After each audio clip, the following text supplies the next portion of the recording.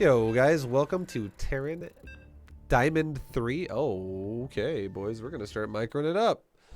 We're going to pick some builds. We're going to do lots of builds. We're going to pick some builds. We're going to do some all-in builds. We're going to do some crazy macro builds. All kinds of builds. Now, let's talk about Terran. Here we go. Here we go, dude. Here we go. So we're doing everything we're playing a random player first of all, so that is a thing here. So we don't know what race he is, but it's all good. We'll open up this first game. Honestly, let's just do like a standard macro game. Let's just kind of get things rolling here. Let's not do like an all-in right away. let's talk about some ideas. So one of the first things we need to think about here. Okay, what's Diamond League? What makes Diamond League Diamond League? We're continuing with the concepts we learned in Platinum. We're not going to quite do the same build every game anymore. I'm going to be giving you guys a lot of range of builds now, and you guys can kind of like see a lot of variety of what Terran can offer, and you can pick and choose things that you think you like. But the real thing we're going to start doing is we're going to start learning how to micro, and we're going to start learning how to multitask a little bit. Because again, micro should never be by itself. Don't ever think when you learn how to micro, it's just micro.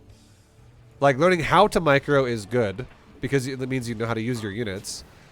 But it's not just micro, it's always multitasking. So you're learning how to micro so that you can multitask. Because if you don't multitask, you're gonna, honestly, for lack of a better word, you're gonna suck. Like it's gonna make you lose. So first of all, let's just send out, we'll make a Reaper this game. And we'll go ahead and send out a Reaper to our opponent's base and kind of see what's going on. Now we'll do a super safe defensive standard opener. We're not going to do anything really weird with timing, attack, aggression. Let's just get an idea what's going on with the Reaper and figure out what what we're going to do. Yo, thank you very much as well for the sub, the Prime, Ain. Thank you, thank you. Command center upgrade complete. Okay. Let's go ahead and make one Marine behind this Reaper. Now we'll take our Reaper and we'll move it out across the map. We're going to A-move it all the way to his base right now. That way if it catches something in mid-map, it'll kind of stop and start shooting it.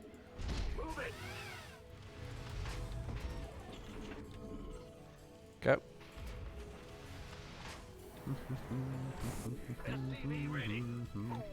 Yeah, let's get ready to take our second factory in just a second.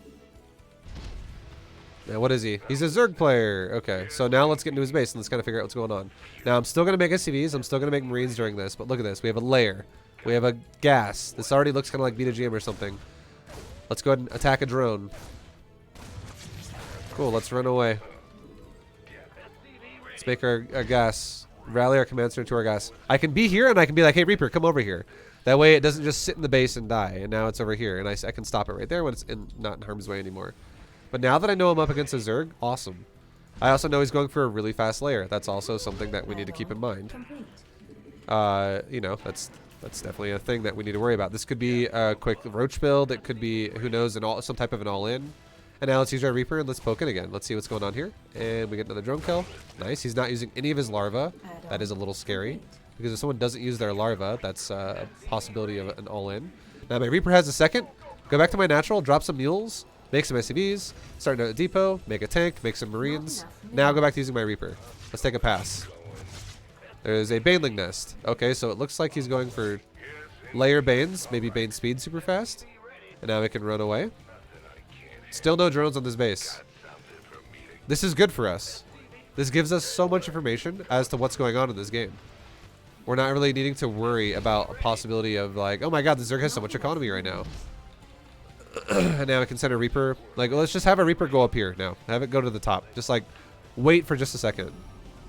Meanwhile, back at home, we're chilling. You know, we're making our units. Let's go ahead and make a tank.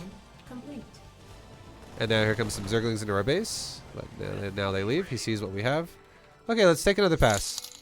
Ethereum, thank you. Oh my god, for another round of Bitcoin. Jesus, Ethereum. Not enough energy. Thank you, dude. No third base. Okay, now let's look at this. There's a Spire. Okay.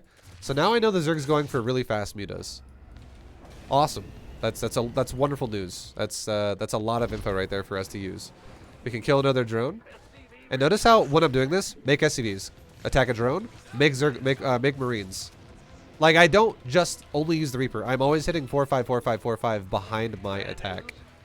And what did we just scout? We just scouted our opponent is going for Mutalisk.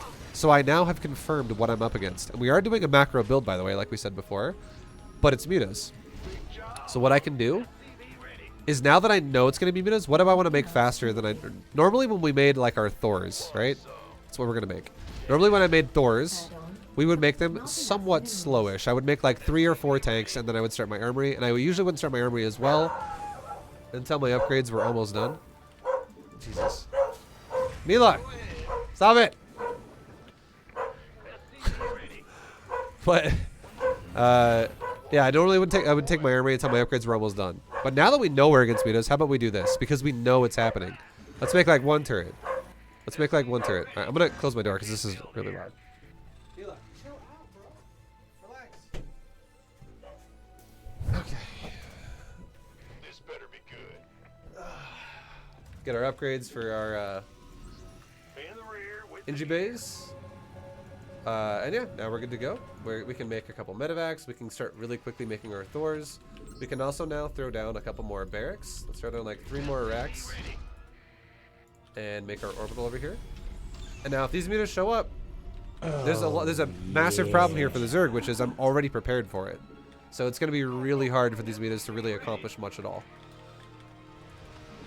So now let's go ahead and just keep going about our build, you know, like we were before. This is similar to Plat. And now think about this too. If I know my opponent is going for Mutalisk, I should probably not go for a drop on his base. The only way I should do that is if I can distract the Mutas. And why does this make any sense?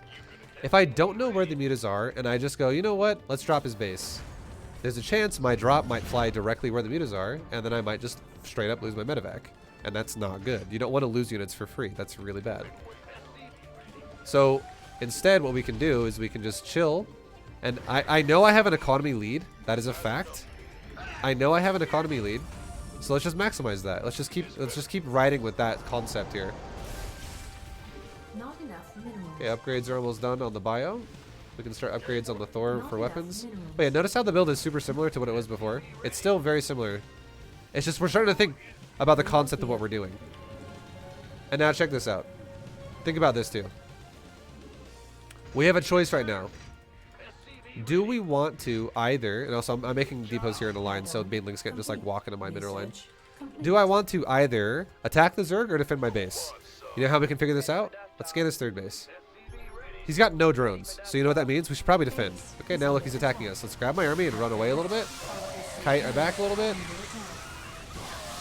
SCVs are gonna die. It's okay. Just make more. And then we can bring our medevacs over here and heal them. Mineral field. And we can also make a turret. And there we go. The Zerg has now just done. You know what that? Do you know what that kind of was for Zerg? The best way to describe that? That was an all-in. And how do I know that was an all-in? Because our opponent has no drones at the third. So if our opponent doesn't have an economy and we do, we should definitely not be fucking attacking him. Our Zerg opponent is going for a unit investment, not a economy investment, which means the best chance I have to defend myself is if I fight defensively with my tanks, with my turrets, with my base being able to absorb some of the damage. Like some of his Lingbane might get caught on some depots. His Mutas might get caught on a turret. It increases my chances to win the fight so much more if I fight defensively. But now, after my opponent just lost that army, okay? Check this out. Because we just killed a lot of Mutas, we just killed a lot of Lingbane. Let's not send our whole army out. Let's do 2 medevacs at once, okay? Now he's attacking me with a couple of Mutas there. It's all good. We're not really too worried about that. We can just green box some units over here and be like, hey, go over here and defend that. Now come back with my medevacs. Make units while we're doing this. This is not an all-in. This is a pressure. This is like a drop. And let's drop right here. I don't have to look at my base to sell macro, guys. Make SCVs. Make Marines. Make a Thor. Stim pack these units right here. This fight's going pretty fucking well for us. Okay. Now let's go forward. Go to a mineral line. Stutter step. We'll talk about stutter stepping in a second. Get in the mineral line. This is a lot of damage now. I was macroing the whole time. Even though I was not looking at my base, I was still macroing the entire time. Unacceptable land. And now that I'm kind of like, you know, this did enough damage for me. This did enough damage for me, so it is what it is, right? We're fine. Okay, now let's talk about concepts, okay? This game is gonna have a lot of explanation. It's gonna have a lot of explanation. Okay? There's gonna be a lot of things to talk about here. Start from the beginning. So buckle up, prepare yourselves. This replay right here is probably gonna be about a half an hour at least of analysis of just things that we're gonna discuss. Because I can only say my mouth can only move so fast, and you can only hear what I'm saying so fast, right? Because we're human beings, and StarCraft is a game that goes faster than communication. Like the things that happen in StarCraft there's more to talk about than physically the speed of what a person can speak and someone can then listen to someone else. Like if I could just say, it's like reading a book, you know, when someone like picks up a book and they like read page by page, like, you know, there's a limitation to how fast you can read. But then what if you picked up a book and you were just like through like 100 pages with your thumb and you're like, I know everything. That's kind of like StarCraft. Shit happens faster than you can actually speak about it. Your brain can function faster thinking about it than you can speak about it, just because that's how it works. So let's break down this game now, because there's a lot of shit we missed throughout this game. Okay? There's a lot of stuff we missed, okay? So first things first. Again, this is Diamond League. We are, you know, we're still applying everything we know from previous leagues. Everything we know is still being applied. Do I have to do the build that I did this game every game as well? Just to real quick throw it out there. No, I don't. I'm going to be doing a lot of different builds now that we're in Diamond League. It's just understanding the concept, all right? That's the whole point. We know how to make a good economy. We know how to play. We're starting to learn now how to play the game properly, with the default of having a good, like knowing how to make a good economy for what we want to go for. So, again, first things first. Let me slow down because I feel like I might be making you confused here already because I'm speaking a lot really fast. All we're doing is everything we've already done, and we're building on top of it. So if you're someone who's just now watching Diamond for the first time, I highly recommend you go back and watch Bronze to Plat to get an idea of what the hell's going on. So our build is a depot. We're making a Rax. We're gonna pair that Rax with a gas, same as we've been doing before. But now this is the new tricky thing we added into our build. We added in a Reaper. We added in a Reaper into our build.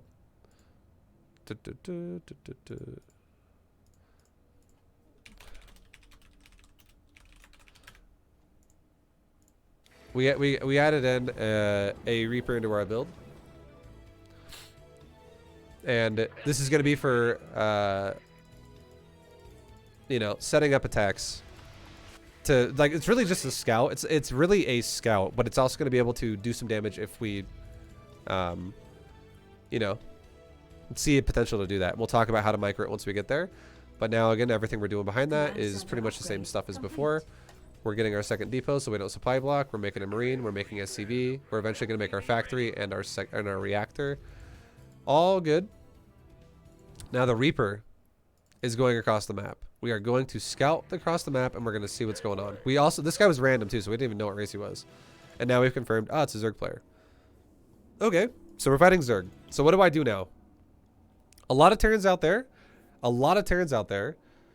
would literally go right into the main base and be like, I'm killing drones. And the only time that would actually make sense is if you already had maybe like an SCV come over here to scout and confirm if there was a natural there.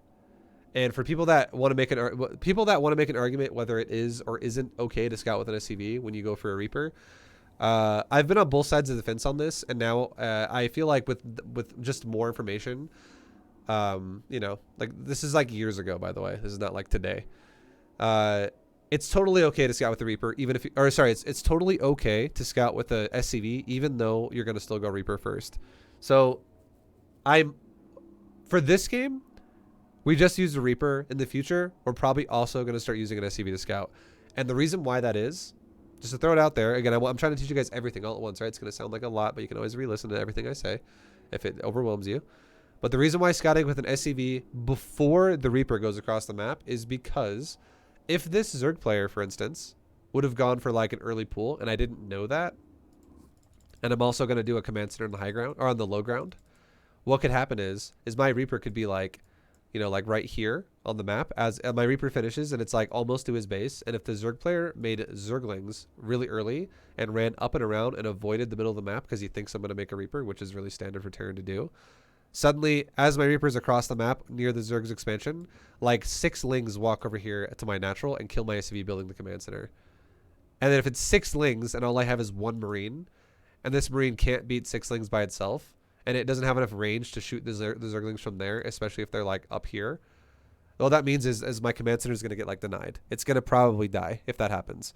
So if we scout with an SCV right after we make the barracks, our SCV can confirm if our opponent is or isn't expanding, and then it makes it safe to move the Reaper out if he is expanding. And if he's not expanding, it means we should maybe keep the Reaper defensive because we might be getting all in, or there might be something super aggressive hitting us. Okay, so anyways, we use the Reaper only this game. We skip the SCV. It is a little risky. It's a little bit risky for the reason we just talked about, but it paid off. It was fine. This just means we didn't waste the mining time of an SCV now. I want you guys to understand the concept. It was risky that I didn't scout with an SCV, but because I didn't scout with an SCV, it was mining minerals the entire time instead. And the amount of time for an SCV to go all the way across the map is about 45 seconds. And then to come all the way back across the map is about 45 seconds. And you want to know what each second represents? About 1 mineral, because you mine about 1 mineral per second with an SCV if you're not on an oversaturated mineral line. So we just missed out on we would have missed out on about 90 minerals if we had scouted, which is going to be safer though. And yeah, you guys get the point. Now I have 90 more minerals than I would not have had otherwise. So I played a little bit greedier, but it's a little scarier, a little bit more risky. But it paid off because our opponent expanded and we're fine. I want you guys to understand the concepts of why things happen. Now our Reaper goes into the main because we confirmed he has a natural, and now we're just not only trying to scout his main base, we're trying to see what we can do. Now check this out. This is a common misconception that so many Terrans have with the Reaper. People do not understand this. And let me blow your mind. If you're a Reaper user and you're not someone who's like in Masters or GM already, I'll probably tell you something you don't realize. Now, see how my Reaper goes around the middle line? And I am checking the drone line. And not only do I see this guy has a gas, but I also see he has a really fast layer. And he also has a second gas. Now notice, that's fine. I scouted his build, right? This is a very gas-heavy tech rushed build. Now, also, check this out too. Before we talk about the micro of the Reaper, let's talk about scouting for a second. Think about this for a second. Watch this. I'm going to use some logical breakdown here really quickly, okay? So we get to the guy's base. He's a Zerg player. He has a hatchery that's almost done. Our command center is also almost done. Okay? It's not quite the same thing. It's close, though. Now, think about this for a second. Hatchery's not done yet. I run into the main base. And what do I see? I see a queen. And I see a layer.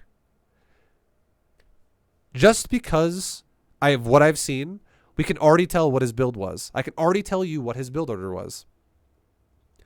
I can tell you that this dude went for a pool first before expanding. And also, he took at least 1 gas really, really early. Around the time when he probably, like either right after he took his pool or around the time when he took his pool. Because he's already got a layer and he already has a queen. So like the fact that the queen's already out in the main base before this hatchery's even done, it means there was a pool done really early because you can't even make a queen until the pool's done. So I already know this is pool first build. I also know this is a layer that I see here. So I know that this guy has a very low economy and he's going very tech heavy. So this is a sign, if you can understand how people play StarCraft, if somebody goes for tech, if you can go like this, if you're like, okay, I can make a good economy, or I can make a lot of tech. Like I can like, basically, again, let's go back to the core concept of everything. Like we learned in Bronze to Plat. Is my opponent focusing on minerals, or is he focusing on gas? If my opponent already at this point in the game has made a layer, and you know what a layer does? It opens you up to anything that costs gas. There is nothing that only costs minerals at a layer. Hydrogen costs gas and minerals. Lurkerton behind that costs gas and minerals. Infestation Pit costs gas and minerals. What's the other? Spire costs gas and minerals. Spire units, Corruptors and Mutas cost gas and minerals. Hydras cost gas and minerals. Investors cost gas and minerals. Swarm hosts cost gas. The point is, everything costs fucking gas at a layer. Everything costs gas at a layer. Overseers cost gas and minerals, which you can now make because you have a layer. Nidus, gas and minerals. So if my opponent is investing into a layer really fast, it means that this guy's economy is going to suck forever, because the more quickly you give yourself gas expenses, it still gives you mineral expenses to go with those. There is nothing in this game that is only gas. There are some things that are cheap on the minerals and lots of gas, but everything in this game costs at least some minerals to make gas as well. So if we know that this guy is putting himself into a super constraining gas economy, like his minerals are going to be very low the entire time. That means that if our build is a macro build and his build is a gas crazy build that is going to be very tech, very fast, and very low economy, it means the advantages of this game are my opponent has the ability to probably attack us before we can attack him. So it means we should be defensive. We should already understand this concept from scouting this. So if I'm doing a macro build, I should not attack my opponent. And if I was doing an aggressive build, it would come up to the point of going, does it make sense for us to attack, or does it make sense for us to defend and then counterattack? If I was doing a aggressive build as well. We're not doing an aggressive build. Even though I'm attacking him, it doesn't mean we're doing an aggressive build. This is a scout. Okay? These are concepts of StarCraft. It's trying to understand your position in the game. And if my opponent is,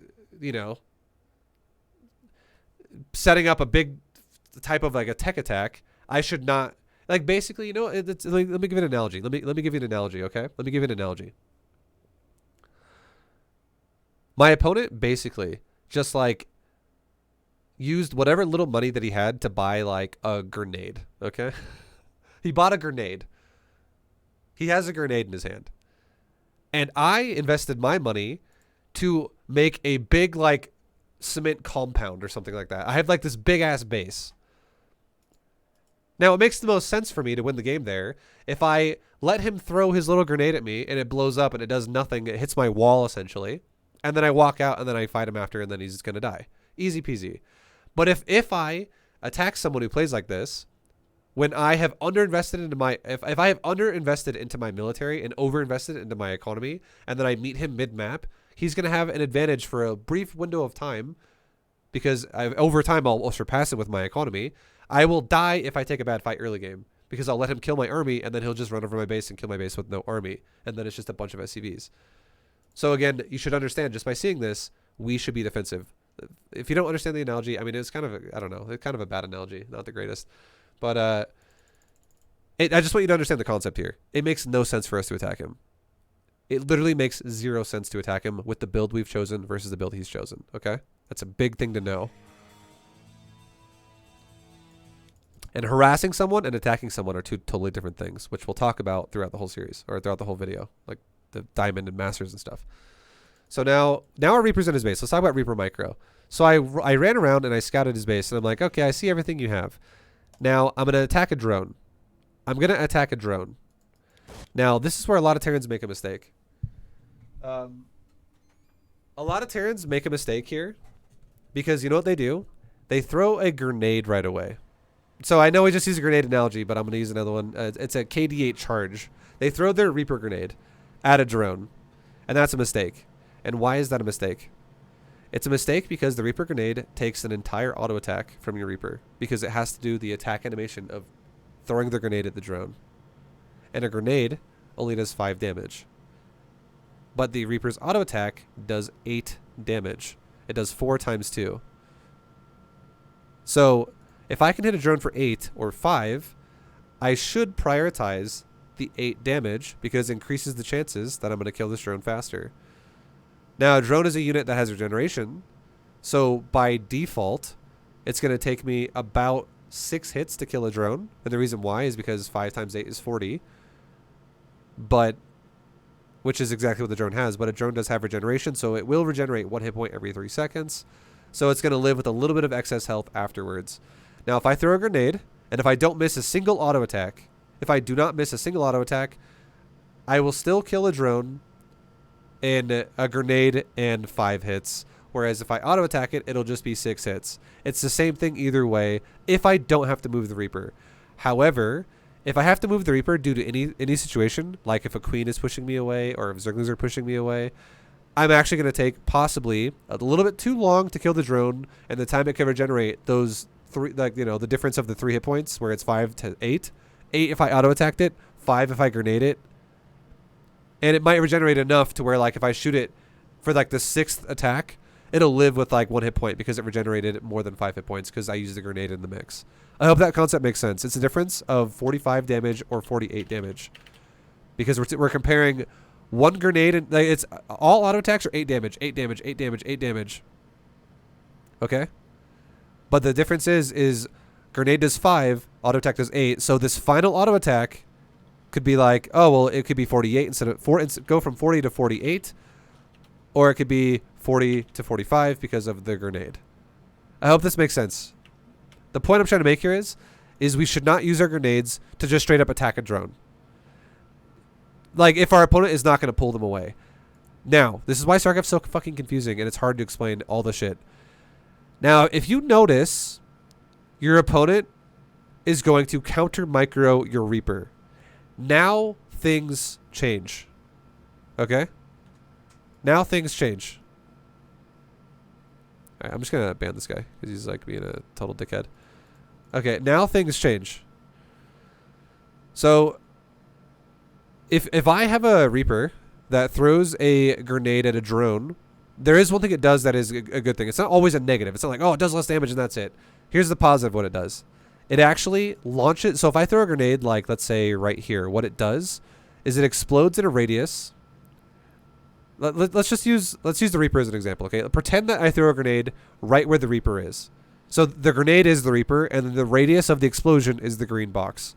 What it does is it blows up from the center and it pushes you outwards away from the center if you get blown up by it, if you're in the green box radius.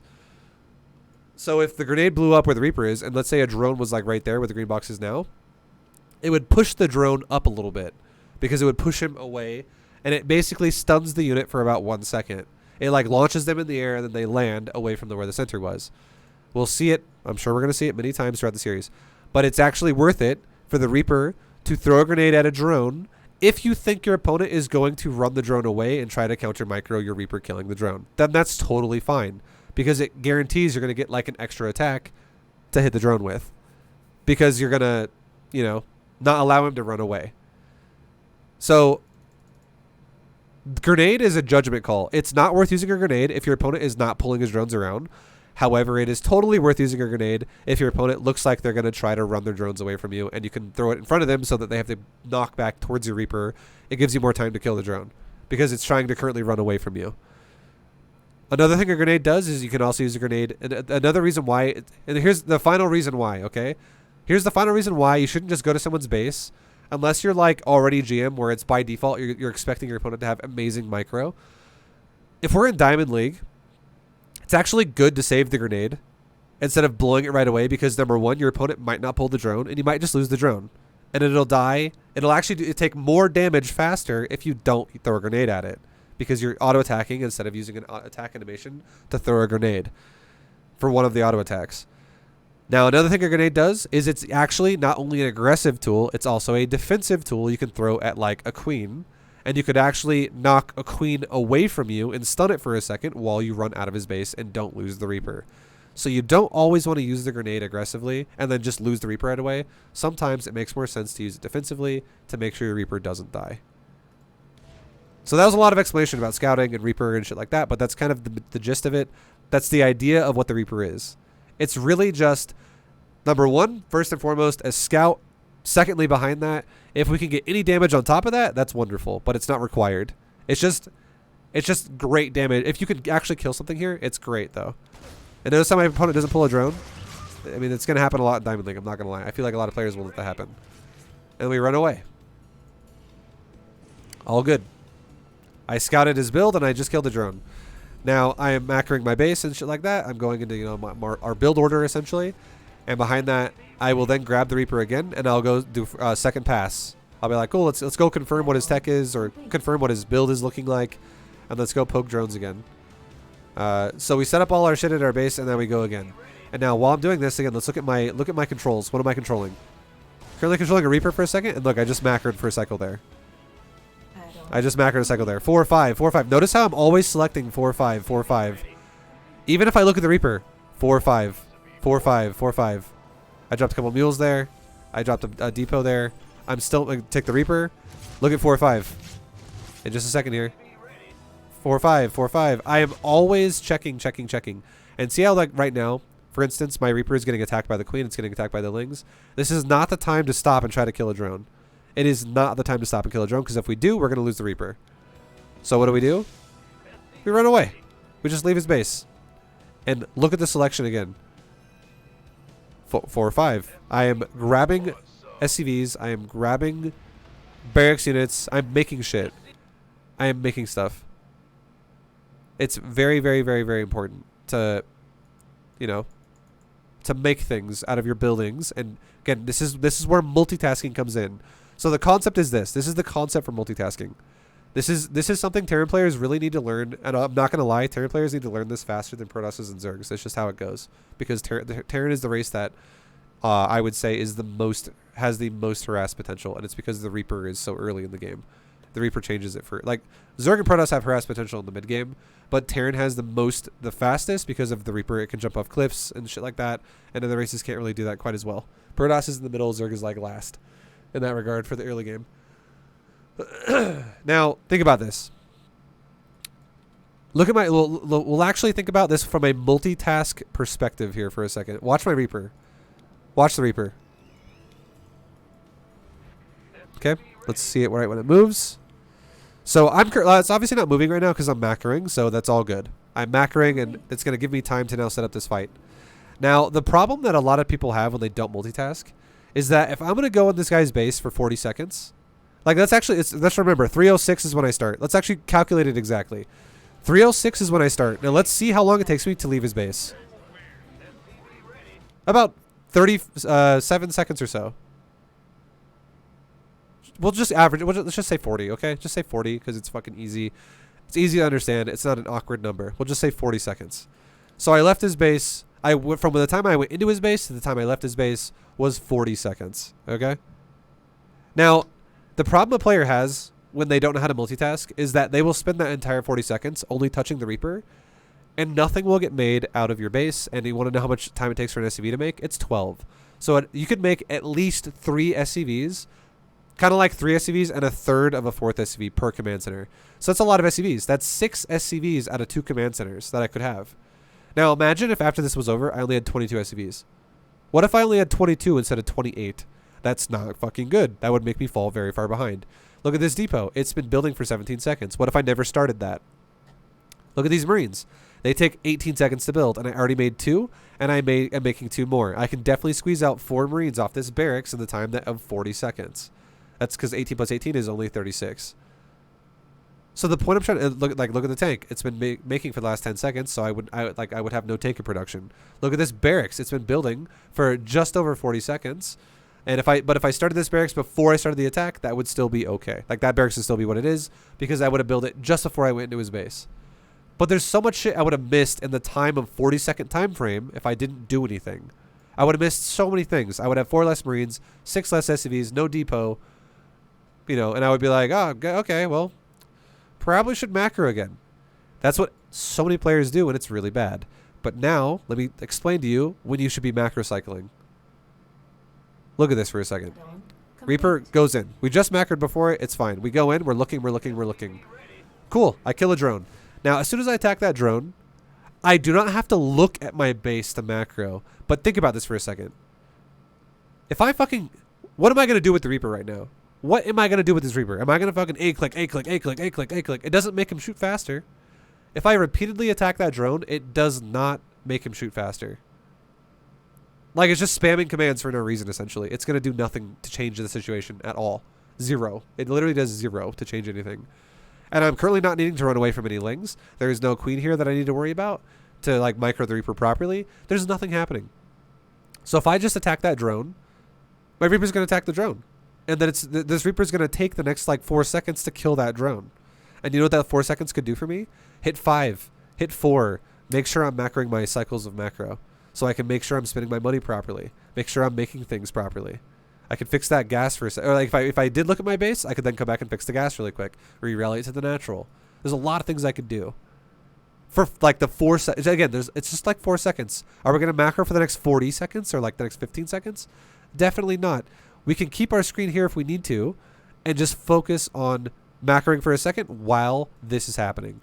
And then look what happens. Do I touch the Reaper at all? The Reaper does nothing different. He's just killing your drone. Now the drone's dead. Now I can go back to microing the Reaper. That was what you call a multitask macro cycle because there's nothing we could do there. Now what do? I run away.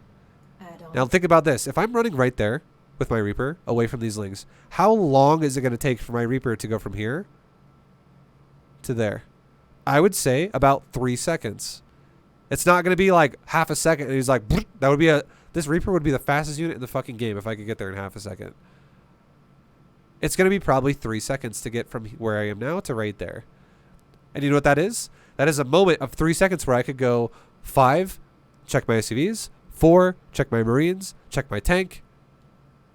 I don't have to do it for a long time. I just got to check it, go back. Make sure it's going still. Periodic checks, multitasking. Complete. Now my Reaper goes into the base. And look at it again. What am I doing with the Reaper now? I'm going to go up here. So if I move command my Reaper to the top, you know what I could do now? Once again, a periodic check. Because think about this. If I now tell my Reaper to go up to the top of the base, like how many, do I have to spam click this every single like half of a second? Like, no, it's not going to make it move faster. It's not going to do anything about it. It's not going to change nothing. The only thing that happens is how much time am I going to waste? So if I tell my Reaper to go up, it repeats itself this over and over and over and over and over. These are macro cycles. And if you ever have a moment where you're like, the only time your Reaper will ever stop like this, and again, if your Reaper stops like this for a second, it's totally fine. Because what this means is if you actually stop moving your Reaper to a proper spot and you're now wasting micro time, the only reason why this should happen, because is this happening because I'm staring at the Reaper? Am I actually going like clicking here and then clicking there and then just staring at it going like this? Wait, I can move him again. No, I'm obviously not doing that. What we're doing instead is we're taking a second at our base and going, let's build a depot. Let's fix our gas saturation. Let's make sure our command center is rallied properly. Let's, do the things that I need to do that actually require you to be there. I do not have to be here to make SCVs. I do not have to be here to make Marines. I do not have to be here to make a tank. But I do have to be here to relocate SCV mining that is currently stuck on something else. I do have to be here to re-rally point a command center. I do have to be here to build a depot, and I do have to be here to drop mules. And I did that in just a brief moment. And you know why it also made a lot of sense? The Zerglings, we just confirmed where the Zerglings are. They were right there. They were below my Reaper when I jumped up the cliff. So you know what that means is a logical reason for Terran now to go? Okay, well, Lings can't jump up the cliff as well. So now if the Lings are going to go like this, I just bought myself a couple seconds to macro and not worry about my Reaper dying. Or I could do this. I could literally have the Lings could be here and I could run my Reaper right there, down the cliff and run right there. And I just bought myself a couple seconds to macro. And that's exactly what we did just before this started, before 306. Our Reaper was sitting outside of his base and we macroed for a second. Multitasking. We're picking our path of our Reaper and pairing it with macro cycles. We're not doing both simultaneously. Like, we're not like, okay, move here. Okay, go back, build one depot. Okay, now move here. Okay, go back, now drop one mule. Okay, now move here. Okay, go back now and re-rally an SCV. Okay, build here, or move here. Okay, go back and build another depot. Okay, go here and go back and now build a factory. Like, we're not fucking going back and forth, back and forth, back and forth, back. It's ridiculous. We're just going back periodically when our Reaper is going to be out of harm's way for a moment, because it makes sense then. But when our Reaper is in harm's way, when he's actually in the fight, we don't have to go back, but yet we can still macro. There's long macro cycles and there's quick macro cycles. We do the long macro cycles where we actually look at the base when the Reaper's protected, and we do the quick macro cycles of just hitting 4-5, 4-5, 4-5 while we micro the Reaper when our Reaper goes into harm's way, which means we're going to try to scout again or kill things.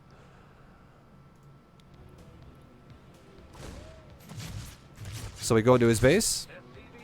And I'm not looking at my base right now. I am definitely not going, oh, let's go build a fucking gas right now. Like, no, I'm going to lose the Reaper if I do that. I am just focusing on this, But again, if my Reaper is moving away from the Lings, there's nothing I can do. If I tell my Reaper to go here, and I'm like, okay, that's going to take me probably 3 seconds to get there, I don't have to just look at the Reaper. I can just hit, my eyeballs can be right here, and I get to watch the Reaper with my peripheral vision. Like again, stare at this for a second. I want you guys to stare at this really fast. Just stare at the bottom middle of the screen. Stare at these boxes for just a second. Stare right here. Okay, stare at these barracks in this command center in this factory. Stare at it. Do not move your eyeballs. Stare at this area. Stare. Stare. Stare. Stare. Stare.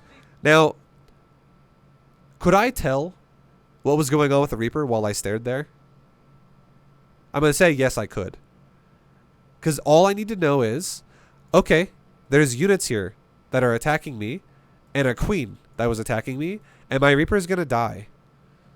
So how about I just run away? I just scouted his base. I just did a quick scout of his base, and now I'm going to run away. And while I run away, I can still have an idea of what's going on with my Reaper, but in reality, I'm kind of trying to macro. And again, I'm not telling you, please don't take this the wrong way. I'm not telling you only stare at the production the entire fucking time. I am not telling you that. I am just telling you, if you take a second to look at your production, and make sure it's still running really well, if you just take a second, okay? I can clearly tell my Reaper is still moving because the light is shifting around the screen. It's not stationary and it's not dying. He's still on the move, which means he's not going to die. That's the only thing I'm trying to explain here. So again, we can still focus on doing things like, if we want to, focus firing a Zergling and kiting it, stuff like that. But you should definitely be macroing, and don't think that, oh, if I macro, I'm going to die. Because you can still fucking see the screen. You still have an indicator of if it makes sense if you're running away from units that are going to kill you.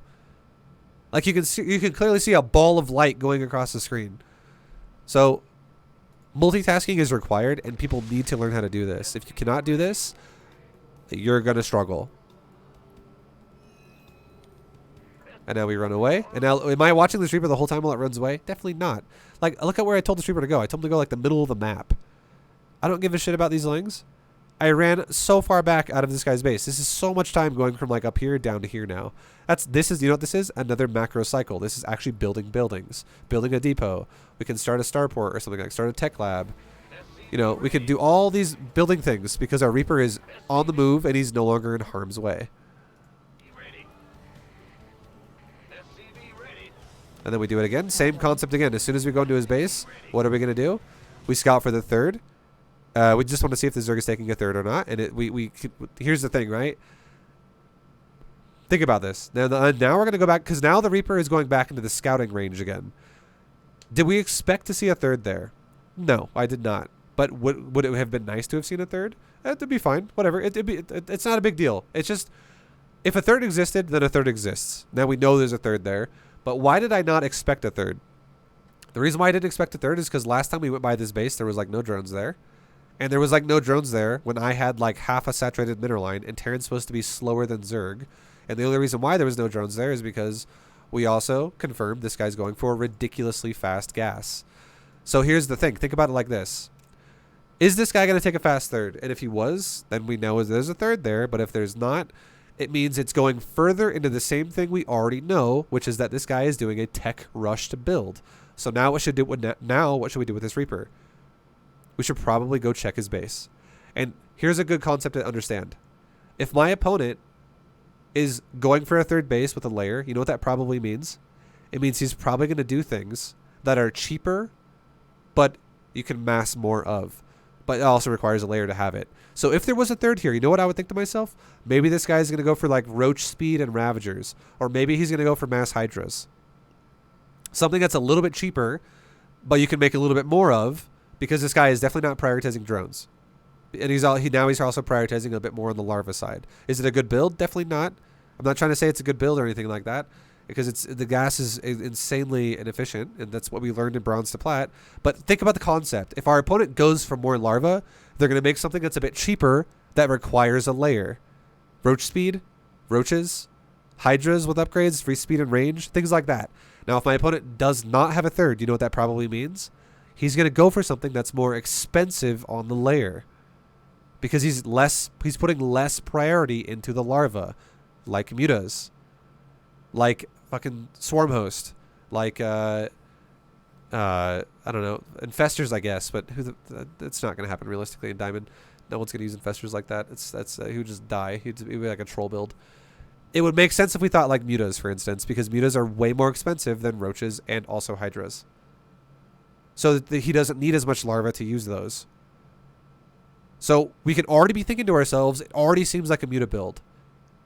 Gas Rush, lack of larva. It already seems kind of Muta-esque of an opener. And what do we see as we go into his base? We see a fucking Spire. We've confirmed it. We need to start thinking about our opponent's choices and critically starting to understand the concept of what the hell he's doing, and always try to give your opponent the benefit of the doubt and not think to yourself, oh, he's just an idiot. He doesn't know what he's doing. It's just chaos and random. No. Think to yourself, how does this build actually make sense? How does it make the most sense possible? And think about it that way and go, okay, he's probably going to do that because it makes the most sense with what he's given himself. And then if he doesn't, and he does something where you're just like, what the fuck? Why are you doing mass roaches on 2 base layer with mass gas and you don't have a 3rd base and you're going to have a very low roach count? Like blah, blah, blah, whatever. Well, then you could just tell yourself, okay, well, I don't understand this build, so this build now is kind of more inefficient. It just becomes more inefficient. Like, people do inefficient stuff all the time. It exists. It's just trying to break down the game and think about it in an analytical way that makes you understand what the concept of your opponent is trying to do. And we go, okay, yeah, no, it's Lingbane Muta. We see, obviously, there's a spawning pool for tech. There's a Baneling Nest. There's a Spire. Lingbane Muta. And here's the thing. Think about this. Think about this, okay? Concept again. Lingbane Muta. I can already tell you what the focus of this guy's army is going to be based off of his economy. If this guy goes for gas, crazy, low mineral, I can already say that this guy's probably going to go for something like 50% of his army is going to be Mutas. And then 50% of his army is going to be a mixture of Lingbane. And that mixture of Lingbane is probably going to be like 25-25. And how do I know that? It's because it's going to be let's write it down actually. Let's say this. Let's say it's going to be 40 supply and 20 supply Muta, 20 supply Lingbane. And it's going to be a split 50-50, okay? That's a gas focus. Now, what if this guy went for a mineral focus? He would have something more like this. 80 supply. 10 supply Muta, and then 70 supply Lingbane. And then that would be like maybe a 1/3 Baneling, 2/3 split of Lingbane. And that's a mineral focus. Now, how do I know that? How do I know that? Because if you understand what the cost of units are, okay, this is also in Diamond now, so we should start paying attention to shit like this. If I go, okay, what's a Muta cost? Oh, it's 100 minerals, 100 gas. It's even Stevens on the gas to mineral ratio. And you don't mine gas and minerals at the same speed on a base. You mine minerals almost like 4 times as fast as you mine gas. Or like 3 times as... actually, more like 3 times. You mine minerals like 3 times as fast as you mine gas, guys. Realistically. So that means that if this guy actually had a proper economy, he would have a lot of excess minerals. Which would mean there would be a lot more Lingbane there, mostly on the Ling side. However, if my opponent doesn't have a proper economy and he sacrifices minerals to go crazy on the gas, well, now maybe he can actually afford a even Stevens split of 100 minerals to 100 gas. And why is that? Because he's going for a gas focus. He's not doing a 3-to-1 ratio of mineral to gas. He's doing an even ratio of mineral to gas almost, or like maybe 2-to-1 or something like that on his main base. That is his opener. You can see obviously up here he's got more because he doesn't have his gas at his natural. But like, the point I'm trying to make here is if you open up with gas and you give yourself a gas bank, you're going to be able to afford more gas things, and it makes more sense that our opponent would go for something that's on the gas focus side, but it's going to overall have less supply. Just keep in mind, everything that costs gas also costs minerals, guys. There's nothing in this game that is only gas. You can't just make a bunch of gas and go, okay, I'm making a bunch of Mutas now. You still need minerals to do that. So yes, the guy who goes for more gas first is going to have a little bit of an advantage with Mutas over the guy who doesn't. But he's going to have way fucking less supply overall and way less Lingbane to support it. So I'm already able to read this guy's build, and it makes sense that my opponent's doing the top one, which is the gas focus, which is going to have overall less supply. Again, why is that? He's not taking a fucking third. And he opened up with crazy layer speed, like the speed of the layer was super fast, and double gas on one base before he even touched the natural mineral line. These things all add up to making you understand what your opponent's going to do. So if I already know my opponent's going to have the gas focus of his composition, it means he's going to have a mutafocus. It is a mutafocus. So I already know what he's doing before he even does it because of how he allocated his resources. And now again, what we're doing is we're multitasking a Reaper, you know, trying to macro, and then suddenly, you know, the Reaper's going to die now, so the link speed's done, so it's fucking dead, so that part of the game is now over. But you know what that Reaper did? It killed a couple of drones. We killed 3 in total, actually, which is nice. That's even better if I know he's going for a gas focus because we just fucked up his economy even more than he fucked it up. His economy is very weak right now. Like, if a Terran has 30 SCVs and a Zerg has 29 drones, that is not good for a Zerg. Zerg should definitely be, should be reversed. The Zerg should have 38 and Terran should have 29 at the same time, right? Zerg should always scale faster. So we feel really good about ourselves right now. And if I, now with my Reaper, can go, okay, I got a read of his resource allocation, and now I can go, okay, he's probably going for a Spire. Thumbs up, great. What do I do as a reaction to that? I make turrets. Like one turret per mineral, just one turret per mineral line just to help cover the SCVs because I know he's rushing mutas. And then I start making an armory a little bit faster so I can also supplement my army with Thors. Meanwhile, we just make Marines like normal. And then I make a couple tanks as well, just like we did before too. Because again, this guy does have a potential to bust me with Link Main Muta if he wants to. Because he's also, not only did we confirm what kind of composition he's going for off of his economy, but we also confirmed he's not going for a third, which means there's a good chance he's not going to go for any fucking drones. And if he's not going to go for drones, there's a timing attack we might take. And if we don't have any type of a defense, we might die. So, again, I'm doing a macro build. And this goes back to the original logic we had, which is if our opponent, the super basic side of things, if our opponent plays aggressive, why the fuck are we going to play aggressive if we're macroing? Just absorb the attack defensively and give yourself the best chance you can. Because we are going to scale faster than he can, which is why I can already confirm he's got less supply than me without even seeing the replay when I was in this game. Like, we already know we're ahead. It's guaranteed. You cannot be ahead going for gas focus versus someone who goes for mineral focus.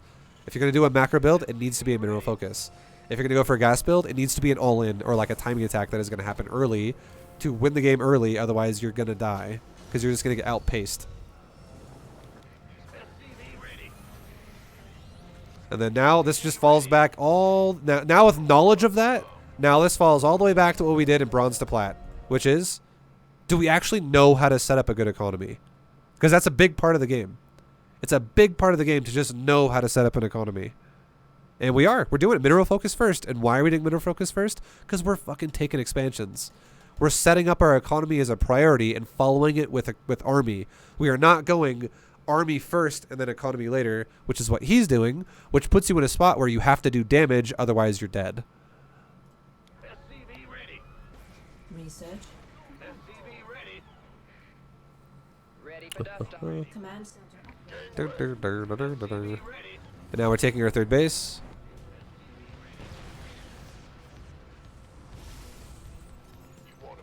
And then now look at this, right? So we're expecting to be attacked. We are expecting to be attacked. We know it's going to happen. And look, here it comes, right? Here comes the attack. That is what the attack has become, guys. Now look at this army. Look at the size of it. This is 16 supply in a Spire investment. 16 supply. Now look at the Ling Bane. That right there is 26 units. You know how much supply 26 is? You divide it by 2 for Lings because Lings are half a supply, so are Banes. That is 13 supply of Ling Bane. So do you remember how I was talking about the thing right here? Obviously, we didn't get the numbers exact, but we got the ratio just about right. This is a muta focus because there's not enough larvae for Ling Bane, and there's also not enough minerals to have an excess of Ling Bane and also a higher supply. We are already kind of understanding the game as to what the fuck this guy's going for based off his economy.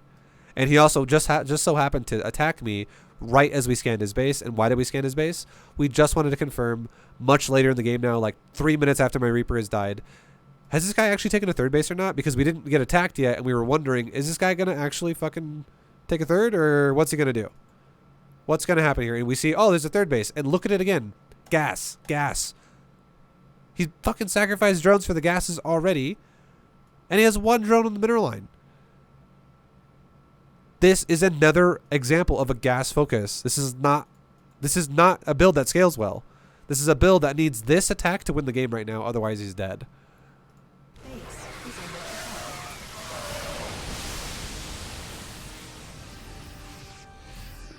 attack. And then that fight was fucking easy peasy. And why was it easy peasy? It wasn't just like, oh, well, Vibe is clearly playing at a GM level over this guy. No, we're not. It's not because it's like, oh, it's GM. Like, you know, I know a lot of people like to chalk it up to that because they just don't want to fully understand the game.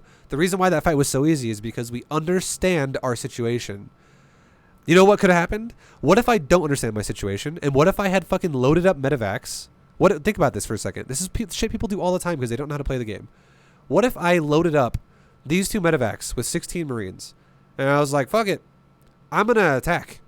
Because you know what? I'm Terran and I just attack things. That's all I know how to do is attack because I don't actually think about the game in a logical way. So what if I loaded up 2 full medevacs of Marines and I loaded up 20 supply out of my army into these 2 medevacs and I just decided by chance to fly right to this guy's natural? And what if I ran right into his army? And what if my first medevac got popped by these mutas right off the bat? Like 7 mutas can kill a medevac relatively fast. Like probably 3 auto attacks and the medevac will die. And then what if that first medevac dies? And then what if I'm like, oh fuck, oh shit, I flew right into his army, and then my second medevac starts dropping Marines as I try to fly away from him, and then his mutas kill the medevac as it finally fully unloads the Marines, but all these Zerglings kill the Marines as they drop one by one by one by one, and they're not even being healed by the medevac because the medevac's trying to retreat. And what if I threw away 20 fucking supply right now, and I turned the game into a situation where now I only have 84 supply instead of 104? Versus a guy who's 87 supply who's all-inning me. Well, guess what? Now the chances are actually more realistic that I could die.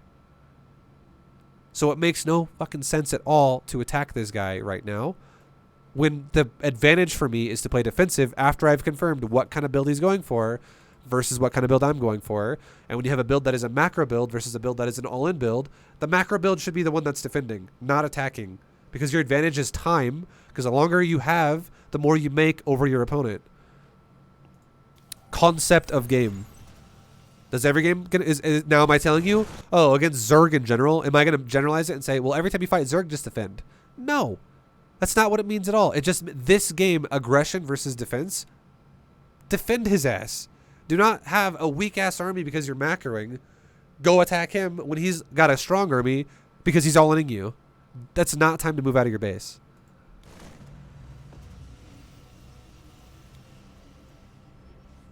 This is why, because we understand that concept, this attack attacks us, and it looks like a joke. Because all the things to this point led up in this game that tell us, and look, that's also why we're prioritizing a depot wall here, because we know there's a good chance we're going to be defending an attack. This scout told us everything. We know this is happening. So when he shows up to our base, now finally we'll talk about micro a little bit. Now we're not, now I am going to be doing marine splitting and stuff like that. We are going to do some marine splitting as we go through the, you know, the series here further in Diamond Plus. But here's an interesting thing, okay? This is a good concept about splitting in a super simple, easy peasy way. When you split your Marines, it's the exact same thing we've been talking about for all the races up to in Platinum League where we pre-split our army. It's the same concept as that. It's all based off of green box micro.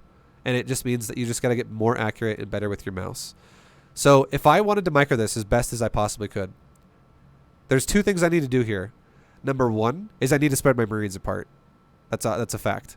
Number 2 is I should try to spread my Marines apart in a way where I lure the Zerg to my tanks.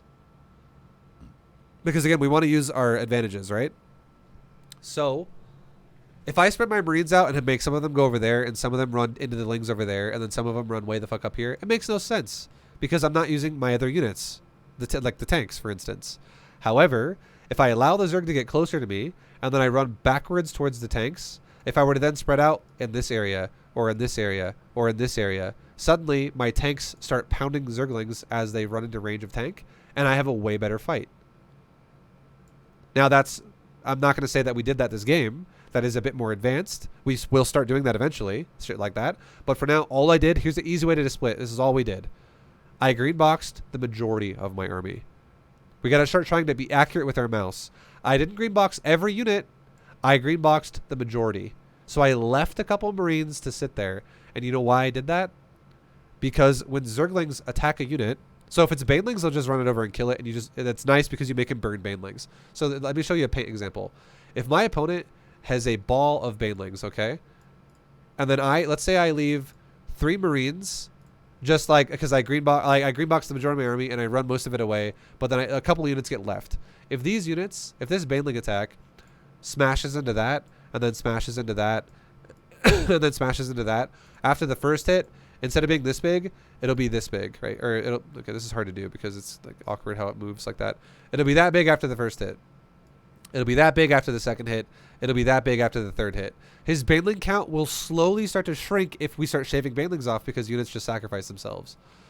Okay, that's how Baneling logic works. You literally want him to waste Banelings as you run away, and then if Banelings also die to tanks or other bios shooting it, that's also great. Now Zerglings are even better. Zerglings are the best case scenario if your opponent doesn't know how to micro, and you do, which is you leave units there. If I have a blob of Marines and I go, all right, run this way, but in the process of doing that, let's leave like 2 Marines right here. Or like 4 Marines or 3 Marines or whatever. We just green box most of them away and we leave a couple there. And we now back up a little bit. And we relocate now to like right here, for instance. Just a little bit further back. If the Zerg attacks this shit, you know what happens? It doesn't just tell the Zerg to be like, okay, let's send 2 lings to that, 2 lings to that, and 2 lings to that, and let's move on. What happens is all the Zerglings, they all go like this. It's like a big ball of Zerglings and they're running forward. And they all start surrounding Marines like idiots. They all start surrounding Marines like idiots, and they waste time. So if you were to say this, this will make more sense. If I have a pack of Zerglings, and I'm going to tell my Zerglings to run this direction, and to do this, it takes my Zerglings 5 seconds to get from point A to point B. It takes 5 seconds to get to the very end of that line right there. Right there. That's the 5-second marker right there. You know what? What if I leave now? What if I have a same example, but now I have 1 Marine that's standing right there. Just 1 Marine. You know what's going to happen now? My Zerglings are going to go here, and they're all going to stop, and they're going to swarm this fucking Marine right here, like idiots, and then they're going to once again start running forward afterwards and get to the end. And now, what this does, just with 1 Marine, with a bunch of Zerglings there, this could now take the Zerg like 5.5 seconds, or maybe closer to like 6 seconds. Just because I left a Marine there, and it made the AI really stupid for Zerglings. And if you make and again, the big thing we're trying to understand here is Zergling units and Banelings are melee. They have to get in your face and touch you to attack you. Bio is ranged, so if you can have any way that you can increase the time difference of how long it's going to take them to get to you, 5 or 6, just for 1 Marine to sacrifice itself, that buys you more time for all your Marines now to shoot more as they re-engage you, and then you run away, and they re-engage you, and they run away, and you run away, and they re-engage you. You keep buying seconds to shoot Zerg with. And then it gets even crazier once you start having things like siege tanks over on a cliff or whatever that are also pounding fucking Zerglings, because what happens then is what if a Zerg stacks up, right? Let's see it right here. What if Zerg stacks up onto some bio that stays there? So we left some Marines here, and what if Zerg stacks up on this bio? Watch this tank right here. And it re-clumps the army, and the tank just starts pounding clumps of units. What is this tank shooting at? What the fuck is it doing? Okay, it was actually targeted on a Zergling on that tank. That tank actually somehow lived with 1 hit point. I didn't realize that was happening. So I didn't even know that was happening, but that's why tanks are good, right? They can defend themselves. But if this tank wasn't currently shooting a Zergling off of that tank, if the Zerg army starts to slowly spread out, but then a Marine makes it re-clump together, and a tank does AoE damage, which stands for area of effect. Once they re-clump, tanks get great shots. Great shots. It increases the damage of a tank. So getting them to clump up on our bio is super fucking efficient. And all it comes down to is just not telling the entire army to run away, just telling the majority of it to run away.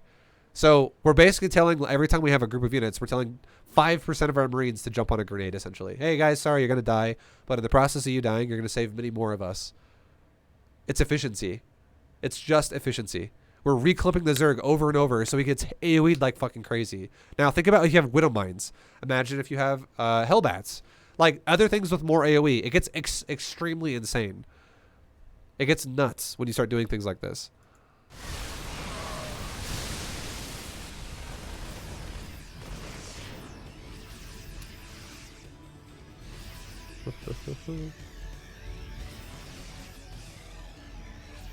So hopefully, I know, like I said before, this game is going to be a super long analysis. Not all of them are going to be this long. We're just kind of going through a lot of the core concepts of what micro is with Terran, and you know, try to give you guys an understanding of what the hell you're doing in this game. And yeah, now look at the supply, right? So all the signs point to now Terran's going to win the game because we had a macro build. We understood our position. We completely destroyed the Zerg's attack. We now are progressing through the game in a great position. And now, think about it. It makes sense now to attack our opponent with our medevacs. And why does it make sense? Because up to this point in the game, we confirmed we were the macro player versus an aggressive player. So we should defend, and we did, and we killed his army. So he not only is behind in economy, he is also now, he threw his army to death. He threw it away. It died. So now behind that, I have a good army still here. Once again, I don't send my, this is not an all-in, by the way. I'm not sending everything to attack him. I am just sending a couple of medevacs. This goes back into the realm of multitask, because think about it like this. So I initiated these medevacs before I saw the corruptor, which is whatever. But think about it for a second. What is the only way my opponent can get back in the game and win the game, potentially, if he just put himself in a negative position and then also put himself, like with his economy sucked, so we were super far ahead because of that, and then he threw his army away, so he's even more behind because the trade-off of him having a bad economy was he wanted to do damage with his army he made faster, but he didn't know damage, so he's double negative in a super bad spot. What is the only way he can actually get back in this game? Because if he plays aggressive again, he's just going to die again because we're going to keep expanding our lead here. And eventually when we get 200 supply, we're going to kill him. What is the only way this guy can get back in the game? It's if he does a completely different 180 turnaround. Yo, Ethereum, thank you very much for another 1,000 fucking coins. Oh my god. I don't know if that's happened multiple times here throughout this because I can't hear it right now. But thank you so much again. Jesus, dude. The only way this guy can get back in this game, guys, is if he goes completely shifted gears and goes, all right, I'm going to go fucking mass drones now. I'm going to take a big risk and I'm going to make like 50 drones. Now, if we understand that concept, this is not an all-in. And if he is going mass drones, he's dead because he just threw his army away and he's super far behind. So this is going to make him fall even further behind and it's going to do some serious damage. However, if he's not making mass drones, this is not our entire army, and we have enough of a lead to where this can still be across the map, and this will still defend us if he were to attack us. Because think about it like this. This is 20 supply, right? Let's subtract 20 supply of our total. 130 versus 98. We're still in the lead a lot there. We can easily not have this defend our base if he all-ins us again. And here's the final thing. What if he did go all-in, and he attacked us again, and this attack ends up going across the map, and we see, oh, we're getting attacked by Zerg. Meanwhile, this drop is at his base. We would just kill whatever's left over of his little drone count that he has. Because there's all of his armies attacking me, and we still have enough units to defend the attack. So this would just make sure it's an all-in, and he's going to die now because all of his economy would die. So there is no negative here once we defend his first all-in. Again, there's a lot of concept here we're talking about. And if you understand concept of StarCraft, this game is so much fucking easier. It's the logical side of the game that tells you if you're making a bad or a good choice. And again, is it blind concept? No, it's scouted concept. I confirmed what he's been doing throughout the game, and if I understand what an economy means, I can tell what the game style is going to be. This is why I told you guys for fucking 4 whole leagues of bronze, silver, gold, plat. How the fuck do we read economy? How do we make an economy? And how do we understand economy? What the hell does economy mean? It's so important to know what the hell an economy is, because if you don't know what an economy is, you don't know how to make these choices. You're just like, oh, fuck, I have no idea. He's Zerg. And last night I watched GSL and I saw Zerg there, so I think he's going to play like that because it's all I can base it off of. A tournament of Zerg. And that's when people jump to conclusions. And they're like, this guy's got fucking ultras. He's got lurkers. No. We're thinking about it logically, and we break the game down, and we understand what he's doing step by step by step. So look, the Zerg was going to attack us, right? He was going to attack us. And he's not attacking us because he's now defending his base. So now he's freaking out and he's like, oh shit, I'm going to die. Now think about this for a second. If I'm going to micro this, I dropped all my Marines in this, and this is a subtle detail that you might not realize, but it's really important. How did I drop my Marines? I dropped my Marines against a wall. I dropped them against the wall. I do not drop them in the middle of nowhere. I dropped them against a wall. And why did I do that? Because his units showed up and he's going to defend his base. Now, if his units did not show up, I could have dropped right in the fucking mineral line or right on top of the queen because he would have been attacking me or something like that, and it wouldn't matter then. But because he defended himself and he showed up, I want to make my units have the best chance to not die, which means I'm going to limit surface area of my Marines, which means this Marine, this Marine, this Marine, this Marine, this Marine. They cannot be surrounded.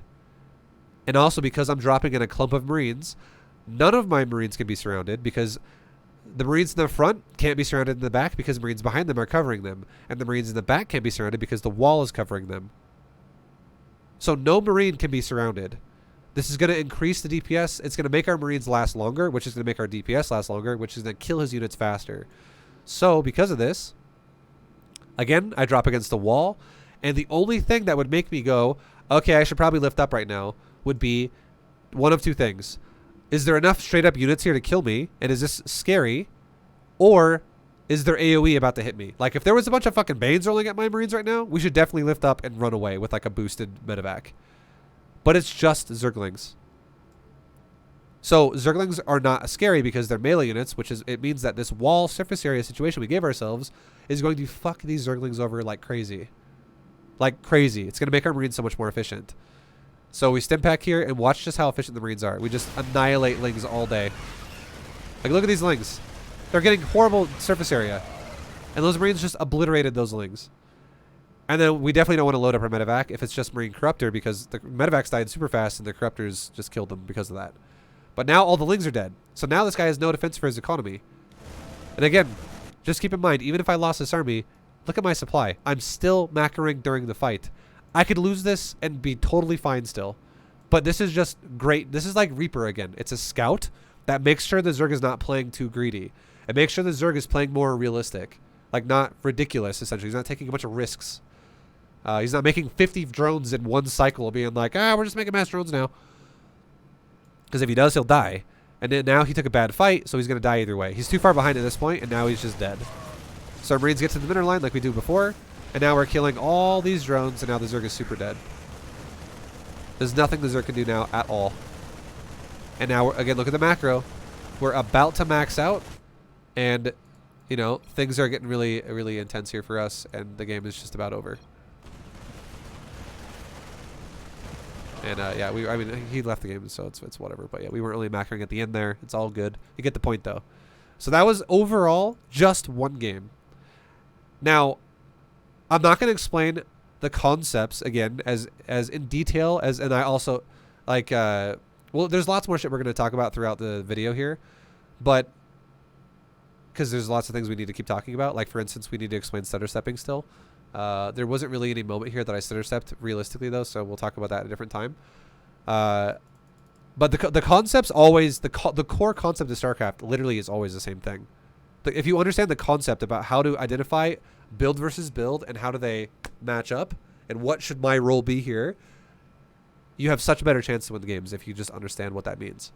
You can actually read builds, essentially. It's like reading a new language.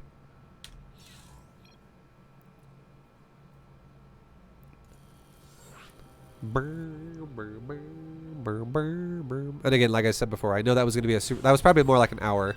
I know that was going to be a really long analysis, but that's the point, right? It's because I want to make sure you guys know what's going on. Yo, Be the Trader, thank you very much for the Prime sub during that. Angel's Resurrection, thank you very much for the 100 biddies. And Ethereum, thank you so fucking much for the $1,000 worth of Vibecoin purchase again, dude. And legend. Legend. I've been stuck in Diamond 3 playing mech for so long. Thank you for the series. Yeah, no worries, hopefully I can wrap my head around how to micro my Mariners. Yeah, thank you, dude. Shout out to the best coach out there, Julian Lambo King Brosig. JK vibe. Today, I started watching 2021 B2GM Zerg starting at bronze. Don't forget to stretch your wrists, everyone. Yo, thank you, Louise. Much love. Thank you, thank you. Not enough minerals. Okay, this game, let's go for another macro game. And again, guys, I'm not going to just do one build every game now. I'm going to be doing multiple builds. So if you see a build you like, you can definitely use it and try to get better at it. We'll talk about how it will go throughout the whole series. Stuff like that. Like, I'll give you lots of options, but the whole thing, the biggest thing I want you to understand about Diamond League, the goal of Diamond League is to make you understand concept of the game. Like, I hope you already, like, if you're already in Diamond League, I hope you understand concept of economy, like how to just make one. But now I want you to understand concept of how to, like, how builds match together based off of economy. Economy is very important in this game to understand. So a lot of people that think StarCraft is literally, it just, you chalk it up to like, well, teach me how to micro a unit. Insufficient Vespene Well, if you don't know how to fucking understand if you should be attacking or defending, teaching you how to just stutter step a unit is going to do nothing for you. People fucking overlook that kind of shit all the time. Yeah, whatever. In the rear with the gear. Ah, bad news.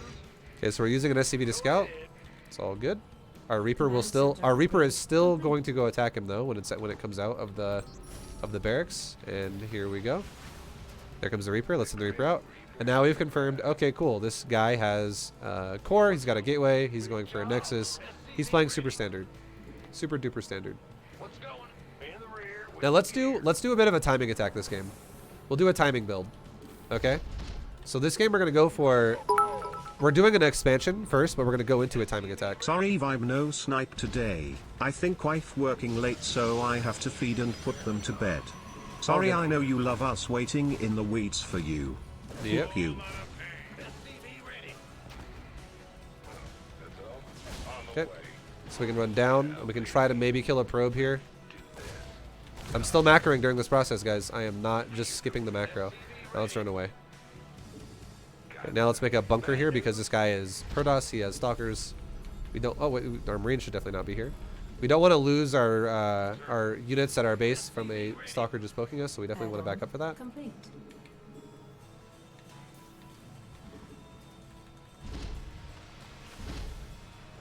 Okay, let's go ahead and get an engineering bay SCV ready. and keep making units. Okay, we tried to go into his base. He's got a stalker there. We backed off, but what did we see? We saw a robo. Awesome. Put Marines in the Complete. in the Add-on bunker, Complete. Not enough minerals. and now we're starting to make Marauders and Marines off of 2 tech labs and 1. Oh my god, dude. Ancient One, thank you so much for the 50 gifted subs, boys. Give me the Vibo gift in the chat. Jesus. Bro. Bro. Oh my god. Make a depot. Oh, Make a depot. Enough minerals. Let's take our Reaper again and try to scout again. SCV ready. I love this series vibe. Dude, I appreciate the support, man. You're so fucking generous, dude. That's a lot. Oh, Okay, our opponent has a lot of stalkers. So we just confirmed our opponent has a good economy just like we do, and he's got a lot of stalkers. So what does that mean? Insufficient Vespene It means he's gas. making stalkers, right? It means our opponent is also doing something that can be... It's not fully confirmed yet that he's like, oh, he's going to all-in us, or oh, he's going to macro.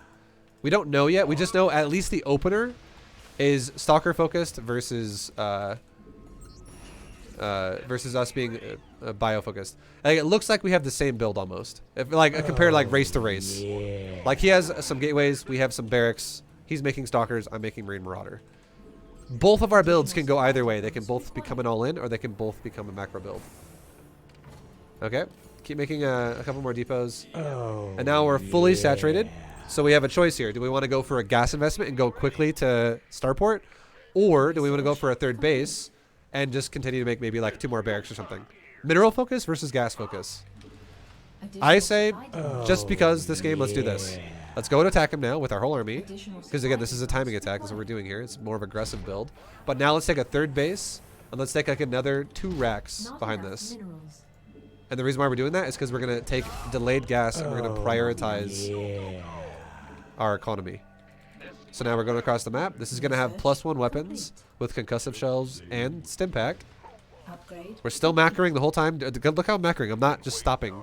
We're about to take the fight, so let's start on a couple more depots just to make sure we can do it. And now let's go. Now we're going to stutter step. Stim pack, go in, go in, go in, go in, go in, go in, go in, go in, go in, go in. Okay, you pulled this probe. Stim pack one more time because Stim pack's coming off. Let's actually focus fire the stalkers so that the probes don't just take all the hits. And I'm still macroing, still macroing, still macroing. Grab these other racks. Get ready to macro. Look at this, our command center. It's halfway done. How's this going? Okay, let's actually try to kill the battery. Cool, and now let's make a factory. Let's take all of our gases. And why can we do that? Because we have a lot of economy now. Let's make a couple more depots. And let's start like maybe one more reactor. And one more tech lab on these racks here. So make a tech lab. And now, we didn't win the game from that, right? We did not win the game. But we understood the concept of what we were doing. We were doing a bit of an aggressive timing attack. It is still a macro. We turned it into a macro-focused build, which is what we're going to continue to do now. We're going to keep macroing with it overall. But that timing did a great job for us. Now let's transfer SVs that are over. Transfer SVs that are over. Fix our economy. Now look at this base. It's already really well saturated. And now we're in a super good spot. Let's build another engineering bay. And let's start an armory so that we can get ready to make our upgrades go beyond level 2. Keep making units. Keep making units. Let's maybe make like 2 more depots over here just so we don't supply block. Keep making SCVs. We can drop a bunch of SCVs at this base. Let's make a starport. Let's make this tech lab, or this factory have like a reactor. Mineral focused build.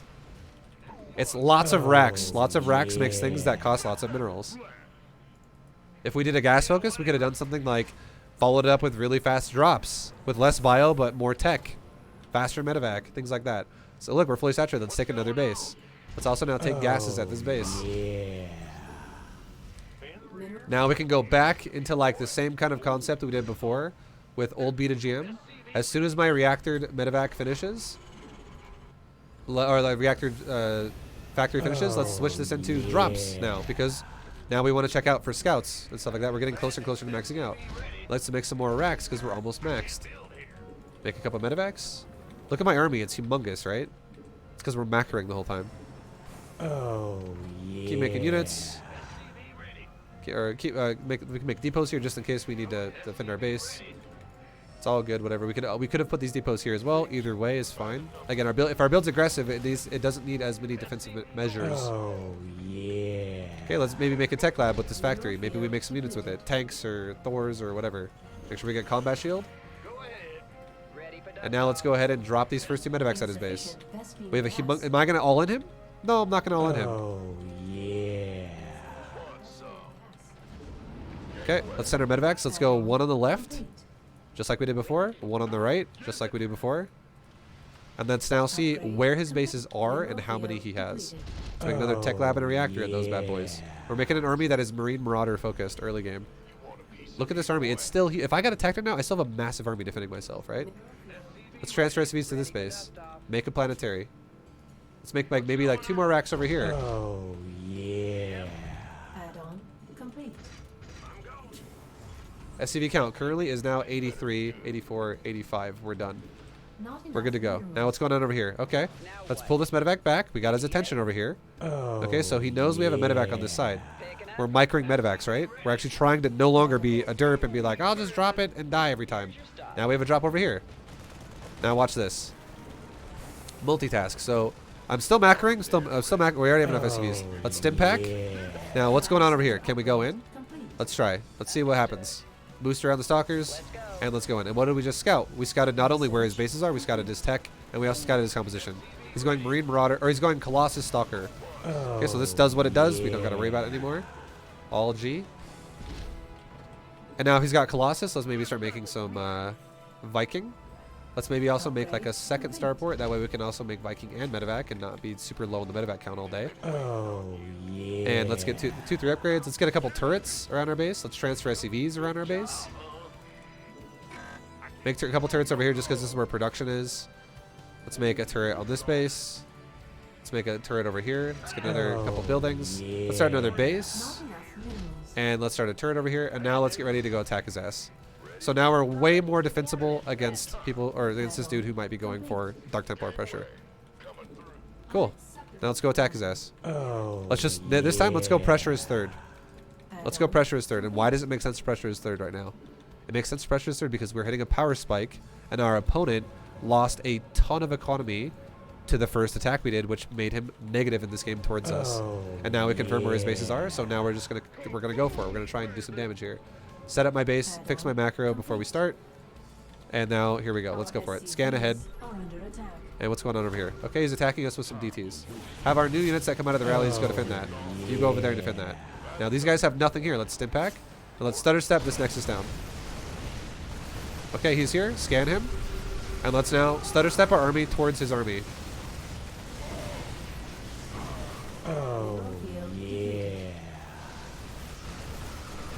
Okay, he's backing up, so let's just not go up a choke point. Stim pack again. Let's just kill the base. Macro during this.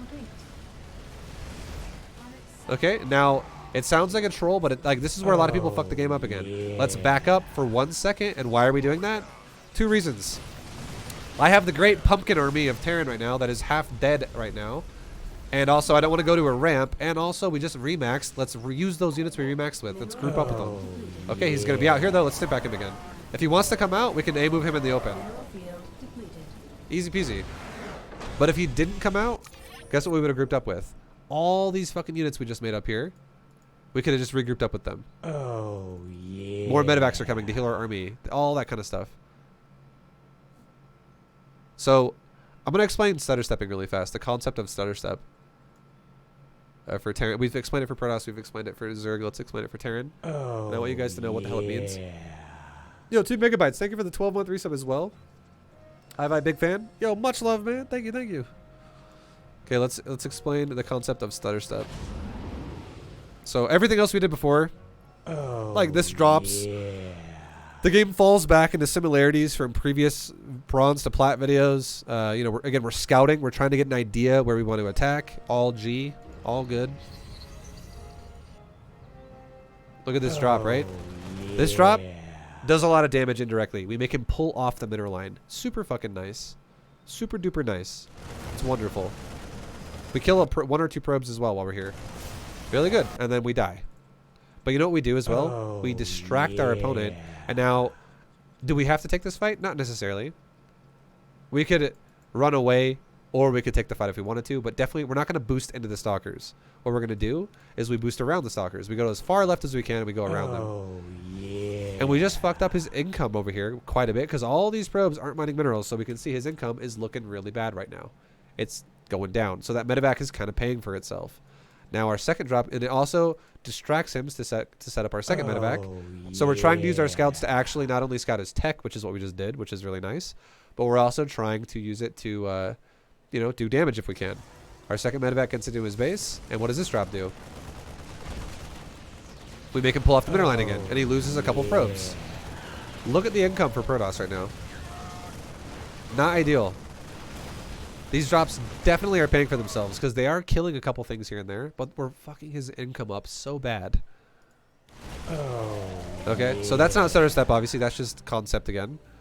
And we did micro those drops a little bit more. We could. Here's the thing too, though. What if we actually focus fired his probes? What if the entire time I dropped that, I just stim pack stutter stepped his probes and I focus fire. And I actually, instead of only killing, I've killed a lot of probes because I killed a lot early on. What if instead of only killing, you know, and those last 2 drops we just did, like 4 or 5 probes combined, what if I killed like 15 more probes because I actually focused the probes down with stutter stepping them? That would be huge. That's another thing we could do. If the goal of it was to scout and slow them down, that would be a great thing we could do. And why is that? Think about that. Here's another concept again. Concept of StarCraft. Think about this. There's 2 ways I could do this attack. This little drop I just did. Let's think about the first way. Think about this. I hope you guys are understanding this concept because it's so important to know these kinds of things. Like if it'll start making sense and clicking eventually for people. But think about it. What if the first way I wanted to attack this was I wanted to all in him right after this? And let's say I wasn't at max supply. Let's say I was only at like 150 supply, but all I'm trying to do is I'm trying to slow the Protoss down, and then I'm going to all in him right after. You know what would make more sense? It would make more sense if I conservatively use the medevac marine, and if I get free damage, I get free damage. But if the second the Protoss looks like he's going to defend himself, I load my medevacs up and I fly away. So I can regroup with my army, and I have maximum supply of what my current number is, which was like the 150 thing we said, which increases my chances to do the most damage possible with my timing. Throwing medevacs away in that situation is stupid. However, what if my goal was I want to max out and I want to slow my opponent down? I just want to slow him down. You know what then? It would make more sense then if I I'm big fan. Hey, thank you for 2 megabytes. Thank you again. And Elvin Roget, thank you for the 9-month resub. Much love, guys. The subs have finally caught up. Thank you very much for all the support, everybody. Big shout out to Ancient One for that. Fucking boss. So if I'm gonna actually be like, cool, I wanna max out. I'm looking to max out, and I want to slow you down as much as possible, so my power spike later when I'm maxed is gonna be as good as possible. It would then make sense for me to drop my Marines and kill as much of his economy as I could, even if it costs my Marines life. Like if I'm gonna kill 0 probes, I could load my medevac up and leave and come back like maybe in 30 seconds or something, and maybe I have a new chance to do damage. That is a real thing. But if I'm gonna trade probe lives for Marine lives, that's okay. It actually makes sense to do that. It makes sense to push my Marines to the death as long as they're doing damage, because I'm not gonna attack right away right after. I'm going to attack maybe like a full minute after that, because I'm on my way to maxing out, and I'm slowing my opponent down in the process of doing that as well. So it makes my max out future attack stronger later, because we've pushed our opponent back a little bit. He's now behind where he was before. And if he does nothing to disrupt our economy, we're going to max out on time. If we disrupt his economy, he's going to max out late. Concept of that tells you what makes more sense with if you should or shouldn't throw your Marines away. It makes more sense to throw your Marines away to kill economy if you're going to do a max out timing. It makes less sense to kill economy to throw your Marines away if you're going to kill them right now anyways, because if you're going to kill them right now anyways, it's going to be an army versus army fight. It has no indication of if the probes are going to give you a lead or a disadvantage over the next minute, because you're attacking now. So we want to have every unit we can attack now with the army, but you can still drop him. That's fine. Just be conservative with the drop. I hope this concept again makes sense. It makes no sense to sacrifice army for economy if we're going to attack and do an army versus army fight. Long story short. It makes no sense to do that. But again, we're not doing army versus army fight right now. We're harassing him, slowing him down, because we did a timing early and it turned into a macro game. So now let's... So that was concept of that. Concepts is what this is all going to be about, guys. Trying to make you really understand what the hell you're doing. So many people don't know what they're doing. Here's another thing too. This is a cool tip, or a cool, not even a tip, it's a fact. So many times over the years, like honestly, I would say this. I get this question, not every day, but probably like 3 days a week, and I stream 6 days a week. And this question is, Vibe, how do I increase my APM? Do you have any keyboard exercises that I should be doing to increase my APM? And my answer to those people is always, they're only thinking about half the picture. Now, obviously, if you don't know how to use a keyboard, well then, you learn how to use a fucking keyboard, right? If you don't know how to use a keyboard, use a keyboard. Like, learn how to use a keyboard. Go play some typing exercises. Like, if you have to look at every key to use a key, that's a problem. You need to fix that. That just comes from experience. You don't have to play StarCraft to do that. You can do anything on a keyboard to do that. Get more experience with the keyboard, and that'll help you there. But that's not the only thing. A lot of the time, a lot of people that ask, how do I increase my APM? How do you do that, dude? It's not just about how to use a keyboard, because that's literally not that hard to do once you get used to it, because you know where the keys are by heart, by feel. But a big part of it is removing hesitation from your gameplay. And if you hesitate, every time you make an action in a game of StarCraft 2, if you're always thinking to yourself, I don't know what to do, I'm not sure, maybe, I don't know, then, that doesn't, there's no amount of keyboard exercises that are going to help you with that. Just because you learn where the A key is on the keyboard doesn't mean you're going to suddenly know how to play StarCraft. Again, if that's what you want, go watch the Protoss video. No, I'm just joking, Protoss players. No.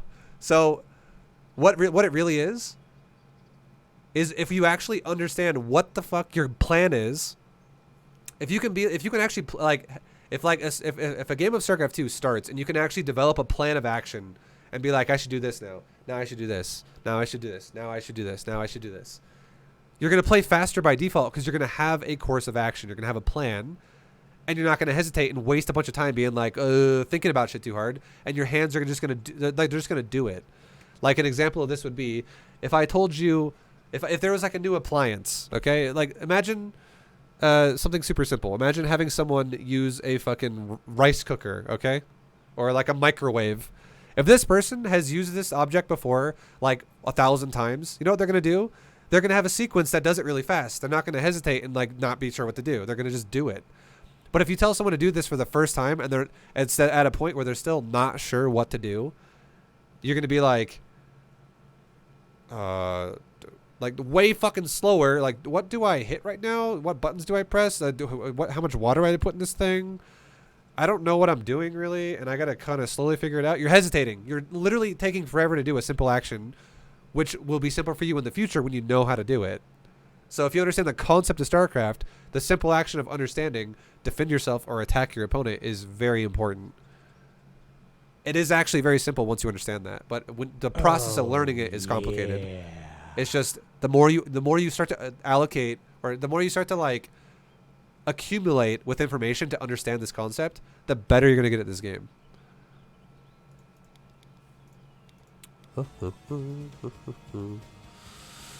Yo, AU Throw, thank you for the 41 month resub, dude. Also, I don't know why I'm even gonna acknowledge this. I'm only acknowledging this because this person's a sub, but you probably gotta get to the sub to be fair. I love your videos, but your video right now is super boring. Go watch a fucking GSL VOD. I don't fucking know, dude. Go watch a pro match where they don't talk at all about how to play StarCraft. It's more or less just talking about things that are dying on the screen and, you know, a cast. I don't know what to tell you. This is a fucking tutorial about how to play StarCraft.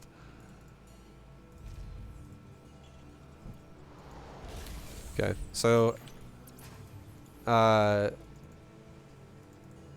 now we're going into this again. This is an aggressive build. If you guys want build orders, I said this in the Protoss and Zerg videos. I'll say it again in the Terran video. I'm not going to break down every build order for you because I'm gonna probably do like 25 different builds. I'm not going to do every build order in like a sequence of like, okay, we're gonna do a 14 depot or whatever. I'm not going to break down build orders for you. If you want build orders, just know you can go to my Discord. Okay, you can go to my Discord, and inside my Discord, there is a channel in here called 2021 B2GM replay packs. You can download all of my... I literally post all the replays that you're seeing in the YouTube videos. They all get posted. And you can open up you can find the replay you're looking for. Like, oh, I want this build. Open it up, and you can copy the build order. It's so easy if you just do it yourself. It's so easy if you do it yourself. And the amount of time it would take me to do every build order for you, if I have like 25 different builds for every race, these videos would take me like months to finish the series, like 5 months to finish the series. If I'm breaking every build order down, because again, I'm giving you a range of builds you can do, and it's so easy. It's so easy for you to grab the build yourself because you have access to the replays in my Discord. Again, it's free. It costs nothing. You don't have to pay for it. I'm not charging you anything for that. Just go there, download it, and you're good to go. So yeah, because I know that's a common question a lot of people ask is, Vibe, can you please write the build order down for me? Write it down yourself, or go get there's mods like I think one of them's called like Overwolf or some shit for StarCraft. You can literally put the replay in this. You can load it up with that in like a custom game or some shit. I've never done it before, so I don't know exactly how it works, but I know people have done it before, and it literally writes the build for you. Like there's so many ways you can do it. It just requires you to take a tiny bit of initiative yourself, and to be fair, if just getting a build order is too much for you, you're going to struggle really hard because this is a really hard game.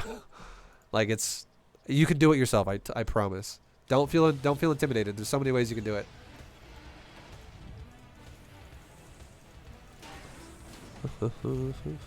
I just want to give you guys examples of what you could do. So this game conceptually is a timing attack to start. And why is it a timing attack to start? It's because I went for more production before a third command center. I have 3 racks off of 2 bases. This is very aggressive. I'm going to have a lot of army really fast. Now with this, I also make an engineering bay right after the racks, and I go for +1 weapons, and then I go for stim pack, and then I go for combat shield. And the reason why we do +1 weapons first is because it's the longest upgrade. Stim pack is the second longest upgrade, and concussive shells is the shortest upgrade.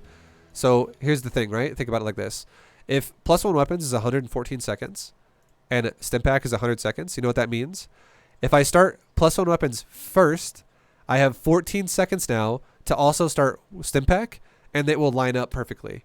However, if I go stim pack first and +1 weapons second, it means that what if it takes me 10 seconds to start? Like, let's just say let's go engineering bay first, right? On a 114 second upgrade, let's say it takes 10 seconds to then start stim pack. It means that my stim pack is going to finish 4 seconds after my +1 weapons, which is really close together. That's really paired together. But now let's say I go stim pack first and then +1 weapons second, and the same difference, it's a 10-second difference. It means that my stim pack is going to finish, and my +1 weapons is going to finish 24 seconds after, because there's already a 14-second discrepancy there.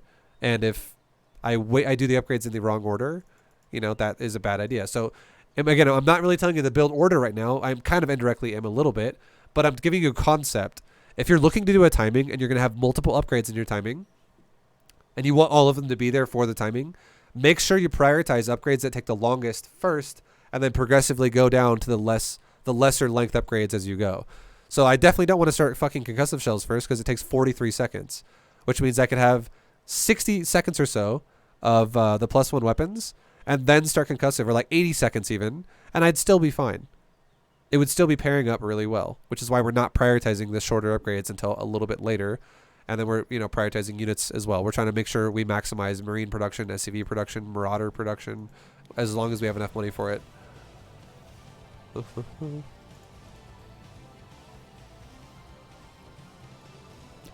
Okay. And then, yep. So we're making our units. Again, we already talked about Reaper, so we're not going to go super in detail about that again.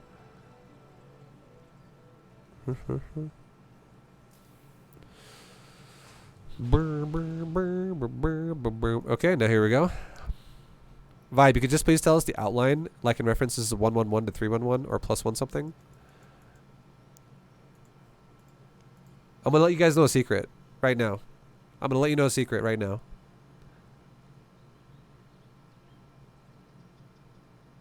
This build right here that I'm doing, this game, is not a build that a pro Terran is going to be using. Now, it might be super close. It most likely is really close. If a Terran player is going to go for a 3x opener, the way we did this build is really close. But why am I not using a build from a pro level Terran? Which is why is a builder not a relevant thing right now? Why is this not like the last build TY did in fucking GSO last night, and I'm like copying that build exactly? Because this is fucking Diamond League, and we can't play like a pro gamer. So even if I use a pro gamer's replays, I'm not going to tell you not to do that yourself. If you really want to do that yourself, by all means, go crazy. Have fun with that. I don't mind. But the point I'm trying to make here is it's not mandatory to what we're learning. The build order is not your focus. It should not be your focus. This is again, the hardest thing to explain to people, because they always look at it the wrong way. They fucking want build order so much. It's not about build order. It's about concept of build. If you don't understand concept of build, you will never be able to handle a build order if your opponent does anything to deviate your build. And I'm going to let you know a secret again right now. Masters Plus, people are going to try to deviate your build like 99% of the time. You're going to have people always attacking you and doing builds and being aggressive. It's going to happen fucking all the time. And if you have no idea what concept of build means, you're going to lose a shitload of games, because you're going to be doing shit incorrectly and not realizing it. You're going to be like, well, the build order says I have to do it this way, so it should work, right? Well, yeah, and against that one particular kind of a build that he's fighting against. Just because you're fighting Zerg doesn't mean you're fighting the same thing every time. There's aggressive Zergs, there's safe Zergs, there's greedy Zergs, there's tech-heavy Zergs. There's annoying Zergs that do like utility shit that annoys you, like they burrow at your third base or some shit and they just disrupt your economy. There's all kinds of different things your opponents can do. And if you don't fucking think about the game that way, you'll have no idea how to be a reactive player, which is what StarCraft requires. StarCraft is not like one stick versus one stick. Who's got a bigger stick? Smash and win. That's only Platinum or below. This game is very, very, very technical strategy-wise. And you have to understand these concepts to have any chance to progress as a player. So this build order is literally something I'm doing based off of efficiency of economy investment. It literally falls back to all the knowledge I'm teaching you in fucking bronze to plat. It's the same shit. It's the same shit. And if you don't know what it is, I highly recommend you just go watch those videos. Highly recommend you go watch those videos. Learning this exact build order does nothing for you to teach you how to play this game.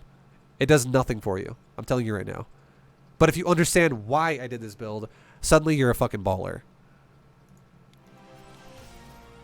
Because if you go 5 racks like this against someone who does a build that this does not pair well against, you're going to die and you're not going to understand why. Okay. Let's go ahead and talk about the final concept here we're going to talk about in this game is we're going to talk about stutter stepping, because again, this is something we haven't really covered yet. Now, stutter stepping is very important to understand. Okay, there's 2 forms of stutter stepping. One is called genuine stutter stepping. Everyone will refer to it that way, and one is called kiting. They're both the same thing, and the only thing they mean is stutter stepping is when you do it towards your opponent, and kiting is when you do it going away from your opponent. You're trying to create distance instead of close distance. It's the only difference between these 2 concepts. Now, I'm on my opponent's base, right? I'm here. I'm ready to attack. Now, there's 2 things we're going to implement here. One is going to be a little bit of focus fire, and one is going to be stutter stepping. So, how does it go? What does this mean? Let's go ahead and watch it first, and I'll kind of I'll walk you through it. So we go in, and we're attacking, we're attacking, we're attacking. And then now we're kind of just moving the ground, and this is now just genuine stutter step without focus fire. So, here's how it goes. Let's get back to the start of that now. So to micro it properly, you need to understand something. You need to understand that a Marine's attack speed is 0.61, and you need to understand that a Marauder's attack speed is 1.07. And then you also need to understand this is a Terran exclusive. This is specific to Terran. You need to understand that as soon as you stim pack, the attack speed is going to speed up for a Marauder, and the attack speed is going to speed up for a Marine. So what this means is if I'm going to stutter step my opponent, okay, it means that the concept of stutter stepping, or the concept of attacking while moving, is there is a weapon speed card on every unit that has an auto attack in this game. Now, this attack speed is what happens if your unit just sits there and shoots. It's not random. It's literally generated by numbers. So if my unit has an attack speed that says 0.61, what's going to happen is if I stand there and shoot something, every single 0.61 seconds, it's going to take a shot. Then 0.61 seconds later, it's going to take a shot. 0.61 seconds later, it's going to shoot again. Repeatedly. That's the attack speed of the unit. Same thing with Marauders with 1.07. Now, when you stim pack, it decreases your attack speed, so this is going to speed up, and now it's going to be for a Marauder 0.81, and for a 0.71. I said the wrong number. 0.71 for a Marauder, and for a Marine, it's going to be 0.4. Okay, so we're looking at just about half a second for both a Marine and a Marauder, roughly. Okay. Now, if you, like I said before, if you stand still and shoot, and then wait for the cooldown and shoot again, and wait for the cooldown and shoot again, it does not change anything. If you shoot your opponent with your unit, and then you move during your attack cooldown, and then you shoot again. So I can be standing still with a 0.61 attack speed and shoot every 0.61 seconds, or I can move any amount of time between 0 to 0.61, and then attack, and I can make distance and still be attacking at the same speed if my unit's attack speed is 0.61. Okay? So we want to maximize the attack cooldown with moving our units towards our opponent's army, because again, we are stutter stepping our opponent. That's what the term is.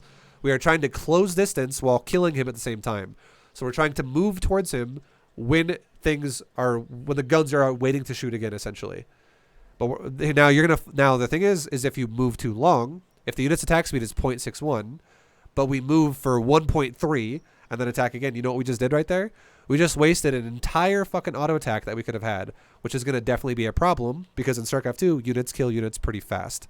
So we're gonna like miss our opportunity to do a lot of damage here if we're missing massive waves of damage. So the concept of stutter stepping changes based on your composition. It also changes based on your priority. Now think about this. How many units do we have here? We have 11 Marines, and we have 6 Marauders. Okay, this is a big thing. This is going to start teaching you numbers in the game. This is what you need to understand what the priority is. If I have 6 Marauders and I have 11 Marines, a Marauder does 22 damage per shot to an armored target. A Marine does 7 damage per shot to an armored target. And I have, so that's, one Marine, in terms of just the flat damage value, one Marine takes 3 shots to not even do, less than 1 damage than a Marauder. A Marauder does 22. A Marine times 3 of itself does 21. So the point I'm trying to make here is Marauders are way more fucking valuable here. The Marauders are doing way more damage because the Immortal and the Stalker, they both have the armored tag, which is what the Marauder gains a bonus off of. So if we understand this concept now, if we look at this army and go, okay, my army actually supply-wise, I have 12 supply in Marauder and I have 11 supply in Marines. I not only have a supply investment that's deeper into the Marauder territory, but I also, even if it was equal, Marauders just do better here because they do more damage than Marines do. Numbers. StarCraft 2 is literally numbers. Thank you, Patch, for the Prime, by the way. Much love, dude. So our now when we think about our Marauders, now let's think about attack speed. Marauders attack speed is only it's 0.6 or 0.71, and a Marine's attack speed Marine's attack speed is 0.4. So the Marine can actually attack almost twice in the amount of time a Marauder can only attack once. But think about the numbers here. If I have a situation where just 1-to-1, a Marine and a Marauder, a Marine still has less value than a Marauder, 1-to-1. But if it shoots twice, it's still less than a Marauder. It means a Marauder scales better than a Marine in this particular situation.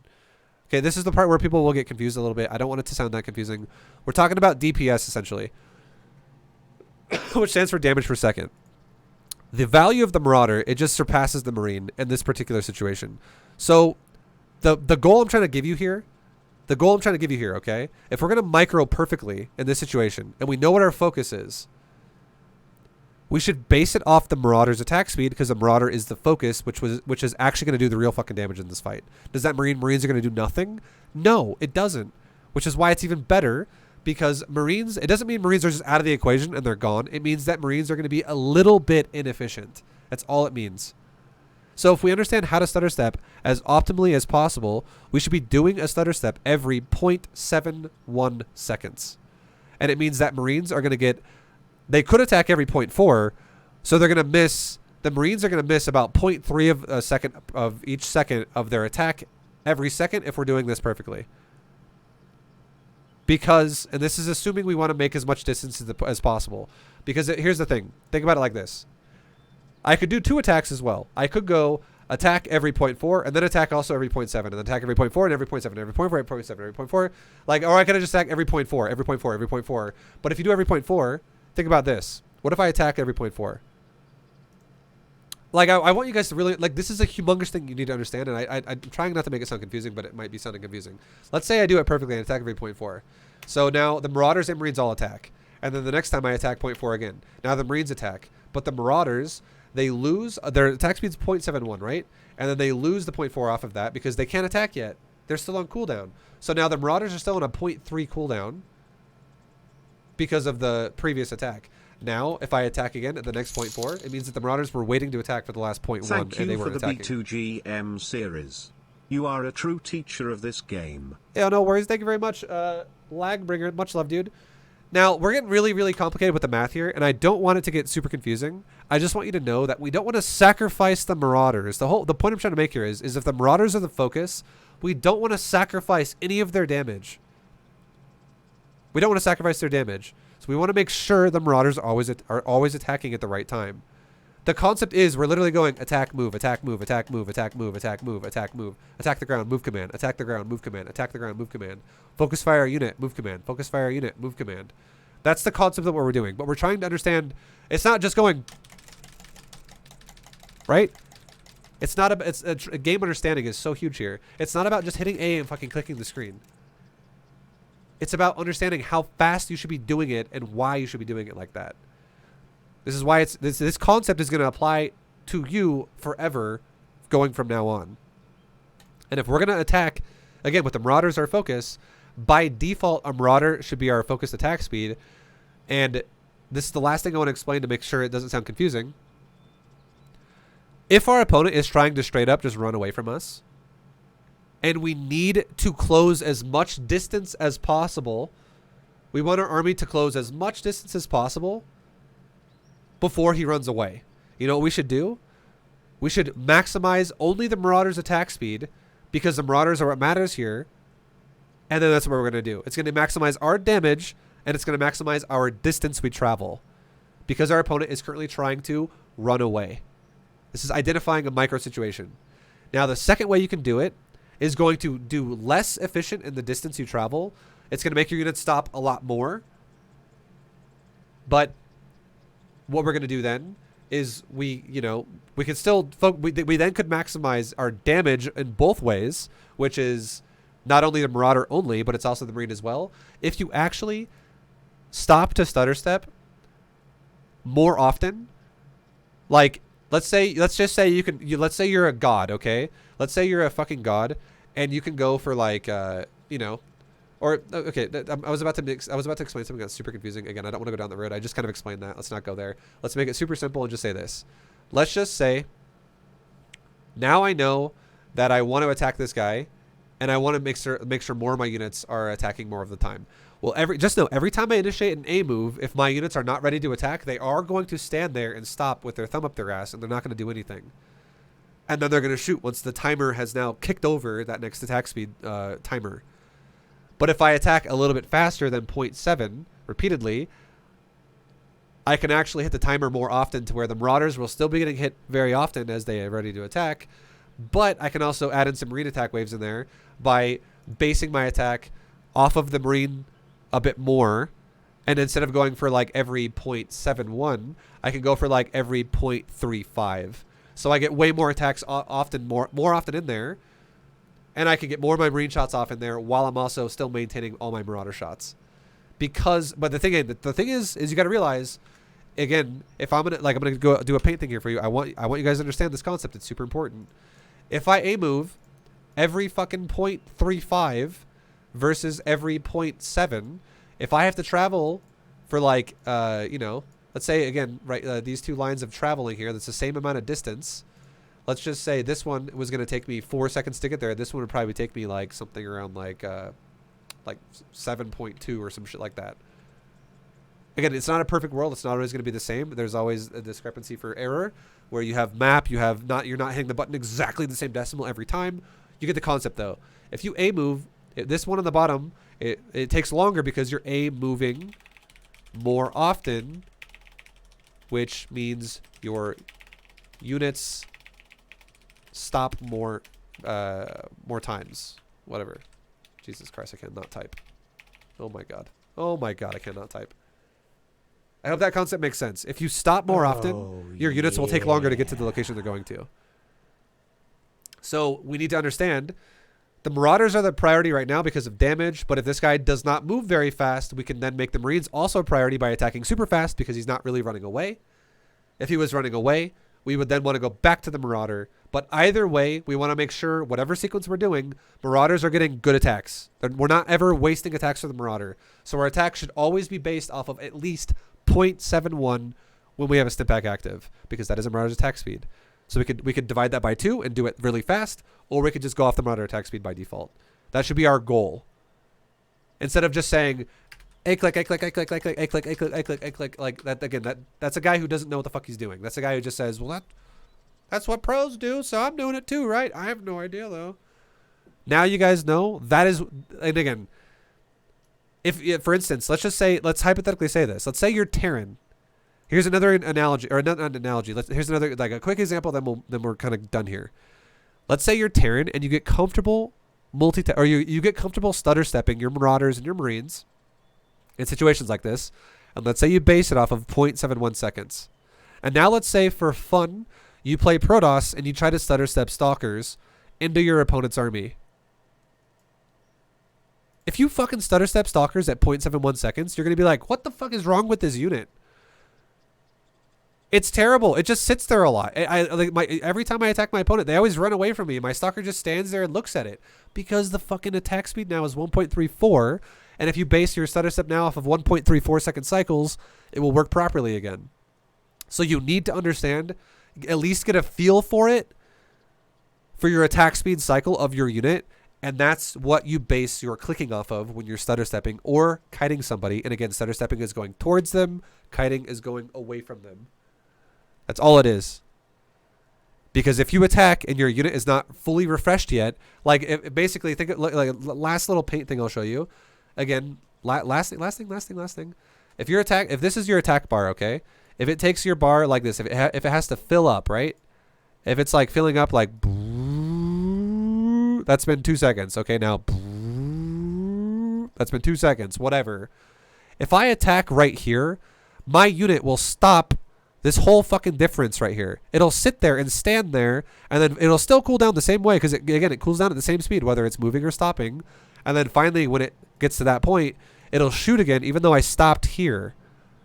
Whereas, what if I stop my unit, like, right here? It'll feel like it doesn't stop at all. It'll feel like the second I stop it, it fires its shot because I'm timing it properly.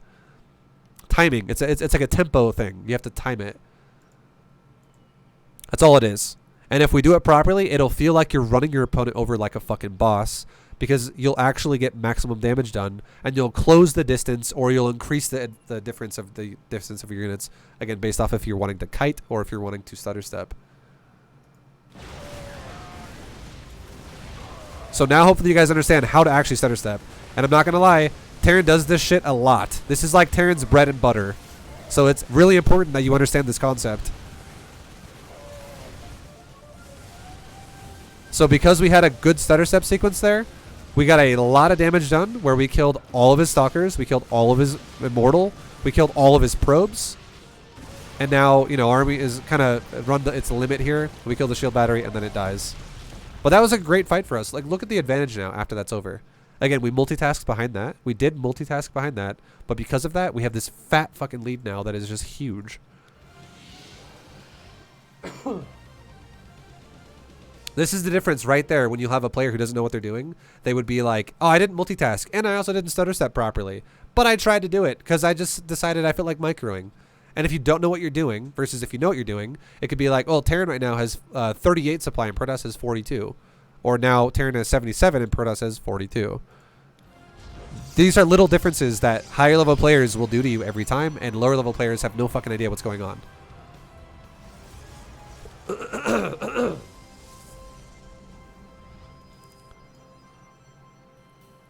And then, yeah, we just kill him now because we just have a big lead here. This is why our drops do damage, and, you know, we also then push him and kill him.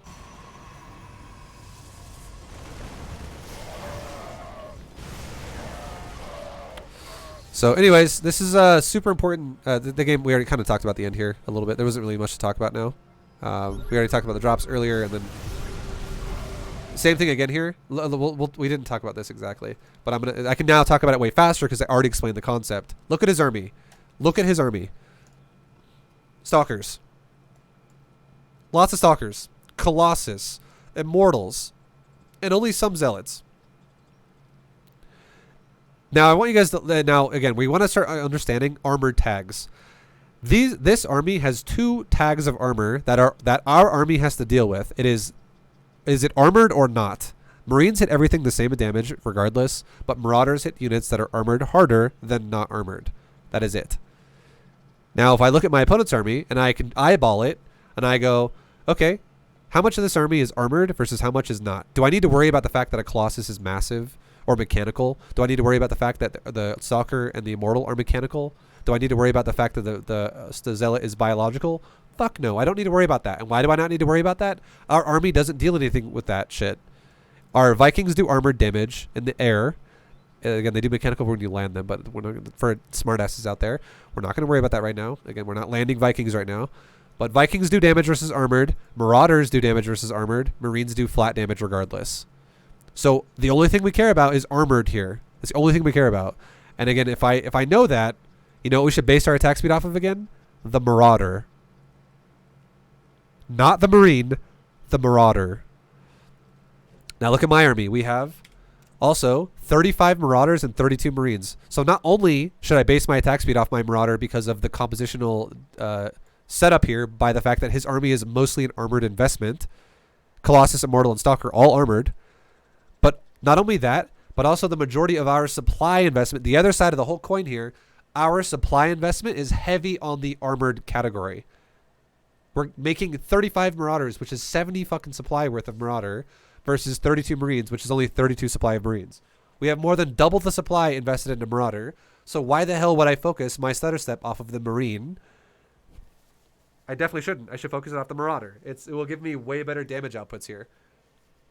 Now, what if this was pure Zealot, and what if I had pure Marine? Suddenly, I'm going to focus it off the Marines then. Right?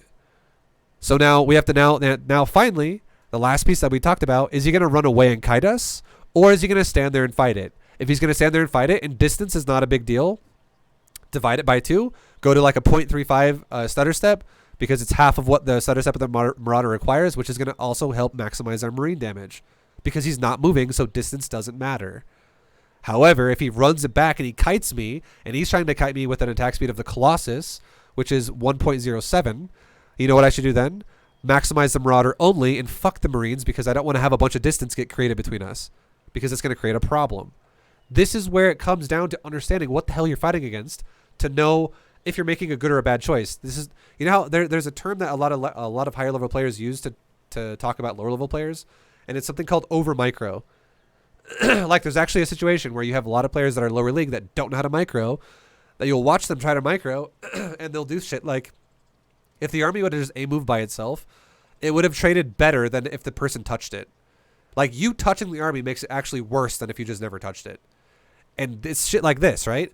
We need to know what the fucking goal is here. Are we going to do a Marauder stutter step, or are we going to do a Marine stutter step? If he kites me and I have a Marauder focus and he's got an armored focus army, we need to do a Marauder stutter step. 0.71, 0.71, 0.71, 0.71. So what is he doing? He's kiting me. So we do a Marauder focus fire. Notice how I'm not attacking every like attack stop, attack stop, attack stop, attack stop. It's like I attack, I move. I attack, I move. It's 0.7 is still fast, by the way. It's faster than every second. But we need to create distance, so we need to run his ass down. We do not want to keep stopping and stopping and stopping and stopping. And all our Marauders half the time are just sitting there being like, what? Oh, you want to go again? Okay, oh, stop. Okay, now I shoot. Okay, go again? Okay, stop. What? Oh, we're going again? Okay, stop. Okay, shoot now. Okay, stop again. Like, it's just half the time they're not doing anything. We do not want to do that. All we do if we do that is we allow the Protoss to keep making more distance between us. And that's fucking bad. And then concept here, again, like we talked about, we briefly went over it in the game. And we don't need to push this guy's base. It doesn't matter because he's fucking dead now. And like if we did push, he'd probably die and we'd probably win the game and it's fine. But if we wanted to really play it safe, if we actually made sure this guy doesn't have any more expansions right now, and also at the same time just waited for our reinforcements to arrive to re-hit that max powered army, because again, like we talked about, our army's a pumpkin army, it's almost dead, and we don't have a lot of medevacs. We're making more medevacs right now, and you know we're refilling the armies that just died. This guy will not fucking hit 200 supply. Like, look at this. This is again another concept I really want to make sure you guys understand. So we're making army during the fight. Okay? We're making army during the fight. Right? We're making army during the fight. Now, we already have like an 80 supply leader, so it's fine. But look at this. We lose army during the fight. Correct? And now finally we start backing up. Now in my production right now, I have 8 supply in medevacs. I have 10 supply in Marauders. And I have 8 supply in Marines. That is 26 supply in units up here. Not only that, I have 3 Marauders over here, which is now 32 supply in total. And I think that's it. I think we just have 32 supply. So we have 32 supply at our base. 32 supply. Now my opponent, think about this for a second. If my opponent doesn't have as good of economy as us, and we remake 32 supply after the fight's over because it died, and I re-hit that power spike again, my opponent will have a hard time catching back up to us and maintaining the same supply ratio difference that we had before. If we had an 80 supply lead and my opponent, just took a fight with us and we lost a lot of supply, but we remaxed, and the time it takes us to remax, our opponent is not going to remax or like hit the same thresholds we are. The only way he ever would is if he ever stockpiles a lot of money and he just, does one quick wave of units there, because he isn't mining as much as we are. So why do we feel threatened to rush the game to end it right now? There's no reason to feel threatened. Again, we should kill him, but if we just waited for the army to group up, if we needed to, that would make sense. Instead of running up a ramp into AoE, what if he had Storm there? What if he had Colossus there? What if there was force fields there? It could go really bad. But if I just back up, kill expansions, and make sure we have a good army in the open, we remax, we're back together full power again, and he'll have even less than he did before because he can't keep up with us. Not only that, he develops a bank slower than us because over time he's mining less. Time is on your side if your economy is better. People always rush games and they always feel like they have to end the game now, and they don't. But now, why does it make sense we attack him now? There is no ramp here. There is no choke point here. I could easily run this over because it's a big, wide open area. I'm not running into a little tiny ramp where only like 2 Marauders at a time can take a turn. In this concave right here, I could have like 15 Marauders at a time run at his army. Not a big deal. So we just go for it, and he just gets run over and he dies. And he chose to go out, not us. If he would have waited, we would have just waited for this army to group up with us, had the medevacs come down, and then healed our army back to full. In the meantime, while we were waiting, we could have checked bottom right, just made sure there's no expansions. We could have killed that base. And then he's super dead, right? Super fucking dead. Concepts, guys. Concept. Yeah, thank you very much for the sub. It didn't go great. Much love, dude. And Asian Soul bitch, thank you very much for the 11 months. I don't know if I said that, but thank you. And the lag ringer, thank you again for the 10. Much love, dude. And another thing I'm trying to do for you guys as well, here's a cool thing that you guys can learn as well right now. Everything I'm telling you is not just like, well, guess what, guys? If you become a PhD in Terran B2GM, that just suddenly you're just good at StarCraft. If you start understanding these concepts and these ideals about how to play StarCraft 2, you'll be good at RTS in general. It's not even just StarCraft. Like, think about like Frostgiant Studios game that's coming out in a few years. You'll be fucking good at that by default already, because now you actually know how to play RTS. There's so many players out there that just have no idea what they're doing. And if you actually understand concepts of what to do, it is so much more important than understanding a build order.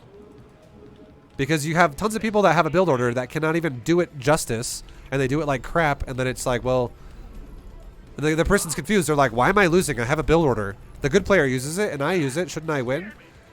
And it's like, no, this isn't fucking Hearthstone. There's a lot of more detail to this game than fucking throwing a card on the table. Thanks for B2GM. It has been so helpful and easily got me to high plat. Hell yeah. Have a burrito on me. Thank you so much, dude. I appreciate the 15 siege. Much love, dude. Thank you, man. Okay, this game, let's go for a little bit of a different kind of a unit comp. We'll still go bio, but this time let's do a little bit of a different kind of an opener. Let's go for like more of an aggressive opener with like, let's say like a Banshee or something like that. Again, concepts, right? So what's going to happen now? I'm going to go for more gas because I'm going tech heavier faster. And as a result of that, it means I need to get more damage done. And we'll base the game from that. It doesn't mean forever now, all game I should be attacking or all game I should be defending. It just means as an opener, I should harass him, and then we'll base off how that goes going further. Yeah, let's get another SV down there to help this SV because he's going to die. Run away. Okay, cool. We killed the probe. Nice. Okay, so let's make our second depot. Command center upgrade complete.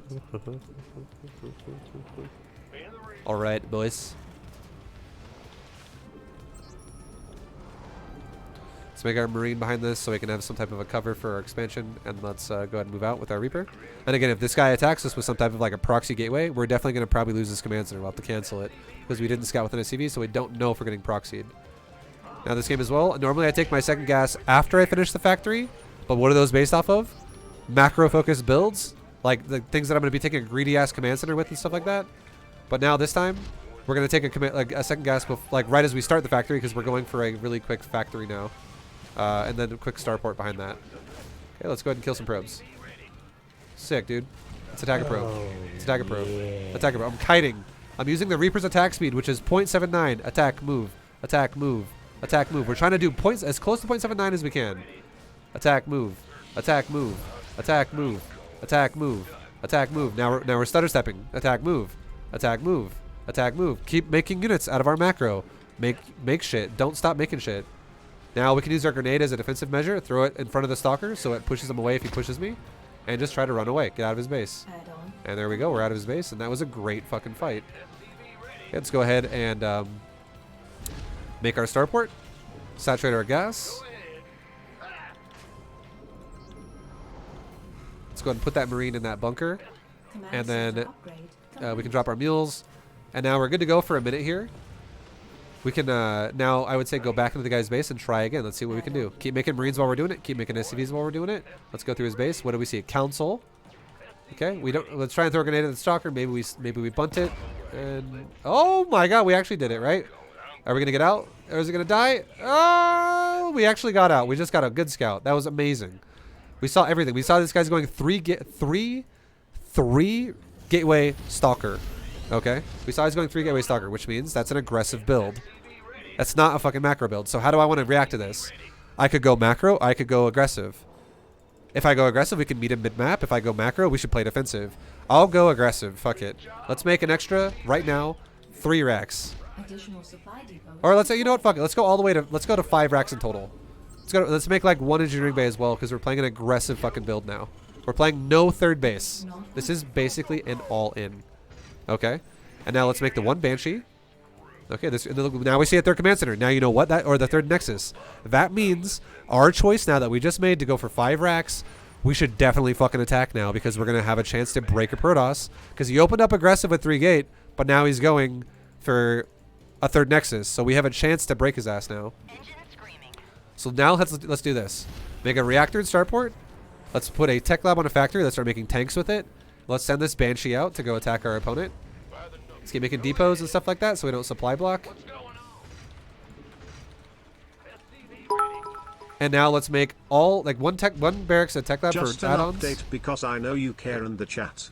Up to Platinum 1 in a couple of games because of the concept you drill in my head. Nice, man. Hell yeah, good shit. Well done. Proud of you. Okay, so we're going to go for 1 tech lab barracks so we can go into stim pack.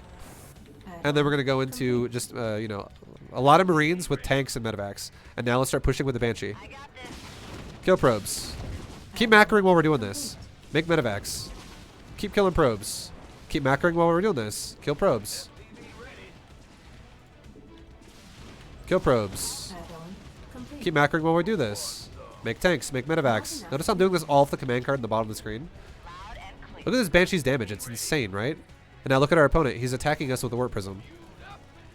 That's fine. Okay, he's over here. Now try and run the Banshee away if we can, and it doesn't seem like we can. It's okay. But you know what we're gonna do now?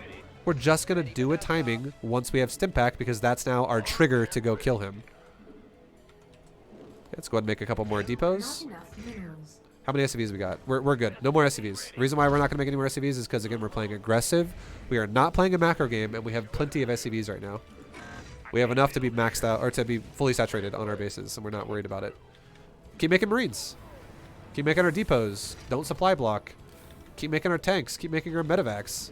This is aggressive because he's taking a 3rd, and we are choosing aggression, which is one side of aggression, and he's choosing macro, which is another side to reinforce we should be aggressive. Now let's go. Why are we gonna go? We can have these Marines here come over here and stop this fucking shit from happening. And let's lower our depots. And let's take our army and let's go. How's this going? Okay. New units can defend our base. It's fine. Don't chase a prism all day. Be like, oh my god, we gotta freak out. Grab these last 2 medevacs. Let's go right now. All these new units can just defend our base. Because again, at this point, we're already committing to be aggressive. Let's go over here. And this is now a timing attack. Behind this, you can still now take a 3rd base. And now we can start making SCVs with it. And the reason why is because if this fails, we want to have a chance to fall back into something else, right? But this is fully invested. Like, we're trying to make the most of this right here. So let's go. So now let's stim pack and let's push in. Stutter step into his base. Get on top of everything. Push, push, push. We're hitting him in that crucial time where he's macroing, and I'm hitting him before he's ready for it. Okay, let's unsiege our tanks, and let's go again to the next round. Still macroing at the same time. I am not stopping macro. Behind this, let's make a second engineering bay and an armory. Not enough. GG. Concepts.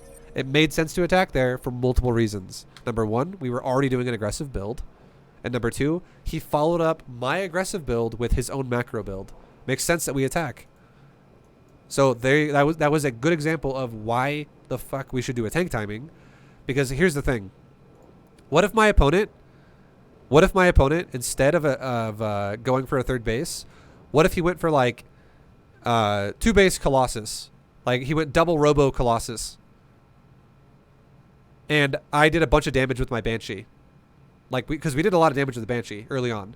So my because again, our build opens aggressive, but do we have to be aggressive all game? Not necessarily. But what if my Banshee does a lot of damage with killing probes, and then I see this guy never takes a third base because I'm scouting, and then I go, okay, well now he's got fucking double Colossus. He's going crazy Colossus. What if I then go, okay, how about this? How about we go defensive third base, and I now that I see that I put him into a negative, and I see he's going to go aggressive, I can now go defensive third base and play defensive macro. Or what if I go, okay, what if I still be aggressive? Thank you for the bits, Sir Lobo. He has a family vibe. He did. I know. Oh my god. What if another thing is what if he plays aggressive and he goes double Robo Colossus, and I'm playing aggressive as well because I already committed to my 5 racks. But now what if I go, okay, well now since he's going to be aggressive, how about I also play aggressive, and I could also do that. But instead of playing super unsafe, what if I do something that gives me an edge compositionally? Yo, Ethereum, thank you again for another Get 1,000. coins at rally.io. Thank you again for buying another $1,000 worth of Vibu coin. So if you're both are going to be aggressive, think more about composition. Okay? Think about this. If he's going to be aggressive and I'm going to be aggressive, and he's going to make Colossus and I'm going to make siege tanks and medevacs and marines, what should I do? You know what I should do? What if I did this? Think about this for a second. It would make more sense. Think about this, okay? This is logical breakdown. If I think my opponent is going to have a realistic defense in his base, and it's kind of scary because he's got Colossus and I'm making Marines. Colossus are really good against Marines, but siege tanks are really good against Colossus. What if I did this? What if I 2-base pushed his ass, and I used my siege tanks, which have superior range to a Colossus? It's 13 versus 9, 13 in favor of the tank for the amount of distance they can shoot at each other. What if I started adding in like a bunker or 2 bunkers near my tanks when I siege them? And you know what that does? Suddenly I turn an aggressive situation into a pseudo-defensive situation. So if his advantage is kiting Marines all day, if his advantage is kiting Marines and killing me, what if instead I build bunkers near my tanks and I siege him, which slowly kills him, and if he wants to fight my tanks, he has to run forward into bunkers, which are now also super good against Colossus because they're buildings and they don't take nearly as much damage as Marines do. Like, there's so many ways you can set up a situation in your favor that makes sense for you. But if you're both going to be aggressive, you need to think about, what is he making? What am I making? What should I prioritize? And if he's making Stalkers and Colossus, I should probably prioritize. And I'm making Marines and tanks. I should probably think about, how can I maximize my tanks? What would make sense there? Why would I ever say, how can I maximize my Marines? Because all I can do with the Marines is I can stutter step every 0.4 seconds at his army, while he kites backwards with Colossus and he just mows down my Marines in chunks of them at a time. I don't want to do that. Like, that's not a good idea. So, concept of game. Again, I'm going to repeat myself a million times when I say that, because that is what Diamond Plus is. It's starting to learn concepts. And anyone out there who's like, Vibe, what about builds though? Don't worry. You have replay packs in the Discord. And here's a little bit of a disclaimer, okay? A little bit of a tidbit of information. We're actually going to worry about build orders in Masters League, but Masters League is not right now. We're trying to understand concept of how to fucking micro units, concept of how to use our units, concept of how to, like, we want to actually have a green check mark above our head when we go, let's attack. Or a green check mark above our head when we go, let's defend. We don't want to have a fucking red question mark being like, I have no idea how to play StarCraft. Who knows? Maybe we'll win, maybe we'll lose. It's a build. I picked it. I copied Maru from 2 weeks ago. This build seemed like it worked in his games. I'll do it myself. But one thing that you don't know is, again, what if Maru did a build that was aggressive versus a macro player? And what if you're doing a build that you think is good that is aggressive and you're doing it against an aggressive player and you're like, why doesn't it work? I don't get it. Maru made it work. If Maru played this, he would make it work. And yeah, he would because he's really fucking good, right? But he knows all the situations like this. Good players at RTS know how to instantly go, you do this, I do that. You do this, I do this. You do that, I do this. You do this, I do that. They always react to you in a way that's going to counter you. It's a game of counters. Same thing in like MMA. It's literally like, I'll give MMA for an example. If you watch a really good fighter and someone grabs his fucking arm in like an arm bar, he's not just going to be like, I have no idea what to do now. Or, you know, I might be giving a bad example, but the point is if you have like an MMA fighter, he has a reaction to something that's going to happen. Like, what if he fights someone that's really heavy on the legs? Or what if he has to fight someone who's like really heavy on the arms with a focus? He's not going to do the same thing every time. If he does, he has no idea what he's doing. He's probably going to be a little bit more conservative in certain ways over other ways because he's going to react to his opponent. It's the same thing. StarCraft is the same fucking thing. It's a game of reaction. It's a game of I was the Protoss. multiple things that you Love got to the do. series. I have a family, please. Yo, 80 workers. Thank you very much for the 1,000 biddies. I'm sorry. I send I'll send your family my regards. They're next. Hey Vibe, I have a quick question. How do you green box units when you have units already selected? You just click the mouse and drag it. You can hold shift and it can add more to it if you want to. Otherwise, it'll just it'll reselect a new whatever you're selecting if you don't hold shift.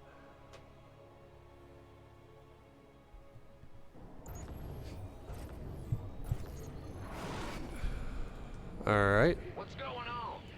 We're against the Zerg player. Okay, so I did also say in Diamond Plus we are also going to start weaving in some mech builds to this series. So now let's do a little bit of mech action. SCV ready. Yeah, whatever. Concepts, guys. Conceptola. Conceptola. It's all about that concept. Ready. I'm going.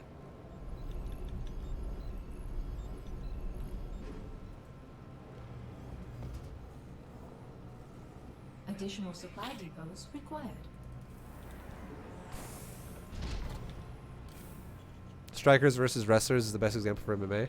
Yeah, I mean, it's fair, right? I'm not a huge MMA guy, so, but I understand that concept. You have like grapplers and you have like straight up like thrust like punchers and I was shit. in the middle of making an MMA analogy and then you started to do it yourself. Yeah. Get out of my head. Oh my god.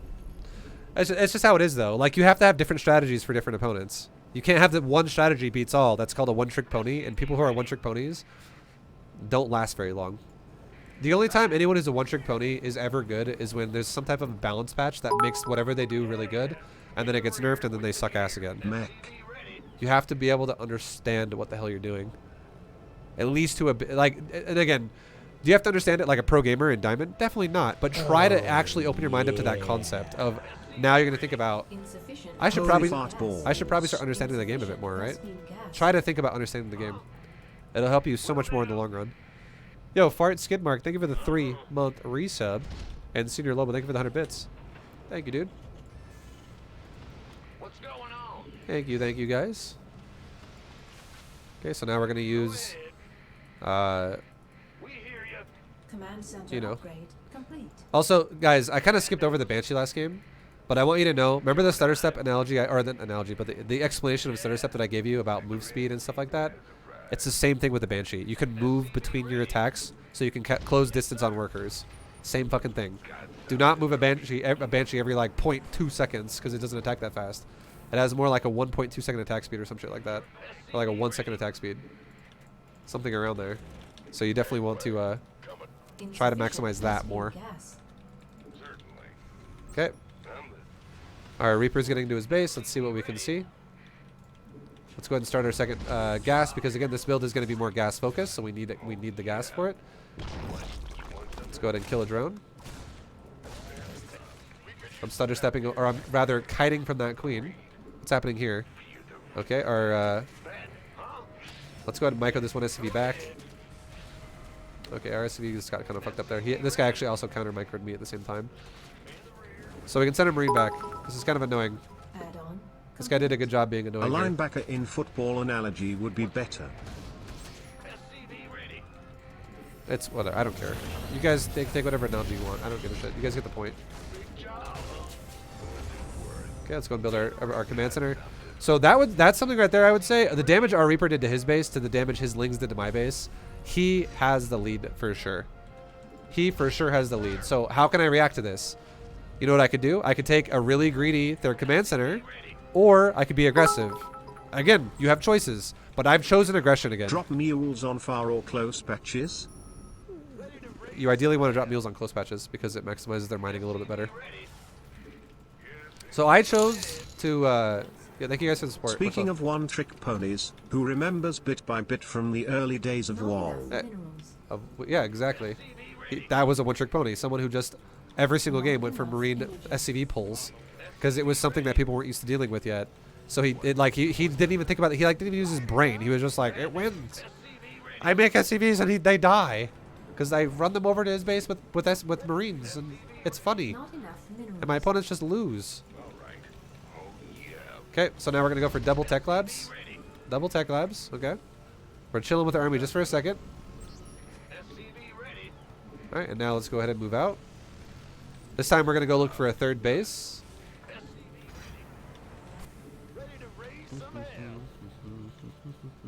And again, this is going to be aggressive. We're focusing on aggression this game because we're over-investing into the production side of things, less into the economy side of things. Did I have to do this?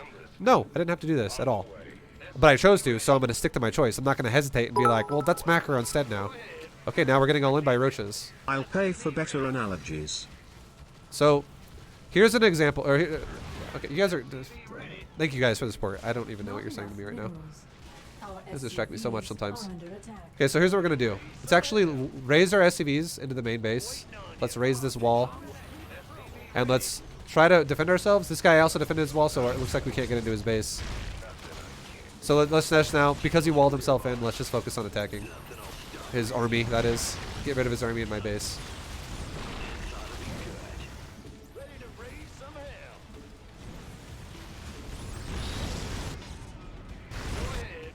Fix my economy. We ran away. So what I tried to do there, and again, that was me trying to, that was, I know I just gave chat shit for a second there, but that was me trying to explain shit where like the game is happening at like 20 seconds every 1 second, and I'm trying to use it into words, and then I'm also getting interrupted by the bot for shit that is just random. So yeah, anyways, we're all good. We're all good. We're all hunky-dory now. So now let's go attack him again. We'll come back to that point in the replay and we'll talk about it. But if my opponent's going to attack us with roaches, and if all we have is Hellions, which are bad against roaches, we tried to get some damage done. And, you know, he walled himself off as well, so then we had no choice but to go back and defend. And now what are we going to do? Now, we're going to make a choice again. Do I want to go even more into an all-in aggression side of things? Do I want to make more factories, or do I want to take a command center? Let's take a command center. And what are we going to do now that we're choosing to do this? We're going to play conservative. We're never going to really take the fight. We're just going to be annoying. Because we're choosing economy. If we chose army, I would definitely be pushing that wall like crazy hard right now. I'd be like fucking throwing my Hellions away, trying to kill as many things as I could. Like obviously I still want to micro my army properly, which means we want to kite him. But now that I'm going for a command center, all we want to do now is never let him take a third base. And think about this too. What is the only thing? If I contain this guy on the 2 bases the entire game, what's the only way I could lose? A fucking Nidus Worm. Or air units come out of his base or something like that. Oh, there's a base, right? He's trying to expand. So he also has the idea to expand. And why is expanding becoming relevant? And look at this. There could be a Nidus up here. So let's go ahead and go kill that. Also, he's attacking our base right now with more roaches, so let's go defend that. Overlord's going to die. Let's go home and defend right now. Run our SCVs away just like last time. Hey, vibe. Hi. Thank you, Chogler. Run away, run away, run away. Try to kite with our units. And now this is a great fight for us. Defensively, we just absorbed that really well. Less than 3. Thank you guys for the support, man. Much love, everybody. Thank you. And now let's transfer SCVs. And let's resaturate our gases properly. Cool. So now what are we going to do? We just defended another attack. let's go fucking check his base again. SCV ready. Behind this, we can also take a third command. We can make our third command center an orbital, and we can get ready to saturate our third base. And now that we have a third base, what do we want to do? Do we want to be even more economical and go for a fourth command center, or do we want to make more production? If we, whatever choice we make, bases, if we're going to be conservative or aggressive, let's be aggressive. So how am I going to do that? Oh, Let's make 2 more factories, and let's also make like an armory now for upgrades. I'm being aggressive. Yo, Juvia's June, thank you for the sub. Command center Appreciate the gifted upgrade sub, man. Much love. complete. Okay, let's go ahead and move forward again. What's down here? There's nothing there. Okay, I'm taking 1 Hellion, and I'm going to go scout the rest of the map that I haven't seen yet. Let's just tell 1 Hellion to do it. And what am I doing? I am multitasking SCVs, which we can now also lift and land to this third base. Okay, third base is now like fully saturated. This is super nice. Go ahead. I am multitasking our macro while we go for micro. So I'm just trying to make sure this guy doesn't have a third. Check the third. No third. Concepts. Are we overcommitting our army and suiciding it? Definitely not. Okay, let's send one more Hellion up to the top left because that Hellion just died to a roach over there. But we have units as well to defend our base in case he attacks us, so we're not really that worried. And now we increase our production, right? Let's also make some more depots. Not enough minerals. Let's get an Not armor enough upgrade, minerals. and we'll explain that why when this game is over. And now look, I'm going to go ahead and now push the guy's other third base again. Let's go over the other way. And how do I know this guy is starving? Did you just hear what the bot just said? Not enough Mineral field depleted. This guy's having the same problem. Not enough Mineral fields are depleting like crazy. And I'm being conservative with this army. Okay, now he's got an army there.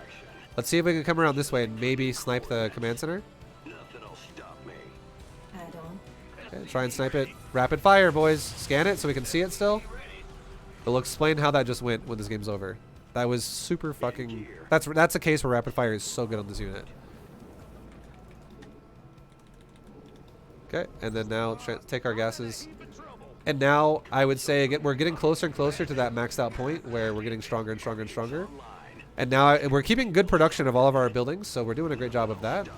Base is under attack. Okay, no, he's pushing us, so now let's go ahead and go. Pull these units back, send these units forward, scan for the lurkers, and get a good fucking lock onto his army, and then we can start kiting backwards and then go forwards if he backs up.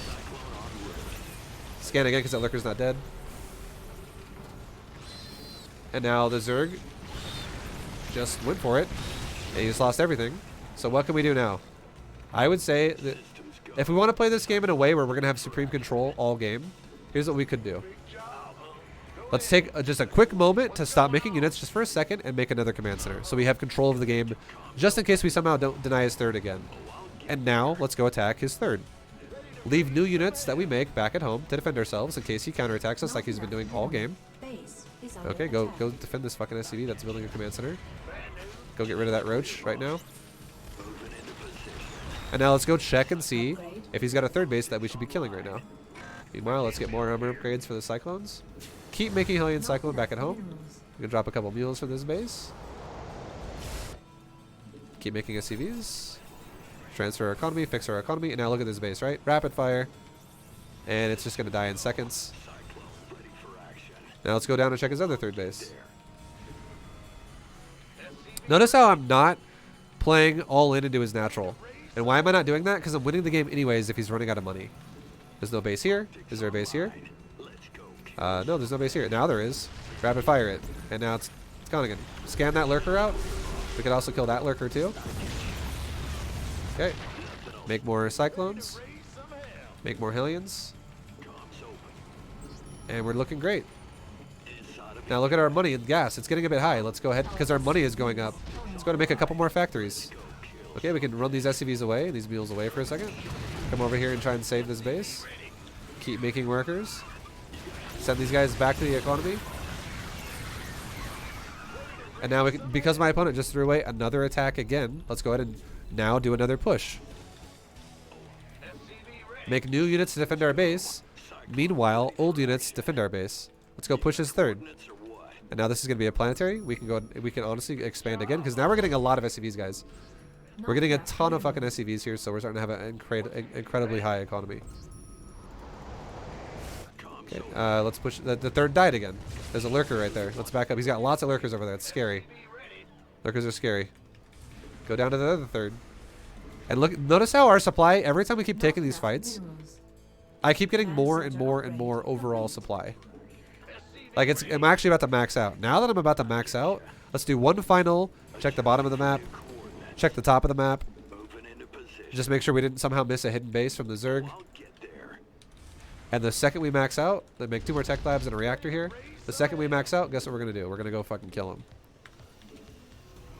And now we're seconds from maxing. So what we just did was we played a style of control. And there is literally no expansions for Zerg. This is all he's got right here. Okay, so now let's do it. Now that we're actually fully committed to having a full-on maxed out army, get my army grouped up. Scan those Zergers because they're gonna kill me otherwise. And now let's push. Let's just push. Get a lock on in there and then back up. Get a lock on in there and then back up. We can also micro it ourselves as well, like tell our units to lock on as well. Get a lock on in there and then back up. Oh, okay, we just fucked up because we didn't scan. Now notice how fucking bad Cyclones are against Lurkers, right? You're like, oh my god. We just got owned right there. That was brutal. These Lurkers just destroyed us. Hellion Cyclone needs to be microed a little bit better than that. That's okay. If you actually are having a problem microing Cyclones, you know what we can do now? This guy has no economy, really. He's just now starting to set up a third base. Let's continue to harass him with our existing army of Hellion Cyclone, and let's start switching into a bunch of fucking siege tanks. Let's just switch into siege tanks, guys. And now that we're going to start actually going for siege tanks, let's get like an armor upgrade again on the armory, and let's get another army to start doing weapon upgrades. We're making a compositional decision here because he's got units that are all weak against siege tank. Let's go ahead and scan his main base, see how that's going. He's got a layer still, he's got no income here. There's like literally a mined out base, right? And now we have a bunch of tanks. Let's transfer a bunch of SCVs off this base to a new base. Make a planetary, and let's expand again just so we have more bases to send shit to. Because now at this point, this is a full-fledged macro game. We have plenty of money to do it with now. Let's transfer SCVs to another base. We can take a couple of gases here because we're going mech. Poke his base again with our Cyclone, see what we can do. Try to do something here, back up. Oh my god, we just got owned again, right? Oh my god, Cyclones are so hard to use against Lurkers, no! Well, we just made a lot of tanks again. Tons of tanks. Scan here one more time. Or we can't yet because I don't have energy. It's okay. Just back up. Command center upgrade complete. And now look at my new army. Suddenly it's fucking super strong. Let's take our gases up here. And now let's go ahead and push. And now here's a cool trick you can do as well. What is my opponent doing every time we fight him? He's using units that are invisible that are fucking annoying. He's using invisible units that are I'm having a hard time killing because I have to keep scanning them over and over and over. While we're pushing, we could also make a couple extra command centers. We can make a couple extra factories so we can remax faster, just like we do in the previous series or in the previous videos of the series. But let's bring over some SCVs, okay? And know what we can do with this SCV? We can make a turret. Let's also bring our tanks over here. And let's go like this. Siege a couple tanks. Siege a tank. Siege a tank. Mineral field depleted. Siege some tanks. Mineral field depleted. Siege some more tanks. Let's scan once and see what's going on. Okay. Let's siege some more tanks. We might need to scan that lurker again so our tank don't die. Okay, we're good. Let's make another turret. This will give me vision. Let's scan over here and kill creep tumors or something. Use my Hellion Cyclone to get rid of some of the creep. Nice. Research. And now the Zerg is no longer here anymore. So what are we going to do? We can kill this base entirely. Okay, he's got lurkers right there, so we can scan that. Because again, our turrets aren't close enough. But now we don't have to scan in the back if he flanks us or pushes us with lurker. Now we have detection over here. Let's unsiege some of our tanks on this side. And now he's fighting us, so let's just go. Oh, yeah. And there we go. That was the last thing Zerg could do because he was out of money. Yo, thank you very much, Zerg for the 41-month resub. So again, what was that game? Overall, that game was pure control. It was control. It started off aggressive, and then it was doing really well aggressive, and then it turned into control. Our opponent also went for aggression, by the way, and then he went for, delayed expansions. You got to realize, why did it make sense this game? Why did it make sense this game that my opponent did not die early, even though we were going for an all-in? Why did it make sense that he didn't die, and then we started expanding and then containing him? I thought we were all-inning. How come it turned into an expansion and contain? Why did it do that? The reason why it did that is because our opponent also went for an all-in, and he went aggressive as fuck with roaches early game, and those attacks failed multiple times, and every time he failed an attack, we had an advantage now where we had a lot of, a lot more than him, and we could choose to go for an all-in, or we could choose to go for an expansion. Now, in Masters Plus, or like GM even, if you choose to go for aggression, you're probably going to be super clean and crisp at it, and you're probably, a lot of times, make it work. But in Diamond League, if you're just learning how to micro, I would say, more often than not, you should probably choose to go into an expansion and take the game to a longer stage. That way you have a bigger backbone to fall back on. Because if you always go, oh, I'll just attack every game, no matter what. Every response to everything is always attacking. I'll just make more production and attack. It puts you in a hard position, and look how hard it was for our Cyclones to win that fight, right? It was hard for our Cyclones to beat Lurkers. Lurkers are pretty fucking good against Cyclones and Hellions. However, it was so fucking easy for us to tech switch into tanks because I had a decent economy. And I had a decent economy because after he attacked us, and it failed when it was aggression versus aggression, we still went to go attack him afterwards, but I didn't try to kill him. I just tried to guarantee I had a better economy. And then it gives us more bank to work with and all that good stuff we learned already throughout the series. Vibe, shouldn't you just make a Raven there? You could make a Raven. You could make a Raven. But a Raven requires a starport, and a Raven also requires you to micro more. And a Raven is very fragile if you fly it into stuff. Like, for instance, a Raven is another unit that does not have an auto attack.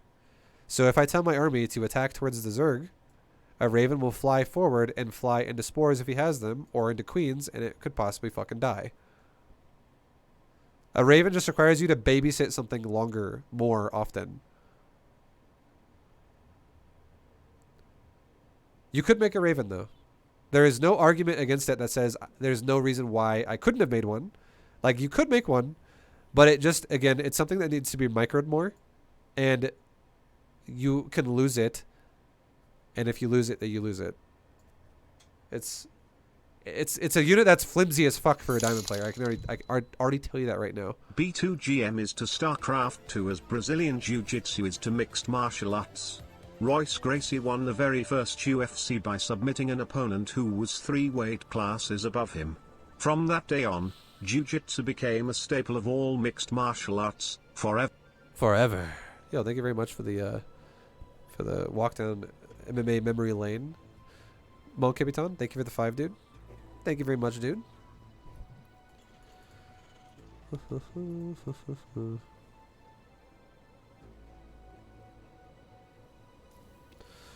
So, going through this game again really quickly. Reaper Micro, we already talked about that. And then this is that moment where, again, now notice we got counterattacked by the Lings when our Reaper went out. I don't think we scouted with an SCV this game, did we? No, we did. This guy actually just made... so look at this, okay? Check this out. Actually, this is a minor detail we could have paid attention to. Look at how late his hatchery is, right? Look at our command center. Our command center is 12 seconds to the way in. His hatchery is 25 seconds to the way in. There's no fucking reason why his hatchery and my command center should be even close together. Do you want to know why? First of all, a hatchery is cheaper than a command center. Secondly, we made our command center after our barracks. So if our opponent has a hatchery that is similar to our command center, that means he made his hatchery after his spawning pool. So if this guy went pool first, we could definitely lose some SCVs. This is exactly what happened. That was an oversight right there, right? We didn't identify his build as well as we could have. We kind of just skimmed over that concept right there, over that fact, and then suddenly Lings come over here. And this could have actually been 6 Lings for all we knew. And if it was 6, that would have been a fucking serious problem. But thank God it was only 2, right?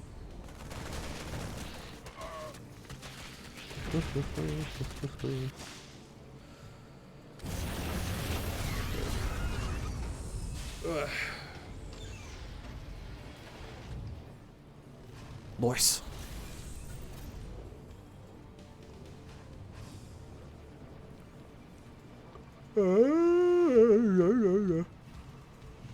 Okay, we got Reaper Hellion going around, doing their thing. These units are just really meant to harass. They're not really meant to do much. Like, I'm really just scouting him, for the most part. Like, we're getting ready to wall off our base. New units are going to sit here and defend myself in case he tries to counter me, kind of like this. But unfortunately for us, these are roaches. This guy was super aggressive, like we said before. He went for an aggressive build. We went for an aggressive build. Now, you want to know something? If someone goes pool first, guys, that is already a sign of aggression. We kind of skimmed over that. We kind of skimmed over it. Also, our Reaper scouted his lair. So if we were paying attention, we could have seen, okay, pool first and fucking lair really fast. Okay, yeah, this is definitely a potentially aggressive build because you're prioritizing your tech over your economy. So what could we do differently if we knew that what was happening? If we knew that was happening, we could do something like, what if instead of making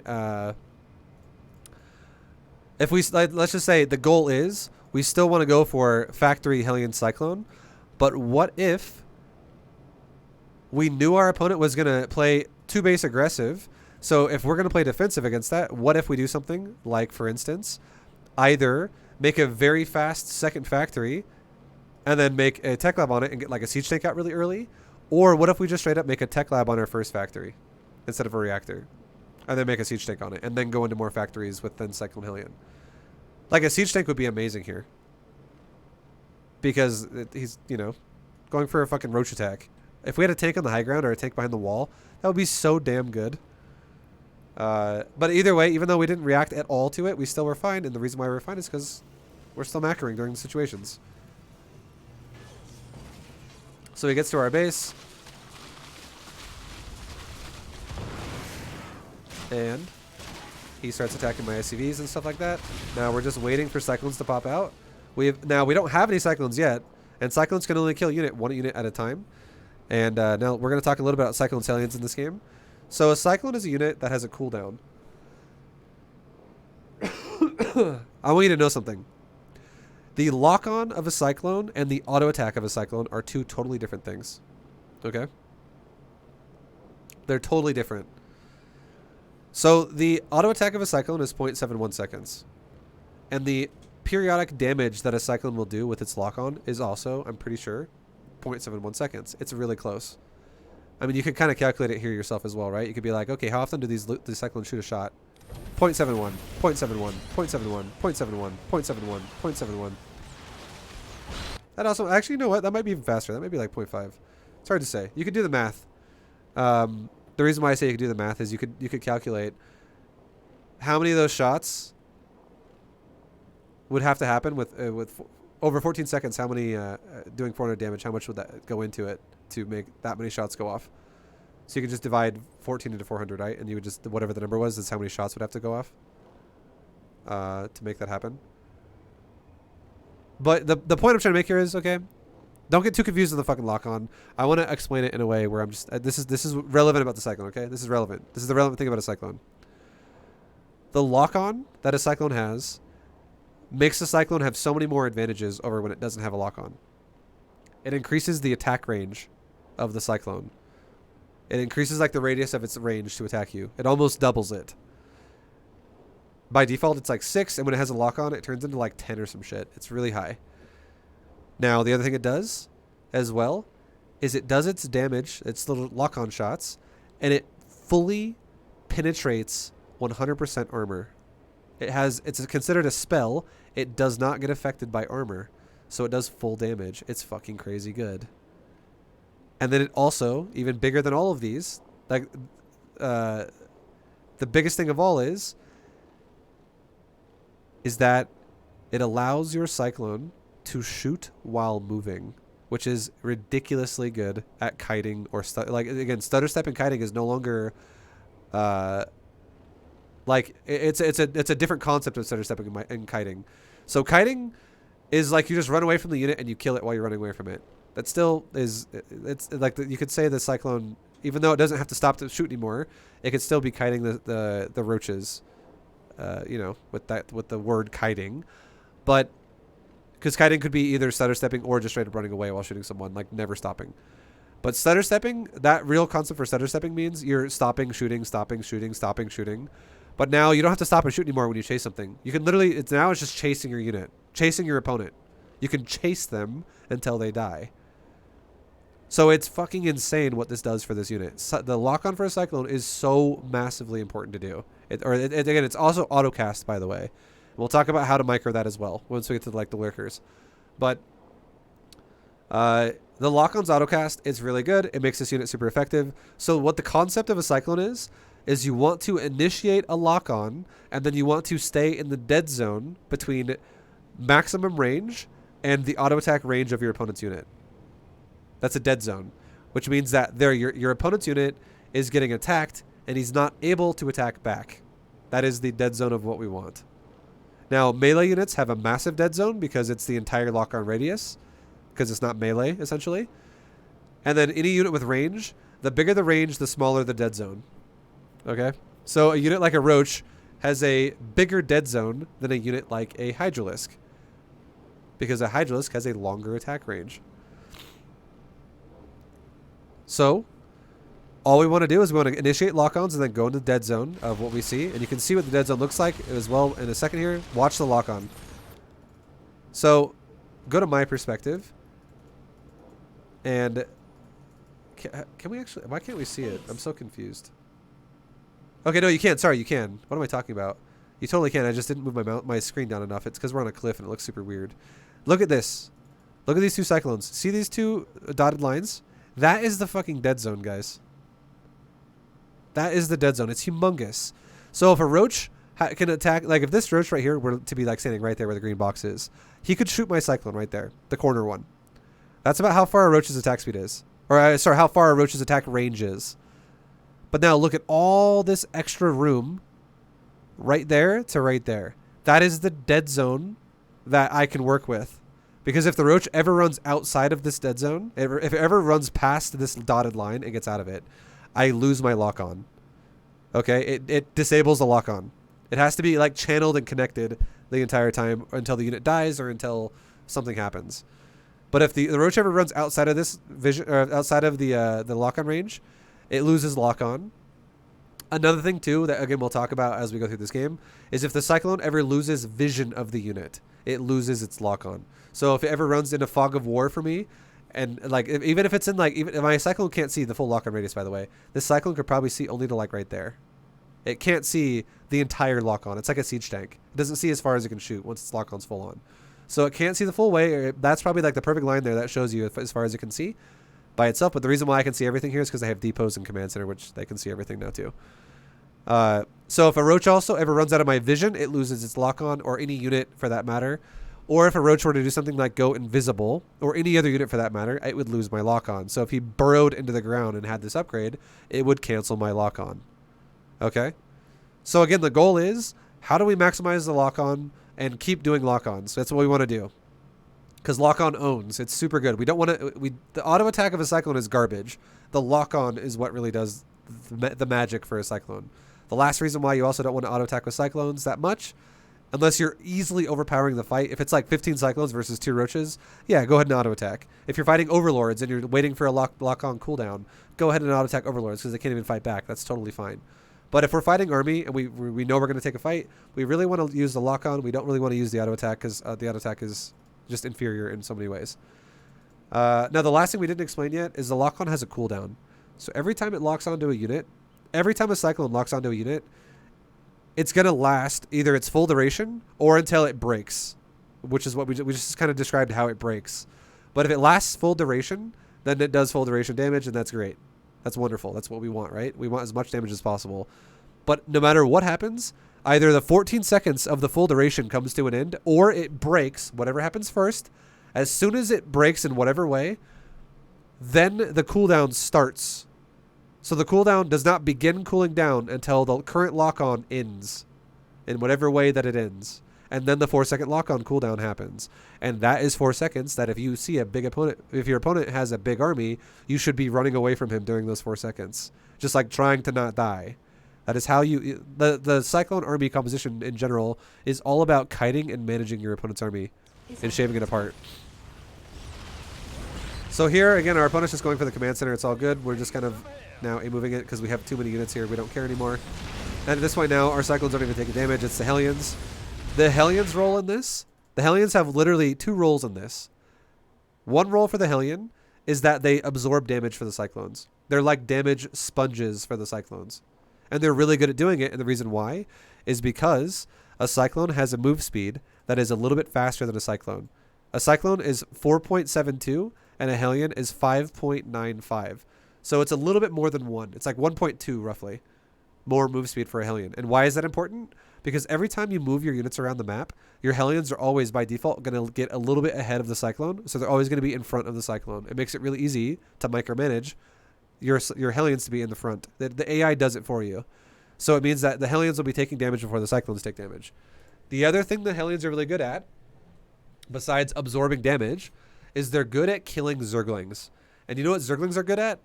Zerglings are good at wasting all your lock-ons, because lock-ons can only hit 1 unit at a time, and the last thing you want to have happen is wasting all your lock-ons on Lings repeatedly. That fucking sucks.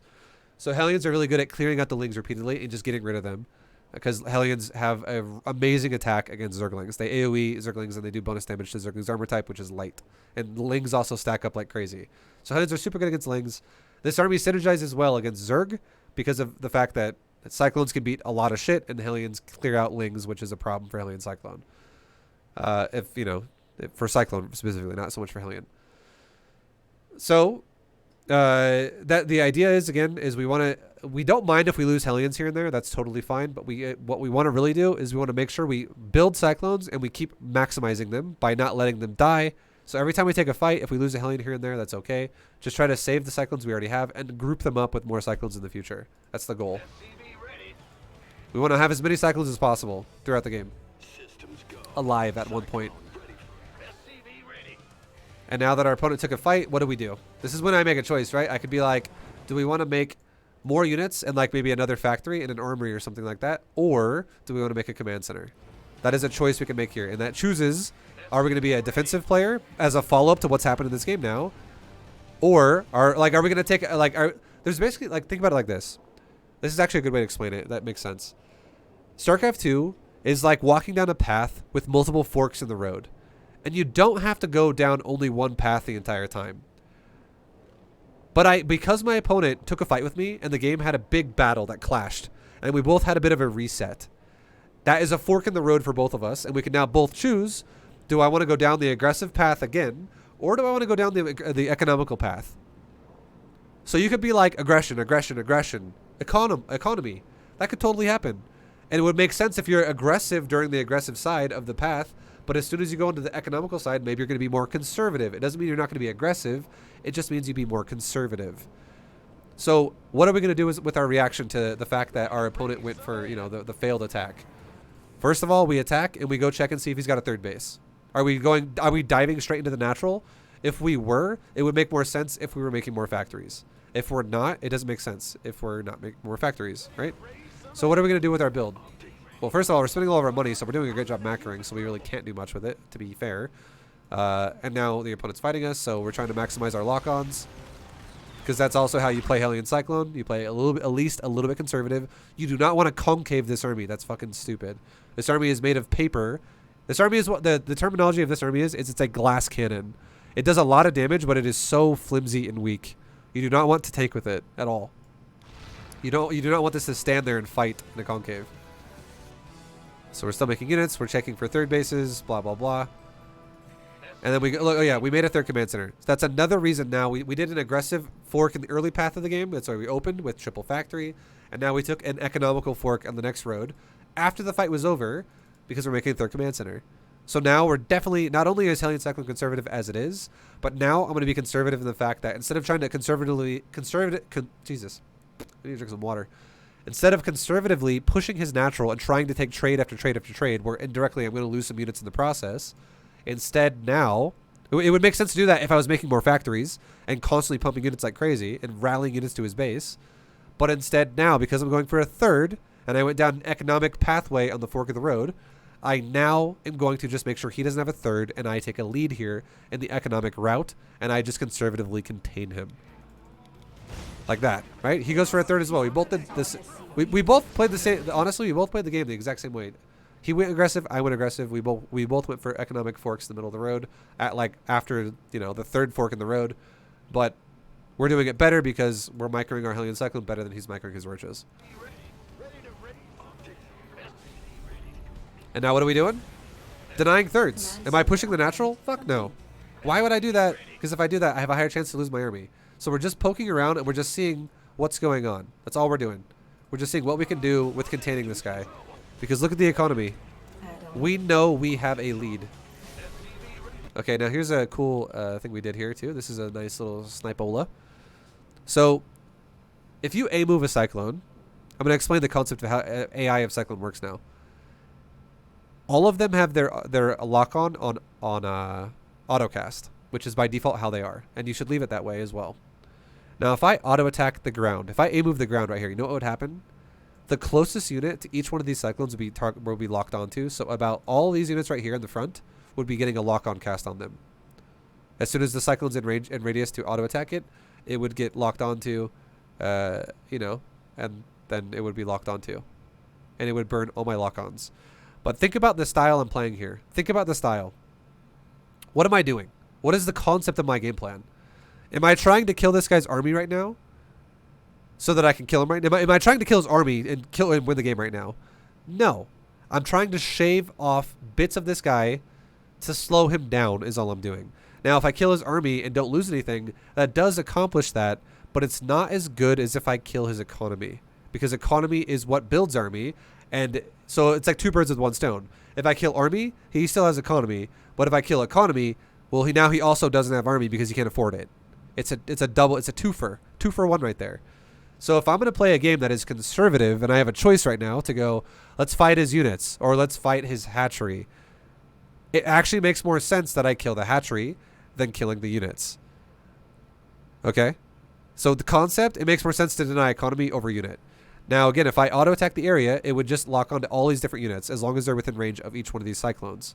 Realistically, what would happen is probably the first 4 Cyclones would lock onto the first 4 units right here, and the back 3 Cyclones would be out of range, and they'd have to like move around the side and then eventually lock onto another unit. That's what would really happen. Now, if I wanted to super stack my Cyclones on one target, I need to make sure that the Cyclone never, ever, ever... this is very important. You got to listen to this, by the way. You need to make sure the Cyclone never comes to a stop. Ever. If you want to focus fire one unit. Okay? The reason why is because if my Cyclones all come to a stop before I cast their spell for lock-on, they will all lock on to different targets. And you know what that does? It makes me fight his army. And I don't want to fight his army. I want to fight the hatchery. And I don't even have to auto-attack. I could literally stop command. I could auto-attack command. I could just move command and then eventually they stop. Any of these will make them lock onto the army. Because it will always prioritize units over base. That's how AI works in this game. So the perfect way to micro this is to go like this. Move command a little bit further into his base to get within a good auto-attack range of the hatchery. And while my Cyclones are move commanding to the hatchery, I hold rapid fire on my lock-on, which is T, by the way. Remember how we talked about that? My rapid fire hotkey for the Cyclone is T. I could also go C-click, C-click, C-click, C-click, C-click, but I made my rapid fire hotkey T, so all I have to do now is hold T because T not only acts as the ability for a Cyclone, but it also acts as the left click of my mouse. So if I hold it, it's going lock on click, lock on click, lock on click, lock on click, lock on click, like as fast as possible. It goes way faster than clicking your mouse. So if I move to the hatchery, while moving, hold T, mouse over the hatchery, it will lock on the hatchery like crazy, like this. And look at that. I'm fucking fully locked onto a hatchery. He's now burrowing his lurkers, and I am now... he's also running at me with roaches, and I don't want to fight this. I don't want to lose all my units here. That would suck. So now that I locked onto the hatchery, because I want to delay his economy, I can now back up. And remember how we talked about how the vision of a Cyclone will lose the lock-on? Look at the vision. Look at the lock-on radius, and look at the vision. It's a bit further back, right? So... like, the furthest vision here is from the furthest Cyclone, and this Cyclone can only see that far, but its lock-on is that far. So there's a discrepancy there where if I lose vision of the hatchery, it's not going to die. So you notice as I start backing up, notice how it's about to fall out of vision. It's definitely not going to fall out of my lock-on, but it's going to fall out of my vision. And I don't want the link to break, because if it does, the hatchery's not going to die. So if I just scan this area while running away, but I don't run away entirely, I just run away enough to maintain the edge of my lock-on to be on the hatchery for a little bit longer. What I do is I create distance between me and the roaches and also me and the lurkers, but I still kill the hatchery. So I scan, so I don't lose the lock-on, and now notice the lock-on's still on the hatchery, and I'm further away now. I'm out of range of lurkers, and I'm far away from the roaches now, and the hatchery just insta-fucking dies here. And then now I can leave. Now I can run away. That is a proper usage of Cyclone. And what did we just accomplish there? Did I kill any of his units? No. But did I make his economy suck asshole? Yes. He's struggling right now. He's on the struggle bus big time with his economy. Now it looks like he wants to all in us again, right? Now he's going down the aggressive fork. He loses his third base, and what does he do? He fucking makes mass units, or I mean, he has mass units that I had before, and he chooses to be aggressive with them. He is not trying to take a third base. He's getting annoyed. He's like, "Fuck it, I'm attacking. I'm attacking," and you know that's fine. Now that he's attacking, now obviously we're not going to focus fire units here because each cyclone does more than enough damage to kill a unit here. And now here's something about the upgrade for cyclones. So remember how before it said our cyclones did 400 damage? That was it. They just did 400 damage over 14 seconds. Well, now what it represents as well, just so you guys know, each missile does about 20 damage. Each missile of a lock-on does 20 damage, 20 damage, 20 damage, 20 damage. But now we already got the upgrade. It's right here, literally. There's an upgrade on the tech lab on the factory that says mag field accelerator. And what this does is it literally says increases cyclone lock-on damage. But what it really does, to give you an actual explanation of what it means, is it doesn't change the attack speed. It doesn't change the range. It only changes how much damage the cyclone does versus an armored target. That's it. So now you can see on the command card it says it does 400 damage, in parentheses now, plus another 400 damage versus armored, in then parentheses. So it does double damage now versus armored targets. And now, what are we fighting against? We're fighting against lurkers and roaches. And now, what are lurkers and roaches? Armored. Who gives a fuck that they're biological? It has nothing to do with our army. Our army only deals with light units, with the Hellions, and it deals with armored units with the Cyclones. So the the roaches are armored, and the lurkers are also armored. So this is a double, full 100% armored army that Zerg has, which our Cyclones are going to beat the fucking crap out of. So now, again, and then think about this too. If it does 800 damage as well, this is where we're taking numbers into account. We need to start learning numbers in the game. 800 damage per Cyclone per lock-on. Roaches have 145. That's way less than an 800. Lurkers have 200. That's way less than 800. So if all of these units have way less than 800 health, it means that ideally, if there's a lot of units here, we could very easily let our Cyclones all separate their own lock-ons on different roaches, and we'll get a lot of damage done, which is what we do. We get in the area, we move towards him, and we maximize a lot of lock-ons. These are new Cyclones that just spawned, and they're trying to pull them back before they die. 2 of them died. But now look at this, right? The roaches are no longer in position for us. The roaches are no longer in position for us. They're on the other side of the lurkers. Now, lurkers are a unit that does a lot of fucking damage to Cyclones, as we saw later throughout this game. Lurkers beat the crap out of Cyclones, and the reason why is because they also do good damage to armored, and guess what? Cyclones are armored. So Lurker and Cyclone kind of counter each other.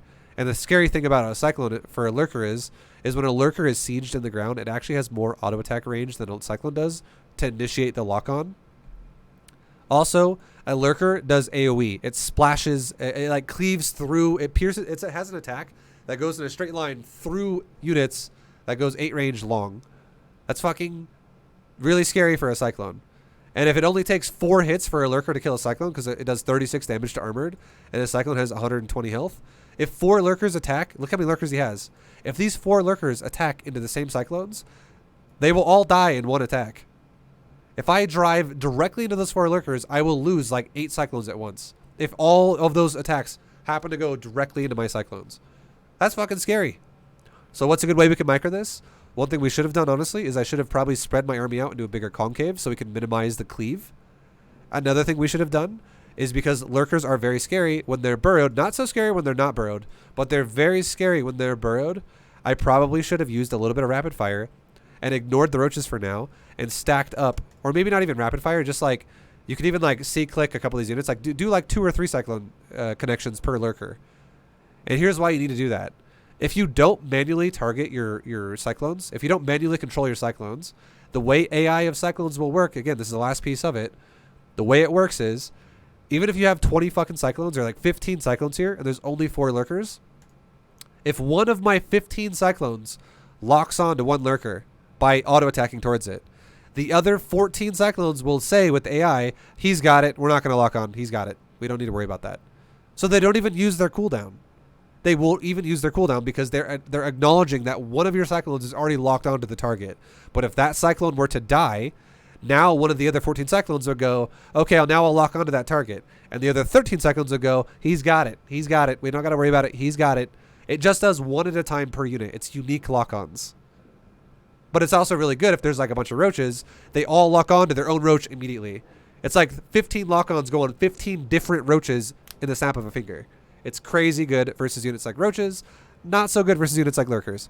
So against units like lurkers, we might want to stack a bit more lock-on to just get rid of it even faster, because even though 800 is more than 200, it doesn't do it in 1 second, it does it over 14 seconds, right? But now if we stack 2 lock-ons, that's now 1600 damage over 14 seconds. Stack 3 lock-ons, that's now 2400 damage over 14 seconds. What that means is the average is going to go higher, and we're going to kill the lurkers faster. And just again, to give you exact numbers, if a cyclone is shooting a target normally without the upgrade, it does 20 damage per shot. And then as soon as you have the upgrade and it gets bonus damage to armored, which doubles the damage, what is double 20? It's 40 damage per shot. So if we're doing 40 damage per shot with like 3 cyclones, we're going to kill a lurker in 2 fucking hits, because it's going to go 120, 240. So we should stack our shots on these lurkers. It makes sense because these cyclones are going to die like a fucking piece of paper to a flame. Like, we're going to die so fast if we don't kill the lurkers quickly. And you can see we don't actually stack lock-ons on the lurker. We just kind of go for it. We get a lot of lock-ons on the roaches as well, and then we start pulling back. And this kind of sucks because look at this. And the time it took us to kill 3 roaches and a few roaches, or we killed 3 lurkers and a few roaches. Our cyclone count just went from 15 now down to 11, and we literally have 2 cyclones on the verge of death. Like, we just got fucked up right there, really hard. What we really should have done is we should have focused lock-ons on those lurkers, got rid of them because they were already burrowed and the roaches were also out of position, and then backed up during the cooldown of a lock-on, and then easily killed the roaches. That's what we should have done here. So we didn't micro this the best.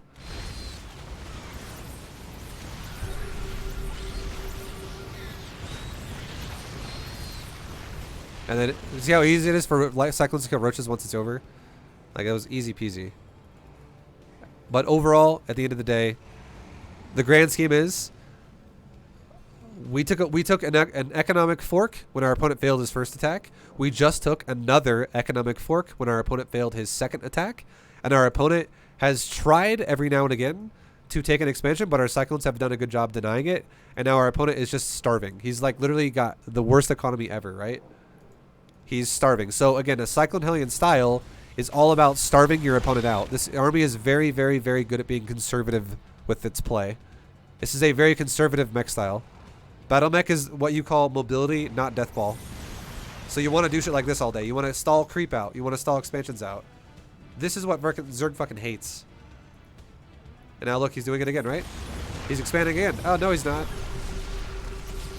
And notice how right there, this is a good one right here. Notice how right here on this one, on this lurker right here, I actually stack lock-ons this time. I actually do stack lock-ons. So look at this lurker right here. I engage it and I go lock-on, lock-on, lock-on. See how there's 3 lines instead of 1? This lurker will die. Now it's no longer taking 40, 40, 40, 40. Now it's taking 120, 120, and it's going to die so fucking fast.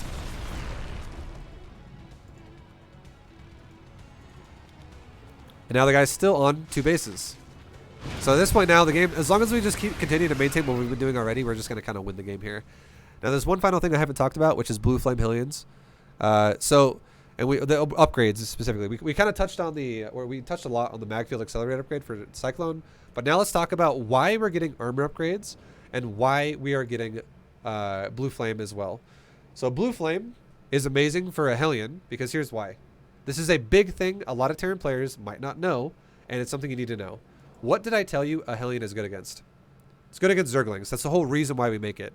It's good at doing 2 things. Killing Zerglings and absorbing damage for the Cyclones. Okay? It's good at absorbing damage. Damage sponges it, okay? We don't give a shit about this unit in terms of damage versus roaches, versus lurkers, versus... It's also okay versus hydras, but most of the units Zerg can make, it doesn't fucking matter. We don't care. Now, here's a magic number. Notice how we have 0 weapon upgrades. Okay? We have 0 weapon upgrades. Now think about this for a second. Even though we have 0 weapon upgrades, look. 19 times 2 is what? It's 38. And what does a Zergling have in terms of health? Oh, yeah. It has 35. Yo, Triforce Trader, thank you very much for another gifted sub, you fucking boss. Thank you, dude. A Zergling has 35 hit points, guys, and 38 is more than 35. Now, even if a Zergling gets level 1 armor, it means that we're not going to do 19 times 2 anymore. It means we're going to do 18 times 2, which is still 36. Which means if a Zergling has level 1 armor, it's still 36 damage, and it's still enough to one-shot a Zergling. The only time a Zerg actually can make Lings not die in 2 hits to a Hellion is when it actually has level 2 Carapace if we have level 0 weapons, because now it's going to be 17 times 2, which is going to turn this into 34, which 34 is less than 35. But here's the beautiful thing about it.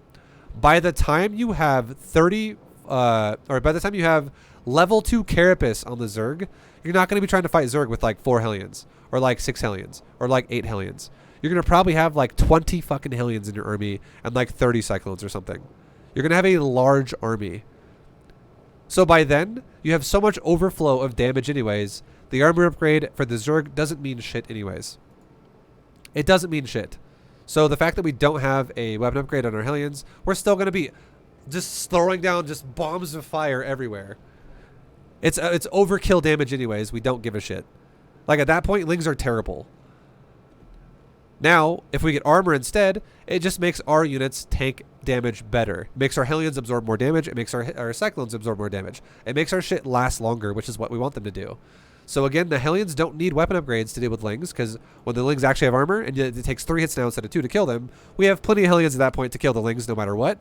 And when it actually is a situation where there could be, if the Zerg is going mass Lings early, and we're like, oh fuck, he might have a situation where he has 50 Lings and we have 8 Hellions. If we have Blue Flame, fuck yeah, dude, we have a way better situation, right?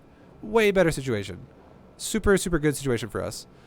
And then, lastly, like I said, so again, the Hellions don't really give a shit about the damage against roaches and stuff like that. It doesn't matter. They're just there to absorb damage. Because if we really concave with them, they're just going to die super fast anyways. That's a terrible fight to take. And again, we don't need weapon upgrades because we're basing all of our Cyclones off of the lock-on, not off of the auto attack. And the lock-on has its own preset damage of 20 per missile and then 40 versus armored when you have the upgrade. It's always the same thing regardless of upgrades, regardless of weapon upgrades. So that's why we go for armor upgrades, and that's why we go for Blue Flame. Very important. It counters Zerg like crazy. It makes this army more durable as well because we're pairing it with just an armor upgrade. And finally, people who are like, well, Vibe, why don't you just get both upgrades? And the reason why we don't get both upgrades is because it's not free. If you get a second armory and you get weapon upgrades, you know what that means? It means you're going to have less Cyclones. And you know what the style is based off of? It's based off of controlling your opponent from the early game and progressing forward. And the more Cyclones you have to do that, the better. And if this weapon upgrade that we would make for the second upgrade wouldn't even increase the damage with the lock-on, what is the point? All it means is we're going to have Cyclones that, when they're off of lock-on, they could auto-attack better by 2 damage per shot for the auto-attack. But then as soon as lock-on goes up again, it stops auto-attacking and it goes back to the lock-on. And if you auto attack with your cyclones, it means you're concaving your cyclones against your opponent. And if your opponent has any type of a formidable army, you're just going to lose cyclones. And you're going to be like, why did I take that fight? I just threw away. I'm like, oh, I have +1. I could stand here and fight you. And let's say you only have 12 cyclones. And when you could have had 14 because you wouldn't have built an armory if you would have not gotten the weapon upgrade. So now you already have 2 less than you would have otherwise by getting an upgrade for weapons. And let's say you fucking stand there between lock-on cooldowns and you lose from 12 cyclones to like 6 because you literally let your army die while you kill his army, which is fucking stupid with a cyclone. You can kite with his unit. Makes no sense. So now you're like, well, now I'm trying to push you with 6. And you could have had 15. Like, it's very real numbers. Like, if you actually tank with a cyclone, they die so fucking fast. As you can see here, I think we'll kind of skip now to the last part. As you can see, we're eventually gonna try to fight lurkers at a choke point, which is now the Zerg is now defensively set up. And now watch these cyclones. They're awful. Invibe your coin from rally.io. Look at this fight. Yo, thank you very much, Georgius, for the 14. For the donation as well. Thank you so much, man. Look at the cyclones. So we're doing a great job killing the isolated lurker, and we're also doing a great job having the cyclones lock onto a bunch of different roaches. But now watch how we look at the supply. Look at this fucking supply, guys. We are ahead by roughly 80, right? Don't be exact. Who gives a fuck? It's 88. Who cares? We're ahead by about or 78, right? Or no, is it 80? Okay, I'm confused now. It's not 88, it's 78. It's 78. I was like, 88's over fucking 200. You get the point. Math's hard on stream. I still got it right, though, at the end. But we're ahead by a lot of supply. Watch how fucking bad this goes for us with how weak Hellions are. Or, sorry, with how weak this army... Like, again, glass cannon concept. Watch how shitty our army is as we take this fight. Look how shitty this army is. Look at the supply on the top of the screen. We're ahead by a lot, and suddenly...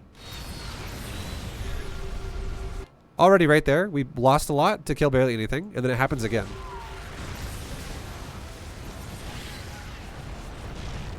We're trying to lock on and then go back. Now look at this. This is fucking terrible, right? You're like, oh my god. I just went from like an 80 supply lead to now a 25 supply lead. This is fucking terrible. And I haven't even killed the lurkers. This is why this army needs to be played. It needs to be played conservatively and not down their throat aggressively. This is a conservative composition. So even though we can play aggressive, this style of aggression for this army is about starving our opponent, not just fucking shoving it through, being like, "Yep, we're pushing."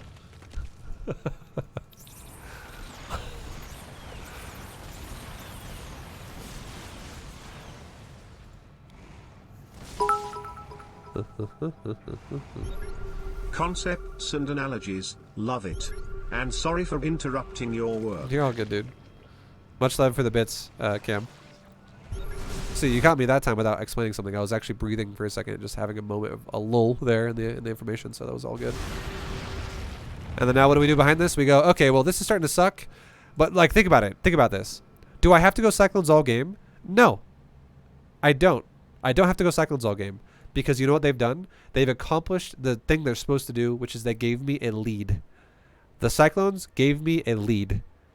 I am on 1, 2, 3, 4, 5, 6, 7 bases almost. We're making the 7th right now. The Zerg is on 1, 2, 3. And look at this main base. It's fucking dry. This main base is Dunskies. Look at our main base. Same thing. It's about to be completely just tapped on resources. I know, based off of my economy, that this Zerg is starving like crazy. This sucks ass. But do I have a bunch of SCVs sitting here doing nothing? No, I've transferred them to other bases. I transfer SCVs to other bases, transfer to other bases, transfer to other bases. I have way more active economy. And not only that, I've guaranteed and confirmed by scouting the map that he's only on 3 bases. So at the very least, I have 6 active economies right now versus 3. I'm already doubling him. And his 3 is looking sad as fuck.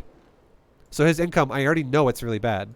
So now this is giving me an opportunity now to transition, which I can now then kill him with a better actual death ball based army, which can then just fucking push through and kill him. Which is going to be a good unit with here would be tanks. And why are tanks good? Tanks are also really good versus armored. They do bonus damage to armored, especially when they're in siege mode. And they also can bust through lurkers with superior range.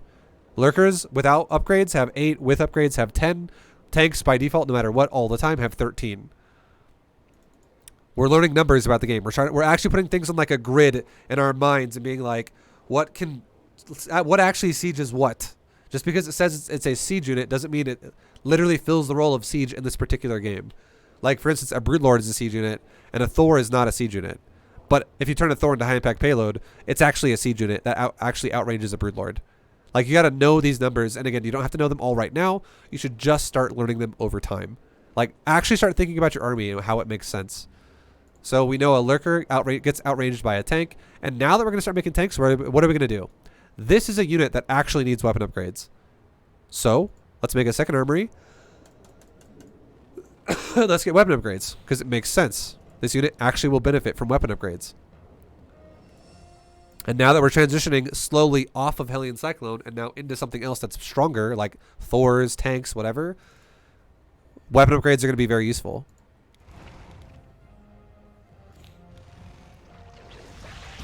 And then all we do here is we just grab our tanks and we just leapfrog siege mode. We just siege them up in a safe location and we slowly extend it.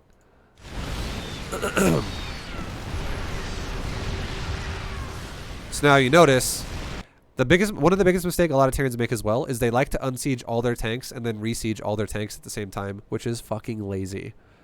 Don't do that. Leapfrog is a tactic where you always have the tanks that are the furthest away unsiege, and then they move to the front and siege, and then the new tanks that are the furthest away unsiege and move to the front, siege. Because what happens is exactly what happens here. We get caught with our pants down where we unsiege our tanks and the Zerg attacks us. Watch this. I leapfrog, right? I'm like, hey, let's move these tanks because I want to leapfrog. Right about now. So we're just killing a hatchery. It's not a big deal. His army ran away. But we unsiege our tanks. Do I unsiege all of them? No, I don't unsiege all of them. I just unsiege the back 4. And what happens when I do that? The Zerg decides to attack me. Now, if I unsieged all my tanks, I just lost a big advantage I could have had that right there. And if this was a maxed out Zerg, I would fucking die for that. Obviously, even if I made the mistake against this guy, it'd still be fine because we have such an advantage throughout the game of what we've developed. But if I unsiege all my tanks, I would be dead if this was a max Zerg player. But even if I don't unsiege all my tanks and I just unsiege maybe like 15% of them or like 10% of them in the back, just a few of them, and I now have the intention to extend my tank. Now, the next 4 tanks I unsiege will go here. And then these 4 tanks could unsiege and go there. And then these tanks could unsiege and go there. Like, you'd literally leapfrog it so you're always protected. If you get caught with your pants down, it's like this. Oh shit, he's coming. And look at these tanks. Just pounding fucking Zerg face in right here, right? And this is what it looks like for Zerg when he tries to engage, even though he's catching us during an unsiege. Because it wasn't all of it at once. Look at this. Right here. Before the Lings even connected to the tanks, like half of them are fucking dead already. Because the rest of our tanks are sieged. And we only lost 1 tank to like 50 Lings. That was like, how many Lings was that? How many Lings was that? That was 30 Lings, and is there more coming? There's more coming. 36 and 44, 42. Some of them are starting to die right there up to the top. 40, a couple more died at the top. 42, 41, 40. Okay, so it's 40 Lings. That was 40 Zerglings, guys. And in a real game, if I unsieged all my tanks and 40 Lings engaged me, there's a good chance I'm going to lose more than 1 tank. 40 Lings is a lot of Lings to run over my tanks. And my Hellions are also out of position. They're not actually in front of my tanks right now because they just killed the hatchery and the drones. So this is a bad positioning for us to be in if I unsieged all my tanks. But however, before the fight even starts, before he even connects to a tank, look at this. He just now got on top of a tank, and he's already down to 21 Zerglings. That would not happen if I unsieged all my tanks. He would basically be getting on one of my tanks when I have, like he would be doing damage like this to my tank when I've only killed maybe 5 Lings instead of about 20 of them. If I unsieged my tanks, because if you unsiege your tank, they lose splash damage, and they also lose damage. Look at this. A tank that is not sieged. does 15 damage to normal and 25 to armored with no splash. 15 to 25. A tank that is sieged does 40 to normal and 70 to fucking armored with splash. The damage is almost tripled on both of those.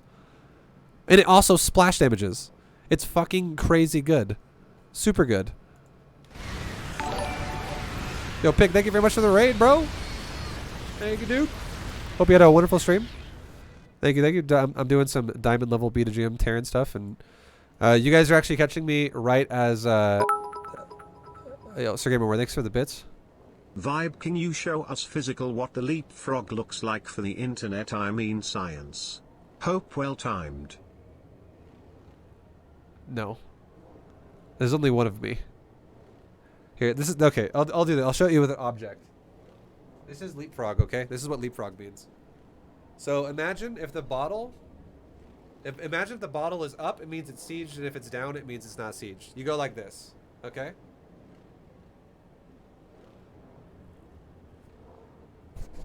That's what a leapfrog is.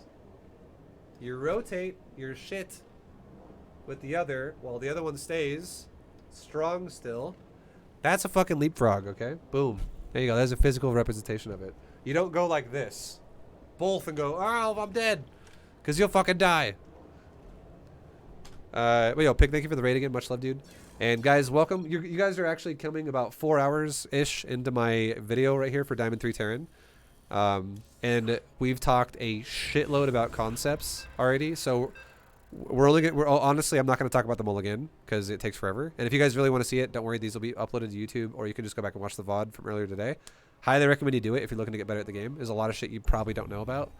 It's about micro concepts. Yeah. But we'll, now at this point, we'll just kind of reference them, and we'll just Not go. Bezos bucks, but bucks. Yo, thank you, Kappa. thank you, Takari. Much love. I appreciate it. It's bucks, all right. Thank you, dude. We'll still talk about new concepts we haven't talked about yet for any new units that we use, but for the time being, we're just gonna, you know, focus on what we're doing already. So we're against a Terran, and in this game, we can just play, again, a more standard, just defensive, like standard macro economical defensive play. And we can choose like, let's go bio. Just do that. Easy fucking peasy. Not a big deal. We have a game plan in mind, right? We have a game plan in mind. Do I have my entire build mapped out right now in Diamond League? No, it's fine. It's not that huge of a deal yet. Because again, if you don't understand concepts, you can't even do builds properly anyways. But our concept, the idea of our build is defensive macro bio. That's where it kind of falls into. That's the expertise that we're going into this game. Defensive macro bio. Let's get our gas going. And the overall composition we're going to be looking to go for this game is going to be something along the lines of Medevac, Viking, Tank, Marine. Okay? Easy peasy, lemon squeezy. Okay, let's get our natural. Let's get a scout going to his base just so we can see what's going on. Let's get a Reaper going. And yeah, get our natural. Not enough minerals. In the rear with the gear. Alright, boys. Big job, huh? Now we're going to go scout and see. Is our opponent doing something like we're doing? Is he playing economical? Is he playing macro focused? Or is he playing aggression focused? And if he's playing aggression focused, we should definitely not fucking attack him. Oh, Command center yeah. upgrade. Okay, he does not have a natural. Yeah, what? The Grim Reaper. And he doesn't even have a building at his base yet on the ramp either. In the rear with the gear. Okay, we're getting, it looks like we're getting proxied. So if we're going to get proxied, let's do this. Oh, Let's build a bunker. yeah. And let's build a bunker. Now that we're getting proxied as well, let's go ahead Enough minerals. and build. Okay. So, how did I know I'm getting proxied? How do I know? Oh, Okay, well actually there's a fucking barracks right there. I didn't even see that. I'm actually blind. I'm legit fucking blind. I actually did not see that. So I would have made a misread right there. That's pretty hilarious. But okay, I'll say this though. I will say this. This bunker is still good. Yeah. This bunker is not good. So if this was a proxy, if it was a proxy, by the way, thank you very much for the gifted subs. Glutes that loot. glutes that loot. Thank you very much, dude, for the 5. Appreciate you. Yeah. Now, if this was actually a proxy, and we didn't actually see this, Rax. I can't believe I didn't see that, Rax. I'm fucking blind. Did I not see it? I didn't see it. Okay, I actually didn't see it, so I had okay information. I still got to scout around his base and confirm if he's not here. That is still a thing I need to do. But here's the thing. If my opponent's mining gas, okay, if my opponent's mining gas, actually, because I was looking at the whole replays vision, this was why I saw it. But if I was looking, so I'm actually not that stupid, okay? We're good. I'm still an okay coach here. If I'm looking at a gas here and my opponent has no buildings, no depot, nothing, there's a chance that we're dealing with a gas build, obviously. Like, it's not even, it's a guarantee we're dealing with a gas build. Otherwise, why is he getting a gas? But this could be a Reaper. This could be Marauder. Those are the 2 things Terran is going to do to you that cost gas if they're going to proxy you right away. Okay? Those are the things he'll do to you if he'll proxy you. And if it's a Marauder, this bunker is going to be amazing. If it's a Reaper, this bunker is also going to be amazing. And what is the deviation I made here? Out of all the build of what we normally would want to go for, it's just this bunker. This bunker is not going to make or break the game for us. It's not going to end our lives here. It's not that big of a deal. Because all it would be is as soon as we confirm, oh, he's got a fucking barracks there. Never mind. We're good. We could cancel it and let this one finish. And we're fine. Not a big deal. Or if it was already done by the time we saw that, Rax, we could just salvage it. That's also fine. It's the same as salvaging and canceling is the same thing. You just get 75% of your resources back. So it's all good. Now, the reason why it's okay for us to build a bunker here in front of our base, even if this was not a proxy island and it said, what if there was like a Rax here and like double gas and he was making a factory or something? Why is it okay to make a bunker here? The reason why it's okay to make a bunker in front of our natural is because if our opponent is going to go for an aggressive investment and we're going to go for SCV, economical investment, it means all of our units are going to be delayed. Once again, concepts. If we're macroing and our opponent's playing aggressive, it means we're in the negative side of army value, and we need something to make the difference. And suddenly, if you have like Marines or something, or Reapers in a bunker, they scale like 5 times the value of what they're worth, as opposed to when they're out of it. When it's versus, so if like let's say I'm fighting like 5 Marines and I have 1 Marine in a bunker. 1 Marine in a bunker can totally fucking take 5 Marines outside the bunker. However, if 5 Marines outside the bunker fight, or if 5 Marines fight 1 Marine that is not in a bunker, that 1 Marine's not even going to kill one Marine of the 5. He'll just die. Bunker makes your units so much more valuable early game. It makes your units more powerful for having less. And all we're trying to do is, again, we're trying to buy time to where eventually our economy will surpass, like the economy is going to already be better than our opponent if we invest into it first, but then our production will surpass our opponents even though he opened with it, and then we're going to overall have more shit than him just in general. We're going to have a higher economy which pays for itself and then pays for more production than he can afford, because that's what economy does. So making a bunker was fine. Making the second bunker was definitely overkill. Once we see the racks, we could stop it. But again, what we could have done from this point on is we could have gone for multiple things. We could do a Marine focus with the factory. We could do a Reaper focus with aggression. If we do a Reaper focus with aggression, does it make a lot of sense if our opponent's playing aggressive as well? Maybe not so much. If we're going to be aggressive with Reapers and our opponent is going to be, and we're going to take an expansion with it, and our opponent's going to skip an expansion and be aggressive with Reapers as well, but also like Hellions too now, we're going to fucking die if we attack like that. The only way that makes sense is if you really know your shit with timings to avoid getting overpowered. So again, in Diamond League, if we're thinking about concepts, we're not going to worry about shit like that right now. We're just going to worry about the fact that if our opponent's over-investing into a production and we're over-investing into economy, we're going to defend. At least to start, until we defend something.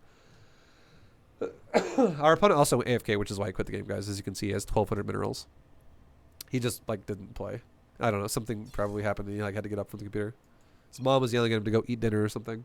So there wasn't really much to talk about that game, unfortunately, because he ended up leaving. Okay. Much faster. Bring back the Wii U sub. I'll give 20. Zalabar, if you want to hear the wee, my merch store. Look, my merch store. If you buy something from the merch store, that will make that noise for you. If that's what you want. You want to give me 20 subs though? I appreciate that, man. I appreciate that very much.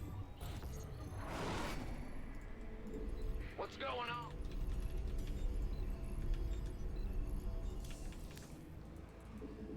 on? Okay, we're against the Zerg. What should we do this game? SCV ready. Uh, Yo. Not enough minerals. let's go for an all-in. Let's go for something super aggressive. Let's be like that cheesy asshole, really like dickhead guy. Be ready. Let's go ahead and go for like a 3 racks all-in. Just again, does it have to be perfect? Does it have to be an exact build from a top-level pro game that you saw Maru do?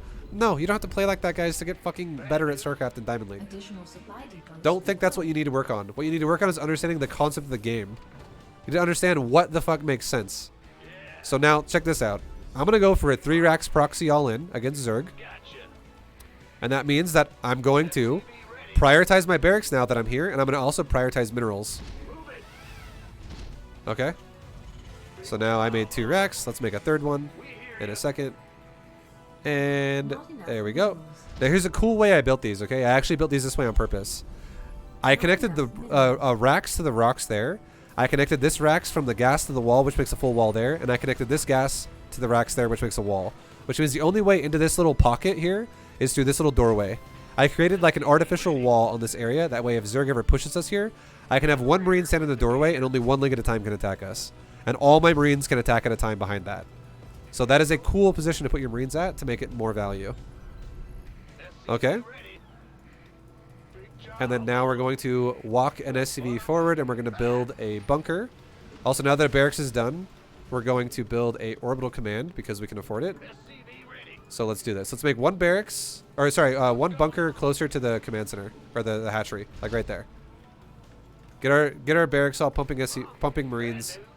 And let's also get another depot up here. We actually fucking fucked that up. That was not good. Let's wall this off with 2 depots so in case he runs by, he can't actually just get to our SCVs. And now let's just guard the bunker. Guard the bunker. Outstanding. We can start shooting the hatchery. It's all gravy.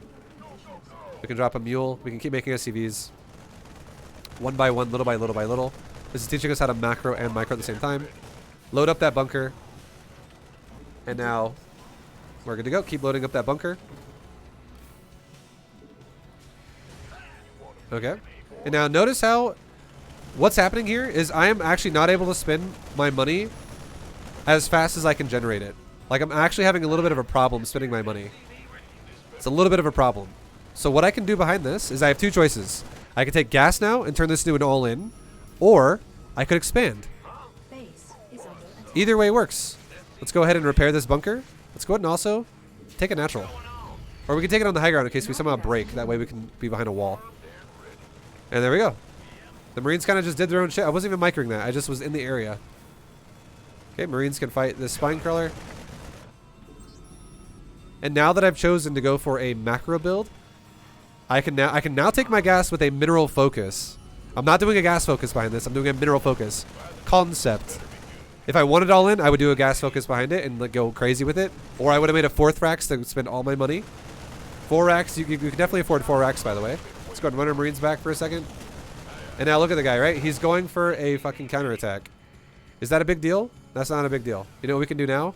We know we just killed his base. Let's go ahead and do this. Leave that bunker there just to be annoying still. And let's grab all these Marines we just made. And let's have them go home.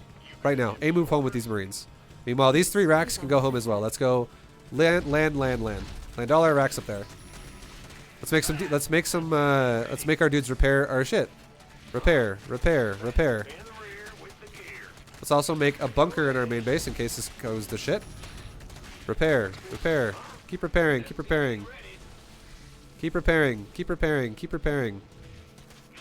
could even do this. This is a cool trick. Put all these SCVs in hold position and hit auto repair. That's a cool trick you can do as well. Okay, we can try and micro a little bit of our SCVs back, or our Marines, sorry. And notice how we just lost that fight, right? You're like, oh dang, Vibe, you just got owned on that fight. That wasn't the greatest fight for you. It's okay. You know why? Because I have a lot. Base is under attack.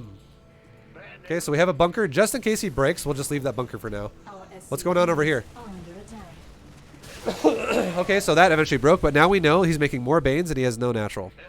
We're super happy about the concept of this guy not having an economy. Now let's make a factory. Now all our racks have finally arrived back at home. And now we're playing this game from a position where we're super far ahead. Let's go ahead and make Marines while we can't, because we can't really make add-ons yet because we have no gas. Because we're a little bit starved here. We can make one reactor and just start making Marines with the other racks. Make SCVs. And now let's take an SCV out of this base. Oh, we can actually raise that depot again because he's here. I was going to say we can start trying to build depots down on the low ground because we eventually want to expand. Okay. And now let's try it again. Let's build like a bunker down here. See if we can get it off. If we can, awesome. If we can't, it's not a big deal. Okay, looks like he wants to go crazy all in on us right now. So let's fall back to the bunker we just made. Go back to the bunker, guys. We can make new depots as well because those ones just died. Add-on. Additional. Okay, let's make a tech lab on our factory. And we could unload this barracks, or the bunker, and A-move his shit, and then fall back to our bunker. He's super all in right now. We are okay with this. Let's unload the bunker, try and A-move the area. If he attacks towards us, we'll go back in the bunker. Add-on. Keep making Marines. Let's start making a tank now. Let's make a starport. Am I freaking out? No. Let's A-move the area. Kill those lings.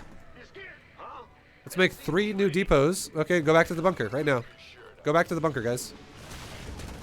Keep making units at the same time. Am I freaking out? No. Unload the bunker. Go back forward again.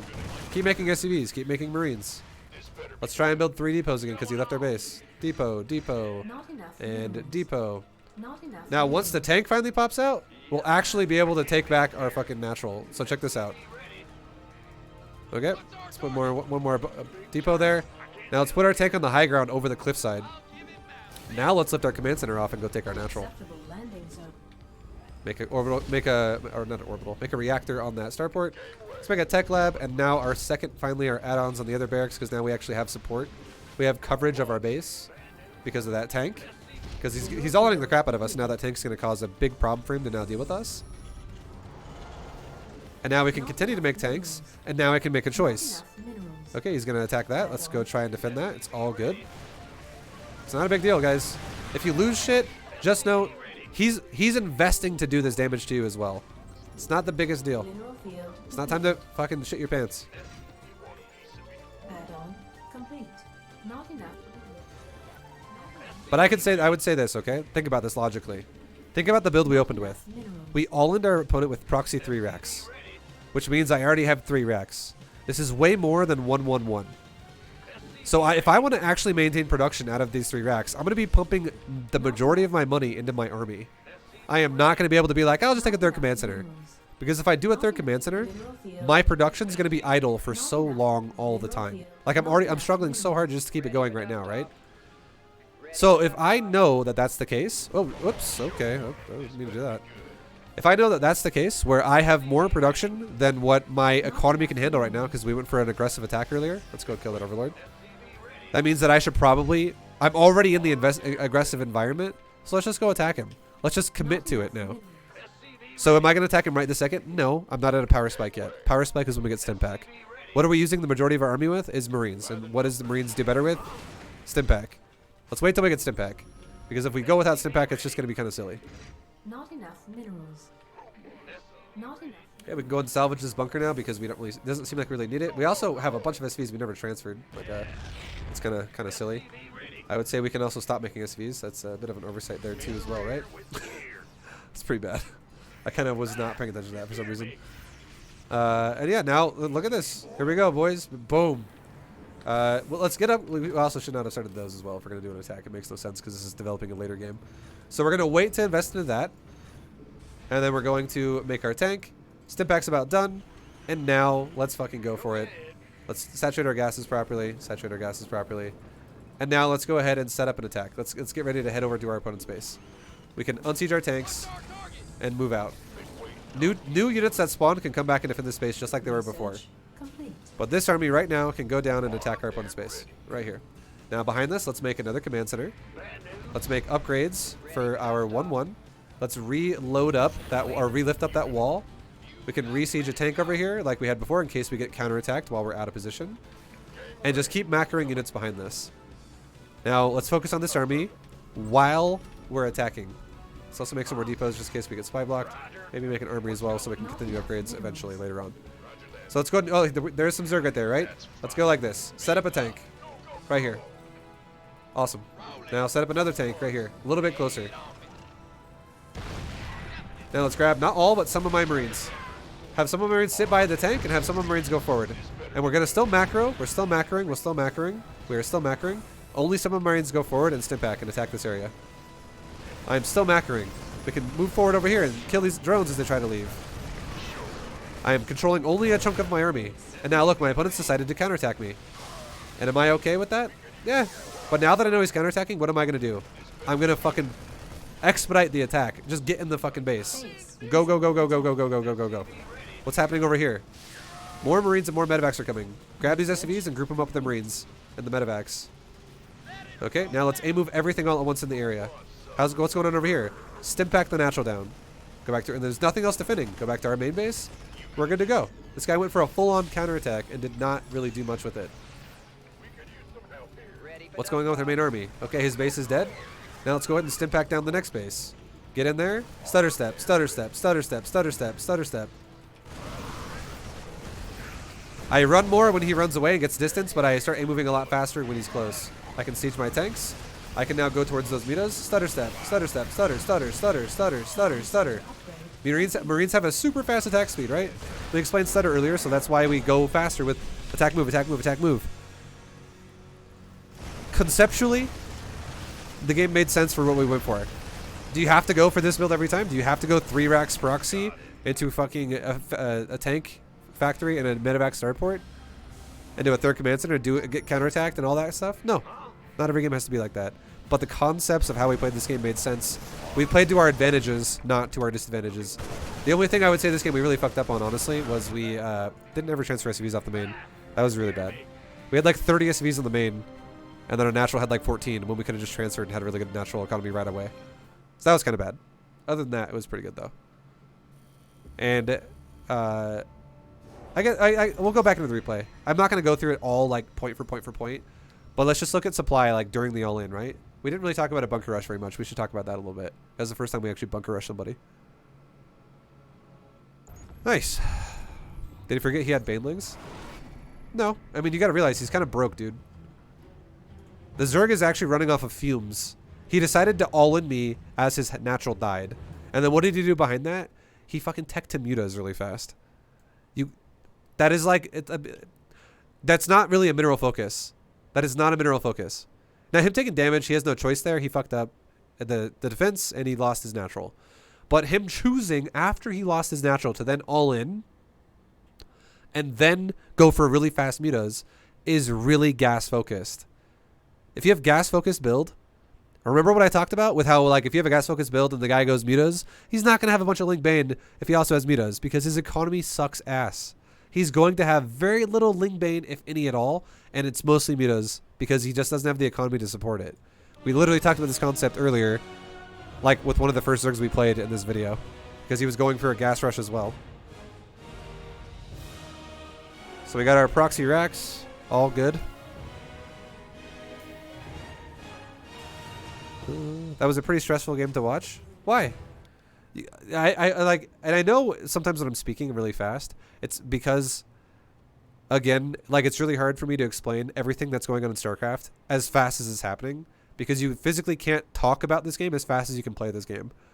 It doesn't exist. So, I mean, the game really, there was not a single point in this game where we felt like we were out of control. There was not a single point in this game where we thought we were going to die. The closest we came to dying was when we made Banes at our natural and we had all of our racks floating. And it was Banelings ready to blow up our natural. But even then we were fine, and we'll talk about it as the why. Vibe you coin from rally.io. Yo, Georges, thank you for the 42. Vibecoin dono, man. Much love. Thank you, thank you, thank you, thank you. Now check this out. Notice how we can't see that bunker? Do you see that shit? This is a big deal. This is exactly why I always tell you as a Zerg player, Zerg players out there, always leave your fucking second Overlord at your natural. This happens to so many players, and they don't really give enough credit to how shitty a hatchery is when it's currently under construction. It can't see anything. You have to basically build a building touching the hatchery for it to see the building. But if I just build my building just barely outside of vision of the hatchery, like that, I'm still clearly within range to shoot the hatchery, but he doesn't see this is happening. And this sucks. Because he's not going to realize he needs to defend his base until the bunker's almost done. And at this point, it's kind of getting to the point where it's already too late. Like, if he doesn't have an immediate reaction and micros his drones like a boss, he's fucking dead. This is so hard to deal with now that he let this happen. If he had an overlord there, though, you could have started pulling drones when the bunker was only like at 5% production instead of like 75% production. Because it is a building that takes 29 seconds to build. So there's a big difference if you pull drones when it's only like 7 seconds in or something. Or like 4 seconds in or 3 seconds in. As opposed to pulling drones when it's already like 18 seconds in or like 22 seconds in or 25 seconds in. Like, you're just dead. The later it is, the more fucked you are. And now that the bunker's going to go up, this is rough. Now watch the position from this point in the game going forward. It's brutal. So are we stutter stepping right now? No, not yet. All we do micro-wise here is we have our barracks rallied to where the bunker is. So our Marines kind of come in the area and chill. And then we have our SCVs. I'm not even microing really here with the SCVs. I'm not like telling them to rotate around and dodge the lings a lot. We just repair the bunker. We just repair the bunker. These SCVs are meant to die. They're meant to repair the bunker, and it makes the units here last longer. Now, am I not making SCVs during this? No, I'm still making SCVs during this, and the reason why I'm doing that is because I'm expanding. I'm actually going for a mineral focus, and then I do a gas follow-up to a mineral focus.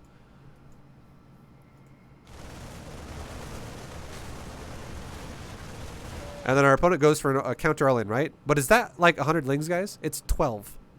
So even if this guy made... Here's the thing. Even if this guy made 5 Banes and blew up all my depots, because it does take 5 Banes to kill a depot, yeah, that would suck because my depots would die, and that's kind of rough for us to lose 3 depots at once. However, what is 5 off of 12?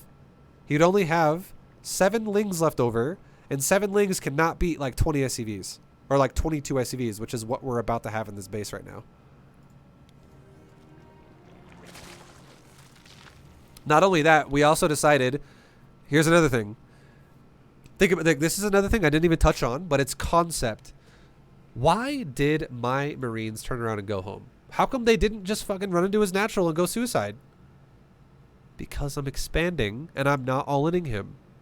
I am expanding. I am going in. I fork in the road. We took a macro turn. So why the fuck am I going to throw my Marines to death?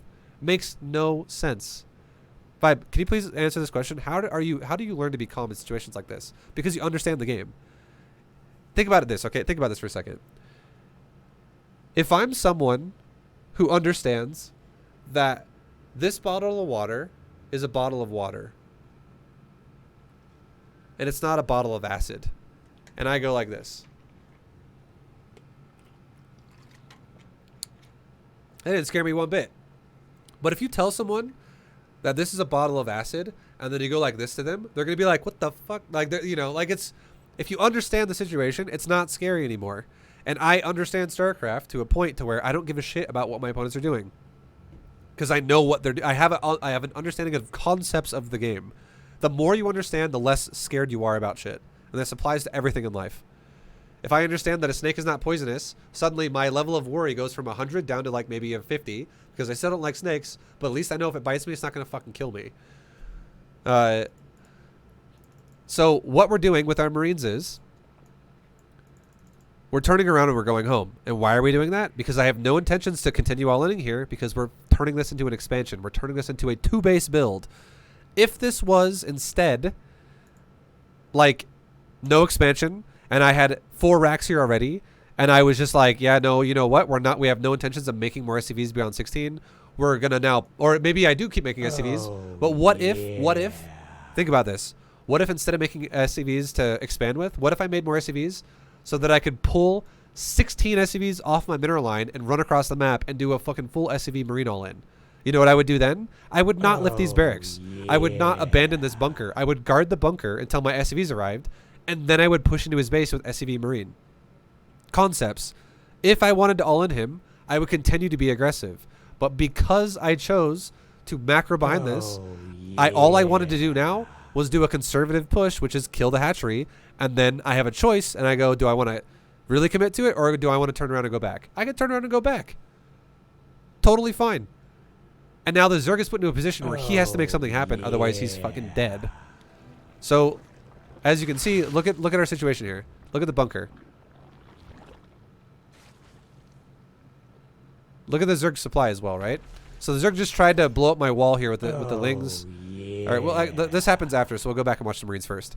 So he's currently being annoying, right? He's got Banes in my base. He doesn't have enough to blow up the depots right away. We're repairing the depots because we're trying to not let them die, because Lings are hitting them as well.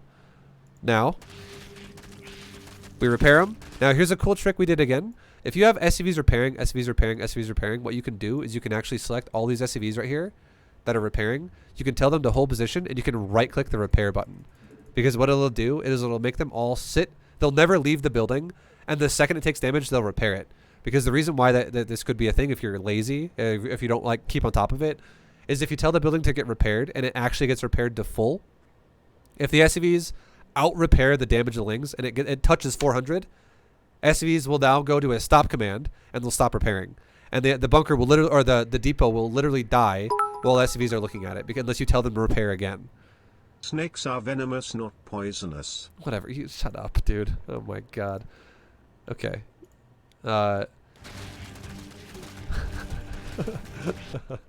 So now, Zalabar, thank you for the bits though.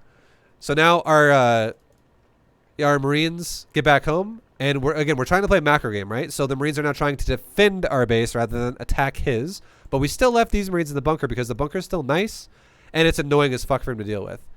This is not a big investment here. It's just a bunker. But now these Marines, the excess Marines, instead of running to his base to die, we run home, and what do? I just grab a chunk of them, and I run away from the Banes. I split up a little bit. I just grab a chunk.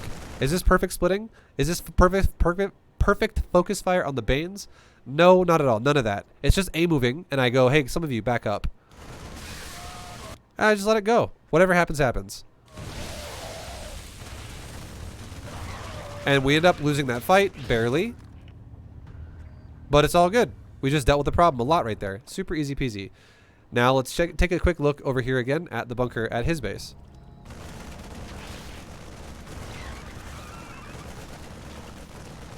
Look at this shit, dude. This SCV's not even being microed. If it repaired, I actually could have probably had that bunker stay alive. But overall, the bunker breaks, and then finally the Zerg is able to finally retake his natural. But look at the Zerg. He's taking his natural, starting it right now, as mine is already an orbital. I already have a fucking orbital. So although we don't have control of the game right now, I have massive control of the economy. Super good control of the economy. Which is what we wanted to go for anyways, because we went for an expansion. Now I'm trying to slowly invest whatever I can to expand again, and this guy just surpasses my, or he passes up my bunker, and he's like, fuck it, I'm gonna blow your depot wall up with Banes. But remember how we talked about making the bunker? I just made another bunker in my mineral line just in case we broke, because banelings are scary. Stupidest is not a word at split dimension. Thank you. Thank you very much for the bits, Zalabar. Hell yeah. So we load up our bunker with Marines, and the reason why is because banelings are scary if you don't have factory units. And our factory units are delayed because we went for a macro follow-up to an all-in with mineral only. So our factory is super late this game. So if I make a bunker, what if he burns all of his Banes on my wall, but then how's he going to kill my bunker that is covering my mineral line?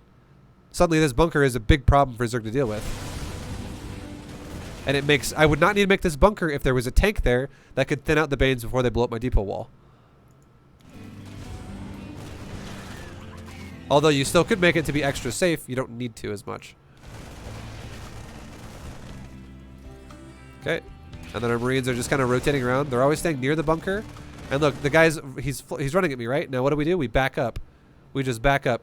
Now here's a cool trick, okay? This is something you guys, that is very subtle that you might not have noticed that we're doing. We talked about this before. We'll talk about this again, I think in a previous Platinum video. Notice how I have balls of steel here, and I'm running around against Zerglings. Speedlings for all that matter. I'm running around against Speedlings with slow Marines with no stimpak. Why do I have such big balls of steel, and why do I feel like this is okay to do this?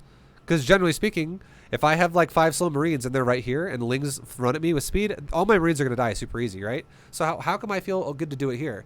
The reason why is because I have intentionally gapped my buildings by 1 grid spot and 1 grid spot. Only 1 grid spot length here is it's a doorway. It's a wall, essentially. It's a pseudo wall. And what that does is it makes Lings really fucking stupid at surrounding you. So if he tries to surround my Marines, they get cock blocked by Marines in the doorway, and it gives my other Marines time to get to the bunker. And if I only have 5 Marines, I will get through the wall super easy. And if I have 30 Zerglings, it'll get to the wall super slow because it takes a lot longer for 30 to funnel through this instead of 5. So I feel way more confident to be moving around my base like this because there's a 1 grid gap. There's a 1 grid gap. There's a 1 grid gap there too, but to be fair, there's a bunker, so who gives a shit? So we run back to the bunker. The Lings don't quite surround us in the process. They get a couple Marines, but not all of them. And I'm still macroing more in the process. And as you can see again, I do it again, right? I'm like, hey, come here. I'm in my little wall spot. Hell yeah. And then I try to rebuild my my depot wall. He doesn't quite let me do it. It's all good. But now I have a tank. And now that I have a tank, and now I also have more Marines. Now I don't have 5 anymore. Now I have like, what do I have? I have 9. And I'm making more as we go. Making another 4 Marines at a time because I didn't make add-ons here yet because we're getting all in right now. And I just made the 1 reactor here because we weren't getting all in when I made the reactor. Right? He hadn't broken the bunker yet at his base. So anyways, we're making Marines because we're getting all in, and now finally we have a tank. Now that we have a tank, shit gets more real. And now that we also have a depot wall, now this bunker, again, it's extra safety, but it's not even like, oh, this is now mandatory. Because this tank adds so much power to our defense here. It now covers the low ground at the natural quite heavily. And we can use it also to stand within the tank range with our Marines, and we can bait the Zerglings into it. And we also have a depot wall to where even if he tries to break up the ramp, this tank not only can cover the low ground, it can also cover the front of the depots. So this tank is amazingly placed. Like, look at it already. It already has 4 kills. The Zerg poked in, poked out. The tank already just killed 4 Zerglings right there. And it weakened a lot more of them as well. That the Marines might have also killed. Some of the Marines might have kills here. Because the tank does AoE splash. It does a lot of damage. And now we start walling off the natural. Easy peasy. Limited squeezy. And now look at the situation in this game. After all things are considered, all said and done, we have a supply lead. And the reason why we have a supply lead is, I mean, to be fair, we have done a little bit more damage to him than he's done to us throughout all the things. Like, we did more damage to his natural than what we invested.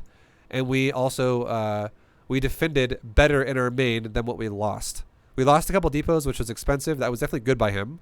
But the rest of that, he lost a lot of Lings to kill only a couple Marines here and there. Like, he was always running near the bunker, then losing Lings like crazy. So we definitely took overall a better game up to this point. And now that is overall, all those things together is why we are ahead to the point to where we are.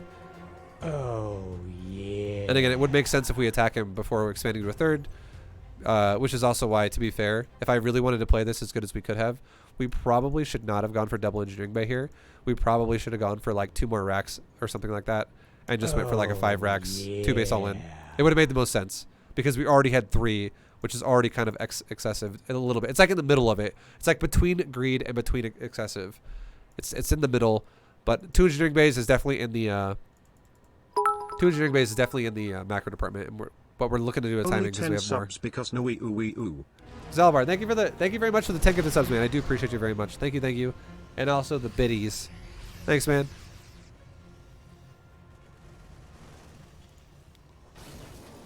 And yeah, that economy as well was terrible. I can't believe we left 32 SCVs out of on that base for so long. Like, we could have afforded so much more if we would have fixed that way faster. That was definitely our biggest fuck up this game. And then, yeah, now, just imagine if we fixed our economy faster, we made like 5 racks, and we just went for a push. This would not be 78 versus 104. This would be like 78 versus 124. We would have such a big army to kill him with if we wanted to go for aggression. We kind of went middle of the road this game. It was kind of fucked up. But I want you to know that, like, as I playing this, again, I want you guys to understand the concepts. This makes sense for macro. This makes sense for aggression. They're both together. It doesn't make a whole lot of sense if we do them together before something has happened, before we've really picked our point here. Now, we're eventually going to have both either way, but if I'm going to go for like, if If I'm going to go for 3 racks early and like be making Marines the entire time and have a lot of bio, I should just commit to it and I should go for it. Now, if I'm going to go for upgrades, yes, upgrades are nice, but if my build was like a build where it opened up with engineering bays early and my timing attack was when I got 1-1, then that's fine. But if I start engineering bays while I'm getting ready to do a timing attack, and that means that there's not enough time to get upgrades, so that like in the middle of my attack, my upgrades will be 30% of the way done, that doesn't make any fucking sense.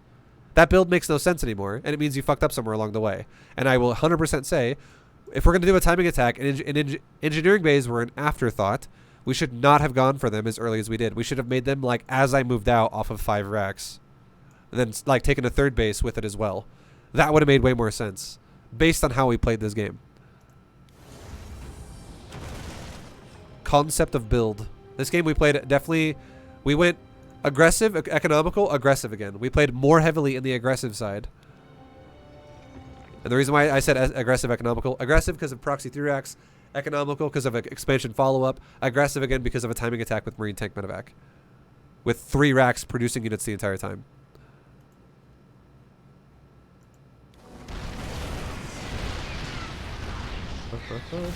And now here's a really cool, interesting tip as well. We're going to do this a lot throughout the series. A lot of Terran players, when you're really, really, really confident about your micro being godlike, you could pull all your Marines forward here, and because you're so confident that you have a fat cock, you know what I'm saying? You just like, yeah, I don't care. I could totally take this fight. But if you are not 100% confident that you have the split of a god, and you're not going to dodge every Baneling at all times, and have like the best splits ever, if you only send over a few of your Marines, not all of them, like literally we're talking like maybe 1/3 to like around 1/3 of your Marines. Or if you have a lot of Marines, maybe like 1/3 up until the point when you have about 12, and then just send 12. So what I mean by that is like, if you have like 20 Marines, send 1/3. And 1/3 is what? Roughly almost like 7. If you have 45 Marines, 1/3 is 15 of that. Still probably send more like 12. If you have 75 Marines, what's 1/3 of that? That's like, what is that actually? It's like 28 or some shit? Or 29? So weird. I don't know why. That 75 is such a weird number. Or no. Wait, what? What did I just say? Did I just say what is 1/3 of 75? It's fucking 25. I don't know. Whatever. You get the point. I don't give a shit. Sorry, my brain is kind of fried, guys. I've told you so much shit already. I don't want to do math anymore. I'm losing it. We've been talking about this shit for fucking 5 hours straight. The point is you don't want to have too much of your army go at once, because it increases the chance that it's at risk and it could die. And why is 12 really good? What's the magic number about 12? Why is 12 such a good number? Here's why. If you have 12, think about this for a second. If you have 12, it's not that hard to spread out because it's a less amount of Marines, so you could potentially spread it a little bit, and you could draw tank fire onto Marines out in front. Also, it's more than 8, and it's not too much over. So if I really got scared, I could also load a medevac with 8 of the 12, and I could have the 4 Marines left over just draw fire again. All the lings would wrap around these fucking lings and banes, and you know, my tanks would get more shots off. And it's very minor. It's a very minor investment into my fucking army to lose that. So 12 Marines is just good. And 12 Marines is also really good because it can kill a hatchery relatively fast. It can go queens pretty fast. It can kill shit fast. In Vibe, you coin from rally.io. Yo, Vibe next to me. Thank you very much for the 20. Thank you. So yeah, like if we just do like 12 Marines or so, again, this is 13, so it's a little over. If you don't do it perfectly, again, it's fine. Just try to understand the concept. Don't send your whole army here, because the point, what we want to do here, the best thing we can do is get our opponent to engage us in a shitty way where it gives us more time to have more tanks shoot him. That's really fucking nice. So that's the idea. And that way, if our opponent flanks us, our tanks have cover. If our opponent comes at us like crazy, we already have a bit of Marines spread out by default because they're already around our tanks. It also helps cover against like things like mutos and shit like that too. It's just a lot of positives. But now the second we confirm our opponent's counterattacking us, we pick up our bootstraps and we go, fuck it. Unsiege our tanks because this base is dead, and all of it goes right now. And why am I no longer scared to send only a bit of my army in? Because he's counterattacking me, he's base trading me. So if he's going to base trade me, let's stop being conservative and let's start fucking going fast. Because the more time we give him in a base trade means the more units he can now recover with more, more production. He could build a second army here longer if I take forever to go there. So now we just start pulling that trigger, going fast, because he's not defensive anymore. So that's a reaction to how he played. And then now look at our Marines, right? They just run his base over and he dies. Super dead. And there we go. Now let's go back and look at what his counterattack looked like. What did his attack look like? This is what our base looked like while we were attacking him. And this is us having new rallies just to defend our base while macroing while we're microing. We're multitasking. Check this out. So he shows up. Now I want you guys to know, if we actually were playing this game at like a master's level or a really high level, what we could do right now is we could actually focus fire mutas, number 1, to kill some of that DPS so they can't out DPS my medevacs. Number 2, we could also boost my medevacs, stimpack my Marines, and run to like right there. And then we could also grab our SCVs and then run them back in the main base. And the reason why is because 7 mutas is actually kind of scary versus 6 Marines. It's a little bit scary. However, thank you Salbar for the bits. Always base traders Terran. Yeah. If we actually pulled our Marines back to the high ground and we lifted up, we loaded up, or we not loaded anything.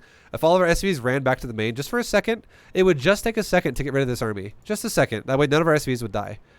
And now suddenly, if we run to right here, that's not 6 Marines anymore. It's going to be 6 Marines plus 7, 8, 9, 10, 11. Because there's 5 more Marines coming out of these racks and they're almost done in the next like couple seconds. So then if we're fighting now 11 Marines and 2 medevacs versus 7 muta, that's a much different situation. And if you actually are outnumbering mutas with Marines, and especially if the medevacs are there too, the chances of you killing mutas is fucking extremely high. The reason why this is scary is because he actually has more mutas than I have Marines. That's kind of scary. But yeah, that would be a super good fight. And then also, if we backed up to our second wall, we could lift it up, and we could zone out the Lings for a second wall right there. So our tank would get more damage done while our Marines are killing mutas, and then eventually Lings as well. Like, that's how we could have played this to be, like, flawless. But again, we're not really multitasking a whole lot yet. Just doing a simple fact of attacking his base and macroing at the same time is already multitasking as it is. And that's what we're doing, really, in Diamond 3. And that was enough. So even though we didn't micro shit here, we still managed to win. Like, no stim pack, nothing. We still managed to win just because it was just enough. No stim pack again. Our medevac isn't even helping until the Marines start taking damage because it was like out of position. And now finally we're like, oh, run the SCVs. But look, we're still macroing. We just lost 7 Marines. We just lost 7 Marines. And we have 8 Marines. Or sorry, we lost 6 Marines and now we have 8. Because he was only at 7, I had 6. All those Marines I had early on already died. And now I'm good to go again. We're fucking great. I have so much bio again.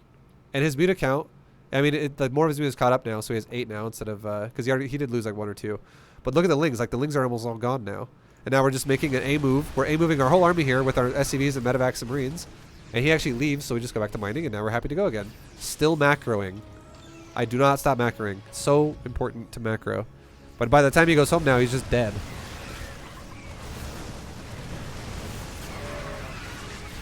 And then that was obviously Marine Stutter Step. This is Marine Stutter Step right here, right? We'll show you one more time. Marine Stutter Step, when my opponent has units that are running away really fast, I can't Stutter Step on command because I gotta make up more distance, so I gotta run more often than I can attack. I can attack less often to keep closing the distance. But if my opponent is gonna sit there and just fight me, I can Stutter Step 100% every 0.4 seconds because that is the attack speed of a Marine. So if I try to go 0.4, 0.4, 0.4, 0.4, attack, attack, attack, attack, attack, attack, attack, I'm doing it perfectly then. And this is what it looks like if you Stutter Step really fast with a unit like a Marine. Stutter, stutter, stutter, stutter, stutter, stutter, stutter, stutter. And then you just obliterate the fucking mutas.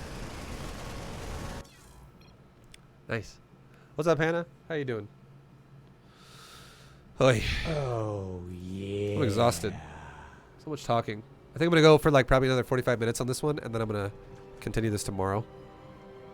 I am fucking exhausted, guys. I don't want to go for another 10-hour video again today like I did last time with Protoss. No more of those. That was brutal. Almost lost my voice doing that one too.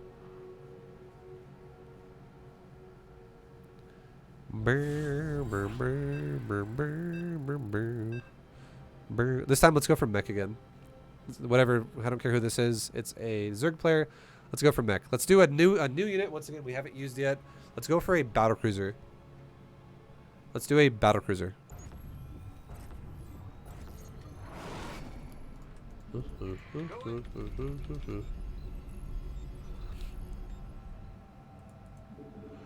And again, we're just going to play this game in a way where we're going to understand the concept of our position in the game, and we're going to play around it. SCV ready. Concepts, boys. Will do. Not enough minerals. Not enough minerals. SCV ready.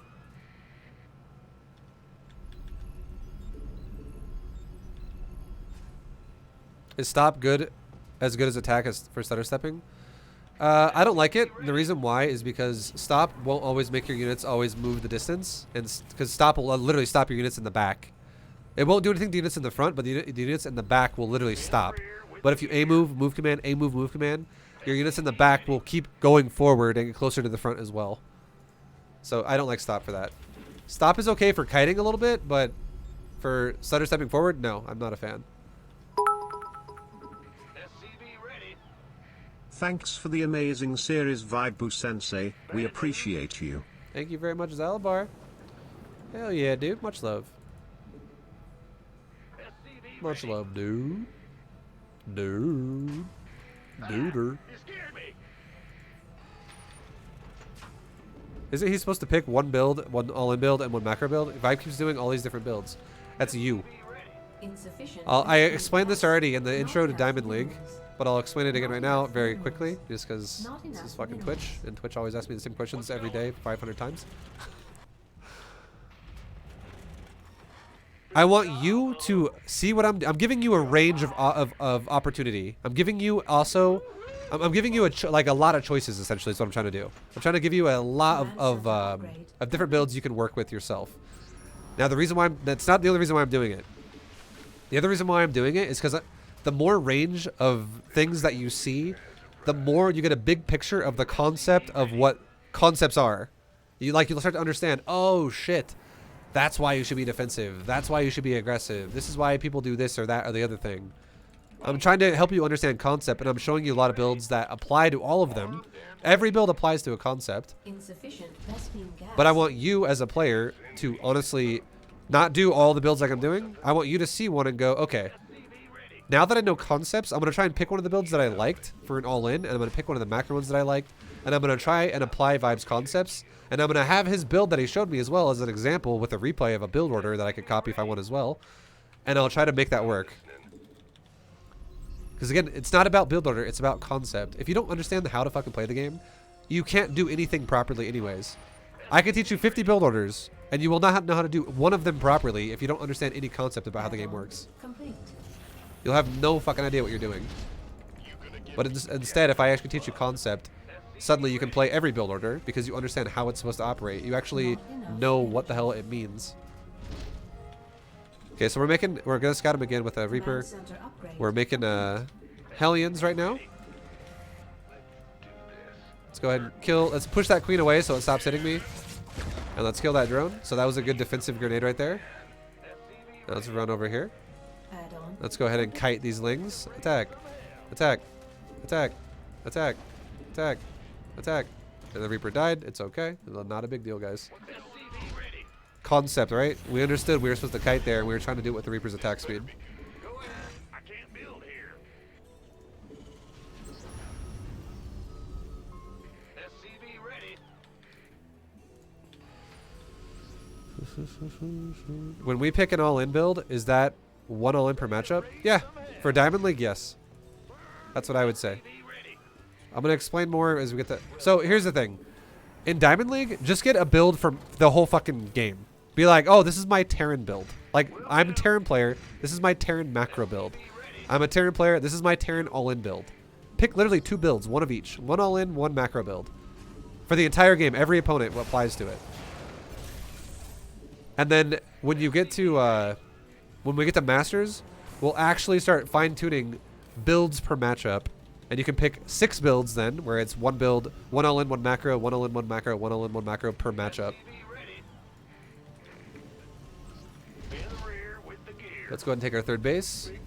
Again, we're going to open up. We can open up with a aggressive style that has a economic follow-up to it, okay? So we're doing 1-1-1. We're making a battlecruiser. And we're going to go into... This could go into bio. This could go into mech. This could go into economy. I could go 2 base all-in behind this. Instead of going for the command center, what if I built 4 more racks? Right? How about we go bio behind this time? We'll go bio behind this battlecruiser opener with Hellions. So here's how we can do this, okay? We're going to grab our Hellions. And we're going to go attack across the map. We're going to keep making SCVs at the same time. Let's also go ahead and really quickly make like a few depots. Complete. And let's also make 2 engineering bays. That way we can set up the macro follow-up to this. Let's grab our battlecruiser, which is about to finish. Oh. And let's do this. Yeah. Hold on 1 second. Let's lift off this factory, put it on the tech lab, lift off the starport, put it on the reactor. So now I have the ability to go for tank, marine, medevac, which is what we can do a macro follow-up with. And my battlecruiser can fly across the map. And we can make right now like 4 more racks because this is becoming a macro follow-up. And we have a good third base setup going on. And we're just looking to like set the game up into a something more than this. Now let's fly the battlecruiser. Oh, we found a base. Let's kill that base. Take these Hellions. Let's go attack drones. Try to focus fire drones if you can. Hit a drone. Hit a drone. Hit a drone. Okay, let's go to the next base. Keep making SCVs. Make medevacs. Make a tank. Okay, let's attack a drone. Attack a drone. Attack a drone. Here's another thing you can do. Hold position. Hold position. Hold position. Hold position. Hold position. And why is hold positioning working? I'll explain it when this game's over. Come back to my base. Grab all these barracks. Make these upgrades. Because we're moving Hellions into the next base. Make SCVs. This base is walled right there. Or that's walled right there. Attack drone. Attack drone. Now if I hold position here, it doesn't work. It'll hit the queen only. Because it's in range. And we'll explain that concept when this is over. Attack drone. So could we Attack do a drone. bronze to plat build in diamond for Protoss as the macro build and get to masters? Okay, what? What did you just ask me? Could we do your bronze to plat build in diamond for Protoss? Yeah, probably. You're gonna lose a lot though. I'm telling you right now. You're gonna lose a lot, but you still, yeah, I bet you can still get masters. Research. It'll be rough though. It's a rough road you're going down right there. Okay, let's go ahead and macro all our shit. Let's make a few more racks because we have a lot of money. So let's go ahead and make some more racks. Let's drop. Now we're also gonna get even more money because now we have a third base that's ready to go with a bunch of mules. Keep making SCVs. And now we have all these, you know, buildings. Oh no, we didn't even use our battlecruiser, right? Let's go back and use our battlecruiser. We totally forgot about that shit. Let's go ahead and use the battlecruiser now. We focused so hard on those fucking Hellions. Let's siege our tanks just to have tanks sieged. And now let's fly our BC. Okay. So we want to avoid the corruptor and the queen, so let's go like this. Right click a drone. Right click a drone. Right click a drone. Okay. Go over here. Right click a drone. Okay, our battlecruiser is gonna die, so let's teleport out of there. It died. It's not a big deal. Do I give a shit? Nope. Not one bit. We definitely could have used the battlecruiser a lot better this game, but it's okay. And what did it scout though? I scouted corruptors and lurkers. So you know what I'm gonna do now? I'm gonna get a couple more tech labs and and like 1 more reactor, so I can still have a little bit more marines to hit air with. But let's start making marauders. Upgrade. We still have complete. tanks. We can also make marauders now, so we can deal with fucking lurkers in a good way, where it's not gonna be like Mineral only marines fighting add-on lurker. Complete. We still could deal with marines with lurkers as well, but that would just put more emphasis on the tank. Okay, let's go ahead and keep maxing out, keep maxing out, keep maxing out. Let's try now and do one. Let's do 1 more scout. Let's do 2 drops. 1 go on the left, 1 go on the right. Add-on. 1 go left, 1 go right. You lift off and go take another base right there. Take another command center while we're at it. 3 SCVs, get off. 6 SCVs, get off there. Put them on the gases and transfer SCVs to this new base right here. Concepts, guys. Concepta. Not enough minerals. Research. Okay, let's get 2 upgrades. Not enough. Transfer some SCVs off this base and put them over here. And now how's this looking? Is there a base here? ETA, 1 minute. No. Okay, so we drop here. Heading out. Okay, how is this looking? Nothing so far. So let's come back to this drop. Now I can actually look at this and let's macro while we're gonna set up our micro. Okay, let's go ahead and kill some shit. Let's load up that medevac just because he's here. Now let's go here instead and let's drop the main base. What's going on over here? He's got another base right there. Let's drop this base. It's exposed. Look, did I know he's gonna up those lurkers? I had no idea, but it worked out, right? Marines stim pack. Maybe we'll kill the queen. Cool. And now our Marines are dead. What's going on over here? Oh, we killed a hatchery. Sick. We can maybe scan a creep tumor now. Push him back a little bit. Kill the creep. Let's go ahead and lift up these Marines and get out of there. Now, I macroed during that entire process, guys. I did not tunnel vision it and go, I have to kill him now. So look at my supply. We're maxed out. So now let's fucking go ahead and deal with that. Let's go ahead and push with our maxed out army. So let's go ahead and do that right now. We can unsiege our tanks at our base because we're actually using tanks now as part of our army. And now we know where his base is. So now if we know where his base is, let's go ahead and worry about pushing the base that, you know, from one of the angles we want to push. We can push from there, or we can push from there, or we can push from here because this mineral line is gone. Let's just push from the top. Let's just pick a side. Oh, okay, never mind. Well, we found another base. Let's push from here now because he has a base here. So he's got lurkers. He's burrowing. Oh, God. Let's do this. Whole army, back up. Wait. Tanks. Leapfrog. Green box on my units and move forward a little bit. Tank, leapfrog. Siege tank right here. Siege. Siege. You guys go forward. Green box my units. Move forward. Unsiege these tanks in the back. Siege this tank in the front. You guys go forward. Right here. Okay. Unsiege these tanks in the back. Siege these tanks in the front. Okay, now we're getting shot by a lurker. So there's the Zerg. Now bring our army forward. Move our tanks forward.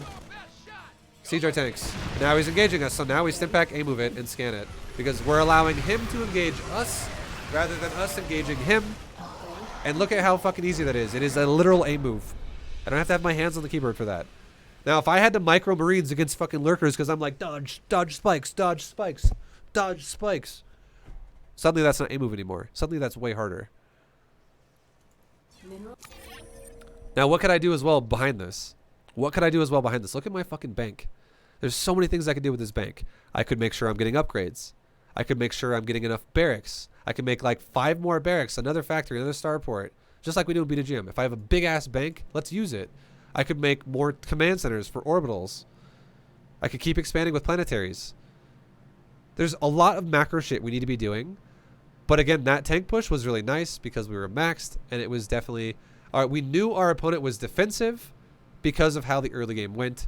And if we capitalize on that push, there's a good chance he's going to die. And the reason why he was defensive is honestly because our Hellions fucking roasted everything. Our battlecruisers didn't do much, but our Hellions definitely did.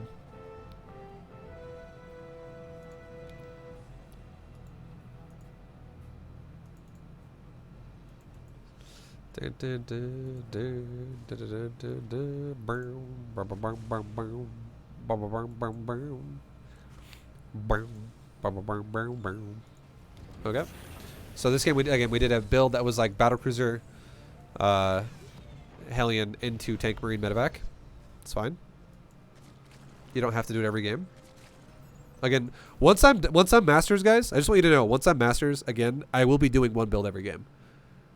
Like, for the most part. I'll be doing a very limited, like, I'll be doing one build that, so the way it goes is in masters, we'll be doing one build that is an all-in build, and I'll be doing one build that is a macro reactionary build, which does not mean, oh, it's the same every single time. It means sometimes in the macro build, I'll be aggressive in the mid game. Sometimes I'll be defensive in the mid game. Sometimes I'll go down 4 forks in the road in a row that are macro, macro, macro, macro. Or sometimes it might go macro, macro, aggression, aggression.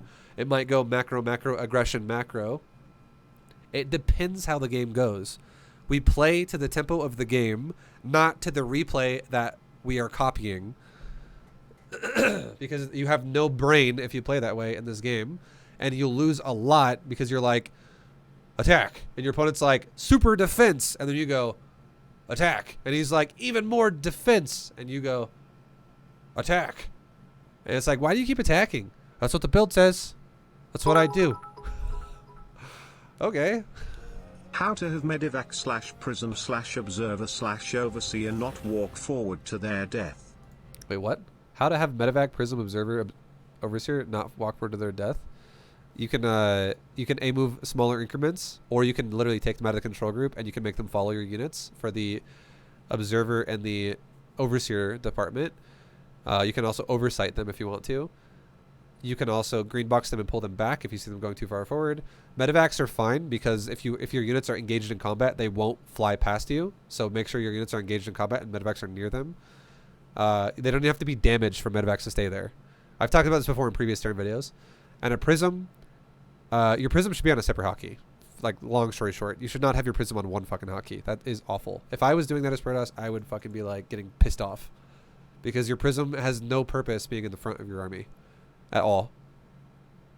And like also a good thing about it being on a separate hotkey is you can double tap it and go, your camera will go to it and you can warp in at it. Or you can use it to physically micro your units with the pickup command. Again, guys, I don't like answering questions too much about shit that's not even related to what we're talking about. Just because we're going to talk about how to micro prisms in Protoss series, and we're going to talk about how to micro observers in a Protoss series. We already have, and we're going to talk about how to micro overseers in a Zerg series. The only one that was relevant there was medevacs, and I've already talked about medevacs as well a lot in Bronze to Plat. I appreciate you though, Zabadar. I don't want to throw you under the bus. I appreciate your support, man. Much love. It's just in general, I get asked these kinds of questions repeatedly all the time. And it's literally just for Twitch chat. Like YouTube, if you just watch this on YouTube, you'll see all this. You'll get all the information because you'll actually watch the series. You're not just gonna watch fucking 2% of it because you're watching today only. You know what I mean? Okay, so in this situation, what am I doing with my Hellions? I am moving and then I am attacking, and then I am moving and then I am attacking. I am doing a Hellion stutter step. Now a Hellion stutter step is fucking slow, guys. Like, they move way more than they shoot, is what I'm trying to say. Equinox, so what thank advice do you give a new Diamond player? Watch the series. Pick a macro build and stick with it for all races, but do not use the one you used in Bronze to Plat. Okay, I'll explain again. I don't want this to be confusing. I did say this a lot, though. It's not... I said this a lot in Bronze to Plat. It's not about the build order.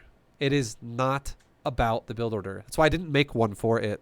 It is not about the build order. It's about understanding. Bronze to Plat is about understanding how to make an economy. Okay? Equinox, thank you for the 2, by the way. It's about understanding how to make an economy.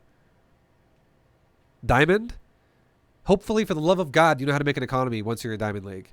And now in Diamond League, it's about picking a build that you see me do and going, I kind of like that one specifically. I like that build. That build's sick.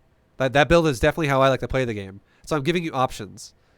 And I'm also giving you a lot of variety of how to play concepts of StarCraft. So let's say you pick this build and you're like, Vibe, okay, so what you're telling me is I like Hellion Battlecruiser and Marine Tank Medevac. So I should just do this build? Yes. Do this fucking build if you like it. Download this replay if you like it. Use it. I'll do it more times. I'm not going to do only everything once, but there's a lot of variety in StarCraft 2, guys. It's not just one thing repeatedly every game. The only time you should ever do one thing repeatedly every game is if you want to master something. If you want to get better, really, really, really good at it, get the ins and outs of that one build. And that is definitely what you should do to start learning. You should start learning that way. But if you know how to make an economy in Bronze to Plat, you now know how to operate a build realistically in Diamond. And then if you're watching Diamond and you understand the concepts of how to fight your opponent, you not only then know how to operate a build economically, but you know how to operate a build micro-wise.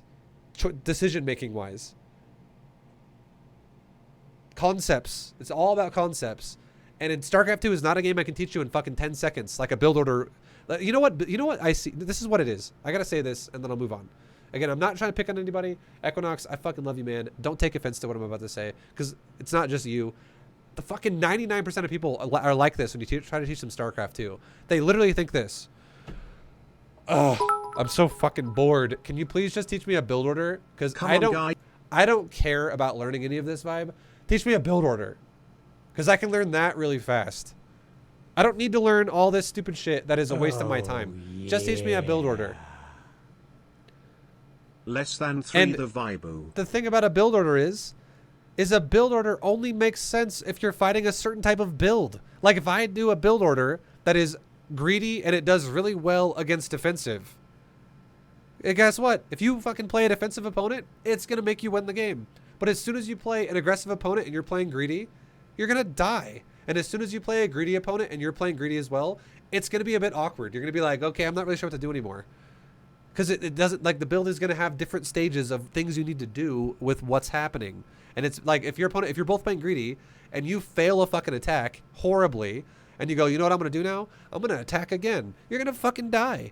And if you don't understand concept about StarCraft, you're not going to actually understand how to operate a build. So again, Diamond is all about teaching you how to play the game with concepts. Think about logically, aggression, defensive, greedy. These three concepts about how to open your build. Are you going for command centers faster? Are you going for barracks faster? Are you going for bunkers and tanks faster? Are you going for tech faster? What are you doing in your builds? Is it defensive? Is it aggressive? It's just learning how to play the game. Okay? It's learning how to operate a build. Because a build order is literally a fucking monkey could do it. You go, okay, you do these numbers at these times. And then you go, thanks, I got it. And then fucking 5 days later you go like this. Doesn't work anymore. What do I do? How do you, they learned. What do I do now? Teach me a new build order. I don't want to learn the game, but teach me a build. And I go, okay, here's a new build order for you. 5 days later, you're like, it sucks again. What do I do? My opponents, they're not a robot. It's not like a fucking raid encounter in World of Warcraft. There's not like a one thing beats every time kind of a situation. You don't just do one thing and always win. You're playing real people that have brains and they can adapt to situations, and the meta shifts throughout the game. There's been like hundreds of metas throughout the course of StarCraft 2. It's not just one meta forever, but the concepts never change. Greedy play loses to aggressive play in theory. Aggressive play loses to defensive play, and defensive play loses to greedy play. 99 times out of 100. Unless one of you is just really shitty at the game and one's really good, then concepts don't matter because one of you just can't play properly. Concepts are so much more important. It's harder on me watching than you teaching, believe me. No, it's not. No, it's fucking not. Thank you for the bits. Oh, God. I'll play your other one, too. Okay, so let's talk about micro. I appreciate... I know you guys are just curious, and some of you just... Come on, guy, you need to make the money first, then you get the women. Some of you just want to have, like, a fucking quick fix to get good at StarCraft. It doesn't exist, guys. It'll exist for a limited period of time, and then you're back to where you started. But if you know concepts, you're so much fucking better off. Okay, so we are attacking into this guy, right? Now I'm focus firing drones. And like I said before, the stutter step of a Hellion is super slow. And the reason why is because the Hellion's attack speed is 1.79. So if I attack repeatedly every 0.5 seconds, because I think this is a fucking Marine, my Hellions are going to sit there a lot and do nothing many times. Every 1.79 seconds, finally I can attack again. So I can move. I can literally think to myself, guesstimate it. Do you have to be perfect? No. But just get a feeling for it. Just know almost 2 seconds, you Just attack. Want to shout out Android Kenobi who puts the timestamps on the YouTube vids. I agree. Also Ty Vibe for the thorough explanations. People may find this boring, but I think losing continuously is even more boring. Well, it's really just, it comes down to, the people who find it boring are the people who don't really like putting any effort in anything. That's really what it is.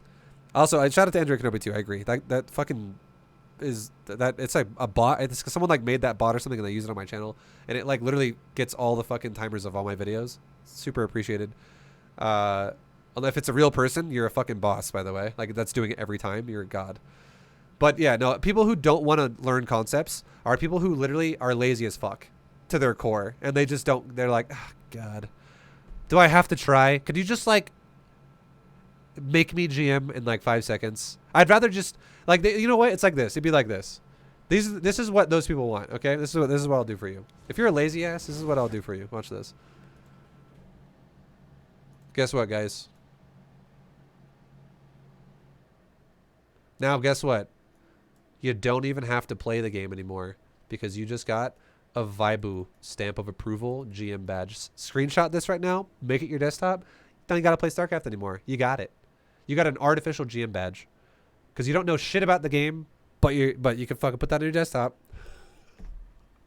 You got it. But if you actually want to learn how to play the fucking game and get it yourself, listen. Stop trying to get a quick fix for everything.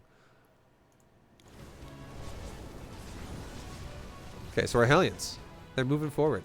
They're pushing in, boys. We're pushing in deep to the next drone line. How many drones have we already killed? We killed 7. That's really good. That's super good. And now, again, the micro here is every 1.79 seconds, we're going to move a drone.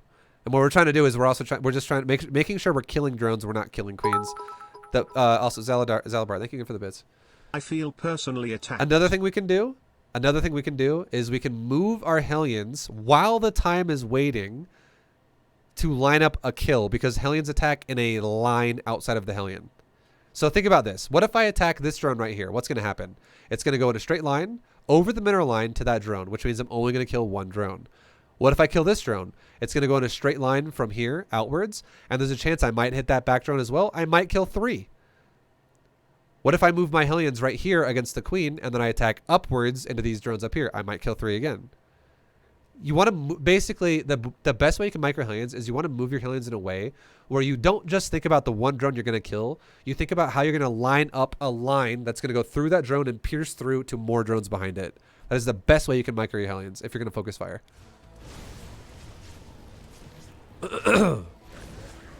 Okay. And then like right now we're just A-moving, we're A-moving, we're A-moving. We also want to avoid the queen. Now here's a cool concept, okay? Here's a cool concept. A Hellion's attack range is 5. A queen's attack range on the ground is also 5. But a queen is currently also out of range right now because it just is. Okay? Now if I tell my Hellions to hold position, these 4 Hellions right here will attack drones. This Hellion right here will attack the queen. And the reason why is because if I hold position, the reason why is because if you hold position a unit, if there's any enemy hostile unit within range of you, it will attack, like your unit will attack that unit. Hostile will fight hostile if you hold position. However, these Hellions are clearly out of range of the queen, because again, these 2 things right here are like already max range of each other. These guys right here are out of range of the queen, so they will attack whatever is within range of them, which it's going to always prioritize units over buildings. So I will now attack drones with these other Hellions. So if I want to just have a large spread of damage all over his mineral line, and I know if I hold position that his queen's going to be out of range, you can totally do that as well. And you can do hold position at the same pacing as when you would A move every 1.79 seconds, as long as there's no hostile units in the area. But if a queen was like right here, all my Hellions would shoot the queen, because it's going to prioritize hostile over non-hostile if you just hold position it. I want you guys to understand that's a thing. But it is super good to hold position if the majority of your Hellions, or all of them, are out of range of what's trying to get aggression from you.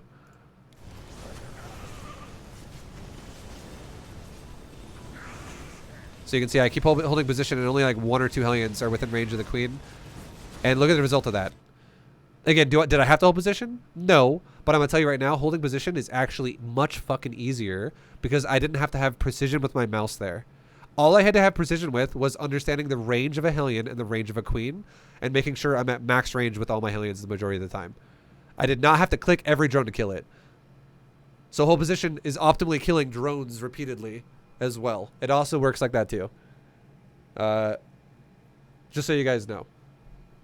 So there was a little bit of 2 micro situations going on there. And then right here, same thing again. All good. Our Hellions ended up dying. Now, as a result of all of this, we ended up killing 35 drones, guys.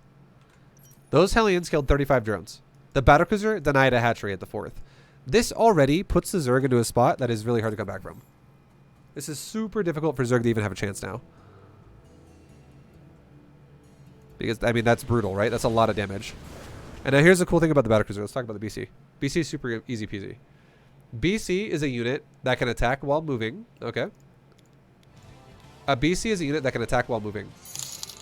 Yo, TL attack. Thank you for the 5. Hey Vibe, Hi. love the series. Hell yeah. Got to low plat on B2GM, feeling a little burned out doing the same thing every game. Don't do Should that I way. run B2GM on a different race or learn some other builds to spice it up?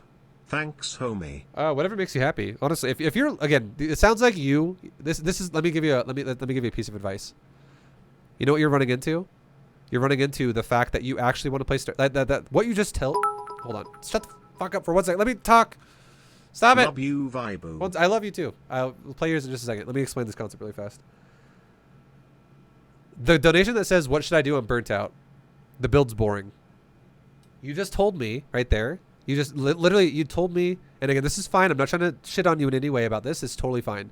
But the way I just heard what you just said was, Vibe, I want to have fun while I play StarCraft. I don't want to get better. Please help me. Because here's the thing. If you really want to get better at StarCraft 2, if your idea of fun in StarCraft 2 is to get better at the game, you will not give a fuck about doing the same thing repeatedly to get better at it, because instead what you'll care about is the process of you actually feeling like you're getting better at the game. But if you're getting bored because the build is boring as shit, it means all you want to do, you don't really want to get better as much as you think you might want to get better. You just want to have fun now and do fun shit. So, and that's totally fine. If that's how you feel, definitely just don't fucking do B2GM every day. Don't make the game suck ass for you, because it already sounds like you're not that competitive. Like at the end of the day, like you might have some competitive aspects to you. I'm not saying you don't, but you're not as competitive as you might think you are, because if you were, you wouldn't give a shit about that. So just give yourself a break. Go play some other games. Play a different game entirely if you want to. Do different builds. Do a cheese. Do fun shit. Play other races. Just have fun. That is really what it means. Because if you're really competitive, you fucking grind. You grind if you want to be the better, and you just do it. That is a fact.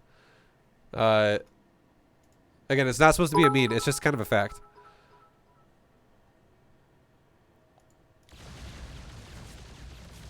Okay, the bot's like super laggy, so I'll start talking, and then it'll probably interrupt me in a second. Okay, so with the battlecruiser has 6 range. It's all good. It attacks really fast, but it can also shoot while moving. So here's the interesting way to micro a battlecruiser. If we move our battlecruiser out of range of whatever can attack us, then our battlecruiser can ignore the things that, like, for instance, if our battlecruiser was like right here and a queen was shooting us, a queen has 7 range to air and our battlecruiser has 6 range to ground. So that means that there's a 1 range dead zone where if the drones are that dead zone, if the queen's standing like right there hitting our battlecruiser and it's at max range and our battlecruiser is like right there, our battlecruiser will kill drones and ignore queen. And we can just fly past the mineral line like that, and we'll just kill drone. And then we'll just ignore the queen. And that's great for us because, again, what we want to do with the BC is kill the drones, not the queen. And why does that make sense conceptually? Why does it make sense conceptually to kill the drones? Because we're fucking expanding. Because we're taking a third base. Because we're setting up a macro game. We're not all-inning him. Non-competitive people get the gold star GM background. That's right. Again, I don't think there's anything wrong with someone who wants to play the game for fun, but love you, Vibo. That's fine if that's what it's for. Download SC2 again. I got second to an aimbot in Apex just now and miss actually playing another human being one-on-one. Nice. Also sorry for totally being a troll the other night. Peace and love, man. Oh, you're all good. It's fine. Okay, so this series is for grind. This series is supposed to, guys. This series is not cheesing and fucking with people. It's not trolling to GM. The series is bronze GM, like actually trying to make you a better player, right? So it's gonna obviously be more serious. So if it's too much and you're like, fuck, this is boring, stop doing it. It's totally fine. Just give yourself a break. Do it again next week, or just stop doing it altogether. It's not a big deal. It's totally fine. No one's forcing you to do it, right? But just the way I think StarCraft 2 is fun is the better you are at the game, the more of the game that opens up to you, and that is when it gets really fun because you feel like you're a fucking badass at RTS. That is really fun. When you feel like you're really good at this game, that's when it gets really fun. Not when you troll your opponent with a battlecruiser and they just happen to rage at you and quit the game and get salty. Like, yeah, that can be funny for 5 seconds, but it's like shitty. It's cheap fun. It's not like lasting fun, is what I think it is. It's like a laugh for a second, and then you're just like, no, I don't care anymore. What do I do now? Like, you have no investment. So, anyways, let's talk about this. I'm trying to talk about this battlecruiser for a while. Now we're going to talk about it. So, my battlecruiser, okay? If it flies over units, it's going to target the units that are hostile. Now, a queen is in range, and it's going to definitely take damage. Corruptors are chasing me, and they're going to prioritize the damage that my battlecruiser does. And we don't really want our battlecruiser to kill these things. Queen's okay because it actually removes his larva inject, which is a huge part of his macro. But we definitely don't want to be killing corruptors right now. That's fucking awful. However, because it takes forever to kill them with our battlecruiser. However, if we actually kill drones, then that's super good because drones are going to remove his economy and they're so easy to kill. So Here's how we want to micro this. If I want to make sure, and also we're not gonna stutter step with a BC. It's got a 0.16 attack, and again, a BC is a unit that can attack while moving. So a BC is kind of unique in this regard, where if we tell our battlecruiser to move like right there, see how there's a little green box right there? We can move right there, and if we don't control anything else, our BC will automatically target hostile units. Now, if we attack the ground, it'll once again attack hostile units. So a battlecruiser is a unit that requires a little bit of precision with your clicking.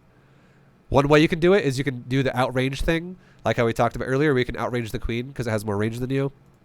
Meanwhile, in the dead zone of that range, you kill the drones. That is one way you can do it, but it is impossible to do it now because corruptors are chasing us, and corruptors have the same range as a battlecruiser, so they're always going to be on our ass. So there's no more outranging shit. And they're flying at me as well. They fly faster as well.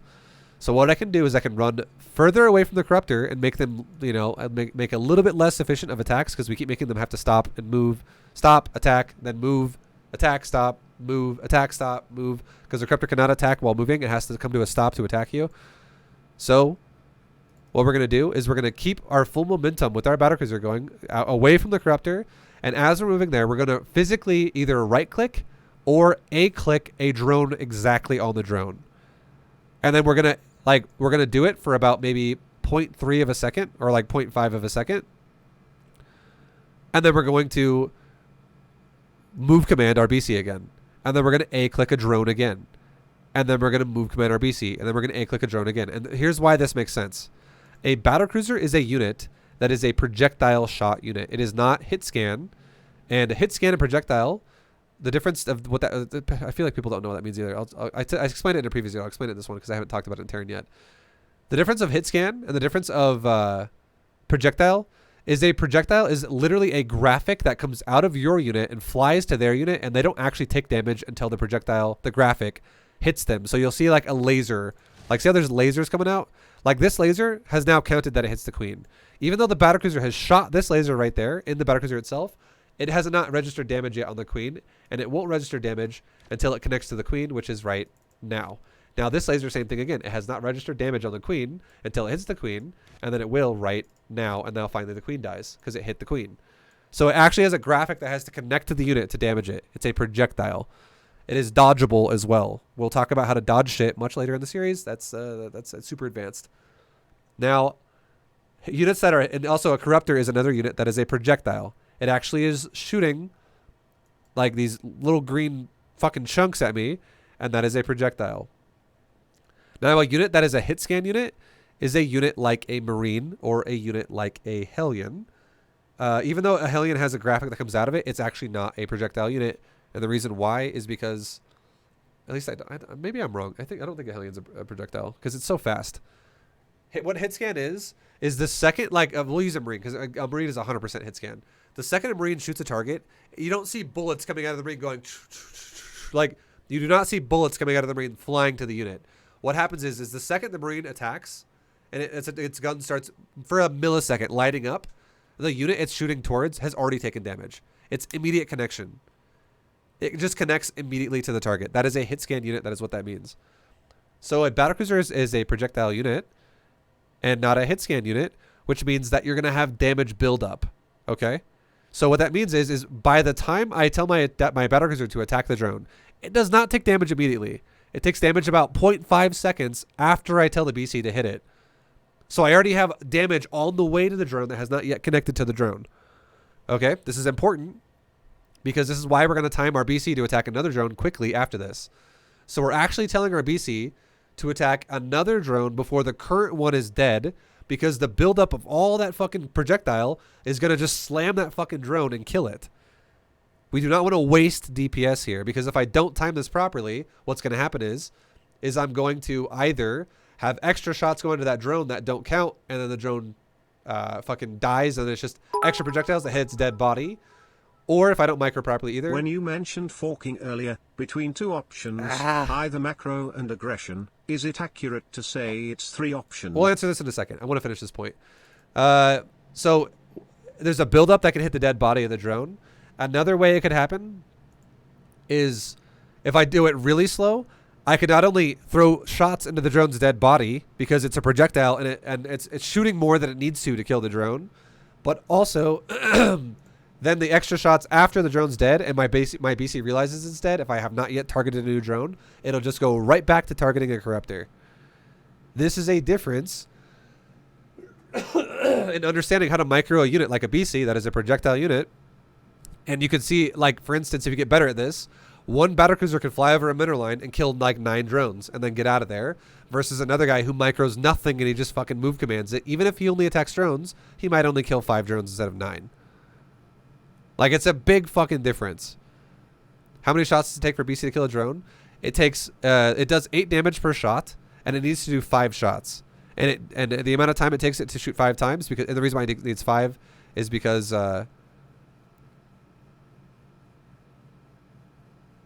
no, it's 6 shots. Sorry, it's 6. I was like, wait, I did that wrong. It's actually 6 shots. It's 5 if it didn't have regeneration. It's 6 if it does have regeneration. Because the drone has 40 health. 5 shots from a BC on the ground does 40 damage. But it's going to... You need a final 6th shot because the drone regenerates health as well while it's taking damage. So it's going to live with like 1 hit point. So you need to shoot it a 6th time to do the 48 damage because it'll have more than 40 health when while you're shooting it. So think about that. How much? And now let's do the math on it. What is 6 times 0.16? That is 0.96. So we need to spend about, literally, average it off, 1 second per drone. So you can literally click a drone, count 1. Click a drone, 1. Click a drone, 1. Click a drone, 1. Click a drone. That's how you fucking micro BC.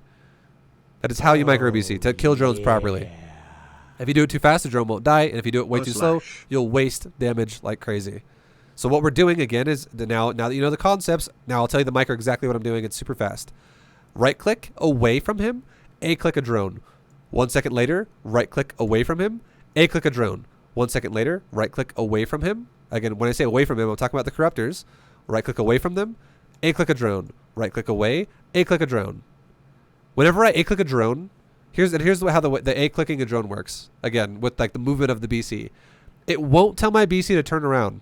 As long as you don't hit the ground. If you hit the drone itself, if it's already within range of the BC will not turn around. Because it can shoot while moving. Okay, it can shoot while moving. So, if we can shoot while moving and we're good to go, then we're happy. And then, we're just going to keep moving away and A-clicking drones, moving away, A-clicking drones. That's all it is. And you want the last thing as well we didn't touch on is you want to probably A-click a drone that's in front of you or under you, not a drone that's way behind you. Because if you A-click a drone that's already like on the verge of getting out of your attack range, your BC will come to a stop to kill it.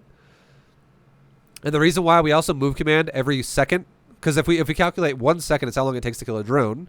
If we move command 1 second before the projectiles have actually killed the drone, and we know the projectiles are on the way to kill the drone, if you can get better and better at that, if we don't move our BC and the drone dies, the BC will then, as soon as the drone's dead, it will come to a fucking stop. And we don't want to come to a stop because all that does is it increases the amount of times the corruptors are going to shoot our ass, because that's what he wants us to do. He wants us to stop so that more of his army can start getting on top of my BC and killing it. We want to kite his army while killing his drones. So I hope that makes sense. But that is the idea of what we're doing with the BC. So I'm always kiting his army and killing his drones, and we just broke down how that exactly works. Okay, now I can answer this question, Ola. Also, Zyker Arrow, thank you very much for the 10-month resub, dude. Much love. When you mentioned forking earlier, between 2 options, either macro and aggression, is it accurate to say it's 3 options, where you fork between aggression, defense and greed?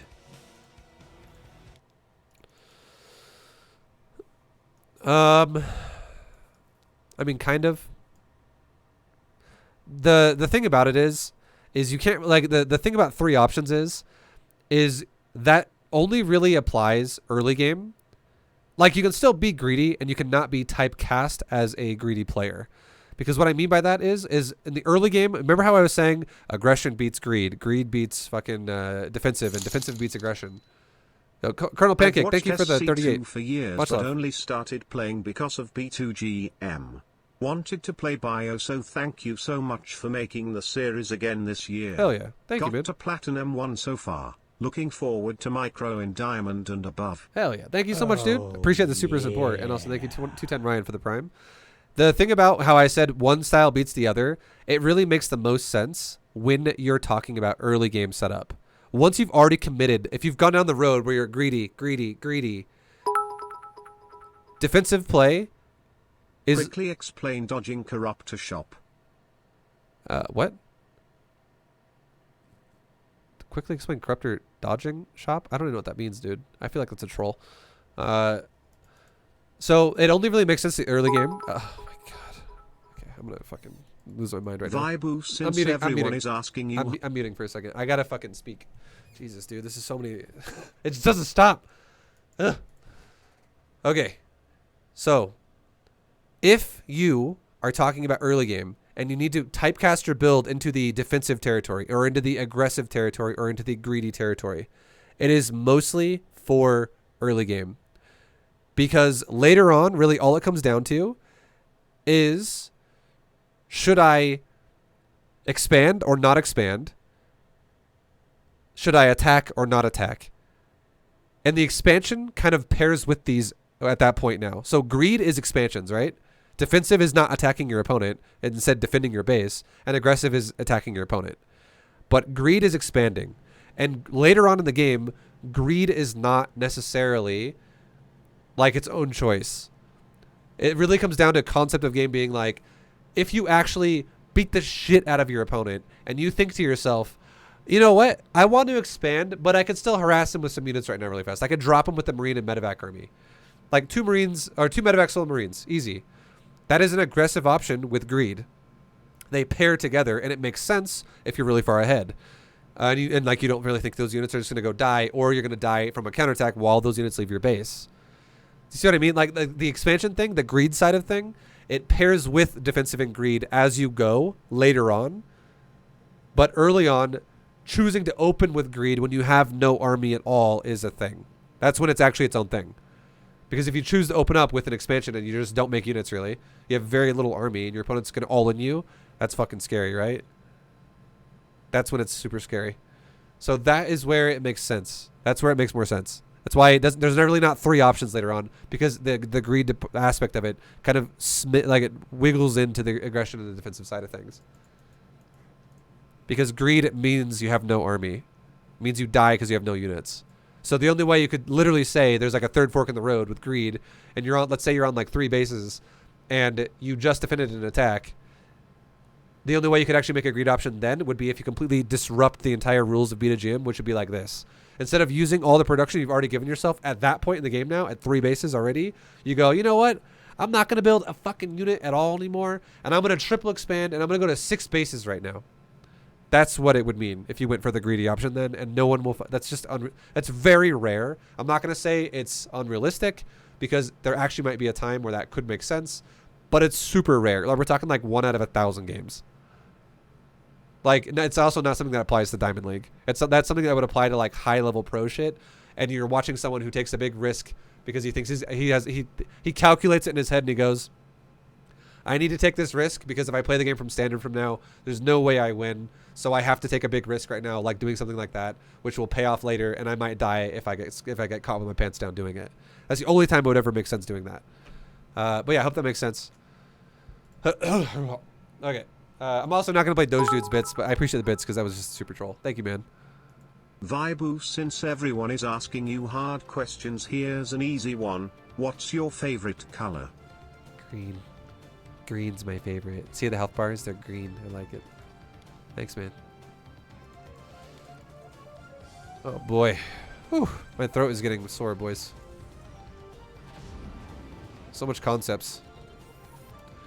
And Diamond, the reason why we're going so fucking ham on Diamond 3 as well is because you guys, I expect you guys to know jack shit. I expect you guys to know literally nothing. See, like, here's an example. Here's an example of what we just talked about. Notice how I'm expanding again. I'm still fucking taking bases, right? This is greed. But it's not supreme greed because I'm still making an army in the same time. I'm not just sacrificing units to make expansions. But in the beginning of the game, when you only have like 1 Rax and you make like double command center or something, or like a command center, that is fucking greedy. And if my opponent just doesn't want to expand at all and he makes nothing but units, I could die. But now, I'm still making units, so it's not as greedy anymore. But now you notice I'm expanding, and I'm also counterattacking my opponent with a drop. I'm actually going down a fork of aggressive greed. It could be conservative, which means it's not fully into the aggressive side, which means I'm going to throw these units away, or it could be full-on aggressive greed, which means I'm okay if these units die because I'm trying to do damage to my opponent and slow his economy down.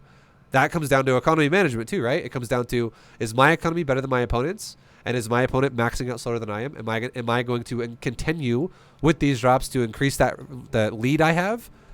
Because if I lose some Marines to kill some drones, it means he loses economy and I just lose easily replaceable Marines. A drone and a Marine cost the same amount, but a Marine does not mine minerals, but a drone does.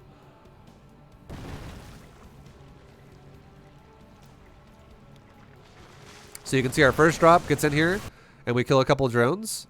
Then we load up and run away from the lurkers. We just load up and leave and go to the main. Now our second drop comes over here, and we go for the main, or the fourth base of Zerg. We end up killing this base, which is nice. And then what happens here? And then in the main again, we end up killing a queen, and it's all good. So all we just did there is again, even though we're losing these units and it's not a big deal, or we lost the majority of the units, but that meant it got saved, we're still maxed out. Because we just wanted to slow him down. The whole point there was slow him down because that was not supposed to kill him. That was supposed to slow him down. It was also supposed to scout where we wanted to attack right now. Now this kills him.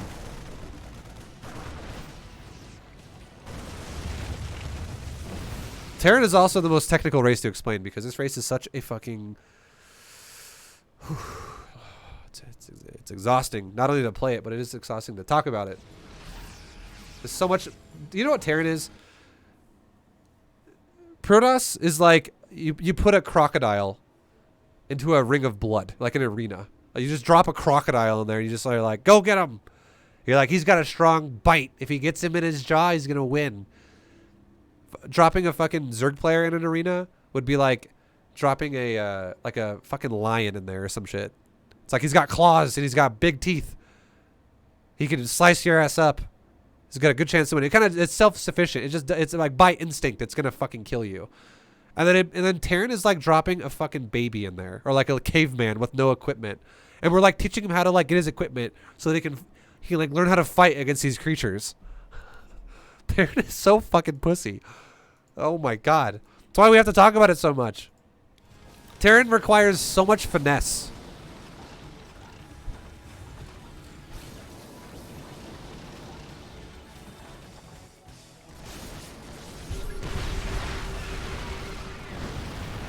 Okay. So now this is the final part, right? What did we do? Did I rush into lurkers and die? We touched on this earlier. No, I did not rush into lurkers and die.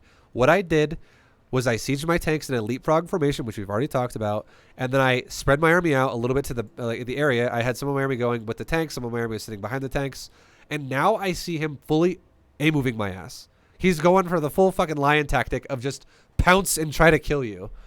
And now we're the caveman who's crafted these spears on a wall, and we've like put grass over it. And then we also covered ourselves in fucking like blood or some shit to be like, come get me. You smell this?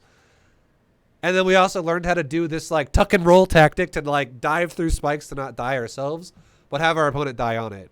It requires a lot more finesse. And now our opponent's attacking into our tanks and bio. And now that he's running into our units, we can now just A-move it, and now it's easy because we've made a good setup of how the fight's going to go. We allowed him to come to us, not us to go to him. We annoyed him until he wanted to do it just all in us, essentially, with his army. So he takes a terrible fight because of that, and we run his ass over. A lot about Terran is understanding how to manipulate the fight to your advantage, which is what we just did right there. We made him feel pressured to then make him attack us so that we didn't have to run into lurkers, but instead he ran lurkers into us that tried to walk into us and then burrow. They get way less efficient damage that way. And if they don't do that, they get picked apart by tanks while they're sitting there defensively. Okay. Holy fuck. Guys, I'm going to do one more game, and I think it's going to be it for today for the Terran series. I'm exhausted. Terran is a chore. Look how fucking far I am. Oh my god. Ugh. Like not even halfway. But I mean, at least we can speed up on the concepts. At least, I don't know. Should I go a little bit longer? I don't know, dude. This is a YouTube video. Oh, yeah. Oh, boy. Oh, boy. Yo, Cam, thank you for the gifted sub. I think I'll probably stop after this one, just because for people on YouTube there will be no stop because it'll be 2 videos stitched together. But for people on Twitch, it will be a stop because I got to do Pylon Show tomorrow, and I don't really want to like stay awake until 5 in the morning, lose my voice, and then be on Pylon Show tomorrow. Because I am gonna lose. I feel like I'm gonna lose my voice doing this series. So much to talk about the whole time, nonstop. Bad news? Yep. SCV ready.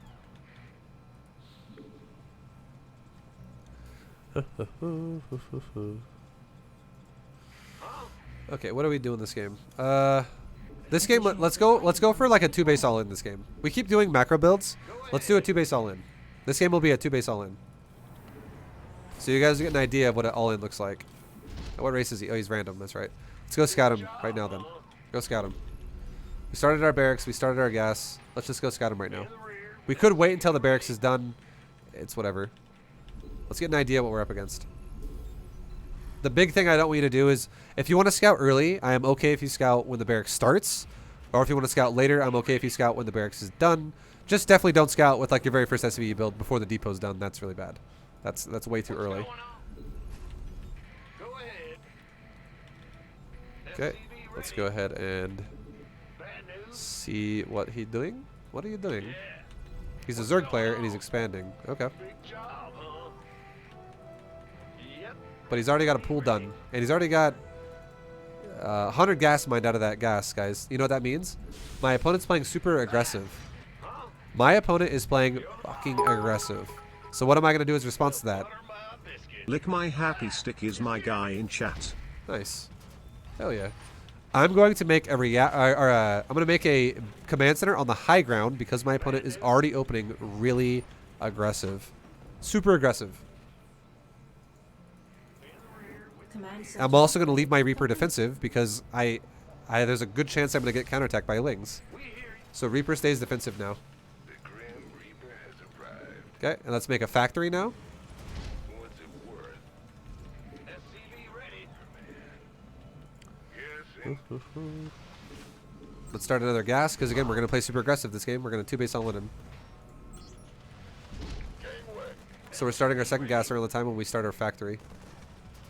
That way we can actually afford to make starport units fast and factory units fast. Okay. SCV ready. That's. Go ahead.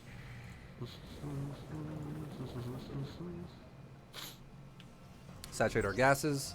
SCV ready. Nice. Thank you for the 5 gifted subs, Mon Capitan. Much love, dude. Okay, let's get our starport. Let's get our orbital on our second command center. Let's get a tech lab on this factory. SCV ready. And now that I have a wall and I have marines, I'm no longer worried about... Okay, I'm getting link vein busted. Okay, so we're getting all in. Let's build a bunker. Build a bunker. Send my units back to the bunker. SCV ready. On the way. insufficient. Additional supply. Okay, we can pull the SCVs to help here. Base is under attack. Go back to the bunker. Try to use SCVs to help.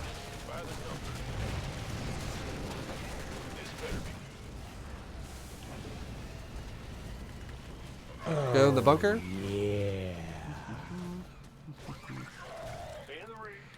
And it's okay. Guys, are you freaking out right now? We have 2 command centers. Not enough. I mean, it definitely sucks, right? That definitely was painful, but we're not dead. Oh, Yet. yeah. That did suck, though. Not gonna lie. SCV ready. Go ahead.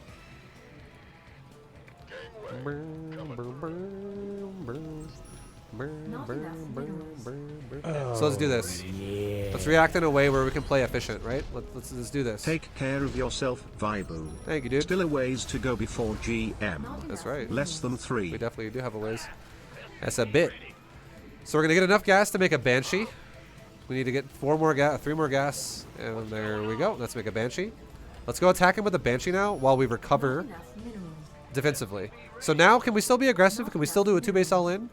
Probably shouldn't do it. Probably shouldn't.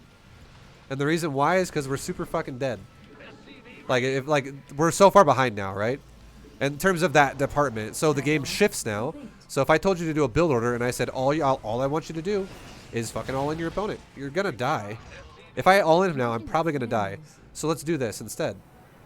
Let's go ahead and let's make a Banshee. Let's make our base and let's just set up our base, you know, with now a macro follow-up. Let's extend the game. Okay, so the Banshee will go out.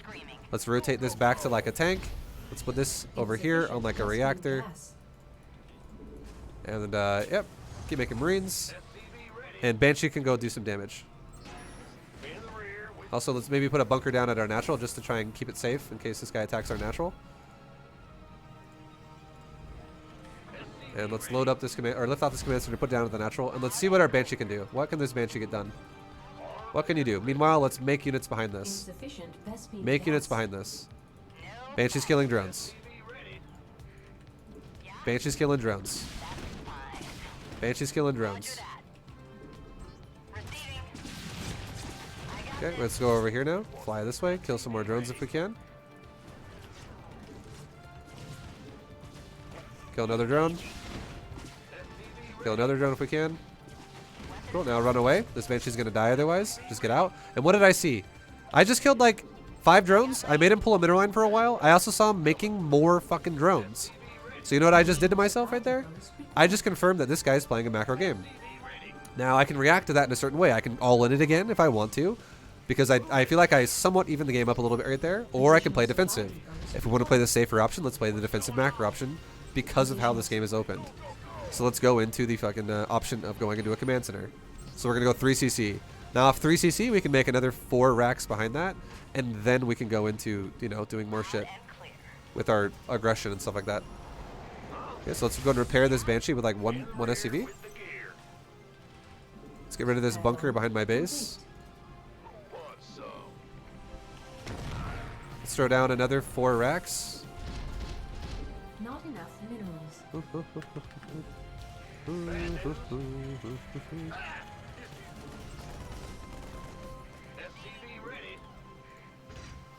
Let's make a couple more depots because we're kind of supply blocked. Smoke a fatty after this stream. Additional Yeah, supply dude. depots required. Okay, let's get another SV to repair this Banshee a little faster, and let's go for it again. Am I ready to attack him yet? Fuck no, I'm not ready to attack him yet. Definitely not. But I could attack him. Or sorry, but I could harass him is what I meant to say. We don't have to attack him, but we could harass him. Let's get a couple of engineering bays so we can get upgrades, because again, now we're going for a macro game. Get our SVs back in our base. There's... what the hell is that? A Marine? Get in here. And now let's fly into his main base. Let's try and get some damage done if we can. Let's take gases because we're fully saturated. Take 1 tech lab, take all reactors on the rest of these. Make another depot. And now let's attack. Meanwhile, we're going to macro while we do it. Not Make enough drone, minerals. or make SCVs. Kill a drone. Kill a drone. Run away. Okay, we just killed a couple more drones. And what did we just scout? We just scouted a lair with a Command infestation center pit and a queen. complete. All good. Let's go scout for bases. Meanwhile, I'm still macroing even though I'm not looking at this. There's a base right there. Insufficient. Now this base is going to take a year to kill that base, so I'm not even going to try.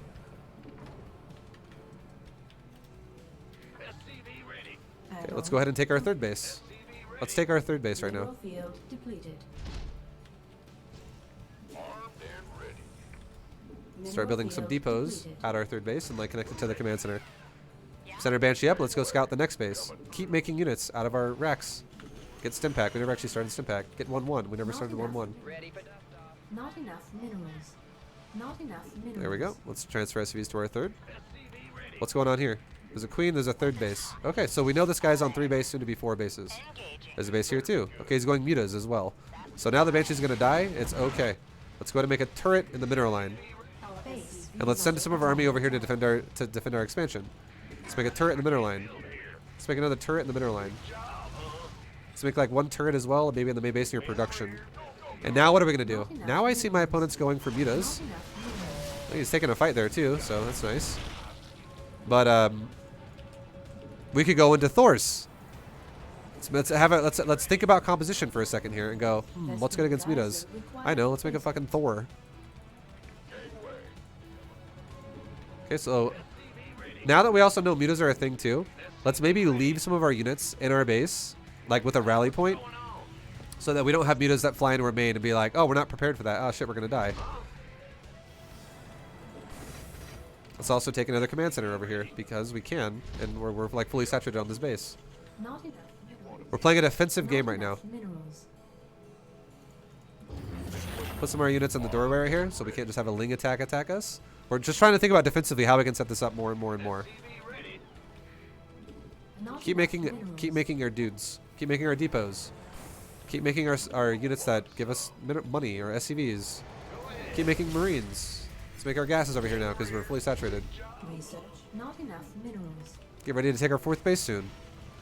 And notice how this game has returned into a real game again.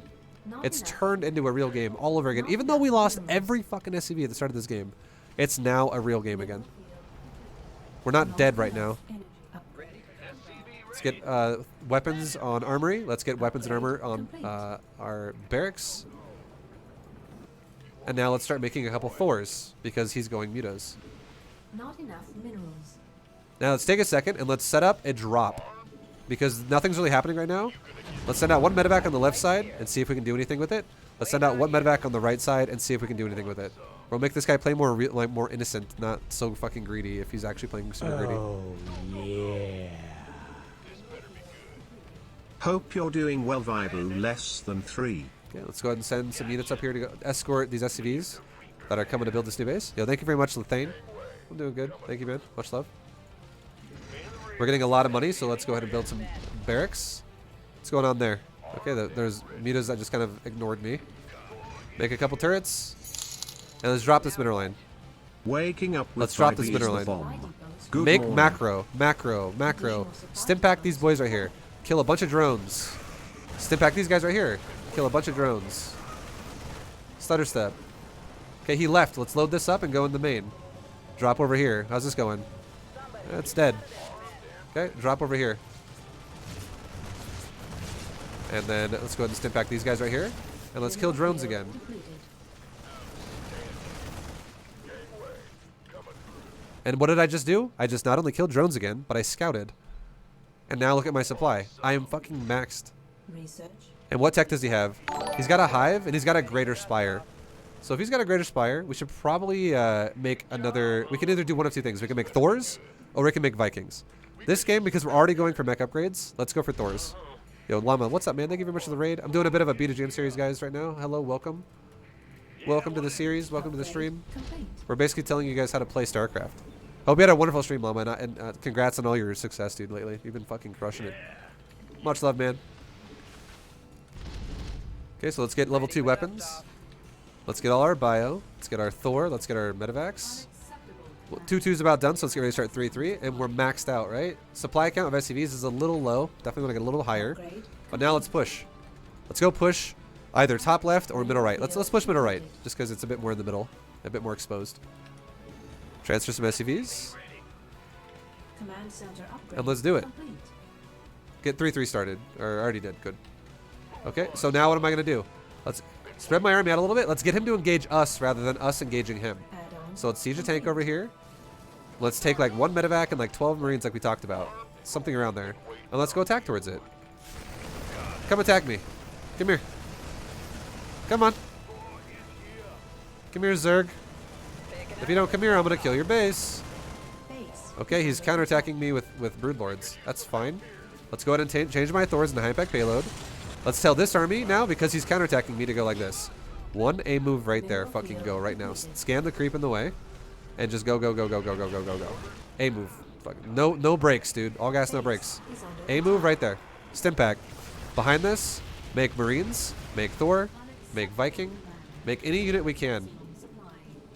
Let's start making more racks over here too, because we're getting base traded right now. A move the next base. Stim pack. Go in. Let's get that fucking hype going, boys. Yeah, dude. Doju, thank you very much for the bits. A move the next base. And I don't care that these units are all on my base, guys. It's not a big deal. Trying to repair this if we can. Transfer some SCVs to like another base if we can as well. Maybe build this command center over here. We can lift off this and land it over here. What's going on over here? Okay, Zerg's base is entirely dead. Base. So now what are we going to do? Let's hit the next base. Let's go like this. A move. Shift A move, stim pack again. We'll come back and check this. Maybe grab a bunch of my Marines and go like this. A move these Overlords. And then re-A move the top left of the map, so once they kill these, they'll aggro to the next side after. Okay, that base just died. But I have a new army. And now I can control this army. And we can be like, hey, new army, let's go ahead and fight this shit. A move this stuff. Let's stutter step into the Broodlords. Stutter, stutter, stutter. All fucking gas. Make cracks. Additional supply depots required. Let's kill the next Broodlord. Stutters, these Broodlings are like really blocking me. It's a little annoying. But am I freaking out right now? No. Why am I not freaking out? Because I'm killing him. He's dead. And I'm still remaking lots of units the whole time. Let's send some more Marines up here to help kill more Broodlords. Send another Marine up there to kill the Broodlords. Still make units the whole time. We got another Thor about to pop out. And now he's got nothing but Corruptors. Let's go ahead and A-move that. So this game was an example, right? This is an example of we looked like we were fucking dead early. And it doesn't matter. We just chose, we like rolled with the punches. We wanted to do a 2-base all-in that game. But he one base all-in me, essentially. Because he actually went for a Ling Bane all-in. He actually stopped mining gas when I was in his base. Then he immediately started mining gas again, and Bane busted me. And then we got fucking owned. Our Reaper didn't scout as fast enough to confirm what the follow-up was for him. To find out if it was a Bane bust or if it was a Roach all-in or whatever. So we didn't have a bunker and we almost died. As you can see, this side also played random, so we didn't even know what race he was in the beginning. So we confirmed, we were like, okay, that's a late hatchery. That's a really early pool. He also had one already over 100 gas mined, by just a little bit. It's 108. And then after I leave his base, he probably goes right back to mining gas right away. Like right now. And then, you know, we played defensive with the Reaper because there's a chance these Lings could run across the map and start fucking our base up. Now, here's a cool thing, too. If we wanted to attack with the Reaper, you know what we could do as well? If we're going to CC high ground, we could actually attack with the Reaper because we could wall this off with Barracks Depot and Lings can't get in the base and suddenly Reaper can go over here and punish stuff. It's only a problem if your Reaper is defensive, if your command center's on the low ground. So if we really think about it, we didn't need to say defensive if the CC is not on the low ground. We could have actually attacked him with our Reaper if our CC's on high ground. It would have been totally fine. Logically makes sense because Lings can't bust through the Barracks and Depot wall by themselves. And that would have scouted his base and went, oh, cool. He's got gas stuff beyond speed of Zerglings. Which would have given us a lot of info, right? We could have seen a Baneling nest. We could have seen more gas being mined. And then it's all good, though. It's whatever.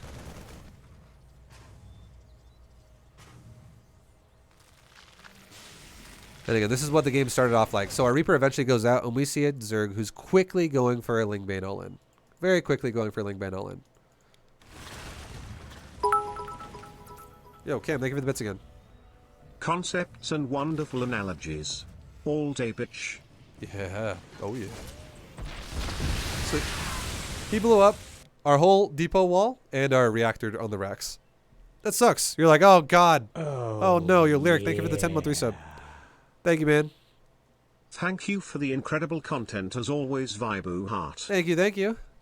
So we rallied our barracks towards our mineral line, and we're trying to get our units over there, right? We're trying to evacuate because we're like, oh my God, these Marines just spawned out of the barracks. They have no choice, right? They weren't just standing there. They just spawned.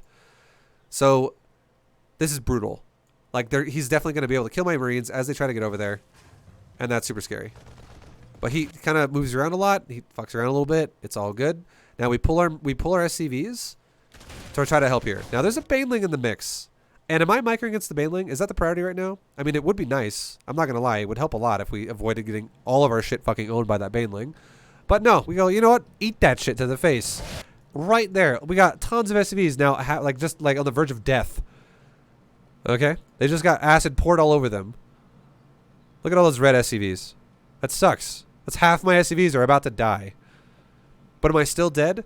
No, because all I did was I made a bunker in the mineral line as soon as I saw he was all-inning me. So even though it's not done yet, we're still going to get fucked up, but it's okay. And why is it okay?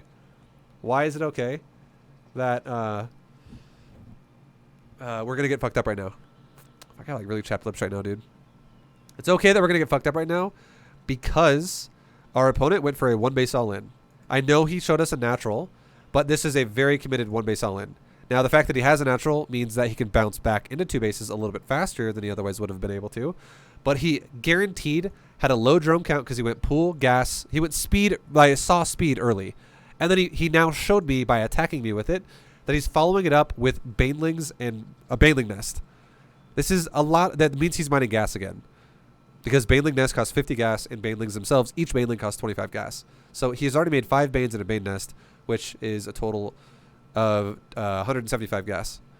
That's a lot of gas just to mine with like no drones. And not only that, but he's also made 5 banes, which are where they were lings before, which means he's not making drones. And he also made a fuckload of lings to go with them, which means he's not making drones. So even though I lose my SCVs, it's okay because I expanded and I actually have double SCV production right now. This is really good for our economy. Double orbitals is serious business. Double mule possibilities. So we end up taking the fight. All we try to do here is we make our SCVs fight in the front. We have our bio in the back, and we're just killing as much as we can. And then as soon as the bunker's done, we immediately try to load into it. The Reaper gets in. The Marine tries to get in, but he doesn't quite make it. He dies in the process, so he's dead. And now all I have to show for it is I have 4. Like we're making SCVs while we were dying there, but I have 4 SCVs now and I have 4 SCVs and a Reaper. That's it. All we have is 4 SCVs and a Reaper and 1 Marine that just popped out of the racks. No units out of these other buildings. That's all I got. I'm at 9 supply right now. Looks like we're dead. It looks like we're fucking dead. But double mule is nuts. And this guy, he's not doing much better. Do you want to know what he's doing? This is again concept of build. If this guy, look at the building, right? What's he doing? He's building drones. If you're gonna build drones after you fucking destroy a Terran like that, you want to know what you should be doing? Taking your drones off of gas. If you're gonna make nothing but mineral investment units now, and you know the Terran has no way to counterattack you, fucking stop mining gas. Stop mining that gas. What is it doing for you? It's wasting mineral time. What if you didn't have that gas? You could take a faster queen because you have more minerals. You could take a faster third because you have more minerals. You can make drones consistently faster, which also gives you more minerals. There's so much you could do. Again, it's lack of concept. This is why, if this was a build order, and if you always were like, okay, do a baneling bust and then make drones and never take off gas. That's what the build order says to do because it's about mutas as a follow-up. It doesn't make any sense right now. He doesn't need to defend himself right now. And he doesn't need to attack me again. If he's going to make drones, just fucking maximize drones. Concept. Understand the concept of why you do things, not just follow a build order.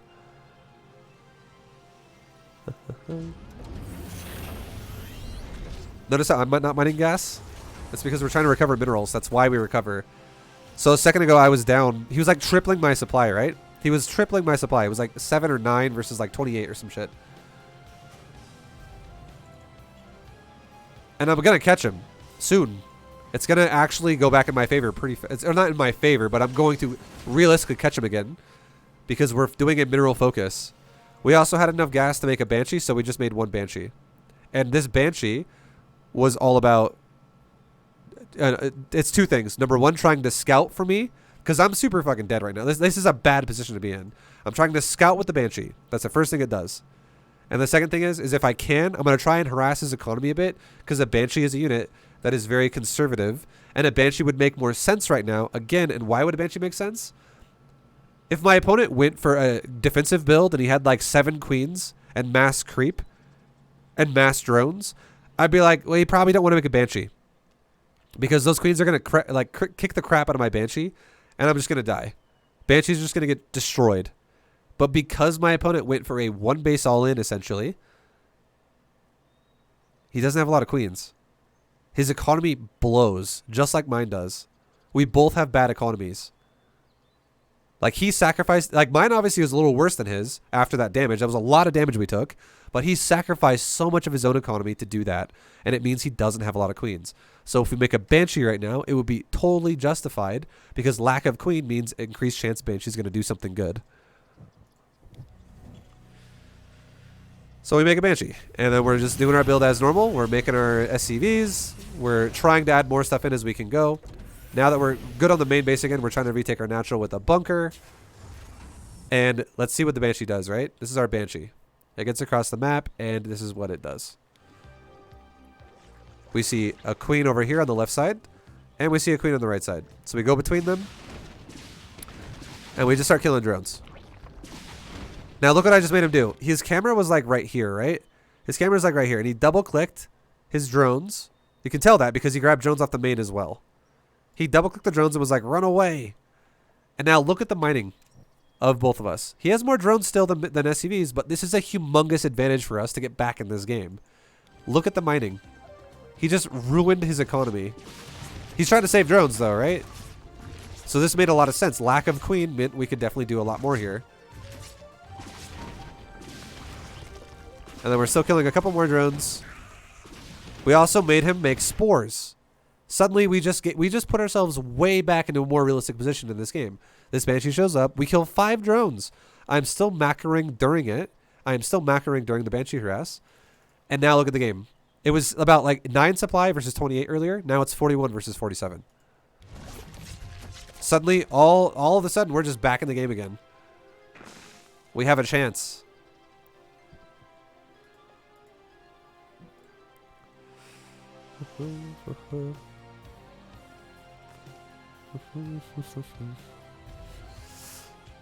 And, you know, now we're going to repair a Banshee because we got it home. And, yeah. Just going back to the, now, we're choosing. We could choose again. We could choose. Let's go attack. Let's go attack him. And why could we choose to go attack him? Because he has no units and he's making mass drones. That's why we could choose to attack him. But here's the thing. It's a risk. And the reason why that's a risk is because even though we did damage to him and we slowed him down, does that necessarily mean we're super far ahead? I would say definitely not. We took a lot of damage early on in the game. Yo, Ethereum, thank you for 1,000 Vibe coin Get coins purchase. at rally.io. Jesus, Ethereum, another 1,000 Vibe coins for you, man. $1,000 worth of Vibe coins. Thank you. Also, anyone who wants to, you know, check that out too. I do have my own cryptocurrency, guys, and you guys can check it out right there. I linked it in the chat. Much love, Ethereum, for buying $1,000 worth of Vibe coin, man. Much appreciated. But yeah, we repaired our Banshee, and we can do it again. We can do round 2 of this. This Banshee's also scouting for us as to where we can attack in the future.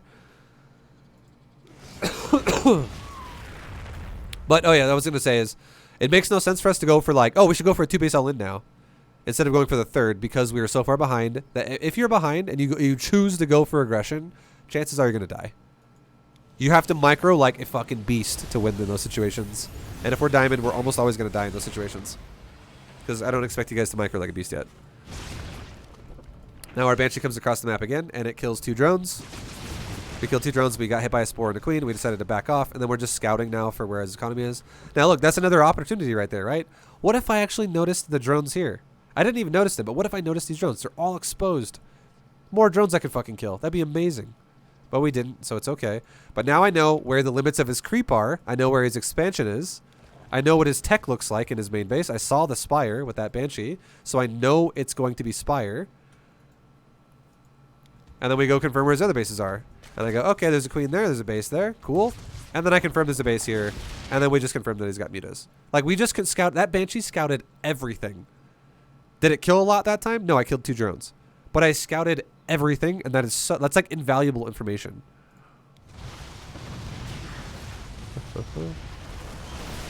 And he runs in some mutas into my army, and he loses a few of them, not a big deal. But all of a sudden, I have supply lead. And why do we have supply lead? Because we're macro focused. This is the difference of having a player who's macro focused versus a player who's not as macro focused. So we took, like, again, we got so fucked up in the early game, and now would you believe that once we're both at 100 supply, we now once again have supply lead?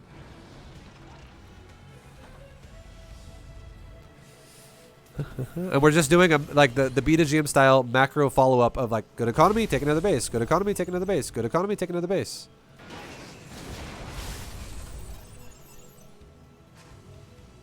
And now that he's got mutas as well, we made a couple turrets just to be safe for SCVs, and we're spreading out our Marines just in case he attacks us with mutas.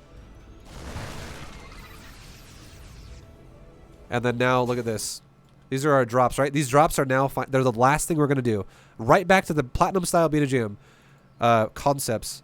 We're doing a drop. We're checking to see where his bases are. Again, we're following up with another scout, and we already confirmed it with the Banshee, so now we confirm there's no new bases again. So now we just drop the existing bases that we knew existed before. So let's look at the workers killed now. We've currently only killed 7. He's still killed 26 at the start of the game. He has not killed any SCVs really since then. I think he killed 2 here with the mutas, but yeah. He killed that. It means that would mean he killed 24 SCVs at the start of the game. Now let's see how much, like, remember that. We have 7 kills right now. 7 drone kills for us. How many drone kills are we going to get from our scouts? And why is this making sense for us? It makes sense because we are attacking our opponent with drops. I want to explain the concept really fast. These are not all in. This is not an all in. This is just a harassment. This is also a scout. This is because we feel confident that if the Zerg attacks us defensively, we have enough supply now, we're close to max, and we have enough of a SimCity surface area and turrets and all this other shit. We feel confident that if the Zerg attacks us, we'll probably be okay.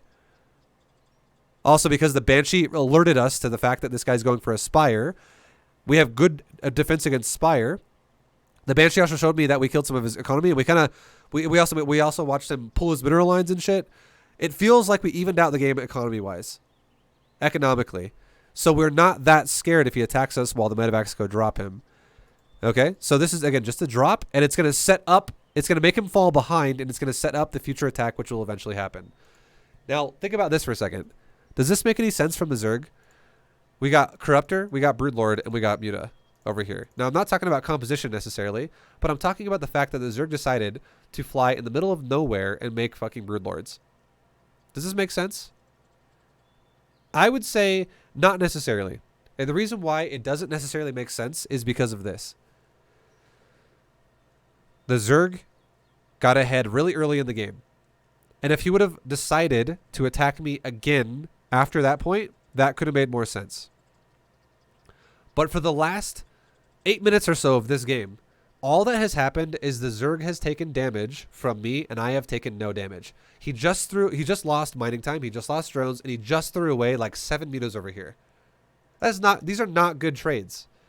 He is literally taking loss after loss after loss. And what is he doing behind that? He's fucking droning and expanding. He's putting minor investment into army.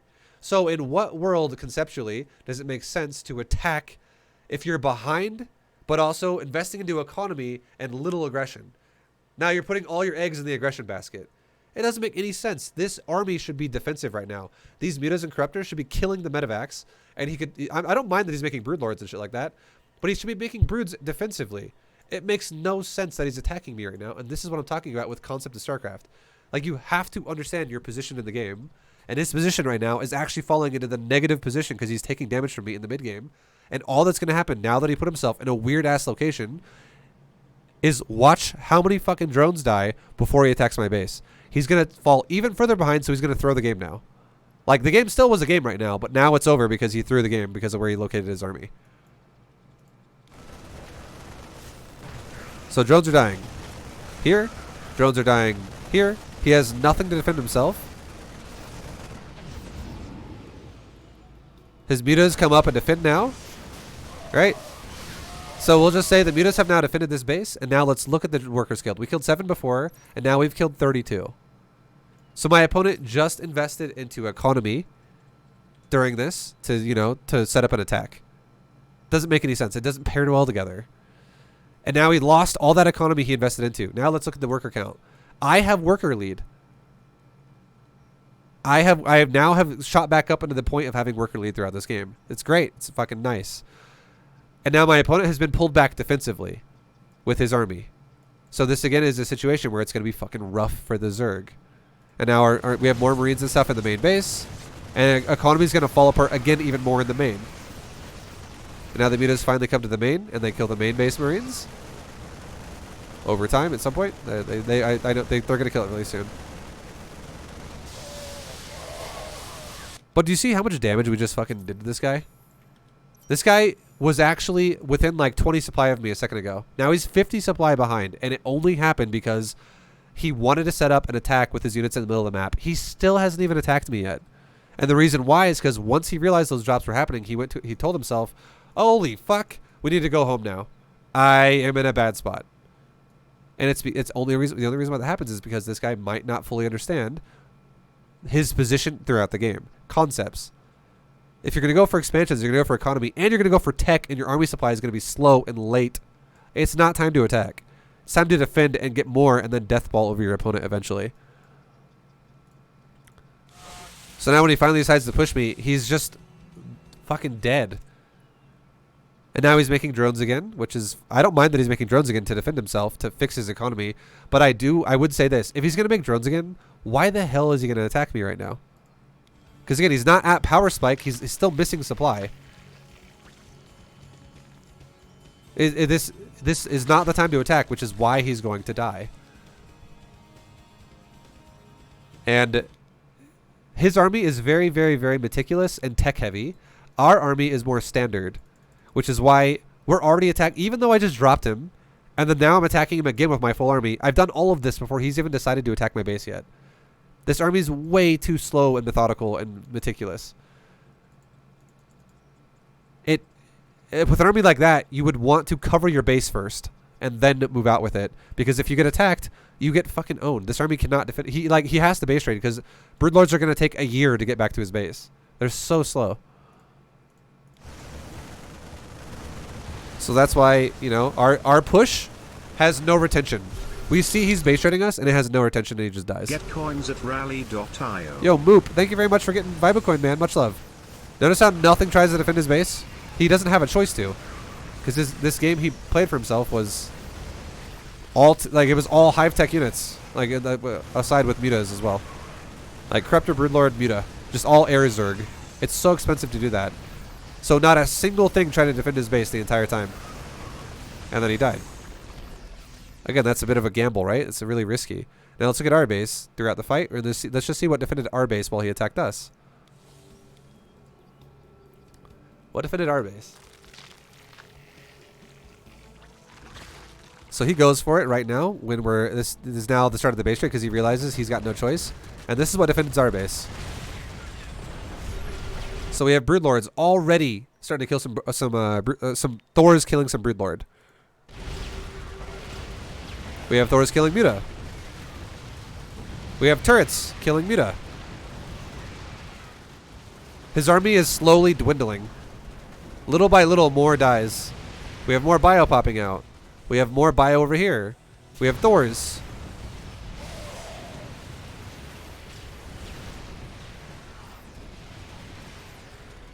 And yeah, like you guys get the point. He's just going to slowly bleed out his army and die over time. Because he has no way to reinforce now. Fuck Skytos, fuck Skytos, fuck Skytos, fuck Skytos, fuck Skytos, fuck Skytos, fuck Skytos, fuck Skytos. Why? Did you just lose to it? No, thank you, Katie Shin, for the 100 bits. Concepts, guys. For him to be teching that hard and making nothing but drones, it made no sense conceptually for him to be there on that side of the map, which means it's so easy to kill him then. Okay. So for people on YouTube, you're going to probably have like a 5-second transition, and we're going to be going right back into it, so you're not even going to notice a difference. But for people on Twitch, guys, I'm going to end it here, and then tomorrow when we resume, we're going to, you know, carry on from where we left off, and we'll explain new units that we haven't talked about yet. But I think I'm going to stop there, guys, because like I said before, I have to do Pilot Show tomorrow. So this is part 1 of the Terran Diamond 3 video. Much love. Yo, welcome back. People on Twitch, welcome back. People on YouTube, it wasn't even anything for you. It was a matter of about 3 seconds. But people on Twitch, it was a matter of a couple days, actually. But we're continuing Diamond 3 Terran. Let's jump right back into it. Just like we were doing before. Get the split. Oh my god. SCV splits are insane. Terran versus Terran. I have no idea what this guy's going to do, but you know what? He's a Terran player. There's limitations to what he can do. Is he going to go Dark Templars? No, he's not Protoss. Is he going to go for a Zergling rush? No, he's not Zerg. He's a Terran player. What's going on? So I'm going to expect Terran things. SCV ready. Alright, boys. We got ourselves a situation here where we're going to go ahead and take a barracks and a gas at the same time, alright? Let's jump right back into a macro game. Let's jump into a macro game right away here. Macro that Shiza up. Now let's go ahead and send our SCV out to go scout.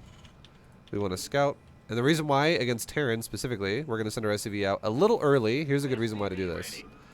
If I send my SCV out to scout as soon as I start making a Reaper, well, guess what? My opponent's doing the same build as me. He can also send an SCV out as soon as he starts making a Reaper. Which means by the time my SCV gets to his base, my SCV can die to a Reaper.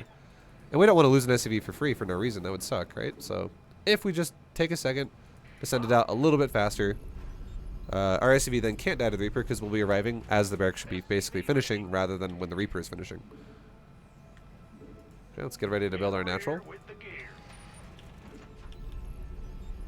And what do we see from the Terran? What does this look like? He's got a barracks that is not there, at least so far. We have a command center, or sorry, I'm making a command center. We see a base that has nothing in it. So let's do this instead. Let's make a bunker, and let's make our own command center now behind this. This looks like a big cheese. This is double gas, guys.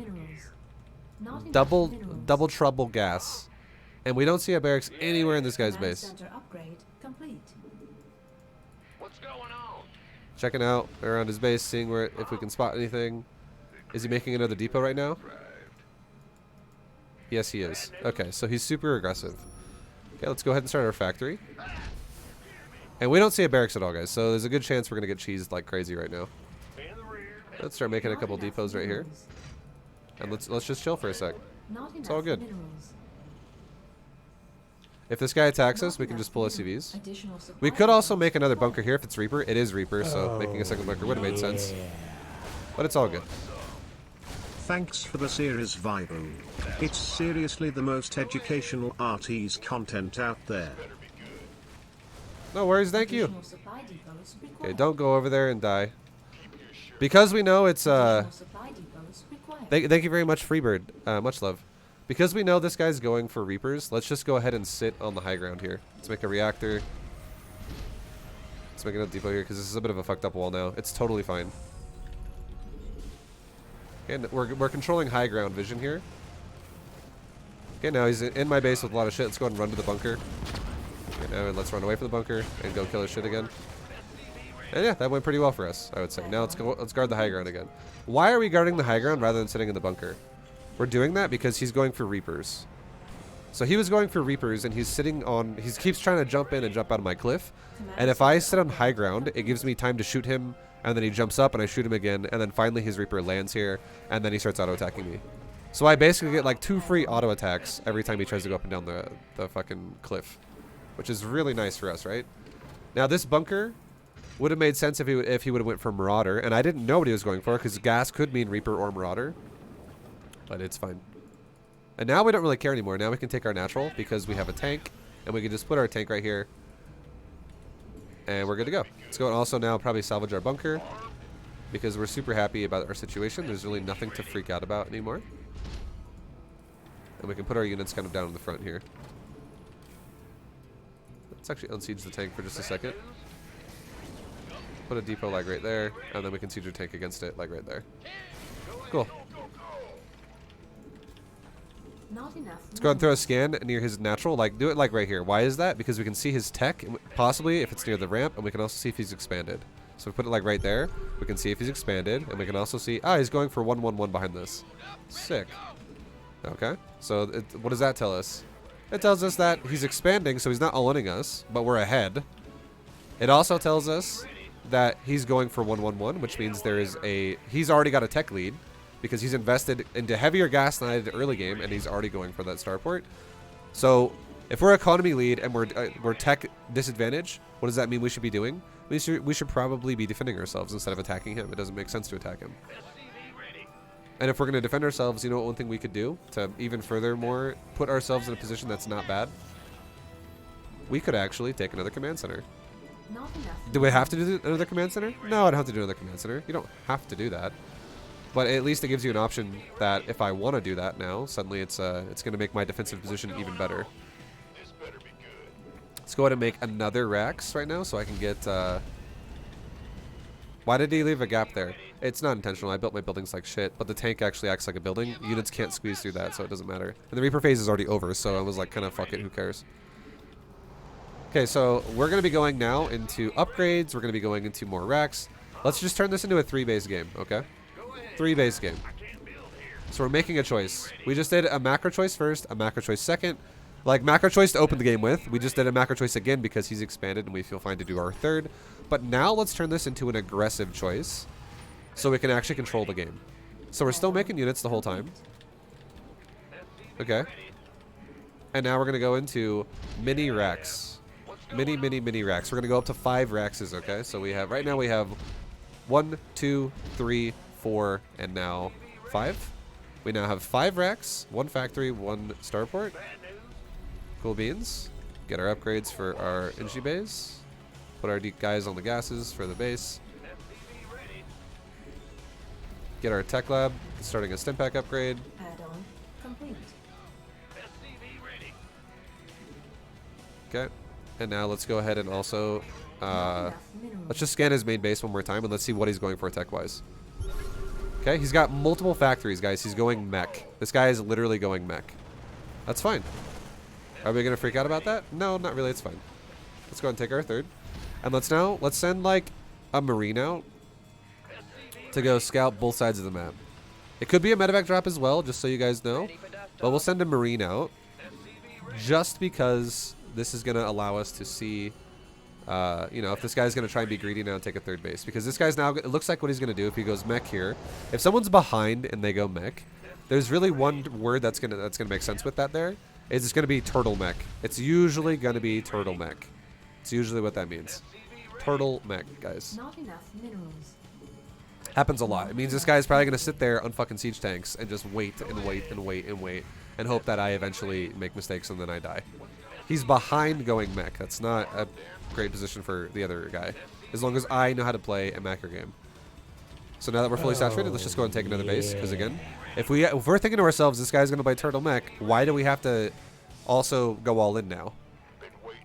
Again, if someone's behind and they go mech, it's usually going to be turtle mech. Because if they are behind and they go for an aggressive mech, what'll happen is you'll just run their ass over in the middle of the map. It's generally what'll usually happen. Because if you're behind and you go mech is really bad if it doesn't have a lot. It's an army composition that scales exponentially based on how much you have of it. It's like 2 tanks is not half as good as 4 tanks.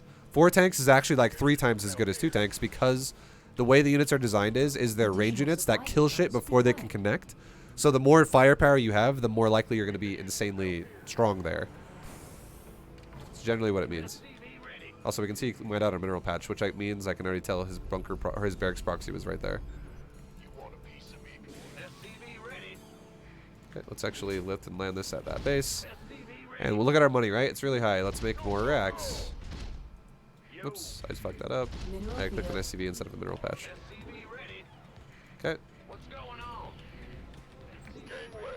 Okay, so we're almost at that power spike of max supply. We're getting really strong here, guys.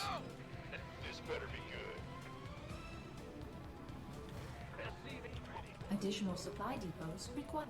Mineral field depleted. Let's make another command center. Why are we doing that? Because we're basically fully saturated here.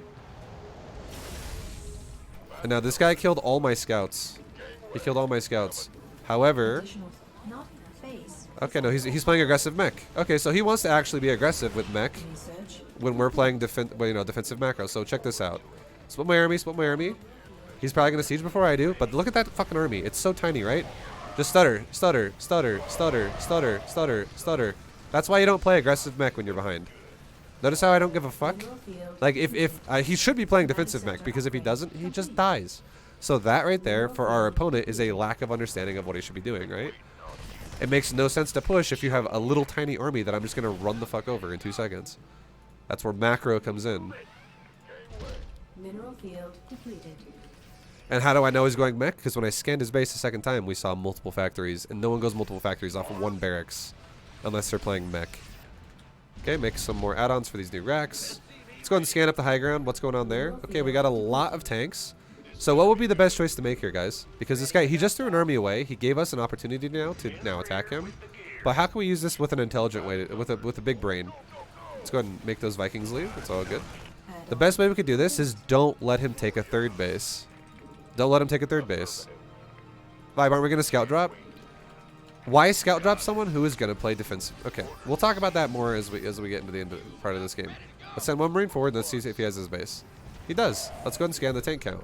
There's not a ton. Let's do this. Look at where the tanks are located, right? Let's go ahead and push our army forward. And now siege our tanks. And now stop going forward. And why am I going to stop going forward? Because all I'm trying to do is not allow him to expand. That's all we're trying to do. Don't let him expand. We can fly our medevacs away so they don't all die. We don't want him to expand. That's our whole goal right now. Look at our economy. We'll break down game logic as well after this. Because people are like, why don't you play the same fucking B2GM style that you're supposed to be playing with your scout drops? Don't worry, guys. It's okay. Because what we're doing right now is we're just controlling the economy. We are not... We'll explain it all, I promise. I promise you. Yeah, whatever. Let's go ahead and make a lot of barracks. And why am I doing this? Because we're fucking fully saturated and we have a lot of... We're maxed out.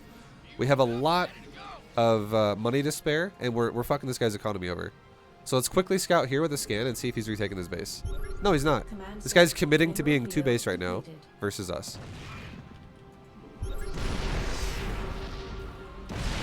There we go. So we're chilling, guys. See how he really just wants to take this base again. He just wants to expand again, and it's okay. I understand. I'd want to expand too if I was him, because being 2 base Terran versus 5 base Terran is not a good position to be in. That's shitty. That's awful. Not good. Transfer SCVs that are oversaturated.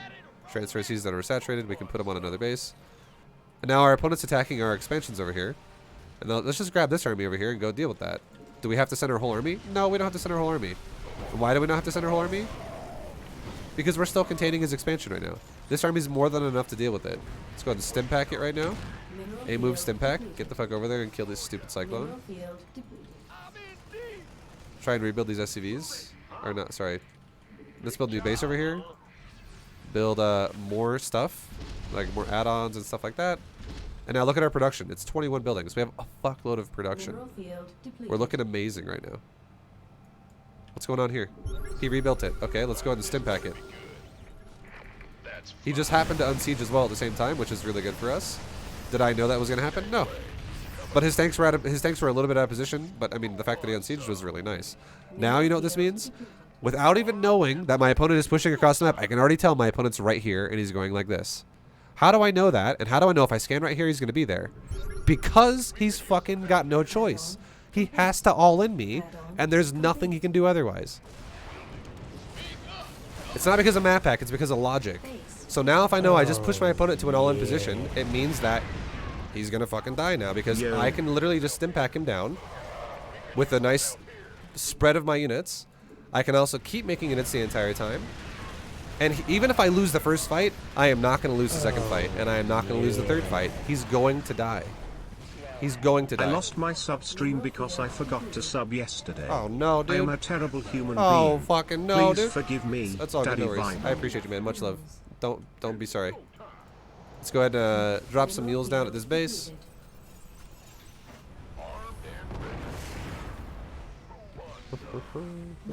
And now this guy's army just went from like 120 supply down to like 60. This guy has a little wet noodle supply at this point. This is not something we need to be scared about. Not at all. I have superior advantage in every way. Vibes map hacking. It's just logic in StarCraft. If you understand the game, you understand your opponent's position. And we'll talk about that. We will talk about that. So my opponent's moving out with all of his units. It's all G. Okay, let's go ahead and let's get rid of these rocks just because I can get over here faster if I get rid of the rocks. It's literally, I have so much DPS to kill them so fast, it's faster than going around like that. Go ahead and scan. Look at that army, guys. It's a little tiny wet noodle army, right? What are we gonna do now? Let's just stutter step it. Stim pack forward and stutter, stutter, stutter, stutter, stutter, stutter. Game's over. He now is dead because if he doesn't want to leave, that's fine. If he makes me kill him, he makes me kill him. But he's dead now. GG. So, because how do I know he's dead? Because he has fucking 2 base. And if he does have a third like he does now, it's brand new and his economy sucks. His economy is so far behind that I knew how this game was going to be played out before it happened. This is how, this is the kind of shit you guys need to be able to do if you actually know how to play the game, right? It's actually understanding what's happening. 6 months of 5 SD. 5 SD. Hell yeah. All the way to diamond. That's right. Thank you very much, AKU Dur, for the 6-month resub. Vibe, stop playing with your food. He's dead. I'm not playing with the food. I'm teaching you guys how to play StarCraft. Guys, this is logic, okay? I always love whenever people say stuff like that. They're always like, hey, Vibe, stop showing off. Stop picking on lower level players. I'm teaching you how to play the fucking game. I can play a lot better than this, just so you guys know. I didn't even fucking micro the bio at all other than stutter stepping. There's so much more shit we could do. We could carpet bomb drop medevac with bio inside of it to waste tank shots. We could split bio apart to reduce AoE damage of tank shots. There's so many more fucking things. We could make other units than Marine Marauder right now. We could also be dropping his base simultaneously. There's so many things we could do. That is not what happened here. This is not going crazy right now. It gets harder than this. But this is, if you understand logic, you understand so much more about this game. So let's talk about this game really fast. Let's talk about it.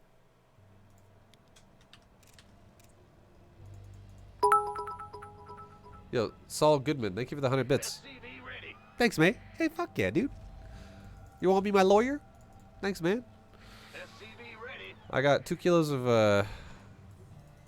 Addition. meth I need to hide. Or money, I mean. SCV. Yeah, much love, thank you. Okay, so we're scouting him, right? This is normal. This is normal for us. This is fucking normal. Super normal. We're just scouting the map. It's all gravy. Easy peasy. And what do we see out of our opponent? SCV ready. Now look at this. Comparing our build to our opponent's build, right?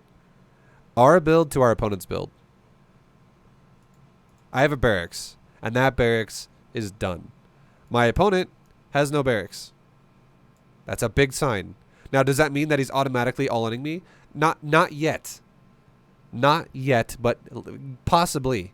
And here's why I say not yet. What if the barracks is just right there? What if the barracks is right there? What if the barracks is right there? What if the barracks is right there? What if he's just trying to make us think that he's all-inning us, but he's actually not?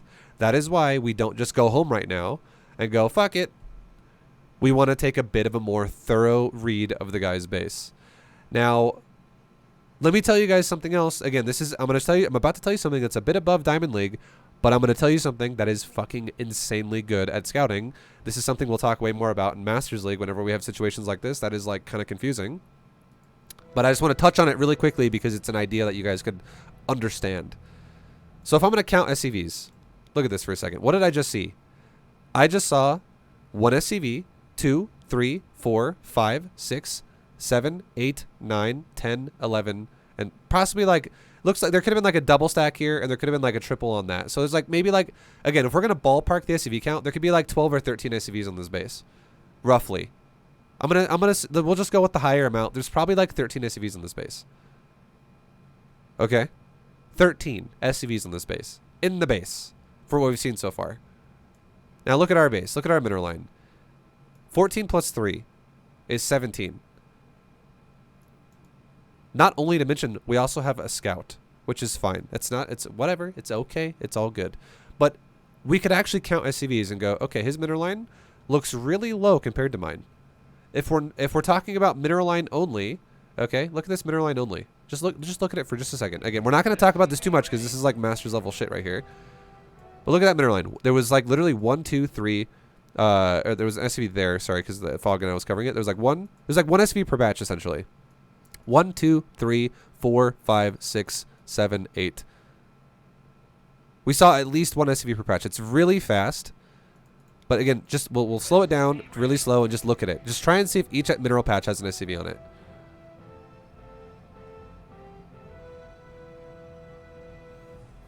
So we confirm there's at least 1 SCV per patch, except for that patch, but we can assume there's probably an SCV on that patch. Now, if I really wanted to check mineral line, again, I didn't check it because this is diamond, or this is diamond, not masters. But if I really wanted to check it, I could walk my SCV to right there, I could walk my SCV to right there, or I could physically go behind the mineral line.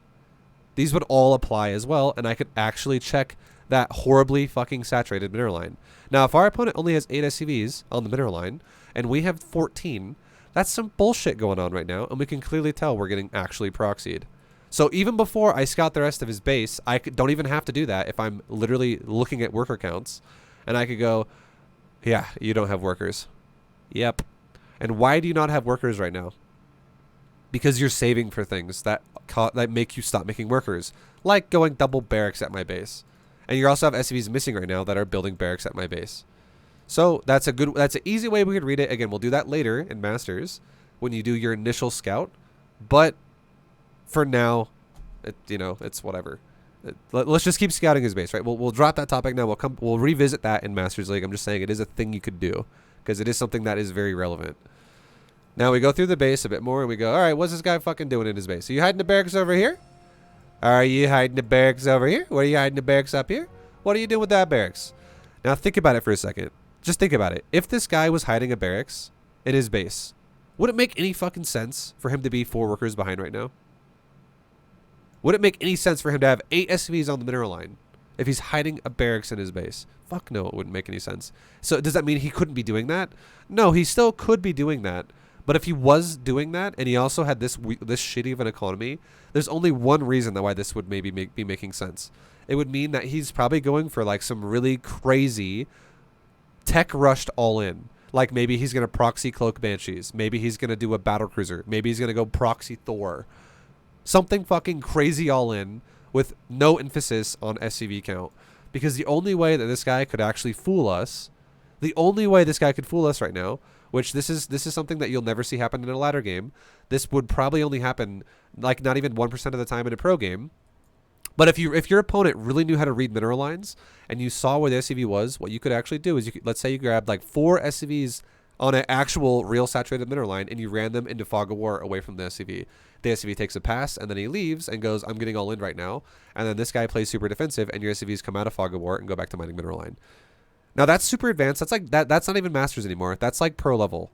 That's like so fucking meta, and the only way that makes any sense is because you know your opponent knows how to react to things, and you make a fake reaction out of your opponent. This is where meta comes into play, and it goes super fucking high level that you don't have to worry about right now. Again, this is Diamond. It's not even going to be something that applies to our entire series.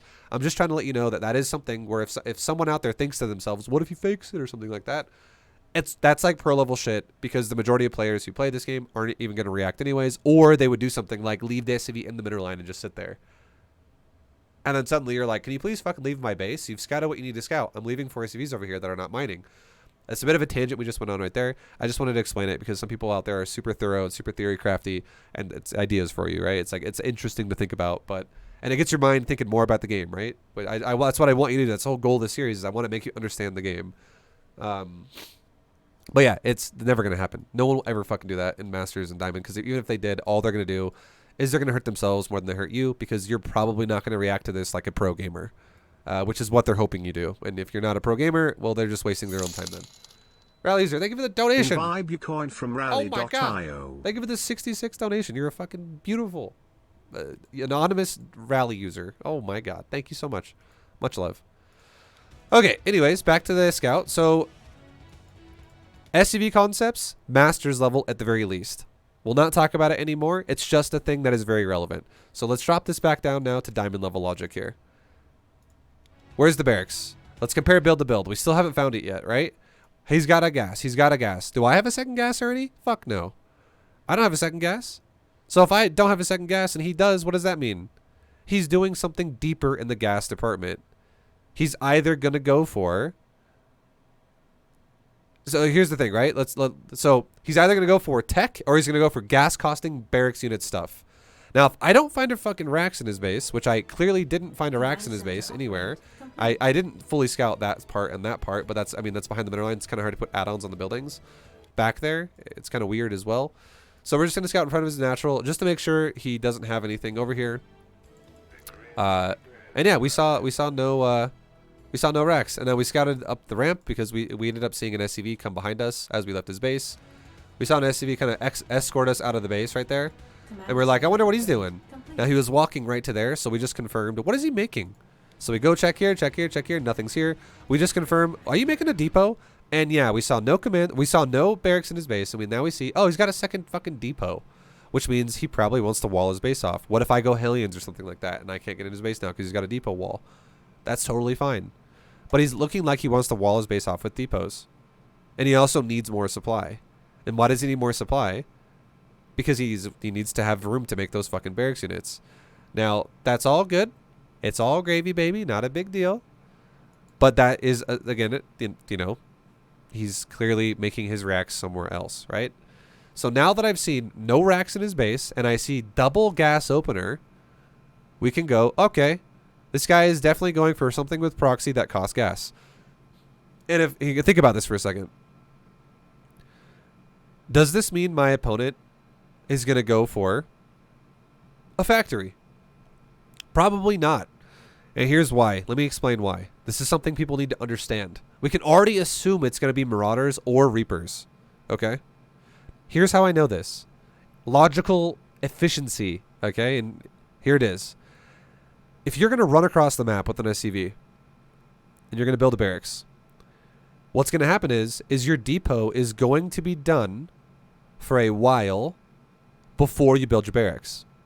Because the only way you could otherwise make that work would be if you actually pulled like 2 SCVs off of your first 12 mineral line, and then your 13th SCV that spawned up, and then he started making a depot.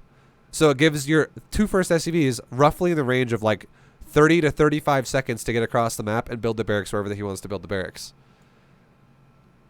And you know what that means? It means you have no fucking economy, because if you're taking that much of your economy away right off the bat of the game, you have no, like, it's such a fucking deficit to your economy. You're mining so much less than your opponent right away. Yes, you can get some really fast barracks doing that, but it makes no sense if he's going to go gas with that, because you can't really like dip into your mineral economy repeatedly like crazy like this and expect to also maintain production out of your all-in. Because the whole point of an all-in is you're going to maintain production out of your all-in, and you're going to win. Like that's what it means, right? You want to win the game, and the only way that's going to happen is if you actually make units to win the game. If I rip SCVs way too fast, I'm going to have very little mineral income, and if I mine gas really fast, I'm going to have even more little mineral income, which is going to make it really hard to maintain production of my units. Now, if my opponent actually did that, okay? Think about this for a second. If my opponent actually did that, where he pulled, like, SCVs off the mineral line to get the fastest possible barracks on the map while making a depot, because he runs his SCVs across the map while the depot is being made, because the build order of a Terran is depot then racks. You cannot make a racks without a depot, so a depot has to be done. If he actually did that, it would make more sense that he would go for Reapers. And why does that make sense? Because a Reaper is a 50-50 mineral to gas cost. So if he has very low minerals, well, he looks like he could still maybe afford Reapers if he dips really heavily into his mineral income to proxy, and then he dips really heavily into his gas and his mineral income again to make gas. I hope this is making sense. Think about it like this. If I start with 12 SCVs, and I subtract 2 of them immediately to run across the map, and then my 13th SCV now also is being subtracted off my economy. Well, you don't really subtract it. You just get plus 0, because instead of mining, it's not like you're losing one of your first 12, but instead of plussing 1 to mine it, he now runs over to build a depot, right?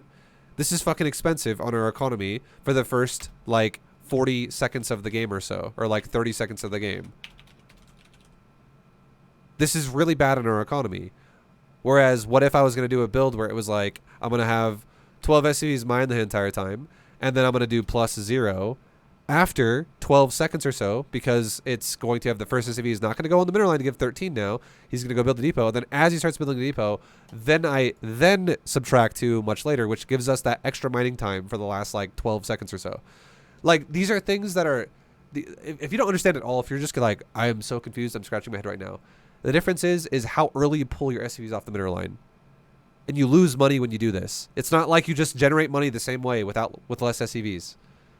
Okay, so we think about it logically. If we know how much a Marauder costs, and if we know how much a Reaper costs, we can clearly say the more he wants to fuck up his own mineral income, the more likely he's going to Reapers, and the more he wants to prioritize his mineral income, the more likely he's going to go Marauders. Invite your coin from rally.io. Oh my god, Mizar. What the fuck, dude? Mizar, Jesus. Are you a crypto millionaire? What the fuck, bro? 1,800 worth of Vibocoin. Jesus, man. Thank you so fucking much for that. What is happening with these? The Vibocoin is going to the moon, man. Holy crap. If you guys want to be also people that are in the Vibu Coin extravaganza, you guys could go to my stream and type either in Vibu or no, sorry, it's coin or Vibu Coin, not Vibu. Coin or Vibu Coin is the two commands for that. You can go check it out as well. Thank you so much, Mizar, for the 1800 in Vibu Coin. Jesus Christ, bro. Much love. Much appreciated. I hope crypto is going amazing for you right now, dude. Much love, man. Seems like it is, right? Thank you, thank you, thank you. Okay. So, what's it called? I fucking don't know. It's huge, dude. Let's start over really quick. Let's not start over with the whole discussion. Let's just kind of like reset it a little bit and let's move on from this. The point is trying to understand what most likely makes sense. Is this Reapers or is this Marauders? Which one is it? Okay. This is going to probably be Reapers. And the reason why, and again, I guess we're kind of dipping into the Masters League logic again. It's because there's like no fucking SUVs in the middle line. It's because we can clearly tell he did it early. But fuck, I said I wouldn't go back into that. Let's not go back into that. Let's not worry about it yet. Let's worry about the fact that it could be both. This probably is going to be either Reapers or Marauders. Now, why is that the case? That's the case because he doesn't have a fucking barracks at his base, and he's going double gas. Yeah. So he's clearly proxying a barracks. Thanks for everything, Vibe. Good to be back. Yo, Chump Straps, thank you very much as well for the 20-month resub. Thank you, thank you, thank you.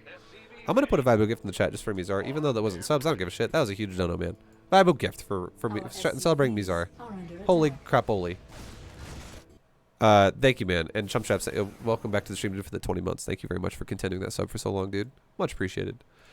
All right, so either way, guys, long story short, we scouted his base. We scouted double gas. This is a big gas investment, and he's got no barracks in his base at all. Not even at his natural. So we go, okay, he's proxying us. Clearly. So what do? We build a bunker instead. Now, this bunker is good versus Marauders. We actually need to build a second bunker if we want to be extra safe here against the possibility of Reapers. And when we're in Masters League, if we actually calculate the amount of minerals here and we more logically think about the differences between a Reaper build and a Marauder build, we might be able to, but again, people don't even do it perfectly anyways. If we wanted to have more safety against Reapers, we could build a second bunker here. Let's just say that. That's easier to understand. This is a good Reaper bunker. This is a good Marauder bunker. And why is that? Why does that make sense? If I put a bunker here and only here, it means that Marauders can run up the ramp and they can be right here, which is out of range of the bunker. Okay, it's out of range of the bunker, and they can kill my depot, and they can then walk from here into my base, because he doesn't need to have all the Marauders touching the buildings. They're not melee units. He just needs to have one Marauder right there giving vision of the high ground, and he could have like 5 more Marauders right here killing the depot. Easy peasy, and then he can run every Marauder in on the south side of my ramp, on the left side of the ramp, hugging the left side. And then suddenly he's in my base, and this is now a fucking problem. If I don't have a bunker here. Vice versa, if I have a bunker here to guard against the Marauder, he could jump Reapers in my base like that and go up and around my bunker, and I'm once again out of range with my bunker to shoot a Reaper. So if I have 2 bunkers there and there, this bunker now makes it to where Marauders, every time they try to get vision of the high ground, they get shot by the bunker. And a bunker right here means that every time a Reaper jumps up the high ground, it is getting shot by a bunker. So if we want to prepare for one or the other, I'm going to just tell you right now, I think Marauders is scarier. I'm sorry to interrupt. You can answer this later if you'd like. However, I wanted to ask you, of all time, so far, and you can't say yourself, who are the greatest top 3 Nazergs of all time? Again, you cannot put yourself on the list for integrity. Sheth, Idra, and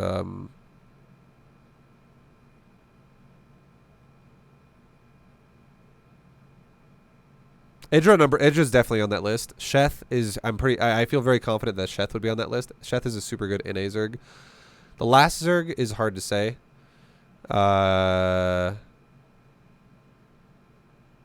Because I'm like thinking about the entirety of like Heart of the Storm, Wings of Liberty, and Legacy of the Void. I don't really feel like any NA Zerg is like constantly kicking ass. Like Neeb, for instance, is a Protoss player who fucking dominates, right? No, what am I talking about? NA, you said NA Zergs, not USA Zergs. Fucking Scarlet. Totally Scarlet. What am I even talking about? I was like, who's on that list? Fucking 100% Scarlet. Scarlet's number 1 on that list. Idra's number 2 on that list. And I think Sheth would be number 3 on that list. I think I would be a contender for number 3 as well if I could put myself on that list. But yeah, Scarlet number 1 for fucking sure. And then Idra. And then number 3 could be a bit up in the air. Again, he said NA Zergs, not all Zergs. NA Zergs, guys, not so Serral, July Zerg. Those don't fucking matter. Scarlet number 1 for fucking sure. And then Idra, and then maybe another really good Zerg that, you know, was around for a while. I would say if I couldn't put myself on that list, I'd say Sheth. Sheth was very good. Okay. Anyways, Kane would be a contender for 3 as well. Kane was super good, but it was very short-lived how good he was. Like, he wasn't good for years. He was good for like a year. Anyways, this is a super big tangent, guys. I already gave my answer. You guys have stream delay. You'll see it. So me reading stream chat is irrelevant. But yo, thank you, Scoundrel, for the 5. Much love, man. All right, so what we were talking about was the differences between the Reaper Bunker and the Marauder Bunker. And I say if you want to make both, that's great. But if you want to make only one, and the reason why making both is fine is because of this. Once the Terran shows you what units he's going to make, that's what he's making. If it's Reaper, leave both bunkers up. If it's Marauders, cancel your Reaper bunker by salvaging it, and you don't need it anymore. You literally don't need it, because Marauders can't jump up a fucking cliff. The reason why it's good to have both against Reaper is because it gives you options to bounce your units between bunkers. And if you're not going Mass Reaper like your opponent is, it means every time your opponent tries to jump up your cliff, you have a bunker at least to fall back to in a period of time.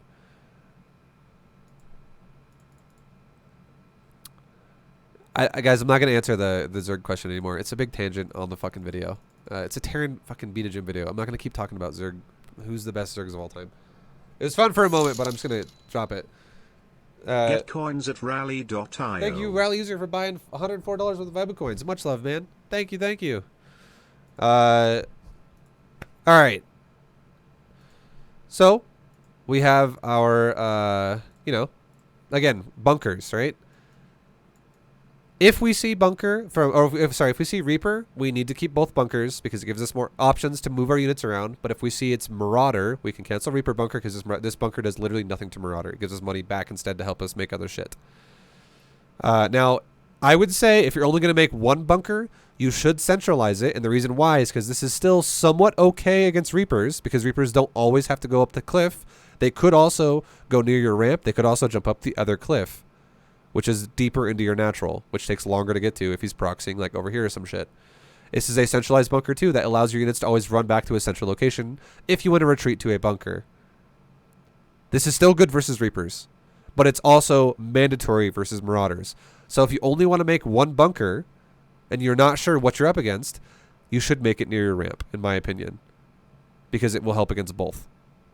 If you don't have a bunker here, I'm going to tell you guys right now as well. If you don't have a bunker against Reapers on the cliff, like you just saw we didn't have it, you can still win the game by pulling a few SCVs and controlling the high ground.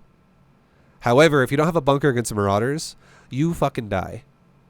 You will die if this is a Marauder concussive shell all in and you didn't make a bunker. You will die if you don't have at least 2 racks to pump units out of early game as well, because you'll either bleed out way too many SCVs and you'll fall super far behind and you'll die, or he'll shoot you with superior attack range of Marauder, because a Marauder has more range than a Marine. It has more range than a fucking Reaper. You'll just die. Yo, hang on, officer. Thank you very much for the 9-month resub, man. What's up, dude? Yo. Welcome back again for another round of Vibe time.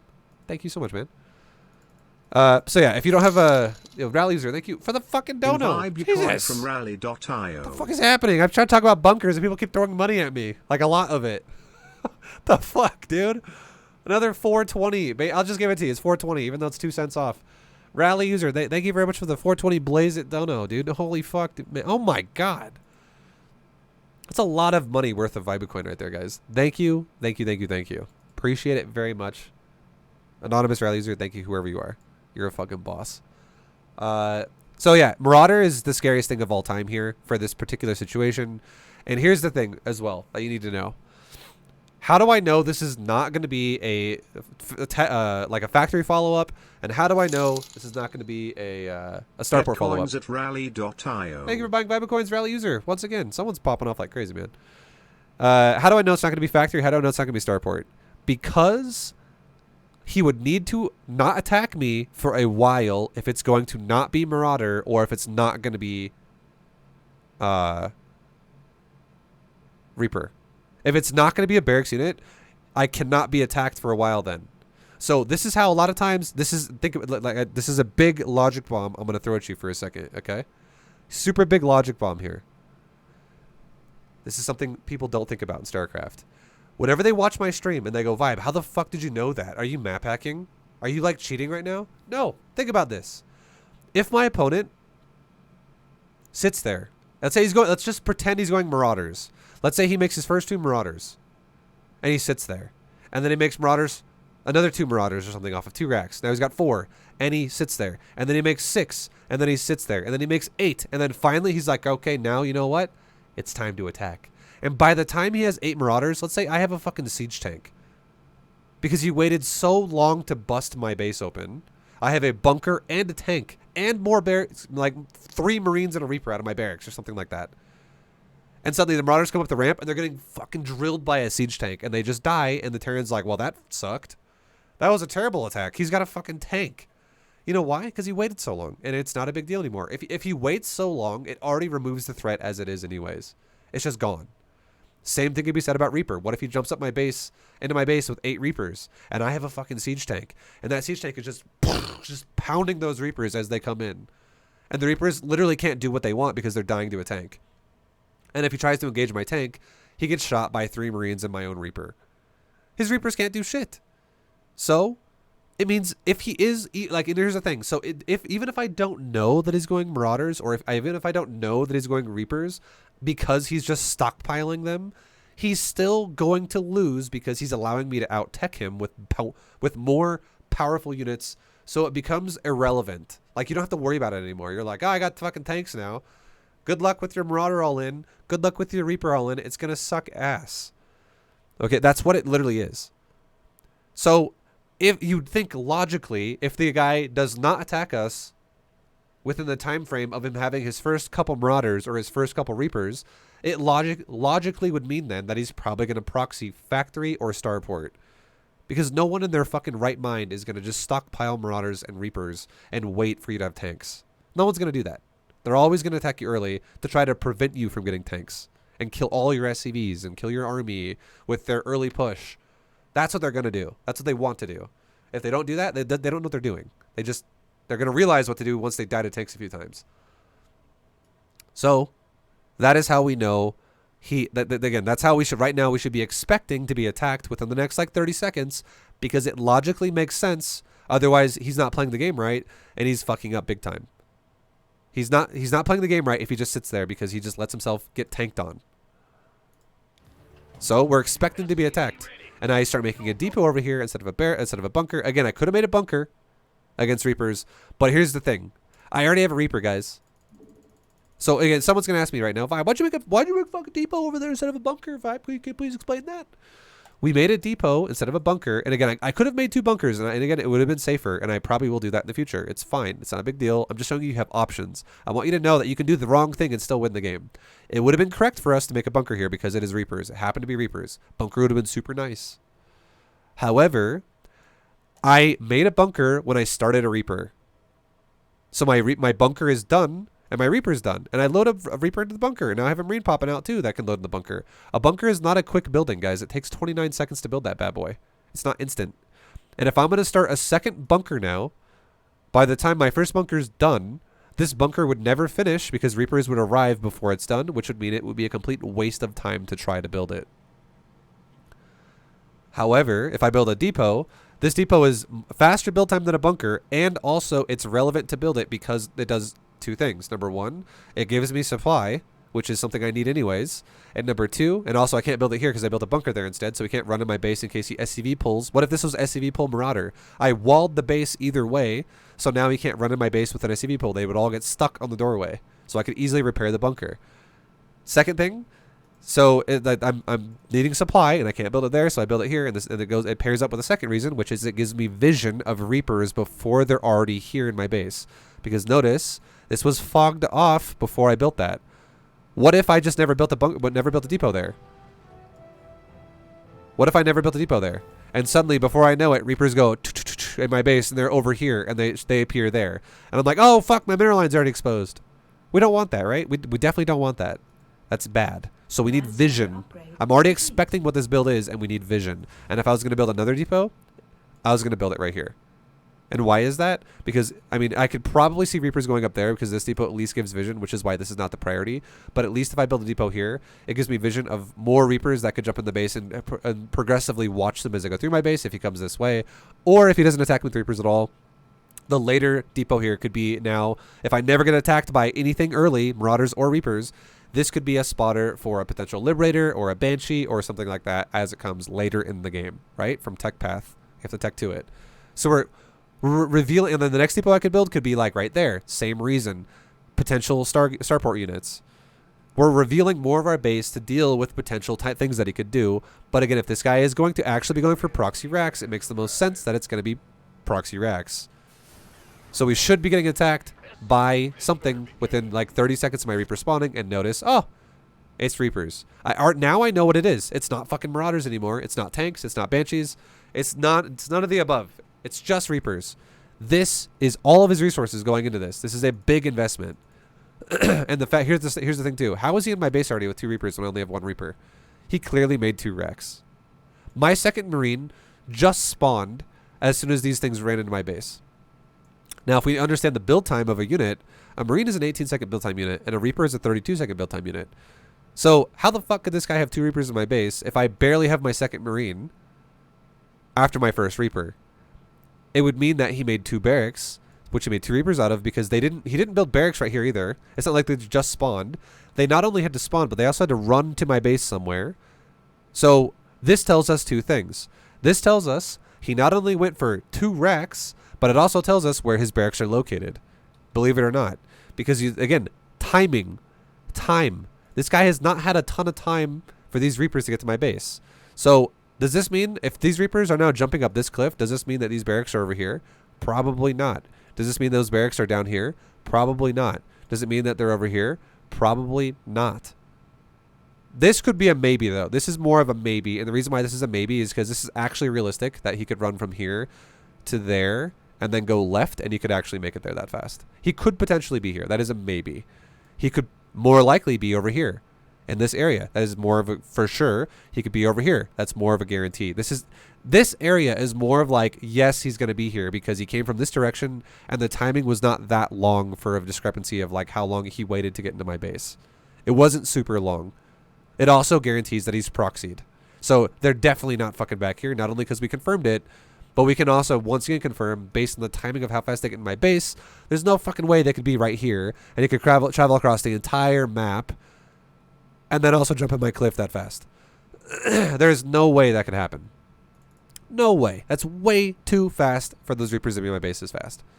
So now we know where roughly they're located, and we also know how many there are. There are 2. We know there are 2 proxied racks over here in this direction, and he's chosen Reapers. So just by seeing the timing of when they jumped in my base, again, this is the point where so many players in StarCraft don't think about this. They don't think about discrepancy of time. They just go, he could be doing everything. I don't know. But if you think about the amount of time that has passed with what he's invested into, we know he is here. Okay? We know he's here. We know he's in this area.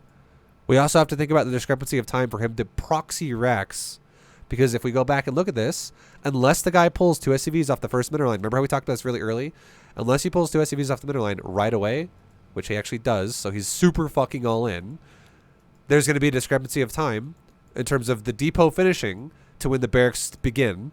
But because he pulled immediately, like we talked about, this makes sense for making units right away then, because he's using that 30-second window to build a depot and then have it finished to then build barracks once his SCVs arrive. So that's fine. Like that makes sense. This actually is fast as possible Reapers that he could possibly have, because as you can see, the SCVs arrive and the depot's almost done. So if we, and again, remember how I talked about how Masters League made sense if he pulls SCVs immediately, or if he waits a moment to make SCVs go across the map? Marauders are more expensive on minerals. Reapers are not. If we actually counted SCVs, we could already tell this is the Reaper build. More likely. Makes more sense that it's a Reaper build because it's less expensive, so less value minerals still make sense here. These are lots of things people need to start thinking about and understanding. Oh, I can predict what you're doing before I fucking see it, right? let's speed it back up to kind of where we just were. Let's not like re-talk about everything we just talked about. SCV ready. Command center. So he's now in my base, right? And now what do we do as a response to this? We go, okay, he's in my base with 2 Reapers. So how can I deal with this? I'm going to let you guys know a secret. 2 Reapers beat 1 Reaper and 1 Marine. It does. You're not going to win if you just straight up fight 2 Reapers with 1 Reaper and 1 Marine. You will lose. A Reaper beats a Marine. And then if I lose this fight and I, you know, he doesn't lose his Reapers and I lose mine, and then he just runs away and regenerates, the next time we fight, I'll have like 1 or 2 Marines and he'll have like 4 Reapers. Because Marines build faster than Reapers, but he doesn't lose his and they regenerate, and they now pair up with the next 2 out of the next barrack set. So that'd be bad. So we definitely don't want to lose our Marine and our Reaper because we'll get overpowered by the future attack. Loopy. Get coins at rally.io. Yo, Loopy, thank you very much for the fucking Vibu coin investment, man. Hell yeah. Appreciate you, dude. Thank you, thank you, thank you. We're fucking popping off again. These are some big Vibu coin bundles, boys. Some big boys over here. Thanks, man. Much love, Loopy. Enjoy your Vibu coin. Hold that shit to the moon. All right. So we're going around. We're pushing, right? We're pushing with Reapers, and or sorry, we're not. He's pushing with Reapers. I said the wrong thing there. What we're gonna do is we're not gonna take the fight of 1 Marine and 1 Reaper versus 2 Reaper. We're instead gonna pull not my entire middle line either. We're just gonna pull a few SCVs. We pulled 4. 4 that's fucking perfect. If I pulled 3, that's okay. Maybe a little bit on the low end. If we pulled 5, that's okay. Maybe a little bit on the high end. And the reason why that this makes sense is because of this. These SCVs are most likely not going to do damage. They're nowhere near as fast as Reapers. But what they are going to do is they're going to take hits. They're going to get hit in the fucking face with gunshots from the Reapers, which is going to allow my Reaper and my Marine to shoot for free. We just want these guys to absorb damage, not to deal damage, which is why if we send too little, they might actually start dying way too fast.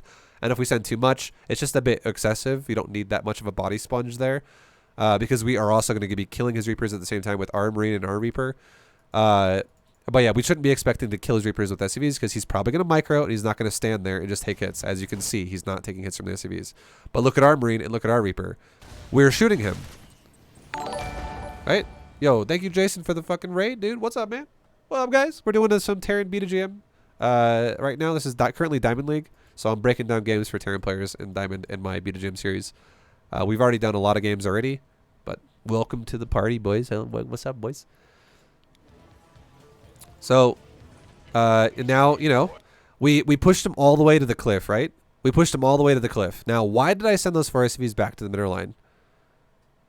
Also, guys, yo, anyone who wants to know a really good Terran player that's actually much better than me, anyone who's listening to this right now, I'm going to link Jason's stream in my chat right now. Go check out his stream as well. If you want some, like, GM level, like, very high GM level Terran gameplay to watch, he's your guy. He's actually a much better Terran player than I am. Go check it out, boys. And people, this is a YouTube video, okay? Yo, Jason, I'm going to promote you in the YouTube video. This is going to be forever on YouTube now. Yeah, guys, anyone who wants, anyone who uses my series to get better at the game, I 100% think my series will help you get better at the game. It's definitely not bad. And I would never say my series is bad. It'll definitely help you. Lots of thorough breakdowns. But if you are someone who's like already a master's Terran and you want to further your Terran play, he's definitely a good person to go watch. He's very good. He's also he's a fucking gem of a human being. What a wonderful person. Love that guy. Jason, you're fucking amazing.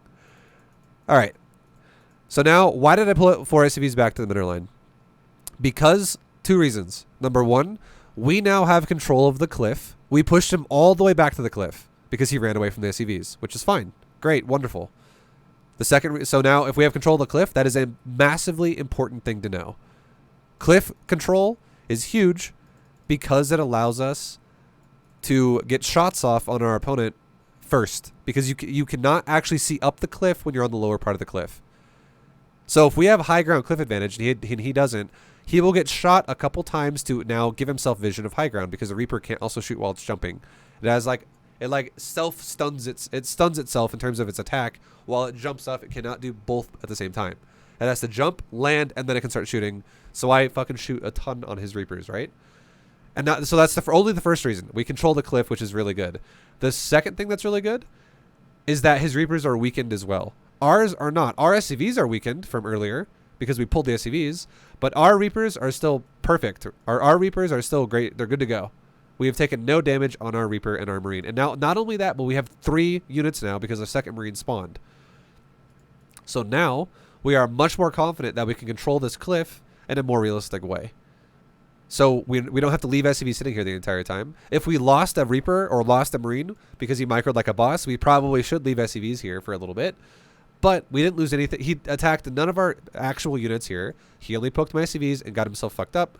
So we're totally fine to now sit here. And now he got fucked up even more, so even further represents us to be safe sitting here. We don't chase him. We do not want to chase him. We just want to guard the ramp. Okay. So now we'll continue building our depot, and we're just going as is. And now watch how he comes back again. And, you know, allows us to take the fight. Now I'm going to tell you something. If this was 4 Reapers right now, this is a little bit dicey because remember how we talked about how 2 Reapers beats 1 Reaper and 1 Marine? Well, now if he's got 4 Reapers versus 2 Marines and a Reaper, that could be a little scary. That could be a little bit scary. So if you feel intimidated, you're more like, this is why I say a bunker is really good here, because then we wouldn't care anymore. But if you feel a little bit intimidated, you're more than welcome to once again pull SCVs and come back down to the ramp and try to make sure you're going to be okay. Just make sure you're going to be okay. If you're feeling intimidated, it's okay. Because again, this ends once the tank is out. The tank just shuts it all down. Easy peasy. That's what we are trying to get to. Also, making a reactor right now before the tank is ready is definitely a sign of overconfidence. If we kept making Marines right now, it would increase the chances we're not going to die because we'd have more guns here standing on the top of the high ground to shoot his Reapers as they come up. But notice how my opponent micros this. He comes early with 2 Reapers before the other 2 Reapers. This already tells us this is not as threatening as it could have been, because he's engaging with half of his army before the other half of his army is arriving. And these units all kill each other really fast.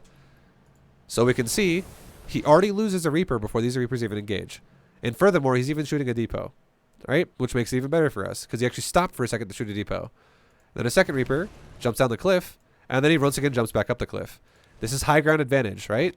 Now he's literally lost 2 Reapers before he's even really starting to take the fight here.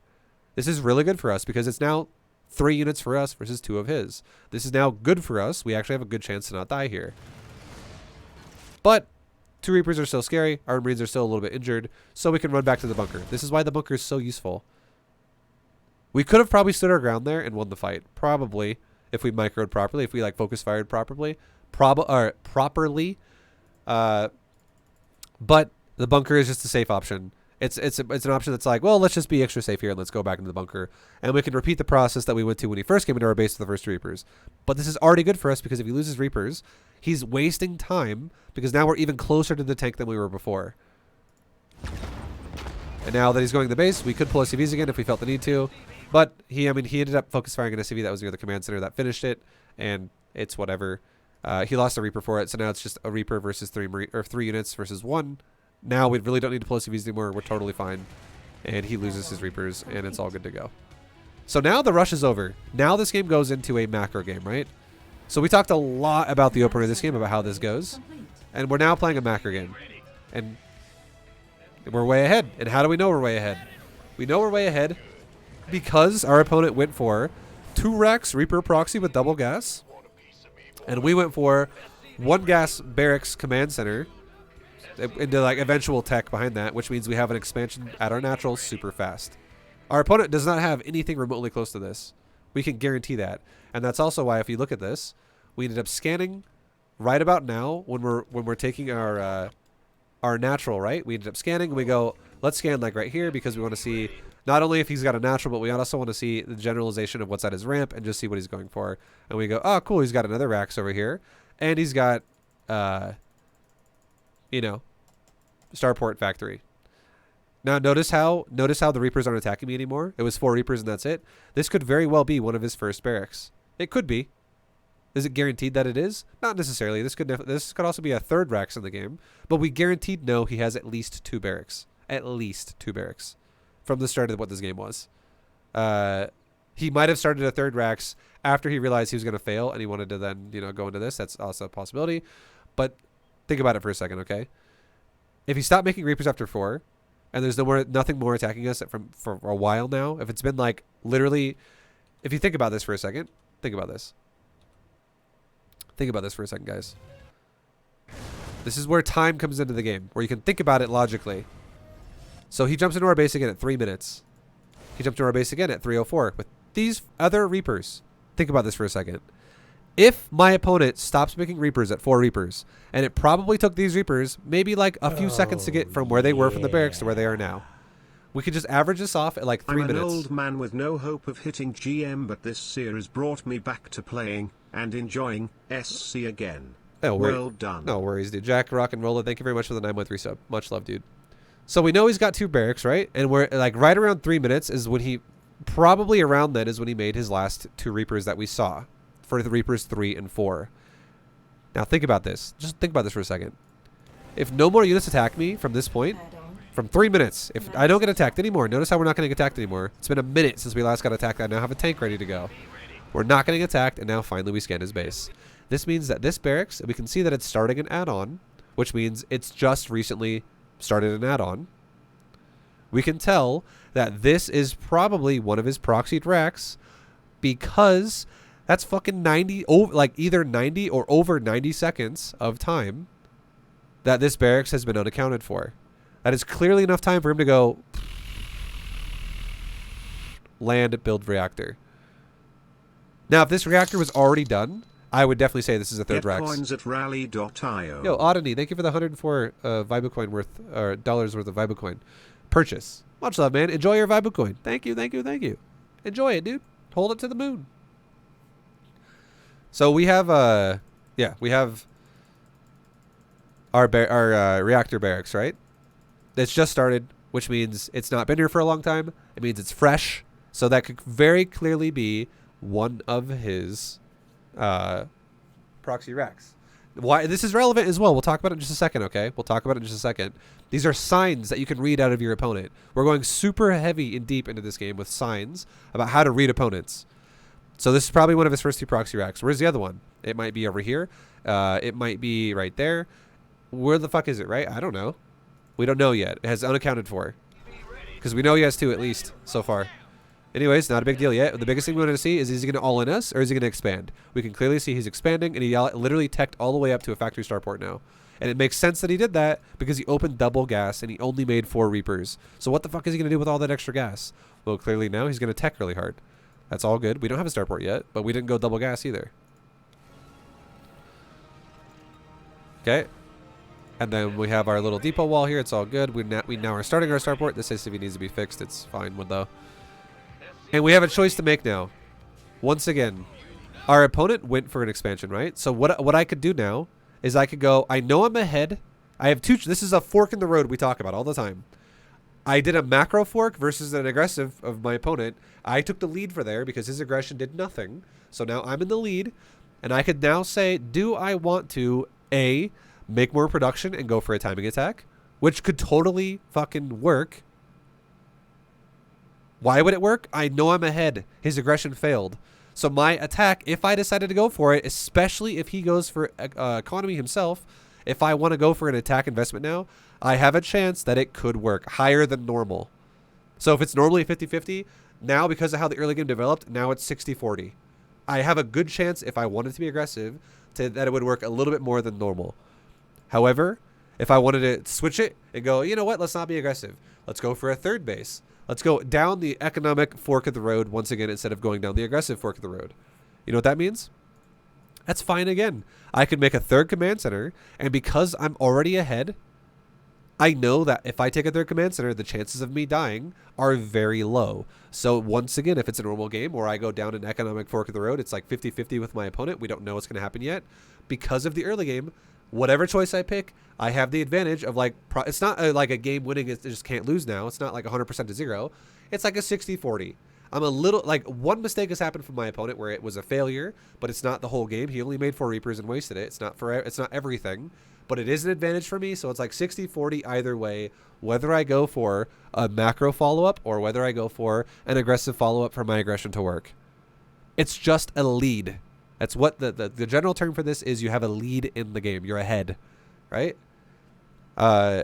So I could literally attack him with it, or I could macro with it. One way or the other, we choose to macro with it. We make it their command center. It's all good. We're not going to get punished for it, really, because we have... This is already hard enough to break for him as it is, because we're already ahead, as you can also see in the supply, right? SCV ready. SCV ready.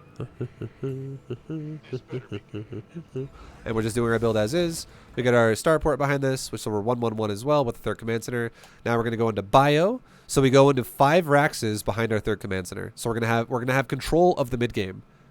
We have 5 racks, 1 tech lab for a reactor, with tank production and medevac or Viking production. Because we've got a reactor starport, tech lab factory, 1 tech lab racks, which is going to be this one, which is why we're making it right now. We need to get stim pack and all that stuff, and then we can make 3 more racks again after this to go to a total of 5, which is going to be 3 more reactors. So because we're going to just go for bio. Why are we doing this? Because we want to go marine tank medevac. We're just doing it bio style. Super easy peasy, simple, simple, simple. And then he ran an SCV at our base, or a marine or some shit, which is just scouting us, which is fine. Tank killed it, not a big deal. Add on. And then we're just doing our build. This is kind of falling back into the realm of B2GM build again, right? Efficiency. It's not exactly B2GM, it's just efficient. Mineral priority with what our focus is. What is our focus? It's a fucking third base. If I wanted to go for battle cruisers as a follow-up to this, would I made a third command center super fast? No. Would I have waited to take my gases until it's fully saturated at natural? Probably not. If I was going to go for like double starport battle cruiser as a response to him failing Reapers, I probably would have taken my gases as more of a priority on like 8 or like 10 SCVs on the mineral line and then just went double gas. So I could actually afford double fucking starport. Like, priorities of investment. We're going for something that is command center, depot, marine, barracks, SCV. All these things are mineral focus. The only things that cost gas for us right now are our upgrades, our add-ons on our buildings, and our tanks, and now we're finally adding on medevacs. So we haven't had this big gas focus, because if you compare overall mineral investment to gas investment, it's like 90% mineral, 10% gas. We have so much, like maybe like 85-15. It's so much more on the mineral investment right now. So we should definitely prioritize our minerals. Why the fuck would I take gas at like 10 SCVs or 8 SCVs on the mineral line right now? Makes no sense, because we're not going for gas-based units heavily. Now look at this, right? We see another barracks now flying into our base. Now this is already the first sign that tells us there's a chance our opponent might be going mech. Does it have to mean he's going mech? No, he might go bio and just make more racks. But if my opponent is going to make a double racks proxy Reaper rush, and then one of those barracks is going to go home, and now we're clearly seeing him sacrifice a racks in my base now, it probably means that, again, not a guarantee, but it's a higher chance he's going to go mech. We're already thinking, okay, this guy might be going mech, because what kind of a bio player is going to sack their fucking barracks? It's rare. So he flies it over our base, the barracks dies, and it's fine. And then we ended up also, as a result of this, let's go back. Sorry, we missed it right there. So he's sacking about our barracks in our base, right? And this has also been about 2 minutes since we last scanned his base, so we want to see what he's investing into. Like, 2 minutes is a lot of time for discrepancy to go, okay, what are you actually making? Like, look at us. We've already made 5 more racks in total. So we're clearly going bio. Now we scan our opponent's base, and we go, what is he making?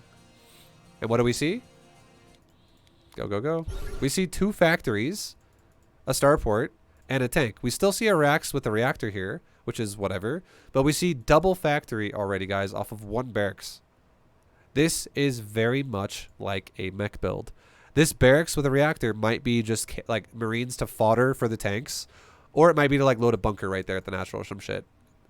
Like it's a bit weird. You don't really need the bio, or sorry, you don't really need the reactor on the barracks though. I'm not gonna lie. You don't really need it right now in the position he's in. If he's gonna go like tank Viking, this is kind of whatever. He'd be better off going Hellions or something. But yeah, it's fine. We already assumed a little bit that it's mech because of this, and now we've confirmed, yeah, no, it's fucking mech. This is way too much factory production. 50% of all of his buildings are factory right now that we see. I went and took a shower, and then I came back, and we're still talking about this game, question mark? Yeah, I mean, this is what I'm saying, right? StarCraft is a game that takes a long time to break down. If I actually want to teach you guys how to play this game, I can't tell you in 10 seconds. Otherwise, you're not going to know shit. There's so much to this game to know, which is what the whole series is about. It's trying to teach you concepts about how to play the game. Oh, Yo, Cheever, thank you very much for the 5 gifted subs, man. Much love. Bible gift in the chat for Cheever. Thank you, thank you, thank you. Okay, so we're running our Marine around, and we're, you know, checking expansions. We're not. Why are we not dropping medevacs here? Oh, Why are we not dropping medevacs here? The reason why we're not dropping medevacs is because my medevacs were super fucking late. I did not go for a quick starport this game, like I normally would have, because we got all in and I made bunker earlier, and I had to pull SCVs a little bit. It disrupted our build opener a little bit, and I also followed it up with an economic focus, not a starport focus. I went, oh, let's just make another command center because we know we're ahead. Our opponent failed aggression, so why don't we just expand? Oh, So if my starports are super late, do I have to wait for medevacs to drop my opponent? Not necessarily. I could just fucking run a couple Marines around the map. Because again, what do we care about right now? Do I care about... This is, again, there were people in the chat saying this, literally. They were going, Vibe, why don't you drop him? Oh, Drop him, Vibe. yeah. Drop his ass, dude. Why? I don't understand why you're not dropping medevacs in his base. You always do it. Okay, that bot's going to interrupt me in a second. I already know it's going to. But I'll try and say as much as I can before it does. Think about it, okay, for a second. If my opponent's... Okay, here we go. After years in low diamond, focusing on the wrong things, I finally feel in control of games and can understand what's happening and how to adapt Hell yeah. / react to my opponent. Nice, dude. That's good to hear. 16 wins in a row, the road to masters begins. Thank you for your amazing work. Thank you, Pekin Duck. Much love, man. And Cheever, thank you very much for the 5. Happy to hear you're having success, bro. Pekin Duck, much love. So, think about this. If my opponent's going mech, what is mech good at? Think about it for a second. What is mech good at? It's really good at turtling a base. It's got fucking siege tanks. It's the exact same thing we talked about when our opponent was hitting us with Reapers. We go, oh, well, this gets shut down as soon as we have tanks. Easy, right? Easy peasy. The tank just obliterates units in our base with a lot of range. He also has a really fast starport, which means he could totally have Vikings right now. So if we think about it and we look at his base, what is his unit count? He has Vikings right now, right? So if we drop him, it looks like he's already turtling to the point to where he's going to have the ability to defend himself really easy. So if I drop him, if we logically think about it, what is our drop trying to do? It's trying to scout. And if I could have done it earlier, if the game was normal, our drop could have probably gotten to the base a little bit faster and had less chance to die. But we're already at 8 minutes in the game, guys. And if I was dropping his base around 8 minutes, my drops are going to fucking get in there and they're most likely going to die. And what is our goal? Think about that. So I'm just telling you why it would be kind of a bad idea to do it. But let's think about even a bigger detail. What are the drops accomplishing? What is our goal right now? Our goal is to see where his bases are. Our goal is not to kill him. It is not to kill him. So if our goal is not to kill him, and our opponent is now turtling on mech, why do we want to attack him? It doesn't make any fucking sense to do that.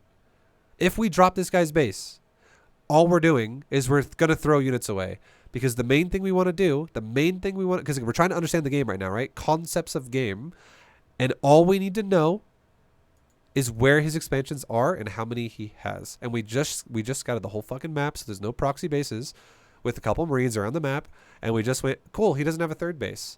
So if he doesn't have a third base, do I have to kill his main and natural to be ahead? No.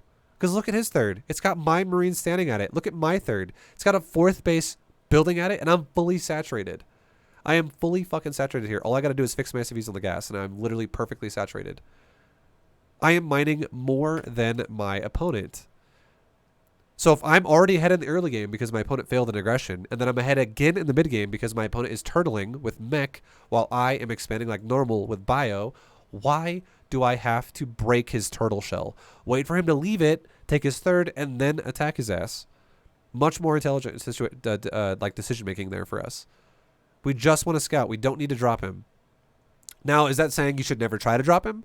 Not necessarily. If you wanted to try to drop him and then go, and then you realize, oh, he's turtling really hard and I should probably leave, fucking boost your medevacs out of there and try to not lose your units. That is also fine. You could do that. You could try to do that, but just know you're probably going to, chances are high that you're going to lose those medevacs if you try, because he's turtling with Viking tank. But if you drop him, you don't do any damage and you fly away, that's totally fine. If you drop him and you do a tiny bit of damage and you fly away, that's totally fine. Chances were low that that was going to happen for you, but if it does happen that way, guess what? You're even further ahead than you were before. But if I already know I'm ahead, we don't want to throw our lead away by being overly aggressive, because we're not going into aggressive choices. We're expanding. We're expanding. We're taking control of the macro game. We're adding on units as we can afford them with a macro focus. Attacking with a macro focus makes no sense. And if our opponent's going to turtle on mech, our drops are going to die. Like they have a very low chance of not dying. They're going to die to Vikings and tanks and shit. Oh, yeah.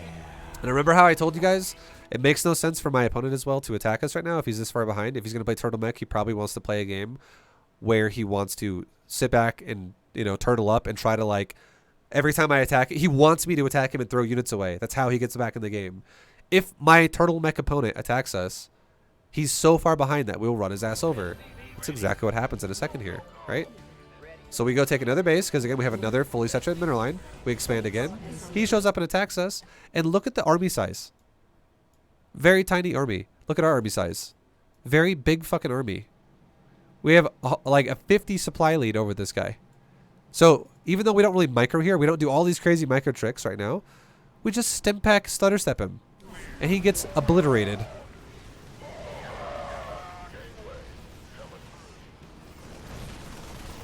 And what was that stutter step based off of? It was based off of our Marines. Because Marines are the fastest unit in our army, and it's also the fact, you know, they have a fast attack speed. We have so many of them as well.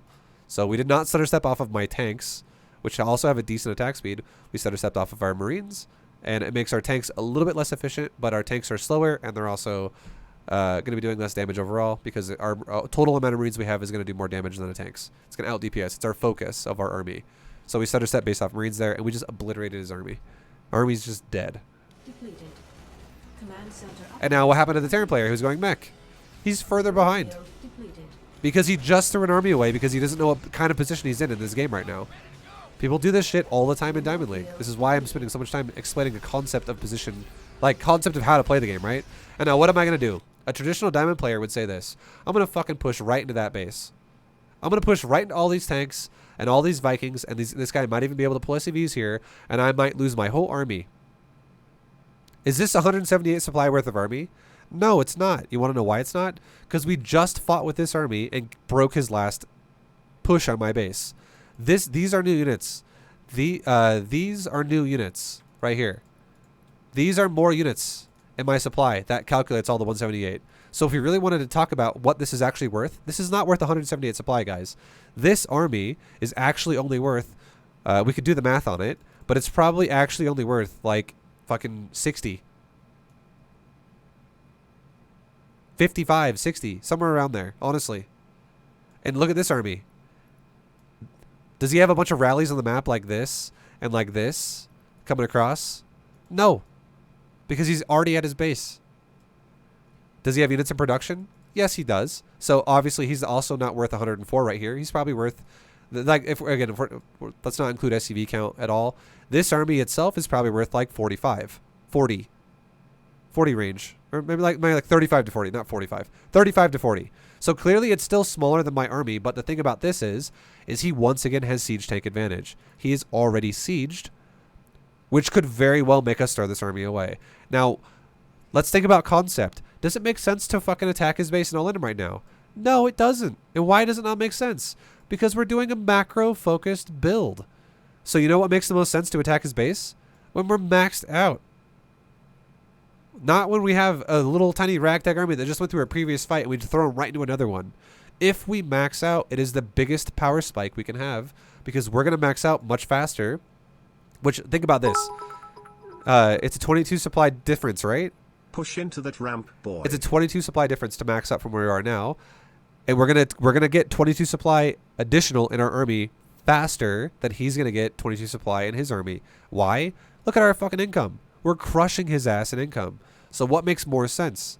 How about all we do is we relocate ourselves and we go try to prevent expansions. We don't just ram the natural. We go, look, oh, let's go, let's regroup ourselves. Now, all those reinforcements on the map we just talked about have now regrouped with the army. And now this is a genuine army of supply of what we have. And instead of taking the fight, do I have to take the fight and push this all the way? No, I don't have to do that either. I could also sit here and wait until I'm 200 supply. That would also work. But look at this for a second, okay? We see he's got a base here. We go, okay, yep, he's got a couple tanks. But look at the scan. I actually scan ahead and go, okay, what if there was like 12 tanks here? Would I take that fight? Fuck no. I would not take that fight. But what if there's only 3 tanks in range of the command center? And what if there's 2 tanks, and then 2 tanks, and then God knows what over there in the fog of war for us? You know what that means? This third base is isolated. It is exposed. If all we gotta do is overpower 3 tanks, that's not that fucking bad. Am I gonna push through every tank he has? No. But if this is a very undefended third base, this is opportunity. How about I just fucking push the third and then wait? So that's what we do. I push into the tanks, which with my Marines, which makes my tanks freely siege this area.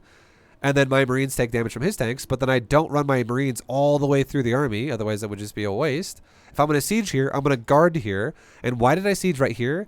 And why did I not siege right there? Because that's out of range of everything. Why didn't I siege right there? Because that's in range of more tanks. If I siege right here, I'm in range of the command center, and I'm also in range of the tanks, but I'm at max range. So I'm out of range of the other tanks. And I'm in range to fuck over his third base. So, I wait. I guard my tanks. And now look at the Terran's economy. Watch this economy. It's going to get worse by the second because he no longer is mining this. Right? All these SCVs are sitting here doing nothing. So he's just maintaining about half of our economy right now, like 1,500 to 3K. This is good. I could sit here all day until I max out and then I regroup and then I could push. And then it would make sense to push because that's our power spike. So we have more units popping out. We have more units being made. Our macro is kind of shit right now, I'm not going to lie, because we're making a bunch more barracks right now. We're preparing for the in-game situation. And there you go. Now we're maxing out really soon. We have another army coming down to regroup with us. And we're still sitting here. Yo, Roger, thank you for the Hey, bits. thanks for this guide. I follow streamers and YouTubers, but yours is the right one. Get it going. Hey, hell yeah, dude. Thank you very much, Roger. Much love on the bits. I'm glad you liked the series. And notice how we're being a little bit sloppy there with our units? That's okay. I mean, is it the worst thing ever? No. And why is it not the worst thing ever? Because this guy has no fucking money. And we're still denying the expansion. Even though we're losing a couple units because he's trying methodically to siege us really hard, we're still taking leads because our income is so much better than our opponents.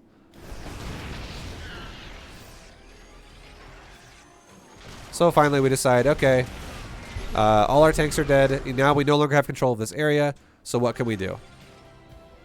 It makes no sense anymore for us to push this area. I mean, okay, we could, okay, this is the thing. If he was sieged, it makes no sense for us to push, and we could fucking leave. That is one way this makes sense. Here's another way this makes sense. Okay, we have played the game well enough up to this point to give ourselves options. We know we are way ahead. Okay? So notice how I didn't attack him when I was on 3 base economy. But now I'm on 6 base economy, guys. 6 base. I am way fucking more economy than I was before. If we decided, you know what? Let's attack with this bio, and let's just try and kill that command center. That would be fine as well. And why would that be okay? Before, it wouldn't have made a lot of sense, but now it's okay. And why does it make sense now? Because before, I only had 5 racks. Now, I have 19 barracks. I have fucking 19 barracks, guys. I can remake that bio right here if it were to die in literally like 30 seconds. Remade. So you know what 30 seconds represents? The amount of time it would take for him to kill my army here. It would start the 30-second timer. My last Marine dies. Start the timer. 1, 2, 3, blah, blah, blah, all the way to 30 seconds. And then 30 seconds later, he's finally going to be at my base attacking me, which means all my army's back again.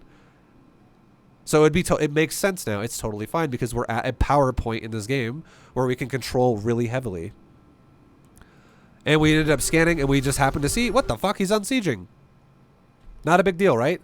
Not a big deal. He actually made a mistake of unsieging his army, which gave us opportunity now to not only not lose this army, but also kill the base. So now this base is dead and we just back off. Cool beans. And now remember how I talked about how I was like, from our vision, I was like, well, what is this guy going to do now? We're gonna follow his army and go, cool. We're gonna watch him walk like this, and we're gonna scan him right there, and we're gonna be like, there he is, perfect fucking scan on his army, like right now. And why was that? Why did I know he was doing that? Because if he just sits there and defends himself, look at my main base. It's fucking mined out pretty much. Look at my natural. It's looking pretty sad, right? Look at my third. He doesn't have that. Looking pretty decent still. Look at my fourth. Looking pretty good still. He doesn't have that. Fifth, same thing. He doesn't have that. Sixth base. He doesn't have that. He doesn't have any bases. He has no expansions. So if he just sits there and defends himself, he loses the game either way. So logically, it would only make sense that he's going to push me. It is the only choice he has now. We've pushed him into a corner where this is his last resort. That's how we fucking predicted that, and we called it exactly like he did it, because it's only obvious. And the only reason why it's obvious is because we know his options are limited. He doesn't have minerals that look like that anymore, guys. He doesn't have minerals that look like that anymore. If I look at everyone's vision, look how they look now. They look pathetic. His mineral lines look garbage. Not great. They're mining out everywhere. He's running out of time.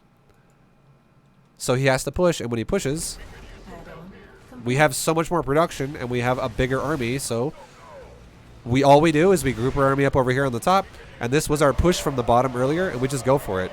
Yes, we don't win this fight, and we lose this fight overall the first time, but does that matter? It doesn't matter. And why does it not matter? Because even though we just lost the fight, we killed like 2/3 of his army, which means his army is now really tiny on this push, but we're producing units so much faster than he is. He's making 3 tanks. I'm making 27 fucking Marines, 5 Marauders, and 2 Medevacs. I'm making 41 supply a cycle. He's making 9. That is 9 supply worth of Terran right there. That is 41 supply worth of Terran right there. That's a lot more, right? That's why we can take fights that, you know, might not have been the most efficient for us, but yet we can just re-max, and he can't max, and he's just going to die. So he's super dead. And now the next time we push, we group up our army, and we go, okay, the tanks are all over here. Let's just get rid of these rocks. Let's go over this way, and let's just push it.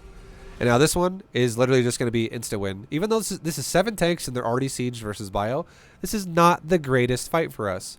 And if this was not the point in the game where he has no options, it wouldn't make sense to fight this.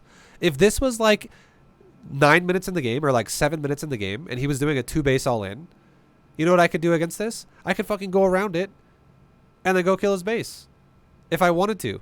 I could have so many more. There's a lot more options in the game if this was like a 2 base all in. But because this is now like a 2 base attack with future behind it, but because this is the only choice he has now, because there's no future in the game behind this for him, if we kill this army, he's dead. Because he can't keep remaking this army, guys. His economy sucks ass. He has low income. His gases are actually depleting now as well. It's too late in the game. These bases are going to deplete really soon. So if we kill this, he's dead. Which is how we knew if we just push this, it's a good choice for us. And he's dead. What does he do now? We're just going to remax again. Also, remember, think about this too. Remember how we talked about if this was like a 2 base early attack?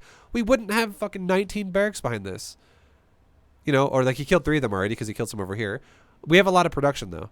We wouldn't have this kind of production early in the game. But now we do. So again, it makes sense for us on our side to attack that, because we can snap our fingers and remax, unlike we would be able to before, earlier in the game.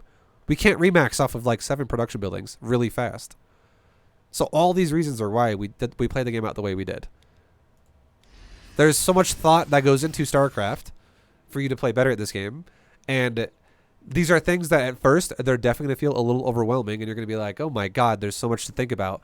But at the end of the day, all we have to think about is, if we understand how economy works in StarCraft, that is the biggest reason why we make our choices the way we make our choices.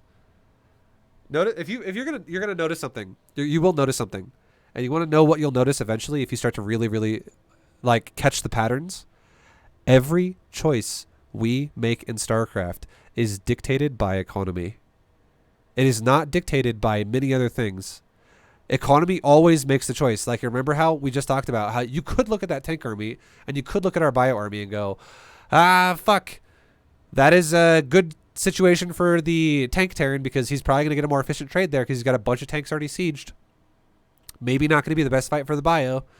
A lot of sieged tanks are scary. If they were in tank mode, that would be better for us. But if they're sieged, kind of scary. That's thinking about it in a micro sense only. But let's think about it in a macro sense. If he has no economy and we do, suddenly that fight that seemed bad now makes sense. Because we can take the advantage through economy. We can remax, he can't. And he can't take this fight again a second time, whereas we can. Macro dictates, economy dictates our decisions like 99% of the time. Almost every fight is dictated by our economy. That's why understanding how to make an economy, which is what bronze to plat entirely is, and how to build one, is very important to game progression. It's super fucking important to know that.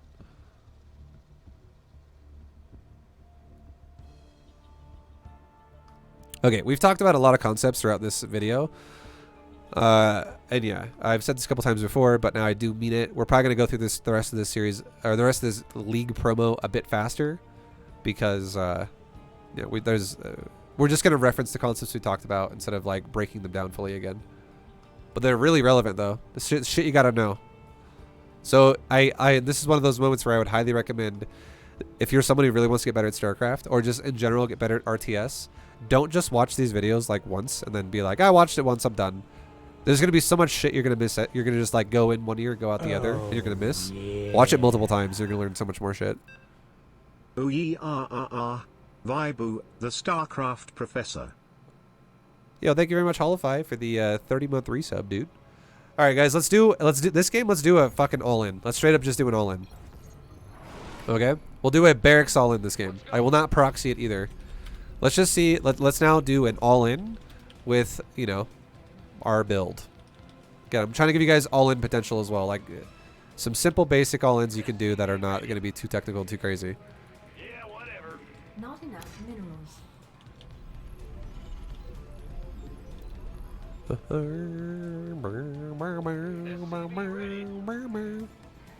Stack our patches. Go ahead. Stack our patches. Close patch stacks, boys. Big job. Nice. Additional supply depots required. Also, Twitch chat is really funny. When you guys keep saying shit like, Vibe, can you please not do this so slow? Can you please go faster? This is so boring. Not enough minerals. Then stop watching. SCV ready.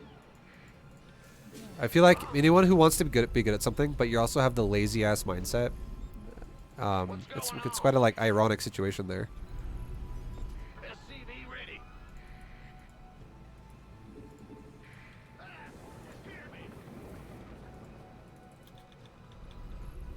Oh, yeah. Just know this. This series is made for people who actually have a desire to want to get better at the game. It's not made for people who just want to see things explode and just like rub Dorito dust on their nipples and just be entertained for 30 minutes one night. Go watch a VOD. Go watch a YouTube video. I don't fucking know, dude. Alright, let's make a Reaper, and let's go ahead and pressure our opponent's base with our Reaper in a second. Go ahead. Yo.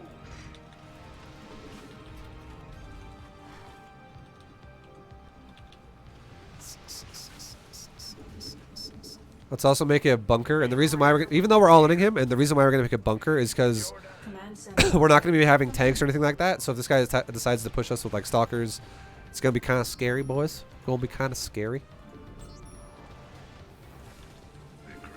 Let's go ahead and push him with a Reaper. And now let's make a couple more racks. Start a couple more barracks behind this. We'll make one Marine and put him in a bunker just so we have something in the bunker. And then we'll make a reactor. Go ahead. Huh? Okay, let's go ahead and scout his main mineral line. We now know he's expanding, so he made an expansion. So did we. That's fine. We can already tell that this is a little bit of a macro investment. He's not owning us right away on one base. Cool, we're killing probes. This is super nice. Every probe we kill is putting us into a further advantageous position. Okay, we just killed 3 probes. Let's just run away now. Nice, easy peasy. Let's go to make an engineering bay. Let's make another command center. And let's wait on our Reaper and go back in again in a second, right?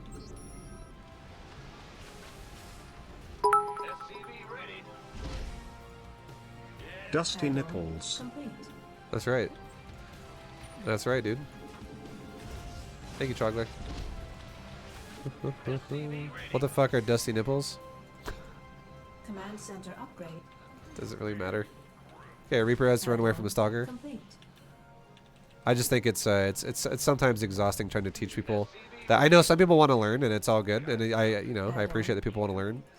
But you have to understand the series, right? I'm teaching people how to play StarCraft, and the people that are like, this is so boring, fucking leave. Come back when I'm fucking playing ladder and just talking about random shit.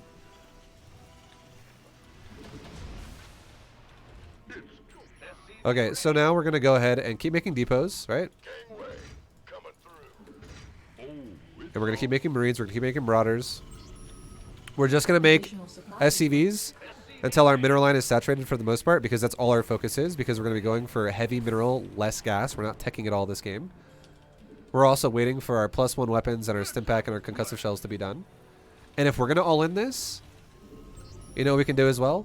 We can make more barracks. We don't have to stop at 3, guys. Let's go ahead and we'll do multiple waves of this. We can just straight up make this super easy peasy basic and go for multiple waves of all-ins. Let's make another barracks over here. Just fit it wherever we know we can fit an add-on next to it. It's all good. Let's make another barracks over here. And now we have a total of 6 racks. 6 racks is definitely a lot. And now we're going to be fully saturated on this mineral line once our SCVs are done building these buildings. So let's stop making SCVs. And let's just keep making Marine Marauder. So the first push might not kill my opponent, but the second push could very well kill my opponent. This is not how you have to all in every game. This is not how we have to all in every game, but this is definitely a way it could work, right? We're thinking about it logically. So let's use our first push right now when all these units pop out. As our upgrades are now finishing, let's go ahead and get out there. And let's just try to make, try to make this work for the first push here. So let's get a tech lab there. Let's get like a reactor here. And let's get like a reactor there or something. Keep making Marines during the process. Our first push is on its way to its base. Go ahead and set up on top of the ramp. Make a couple more depots. Okay, make another reactor. And keep making units. No, look at my money. It's really high, right? So how about we do this? Just make a couple more racks if we have to. It's all good. Okay, Protoss is out. Let's go ahead and stim pack stutter step. Stutter, stutter, stutter, stutter, stutter, stutter, stutter. And it looks like he dies to our first push. Now here's a cool thing we could do. What if we had the idea that we wanted to actually bring Marines with this? We could fucking pull SCVs. Because we could keep making SCVs, so we have oversaturated mineral lines, so we could definitely pull SCVs. What if we want to bring more racks and more Marines? We can make more Marines, or make more racks to make more Marines and Marauders. GG. Concept, right? And now we have a, yeah, B2GM. Now we have a focus, right, behind this. We can be like, cool, what are we doing? We're all-in again. Blah, blah, blah, blah, blah, blah, blah. Thank you for your awesome video and tutorials. I love you like a gay lover, I mean brother. Hell yeah. Thank you very much for the $10 dono, Mike. Thank you, man. Okay, we're looking at our next army, right? Now, what if I wanted to keep making SCVs? And what if I was like, you know what? Fuck it. Let's keep making SCVs and let's pull the next wave of Marines and SCVs, and be like, let's attack him again with this. And then I have all these other racks that are still done once again, and we're just cranking out units like crazy. And then I can just drop mules on the base again. Blah blah blah blah blah. Whatever. All-inning. What are we doing with our all-in? We're focusing on aggressiveness. Now, what if I would have gone for 1 base all-in? If I went for 1 base all-in, it means that I would have faster attack, but I would have less units. What if I went for a 2 base all-in? It means my attack's going to be a little bit slower, but I'm going to have more units. Right? I have more production. Blah, blah, blah, blah, blah, blah, blah. Blah, blah, blah, blah, blah, blah, blah. Options. Is the price of queuing 2 SCVs worth it for reducing the risk of having gaps in production, or is that a bad habit? No, it's fine. It's fine, but that's something that you should be working on all the way through bronze to plat. And once you're in Diamond League, it should be something that you should still be queuing workers. But think about it like this, okay? Think about it like this. This is a real answer for you. Think about it. What is the benefit of queuing up an SCV behind an SCV right as you start your first SCV? What is the benefit of going double SCVs together right away? Means that you're not going to miss an SCV, right? And let's logically think about why that makes sense. The only reason why that is relevant, and the only reason why that you would ever do that, is because you're actually not checking your macro cycles for more than 12 seconds at a time.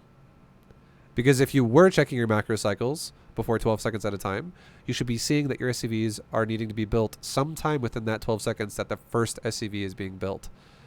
Now, I'm not saying you have to build an SCV every single time exactly when the millisecond that the first SCV pops out of the command center, but I'm saying that if you tie up your 50 minerals extra when the SCV only has like 2 seconds left, that is obviously more money you can work with for the other 10 seconds that were there. But if you queue it up when it's at 12 out of when it's at 1 out of 12 seconds, that's now going to be 11 seconds that you queue up a second SCV with. That's going to tie up your money faster, which is going to make it harder to use your money behind that. So bronze to plat, yeah, it's totally a good tactic to use to make sure, because again, the worst thing ever though is not building SCVs, period. So it's better than the alternative of not building SCVs. But in bronze to plat, that's when you should be trying to speed up your macro cycles because you become more comfortable doing them. And it no longer takes you more than 12 seconds to do a macro cycle, which means you can do them more than once every 12 seconds. You don't have to do macro cycles the entire game, guys. You just have to do it in the build-up phase of the game, which is usually like the first 7 minutes of a game. That is macro cycles. After that, once you're done building SCVs and you're done building supply depots and you're done building your initial economy investment buildings, it's so fucking easy after that. Like you can very periodically expand and rotate SCVs.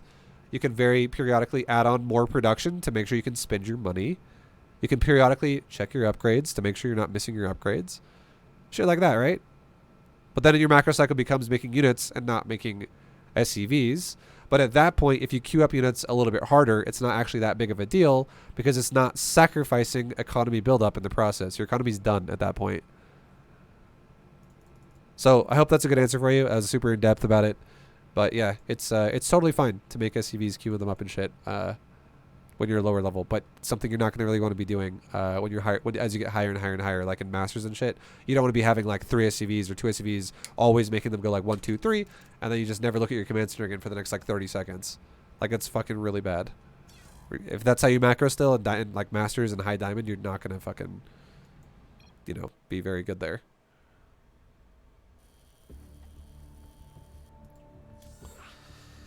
So that game was a simple concept of our opponent was just not prepared enough for our attack. We stutter step stemmed him down, and it was just enough to kill him, so easy peasy. Was our build perfect? No. Was our build a pro gamer build? No. Was it efficient though? Yeah. Yep. We did upgrade of +1 weapons first because it was the longest upgrade. We followed it up with Stimpak second because it's the second longest upgrade. We followed it up with Concussive Shell third because it's the shortest upgrade out of all the 3. So upgrade timings all made sense. And then we added on more production as we could afford it, and it kept increasing our production value to make more units faster. But it was a mineral focused build, so I did not go for 4 gases. I went for 1 gas and we stopped because our build was literally making mostly marines with one-time upgrades and just a couple marauders here and there, which is not a lot of gas. Okay, we'll go for mech against this guy. This game, let's go for turtle mech. Let's go turtle mech against this Protoss. Turtle mech. Do I have to go turtle mech against Protoss? No. But is it a choice? Yeah. I'm just going to throw a disclaimer out there, though, and let you guys know. I've said this before, and I'll say it again for Terran players that are like looking for a build to use in Met, Diamond, and Masters. And that disclaimer is, mech is easier bronze to platinum in the starter leagues, essentially, and mech is harder diamond to masters. It's harder, just so you know. It's harder against Terran and it's harder against Protoss, and the reason why is because you have to really start understanding how to place your army and be intelligent about how you play the game, because mech is so immobile that if you put yourself in the wrong spot at the wrong time, you easily die. So we're doing a style that is harder. I want you to know that it's harder. If we were to go bio against Protoss, it's actually easier to make that work than it is to make mech work.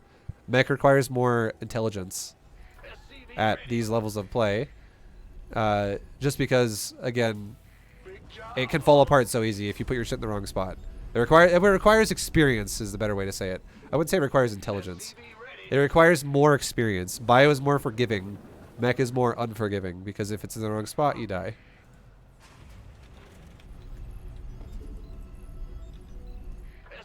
ready. Big Okay, let's go ahead and scout with our SCV off of the barracks. Have a second SCV. Go check the base. SCV ready. Make a Reaper. Move it. Yep.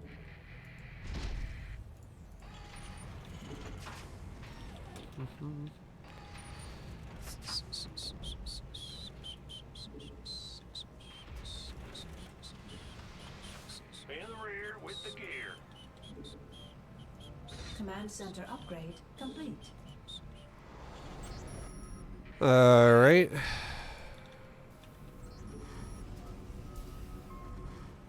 Grim Okay. Reaper has arrived.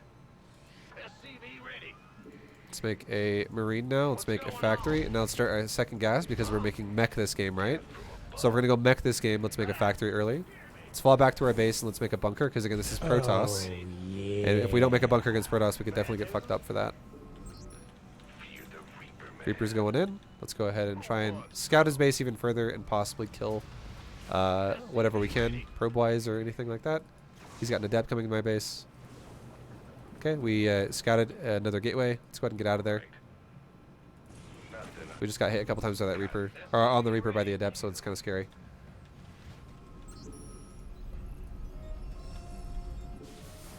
Let's go ahead and load up that depot. We can make a couple, or load up that bunker. We can make a couple more depots now. Reaper is fully regenerated, so let's try and go back to his base again. And now while we're going in there, let's keep building while we wait for the Reaper to enter his base. We can make another factory with 1 Rax of the reactor. And we're just making a couple Marines to fill up a bunker just in case, again, so we don't die super early. Now our Reaper's in the base, and what are we going to do? Let's kill a probe. Command center upgrade complete.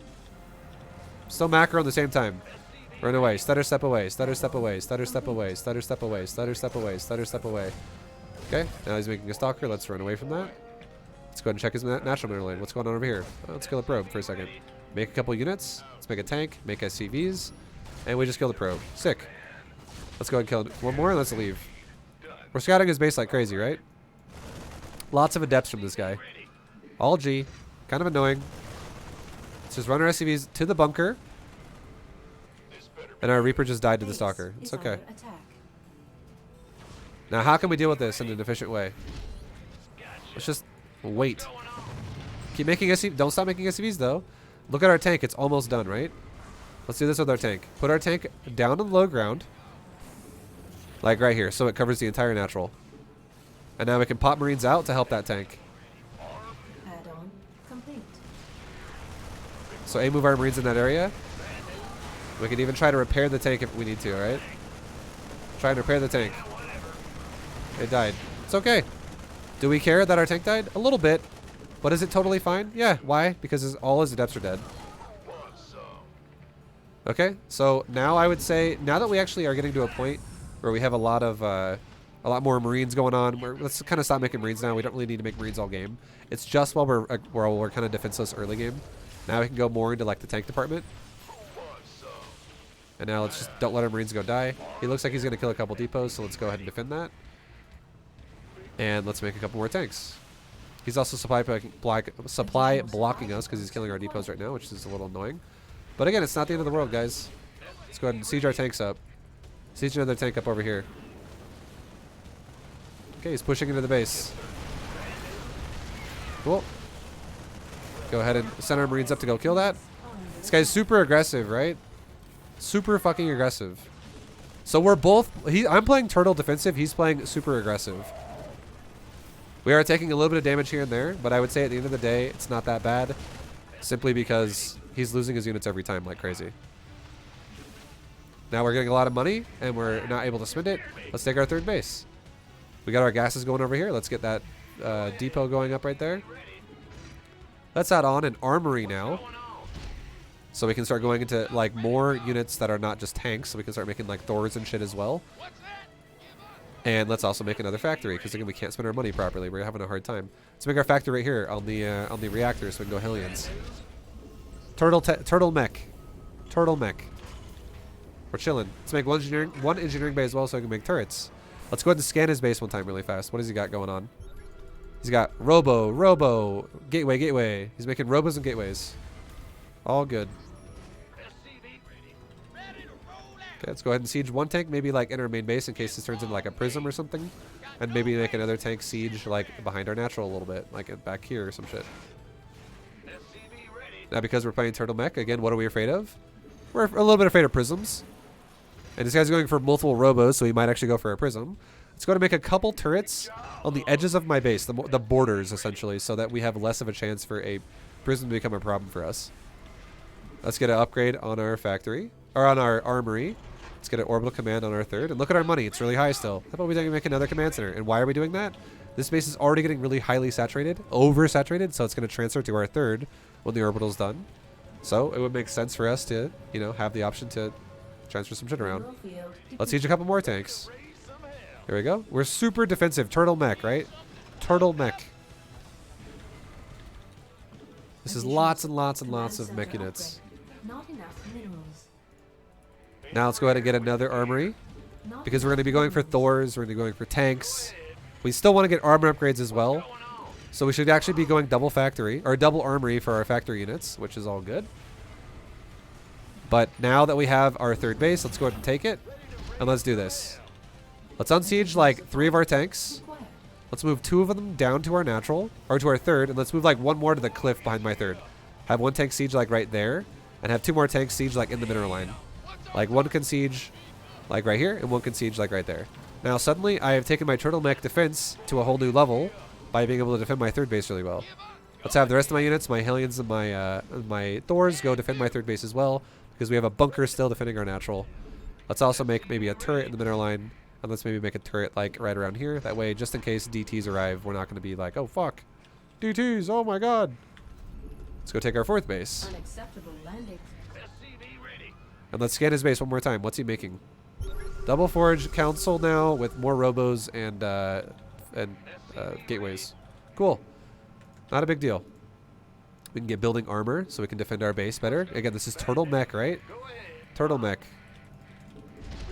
Okay, how many SCVs have we got? We got a lot of SCVs. Transfer some more SCVs off this base to this base. We just killed a hallucination. This base is fully saturated. Send that command center down there. Let's make another command center. Let's make it right there. Who gives a shit? Now let's transfer the excess SCVs on this base down to the new base. So that's 4 SCVs going down here. And we're still making a few more. We're not fully done yet. We want to get to like around 80, right? Make a few more depots because we're close to blocking. Keep making units out of our factories. We can drop some mules on our bases. Turtle Mech, guys. Turtle Mech. Now let's take a couple of Hellions this time. 1 Hellion go left. 1 Hellion go right. Check expansions of our opponent. Chill. Make a planetary. Get a turret. Make a few more SCVs. And transfer SCVs that are oversaturated. Our money's also getting kind of high. I cannot spend it very fast anymore. Let's get a couple more factories. 4 more factories. Because I'm having a hard time spending that money. And my factories are fully tapped right now as well as it is. And our money's getting kind of crazy. Let's go ahead and make a couple more gases here. Okay, we see a 3rd base there from Protoss. There's Zealots. Cool. We see a gateway there with a couple of pylons. Cool. Let's go ahead and have our army go kill that right now. Why not? Leave some of our units here at our 3rd base just in case we get attacked. Leave a couple of Thors or something. But because we don't need to go send our whole army to kill a fucking pylon gateway, right? Let's just send some of it over there. Transfer some SCVs to these gases. Gas. SCV counts around 80 plus. This is looking wonderful. Now with all of our other factories, look at our money. It's a good thing we made those factories, right? Look at my fucking money. I can't spend it. So now let's go tech lab, reactor. We're gonna get more Thor, more tank production, and a couple, a little bit more Hellion production. Get another armor upgrade for our mech units. Transfer SCVs to this base. Let's make a turret on this base. Let's make another base so we can transfer SCVs again that mine out to a new base. And notice I'm not putting tanks that much at my planetary, but I am putting them at my orbital commands.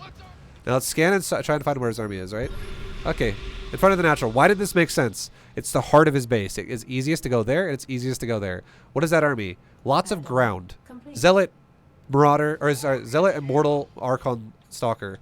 Let's go back to making some tanks. We don't need to go mass Thors if our opponent's not going air. Thors are still good versus ground, but let's go back to making some tanks. Okay. Now at this point, we have all of our army invested in too. We're basic. Let's throw a couple of call down supplies to max out with it. We're good to go. Now let's also go ahead and go into, now that because we have all of our money spent on good shit, let's go to our base now and let's make a couple of sensor towers. And what sensor towers do for us, we haven't used these yet, is sensor towers allow us to defend ourselves with vision of, like, red dots on the minimap will appear if he runs into our sensor tower radius. You'll see big white circles on the minimap when they show up. Now I had someone in chat literally just ask me, Vibe, why don't you make sensor towers? The reason why we didn't make sensor towers at first is because they cost gas, and we've already been tapping our gas like crazy just to make units. So if we make a building, if we're going to be turtle meching, it makes no sense to make a building that gives us a sensor tower if we're already turtling anyways. It doesn't make any sense there. We should just make units because we're already tapping our gas anyways. Because if he attacks us and we have a big army, we have a higher chance to defend anyways if we have more units rather than a building that shows us, oh, there he is, but we don't have enough units now because we made a bunch of sensor towers. Okay, so now let's unsiege our tanks. Let's Hellbat mode our Marauders. And let's go for it. Look, there's a Zealot right there, right? But he's going to run into a PF, so it's all good. Let's start going to the guy's base. And we know there's a base here. We scanned it earlier. Or oh, no, he's attacking us. Okay, he's attacking us. Let's go move our army back. Siege our tanks and move the area. Okay.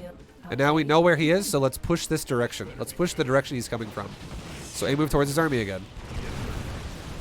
And it looks like we're taking the fight. So let's siege.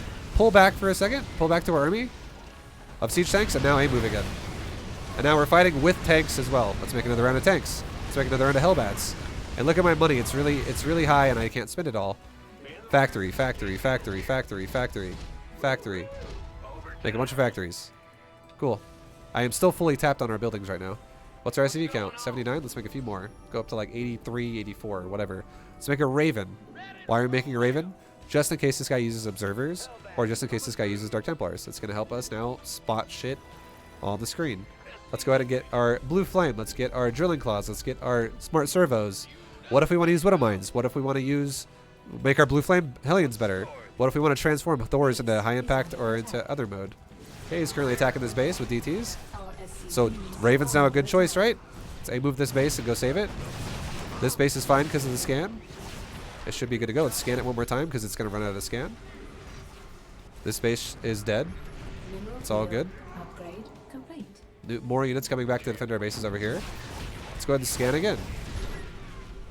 And now we have a Raven, so we don't got to scan nearly as much. And now let's remake shit that died. Remake that turret. Remake some SVs that died. Remake this base over here that died. We can make all these command centers right here orbital commands. And why are we going to do that? Because we already have a lot of active planetaries at all these other expansions. Okay, let's fix these bases. Fix that gas. Fix this gas. Make a bunch of tech labs on the outside. Make a couple reactors. He's attacking this base with DTs. Cancel it. Lift it off. Get our army over there. Unsiege these tanks. We have a lot of tanks now, so now let's go back into making some Thors. Okay, cool. Now, our army, or Raven was kind of missing, so we had to scan because it was kind of scary. Let's repair that command center, and let's land it. Now let's go ahead and attack. Let's send one Hellion, on the, or like one Marine even, that's even better, because it's worthless at this point, we don't care about it. One Marine, go attack the top left side of the map, and let's see if he's expanded. Meanwhile, let's move our army. Let's move our army down to set up on a base. Does he have this one? No, he doesn't have this one. Okay, let's go ahead and move here. Let's base this off of our tanks. We do not want to move into his entire base being like, hey, move YOLO.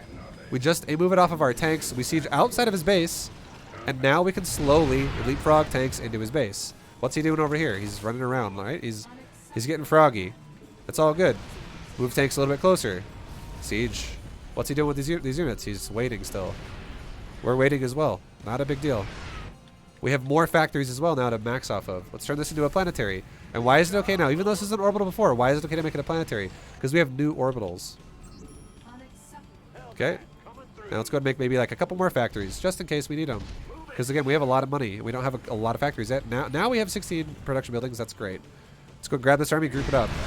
Okay, now he's attacking us. Good. Wonderful. If we want to use our Raven, we could actually throw a turret down. It just adds in extra meat shield to our army. Now the Protoss just threw an army away. So what can we do? If the Protoss does an army away like that, you can now take advantage of the timing and now push in really hard, really fast. Like this. If the Protoss does not lose an army like that, you should not push your whole army like that. You should leapfrog like we explained earlier in this video. Leapfrog, good versus Terrans who don't, or Leapfrog, good versus opponents who don't throw their army away. However, moving everything at once is good versus people who throw everything away. But now notice how I just killed this base and he didn't defend it. Well, guess what? He's going to have a defense now for the next base. Because he's going to have time. One worthless scouting marine. Okay. R.I.P. little buddy. Thank you for the bits. Or sub. So now we're fighting against Tempest. And what are good against Tempest? High impact payload Thors. Look how fucking strong they are. Now am I moving my army at his base? No, I'm going to guard my tanks. I want to make him push me rather than me push him. So how can I make this work? I can leapfrog my fucking tanks. Why would I push him right now if he still has potential to have an army? It makes no sense. Leapfrog my army. Leapfrog my army. Cover my tanks. Leapfrog my army. Cover my tanks. Leapfrog my army. Cover my tanks. And here's a cool trick we can do, okay? Watch this. What if I want to kill this base, though?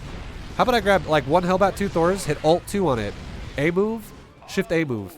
Now, this is no longer going to be controlled by my army, and it's going to kill an undefended base.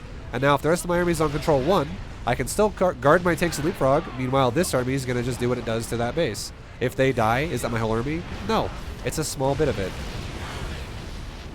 Meanwhile, I can keep pushing his base with my main army. So you can see he's actually sending zealots at it. That's all. It's all good, right? But look how good Thors are. They fucking own. Now let's get our next tank sieged up over here. There's a DT killing us. Let's siege our next tanks. Leapfrog. Play it fucking methodically. Play it slow. Do not just fucking unsiege everything and be like, time to kill. Time to kill.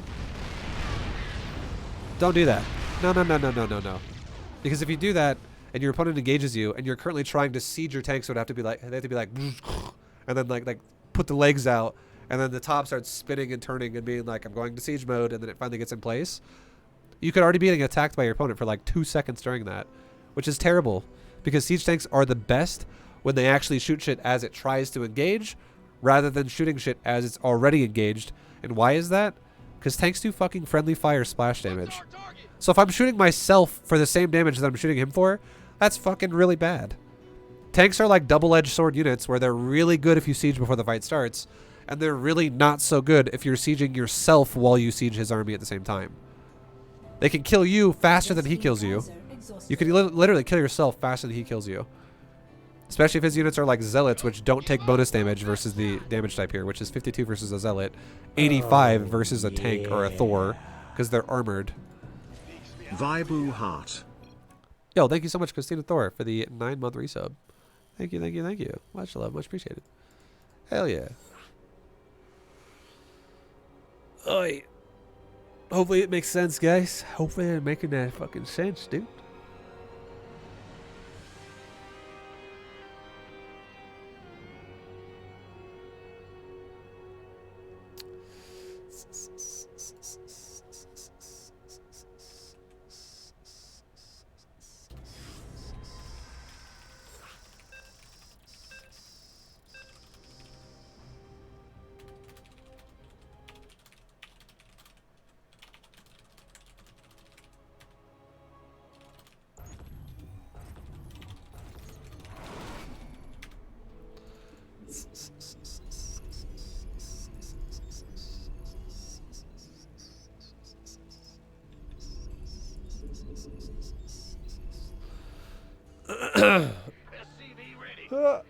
Oh shit. Okay.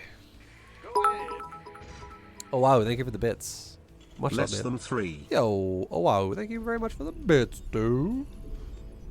Thank you, thank you, thank you. SCV ready.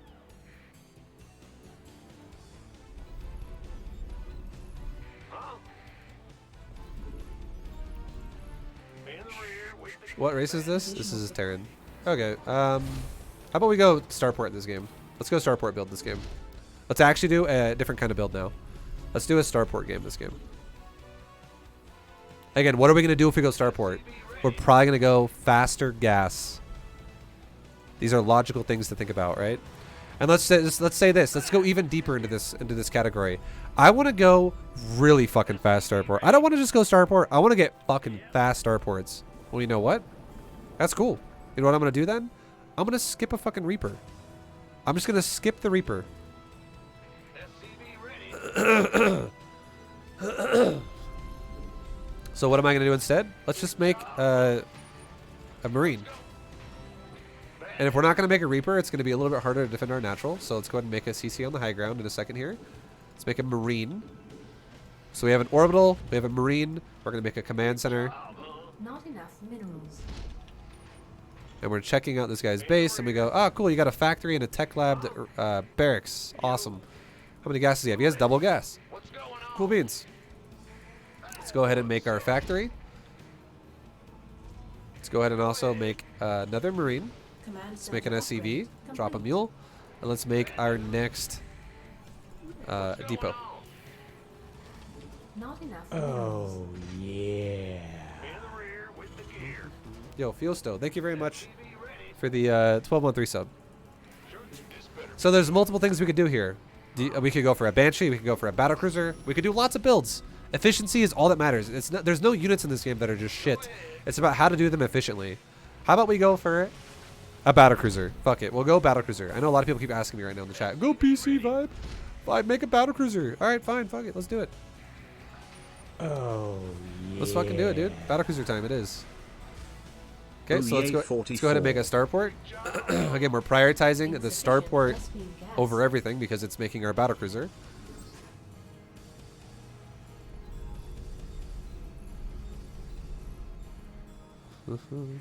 And if this guy would, someone just in the chat just said also, hopefully we don't get Reaper rushed right now. If we did, we were still making Marines. We could pull SCVs if we needed to. We could just start making Hellions. We could have just started making Hellions and Marines off of like no reactor, just make Marines and Hellions, and we would have been okay. Ideally. Let's make a couple of Hellions now out of this factory because they don't cost gas. It doesn't. We want to prioritize the gas on BCs, right? That's the priority right now. We're not prioritizing tanks. So we're going to make a fusion core now, and we're going to rotate this tech lab starport. This tech lab from the barracks to the starport. We have a couple of Marines just in case this guy were to attack us early. Yeah, we can literally go mass BCs this game. That's fine. I don't care. Okay, so we're going to guard our natural. Our natural is going to be a little bit hard to defend now because we don't have tanks. So you know what we should do in this game? We should probably, now that we're going to take the natural, let's make a bunker. Because otherwise I feel like our natural is probably going to break. It's going to be really scary otherwise.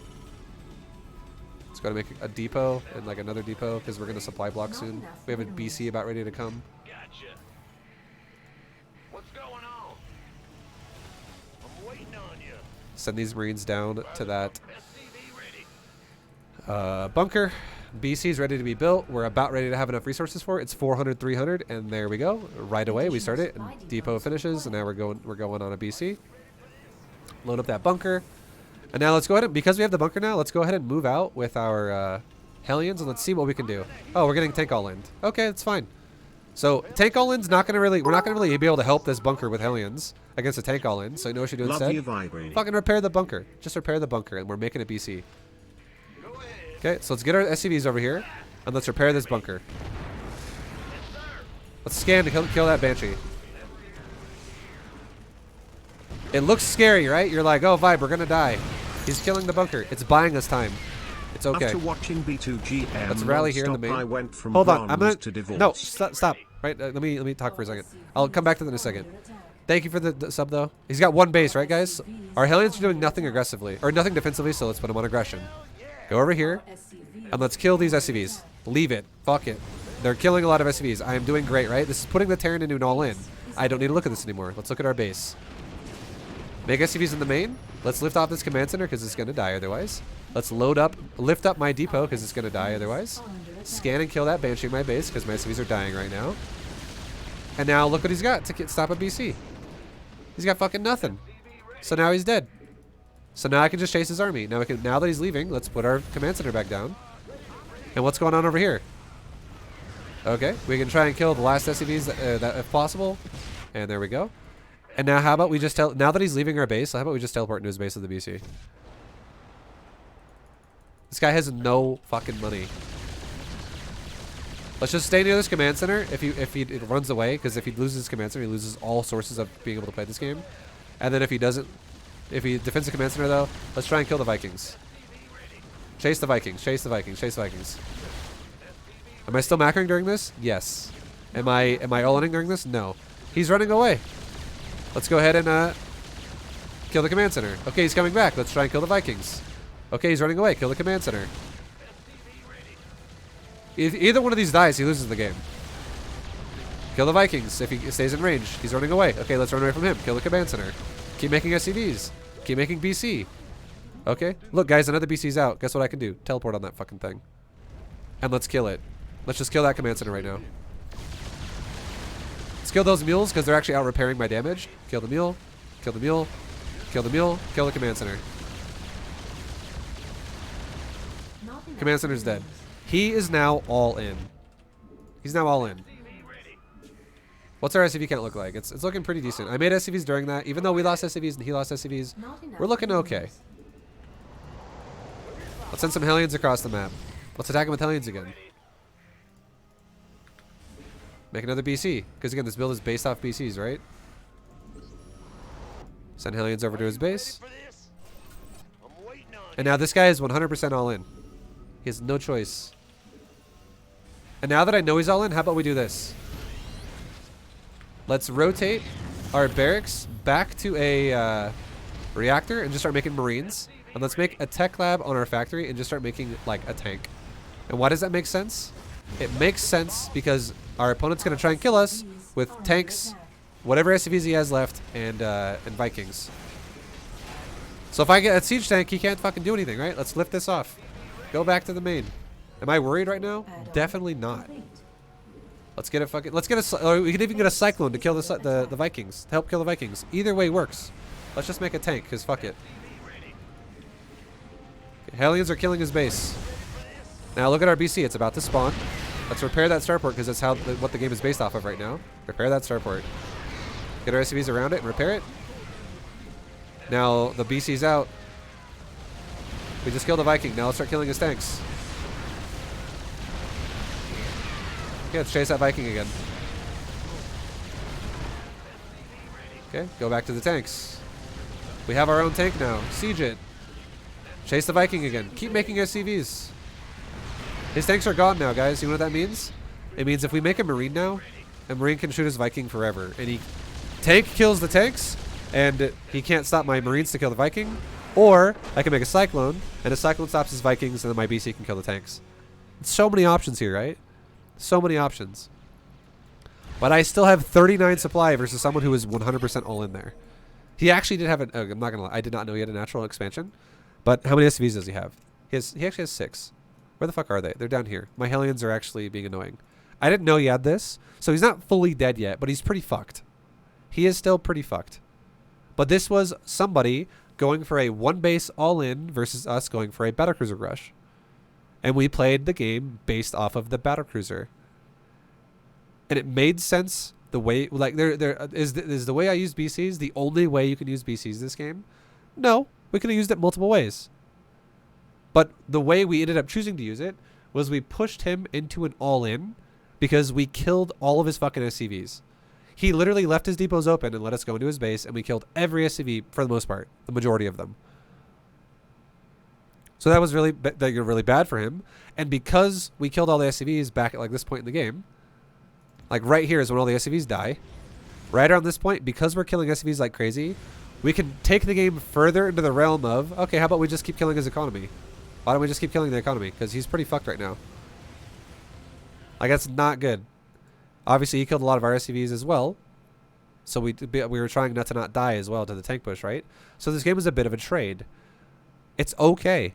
Now, I could have flew my battlecruiser across the map and saved my teleport. So I could do damage, like, later. Save my teleport so that when I have to teleport, I could actually teleport away from the Vikings and not lose my BC. We could have done that. That would be totally fine. But here's the thing. Think about it like this. Even though that is a viable option, and I'm not saying it's a worse option, it's totally fine.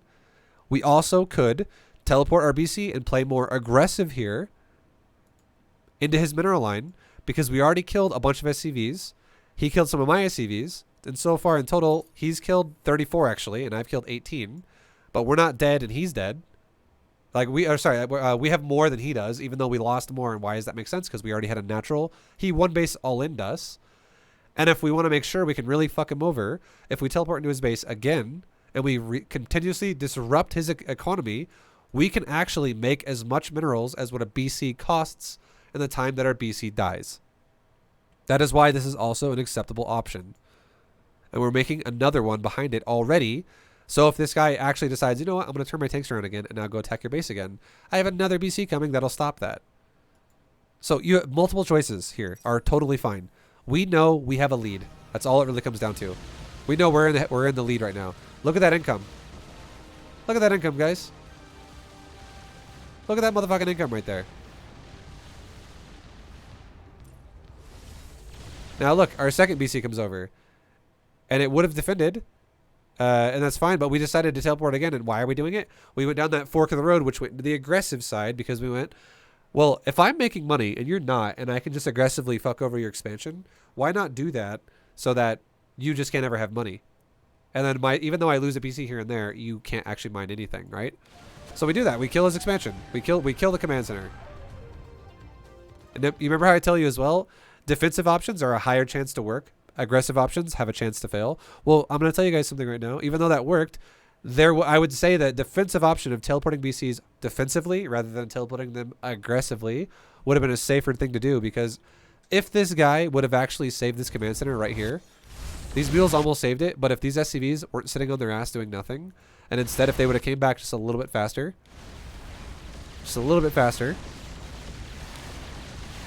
notice how the command center dies as they're on their way to go repair it.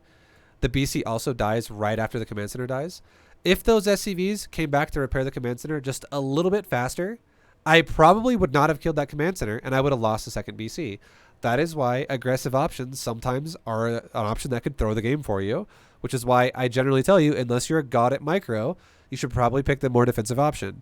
We almost fucked ourselves by losing the BC to trying to kill a command center, because if he would have repaired that, it wouldn't have died with these SCVs. They would have taken too long to kill the SCVs and the Vikings would have killed us.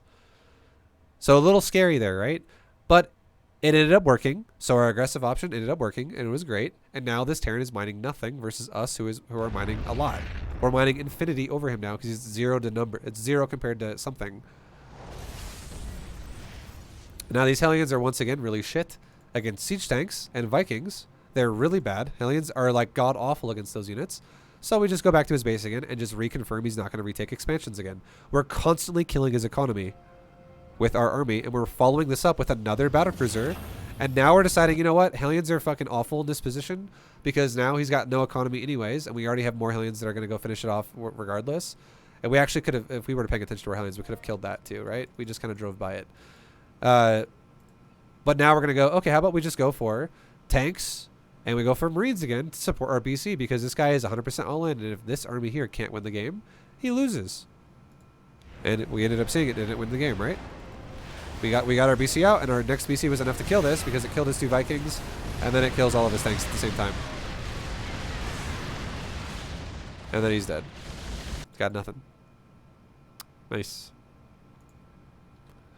Thinking about your options. There's lots of options on how to play this game. You just gotta like make the best of the choice you're giving yourself. Why did he make a CC in his net instead of in his main base? It doesn't really matter at that point, honestly. I would say it's whatever. He probably was like, fuck the main. The main's a bad omen. Keeps getting killed. I'm just gonna go to the natural now. Maybe I'll have a fresh life there. I'm not gonna build on a Terran burial ground there. It's whatever. To be fair, I moved into my Hellions to his main as well, so if he built the CC in the main, all of his SCVs would have died. And because he built the natural, I didn't actually micro the Hellions, so his natural actually was untouched at the natural. Okay, we're in another TVT. Let's do another macro game. Macro time. How about we go starport again, but we'll do a more macro, less aggressive version of a build. We'll do something less invested. But we'll open starport and go into a macro play of like bio. Options. You have options. Not enough minerals. Not enough minerals.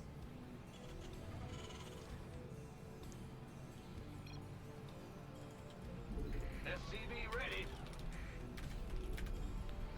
Go ahead.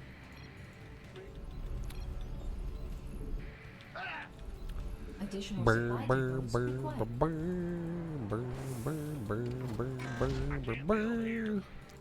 Nice. What's going on? I'd love to see you using Ghost vibe. Yeah, we're not going to use Ghost until probably Masters League.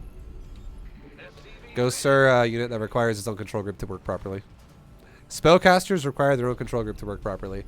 And I feel like I'm already taxing you guys as much as it is using either at least 1 or 2 control groups. So Masters is going to be Ghosts. It's also, Masters is going to be like High Templars. Masters is going to be things like Infestors, Vipers, not fucking Diamond. People get ahead of themselves. Just like how people get ahead of themselves trying to micro before Diamond, people get ahead of themselves trying to micro like a fucking Masters player in Diamond. Or micro like a pro gamer in Diamond. They're like, yeah, I'll use 4 control groups in Diamond. That's all good. No, it's not needed, not necessary. It's just more difficult. Making the game harder than it has to be. Okay, he's got 1 gas. He's got 1 gas. All right, cool. He's gonna do the same build as us, more or less. Move him out of our natural. He's got a command center. It is the same exact build. So if he's doing the same exact build, we should probably chill with our Reaper and not be aggressive with our Reaper. Defensive Reaper is, like, we already know he's going for the same build we are, so Defensive Reaper makes more sense because it's less chance to lose our Reaper. Our Reaper can now kill his SCV that's attacking my SCV, run around for a second while it dies. And now leave my Reaper right here. Just leave it right there. Let's also put 1 depot right here just so we can see in case the Reaper goes around me. And now let's get ready to, or let's build a Marine and let's build a factory. Let's also start our second gas because we're going to make a starport soon. And now we're going to stutter step if we see a Reaper. If we see a Reaper, we're going to stutter step towards it. So it depends on if he wants to attack us. And if he attacks us from the ramp, we now have high ground advantage by getting a free auto attack. And if he attacks us from the ramp, we have a high ground advantage again there with a Marine that'll give us more damage. If there's 2 Reapers though, we gotta fall back to a Marine. 2 Reapers could be kind of a problem. Because again, we didn't make 2 Reapers, so 2 Reapers is more than 1 Reaper. And 2 Reapers also beats 1 Marine. Okay, let's go ahead and saturate our gas. Let's immediately throw down a starport. And let's immediately make a tech lab for this factory so I can go into tanks and stuff like that. So I have this Reaper right now controlled on control 1. If I want to double tap 1/1, it goes to the Reaper so I can immediately go to it in case something happens. Let's put our SCVs on the natural. SCVs on the natural.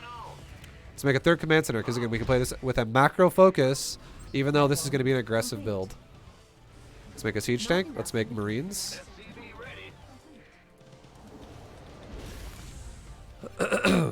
Let's make our tech lab on our starport, which we can then make a Banshee with, which is what we can do here. Let's do a bit of a Banshee opener. It's all good.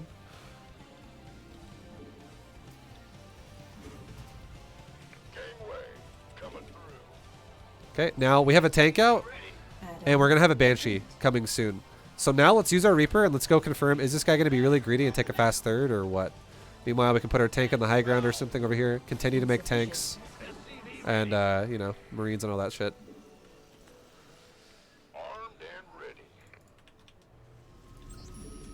Okay, so Reaper's checking for the 3rd.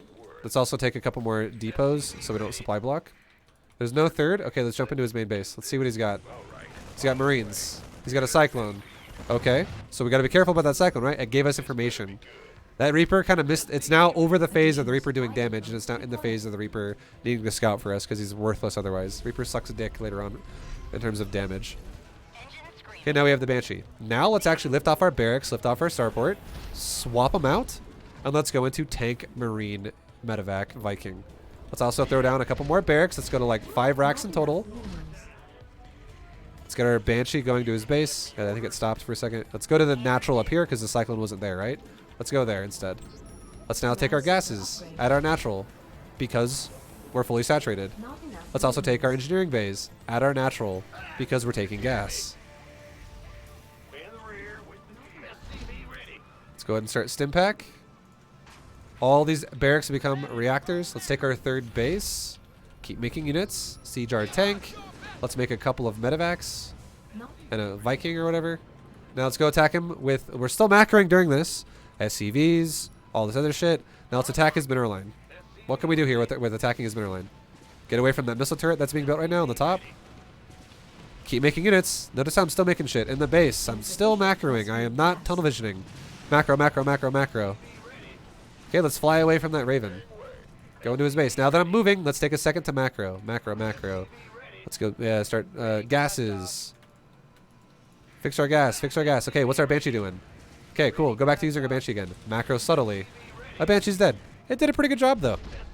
It did a really good job. Let's fix it. Let's go. Now we're going back to full-fledged macro. We're not doing subtle macro. We're doing full-on macro now. Make our units. Make our units. Make our units. Let's go ahead and A-move towards that Marine. We can swap around a tank right now. Let's leave one tank, like, kind of in the front of our natural. And let's put one tank in the front of our third. That way we have a bit of a coverage. Get our upgrades at the engineering bays. Transfer SCVs that are oversaturated. Third base is fully saturated pretty much right now. Still keep making some depots because we don't have a supply block. Fully utilize our reactored barracks. Add-on complete. Pumping Marines like crazy. Now we have 2 medevacs somewhere. Where the fuck did I put them? I actually don't know where they are. Select army, fix them. Where are they? Where the hell did I put them? Oh, they're up here. Somehow I didn't see them. Let's start making Vikings. We'll start making Vikings with our Research. medevacs. Let's start making tanks. And the reason why is because we want our Vikings to kill his medevacs whenever we fight. Let's go ahead and throw down one scan in his base one more time and just see. Let's scan it like right around here and let's see if he's got a third base. Yes, he does. He's mining from the third base. So we know we're both on thirds. And I got another read on his base. And he actually still has a Tech Lab starport. So it looks like this guy likes Ravens. That's all good. Third base of ours is fully saturated. Now notice how we only saw like 2 SCVs and 2 mules. I'm fully saturated, guys. That means we are in the lead right now. Advantage goes to us based off economy. So if I'm the advantage, what am I going to do? Am I going to make more production and go for an attack? Or can I sit back and defend and be like, cool, we're going to max out faster than him so we can take another expansion? Additional supply depot. It makes sense for us to take a 4th base and sit back for a second because we're in the lead and we're going to maintain the lead because we have more economy and we're contending to do it. Additional supply. Let's go ahead and throw down like 1 Marine over here. Oh, just kidding. He's attacking us. He's attacking us. Get our units in position. Let's go, go, go. Additional supply Stim pack our units forward. Right now. Go, go, go. Siege our tank right here behind it. Stutter step our army. Stutter, stutter, stutter, stutter, stutter, stutter. Cool. Keep making units the whole time. Right? Not enough. Keep making units. Fix the economy that just died. So he just didn't attack, and he just kind of evened out the economy a little bit. But at the same time, he just threw away his entire army. So again, this is another situation where there's now an economic leveling out, but it's more of an army lead. This is assuming he macroed during the fight. He might not have. What's going on? This better be But we're in a good spot still. you want a piece. Because I now have my 4th base done, and we're looking totally fine. Now we have 4 command centers to build SCVs with. Let's build a 5th base. Let's go ahead and keep making units. I'm still spending my money like crazy. I don't have an excess of resources just sitting there. We have our armory on the way, which is going to unlock 2 upgrades for me. Keep making units. Let's rally point all our command centers down to this new base that we just made. And now we're going to make this a planetary. Mineral field depleted. Now let's go ahead and send 1 Marine out on the map. Mineral And let's just scout for where expansions are. research. I could expand. I could drop here if I wanted to. I could. But again, all I have is 2. I'm going for Vikings. Let's think about it logically. I'm making 2 medevacs to heal my Marines stim pack. Like, whenever my Marines stim pack, the medevacs are going to heal them. Mineral I just have 2, so it's not a lot of medevac investment. I'm making Vikings behind that. What do the Vikings bring to the table over medevacs? They allow me to kill Ravens. They allow me to kill his medevacs. They allow me to kill anything in the air. It gives me air control. That's what they do. That's what they give us. So, if I don't have many medevacs, I should definitely not be sacrificing my medevacs. So instead, if all I want to do is scout, field depleted. let's scout with Marines instead of medevacs. If I was going mass medevacs, it would make more sense to drop right now, but I'm not. Okay, let's go ahead and throw down some mules at this base. More SCVs. We're getting to a really nice economy.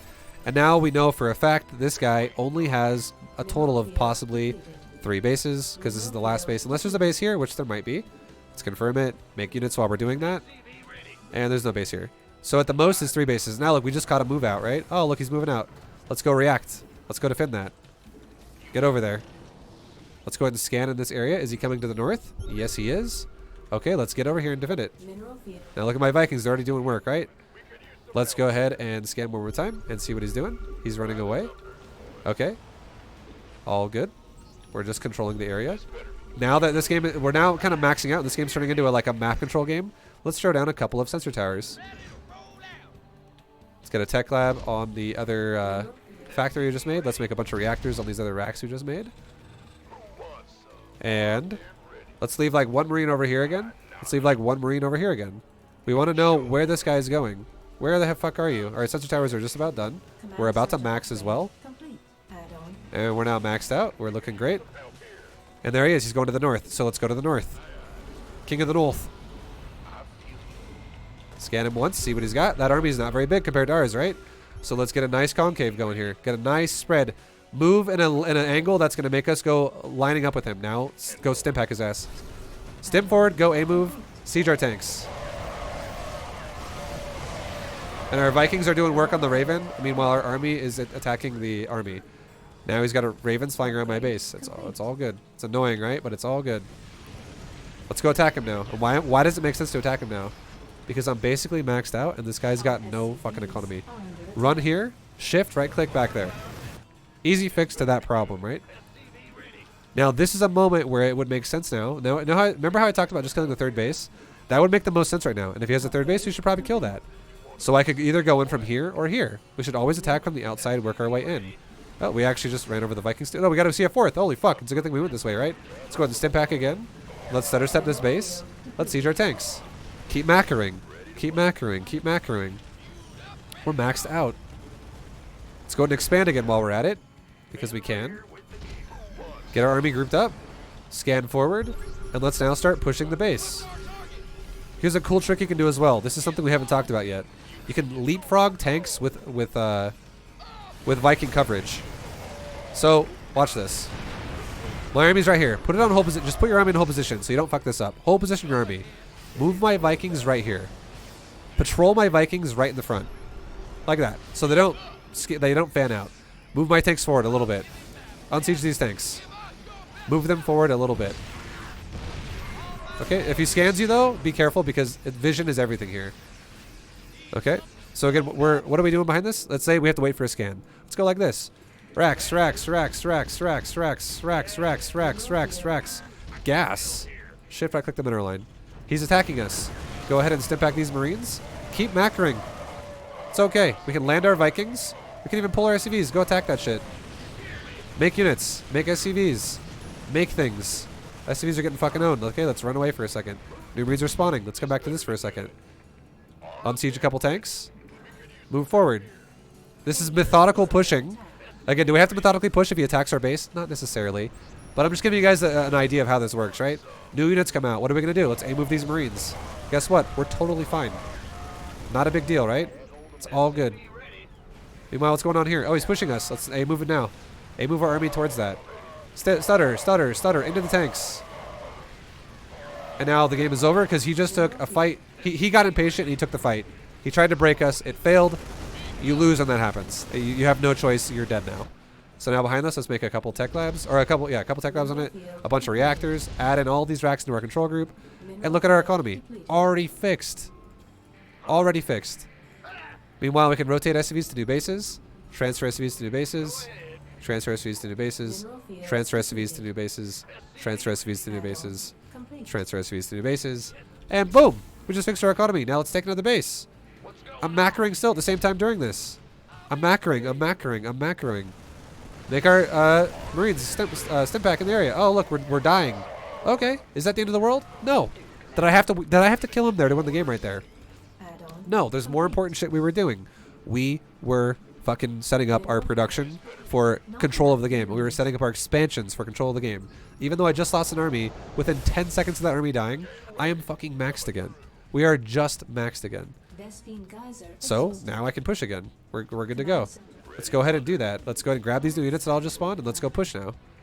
Get weapons for tanks. 3-3's on the way. Okay, he's pushing us. Stim pack, stutter step. Stutter, stutter, stutter, stutter, stutter, stutter, stutter, stutter, stutter, stutter, stutter, stutter, stutter, stutter. Macro cycle. Macro cycle, macro cycle. Almost maxed again. SCV count. Currently, let's drop a couple. We're actually at 90. Let's drop it back down to like 83 or 85. And now look at this. Second macro cycle because the first one's going to finish really fast. Second macro cycle. And we're fucking maxed again right now. Maxed out. So now, again, is a moment where it goes back to the exact same thing we talked about before. Does this guy have a third base? Do you have this base up here? Yep. Does he have this base? Yep. We should probably go kill these now. We just want to make sure there's nothing on the right side of the map. There's a planetary there. Let's play this a little bit safer because planetary is just owning our Marines. This is also not our entire army, right? It's a very tiny army right there. Let's group up. Get our army together. More units are coming in like crazy amounts. Make some more medevacs because we have no medevacs really. We have no energy on these medevacs. Let's take these tanks. Let's siege forward, like right here. Take our Vikings. Let's move forward to get vision. Cool. Tell the tanks to attack those Marines, otherwise they're going to be stuck on the planetary the entire time. Complete. Tell my whole army to come in this area. We're waiting, we're waiting, we're waiting, we're waiting, we're waiting, we're waiting. Notice how I'm still winning everything. But you know what? This base is going to die, and he's slowly starting to repair more than I'm killing it. Let's fucking attack it now. Bring the Marines. Stutter, stutter, stutter, stutter, stutter, stutter, stutter. That's a lot of dead SCVs right there. Back up. Do I have to push that tank line? No. I can remax, and I can just unsiege my tanks, and I can push the next base. Let's go up here. Get our tanks up here. Siege. Get my army going with it. Go up there as well. Get next to the tanks. Kill that turret. We're waiting. Now we can stim pack it down. Again, same thing. GG. And now, check this out, right? How many bases does this guy have? You know what I would have done now? I would have probably taken one Marine or some shit, and I would have been like this. Hey, one Marine, go this way. Whoops. One Marine, come out down here. Go down that ramp. Come over this way. Go up this ramp. Check bases. Check bases. Check bases. Check bases. Do I have to send my whole army to do that? Do I have to scan 4 times? No, I don't got to do that. I can just send one Marine to do it, and if I see a base, I can go kill that fucking base. Meanwhile, now that I killed these expansions on the right, I can now come down here to the natural ramp and push his base if I wanted to on this side. Or I could come down and around this way and push his base from this side. Or I could come down and around this way and push his base from this side. Because I know he has a third. I know a third base still exists, so I know this is at least there still. So this is for sure at least where we want to be attacking from. Or we could go here, and the reason why we could go here, which is why this would be okay, is because we've just killed army after army after army. And why would it be okay now to attack into his natural? If we wanted to, if we confirm there's no bases out here, and it's because these bases have no fucking money. These bases have really no money. They're mining out. It's 17 minutes in the game. And if we understand that we're mining out and we're mining out, now suddenly supply is no longer an issue for us. He's not going to have as much as us, and we could just run his ass over, right? We could run his fucking ass over, and we could just kill him. Run him over. Also, I haven't been playing the alerts. I'm sorry. I got to go back and play the alerts. I kind of forgot to turn it back on. I was like wondering why it's so quiet in here. I was like, damn, I can actually speak without being interrupted 500 times. But let's do it, right? Let's play alerts again while I'm waiting for the next game. So this game was just about macro control. That's all it was. After watching B2GM non-stop, I went from bronze to divorced. You amazing videos have ruined my life, yet it's all I have left. Oh yeah. I hope she comes back to me with her loving arms and her succulent. I digress. Okay. Keep up the great work, amigo. Hell yeah. Thank you very much, Mike, for the 10. She's coming back, dude. Get GM and she'll be back. Promise. Thank you, dude. Black Sun, thank you for the bits. Mag of Fire. Mag of Fire. Thank you very much for the 7-month resub of that Prime. Did I play the wrong thingy?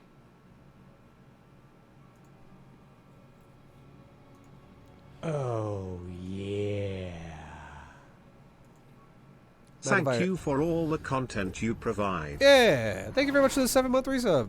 Hell yeah, dude. What's going on? Can we do a 2-base all in? Sure. No more third base this game. Let's go for a 2-base aggressive attack. What kind of builds are best for the least amount of stress? This game was kinda stressful from my perspective, NGL. Gotcha. Thank you for the bits, Zelabar. It's your choice, right? Im on Everyone's TV. different. I can't answer that question for you because the game was not stressful to me. I actually think games that are stressful are games where you think you don't know if you're ahead or behind because you are being way too aggressive. And you're like, am I ahead in economy or am I not? I don't know. Those are way more stressful. My in name my is opinion. Vibu Danny, and this is my masterclass. Thank you very much, Vibe Danny, for the 3.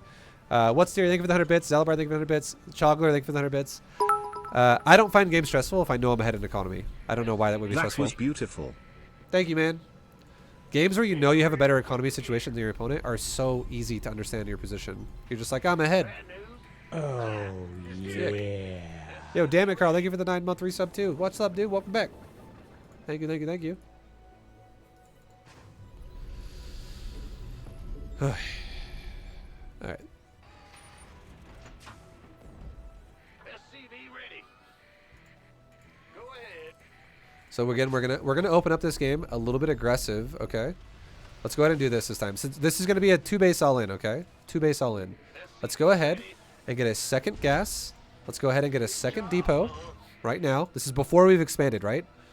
We're going to play aggressive this game. This is going to be a full-on aggressive game. Let's scout his base. It looks like he's going for 1 gas, at least initially. He's probably going to take an expansion, I would imagine. Here it is. He's going for an expansion build, but he's going quickly into gas after, so he's going to have a faster factory follow-up. It's all good. Command center upgrade complete. Okay, let's go ahead and get a couple more SCVs on that gas. Again, we're going for an aggressive build. Okay, we can go ahead and throw down our command center just because we have enough. And now let's quickly behind this throw down a factory. And let's send our Reaper to his base to go attack him. Because we're playing aggressive. And if we're going to play aggressive, we're going to make more than 1 Reaper. Which means even if he counterattacks us, we'll have another Reaper to defend our base, so we're okay.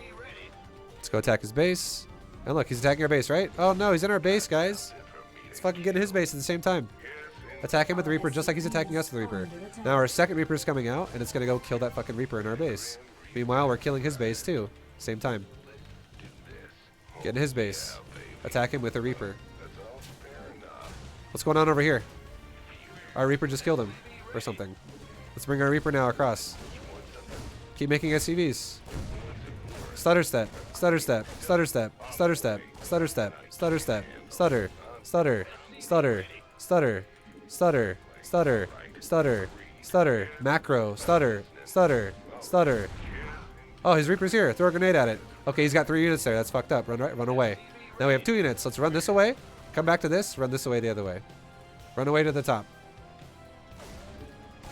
Grab my army. Put them together. Group them up here. Regroup myself. And don't freak out. Don't panic, right? Now let's go to make a depot. Let's now go ahead and we're making another 3rd Reaper, and we're making we're making a Hellion now. Let's behind this, let's make like 2 more racks. Why are we doing that? Because we're going to play aggressive. We're going to try and kill this dude early game. Okay? So now let's get my whole army, get it all together. Let's get a reactor on this barracks as well in just a second. Make a tech lab on that factory, make a reactor on that barracks because we want to go tank marine and push. Now 3 Reapers are going in. What are we going to do here? Attack. Attack. Cool. There's a Hellion. Attack that. Throw a grenade at him. Try to hit him as much as possible. Kill that Reaper. Let's attack his mineral line. Make SCVs while we're doing this. Make sure the SCVs are rallied to the natural. Make Marines. Make tank. Make a reactor for starport. Aggressive build, right? This is a little bit more hectic because we're playing aggressive the whole time. Okay, now let's make maybe like 1 more barracks and call it a day. That way we can go into enough production to support this. Let's go ahead and back up. He's got a lot of Marines. Let's do this though. Let's run around him and go back to his main base. Make Marines.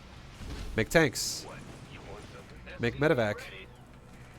Kill SCVs in the main. Stutter. Stutter. Stutter. Stutter. Stutter. Stutter. Stutter. Stutter. Stutter. Stutter. Stutter. Notice how if I focus fire the entire time, this would be way more value here. Let's throw a grenade at those Marines. They're trying to run away. Go to the natural. Make Marines while we're macroing. Make a tank. Stutter. Stutter. Stutter. Stutter. Stutter. Stutter. Run away. Make medevacs. Make SCVs. We're fucking distracting the shit out of him right now, and we're trying our best to multitask macro while we micro. Let's go ahead and get this next barracks that we made into a reactor. We actually made 2 tech labs, so it's a bit of a fuck up.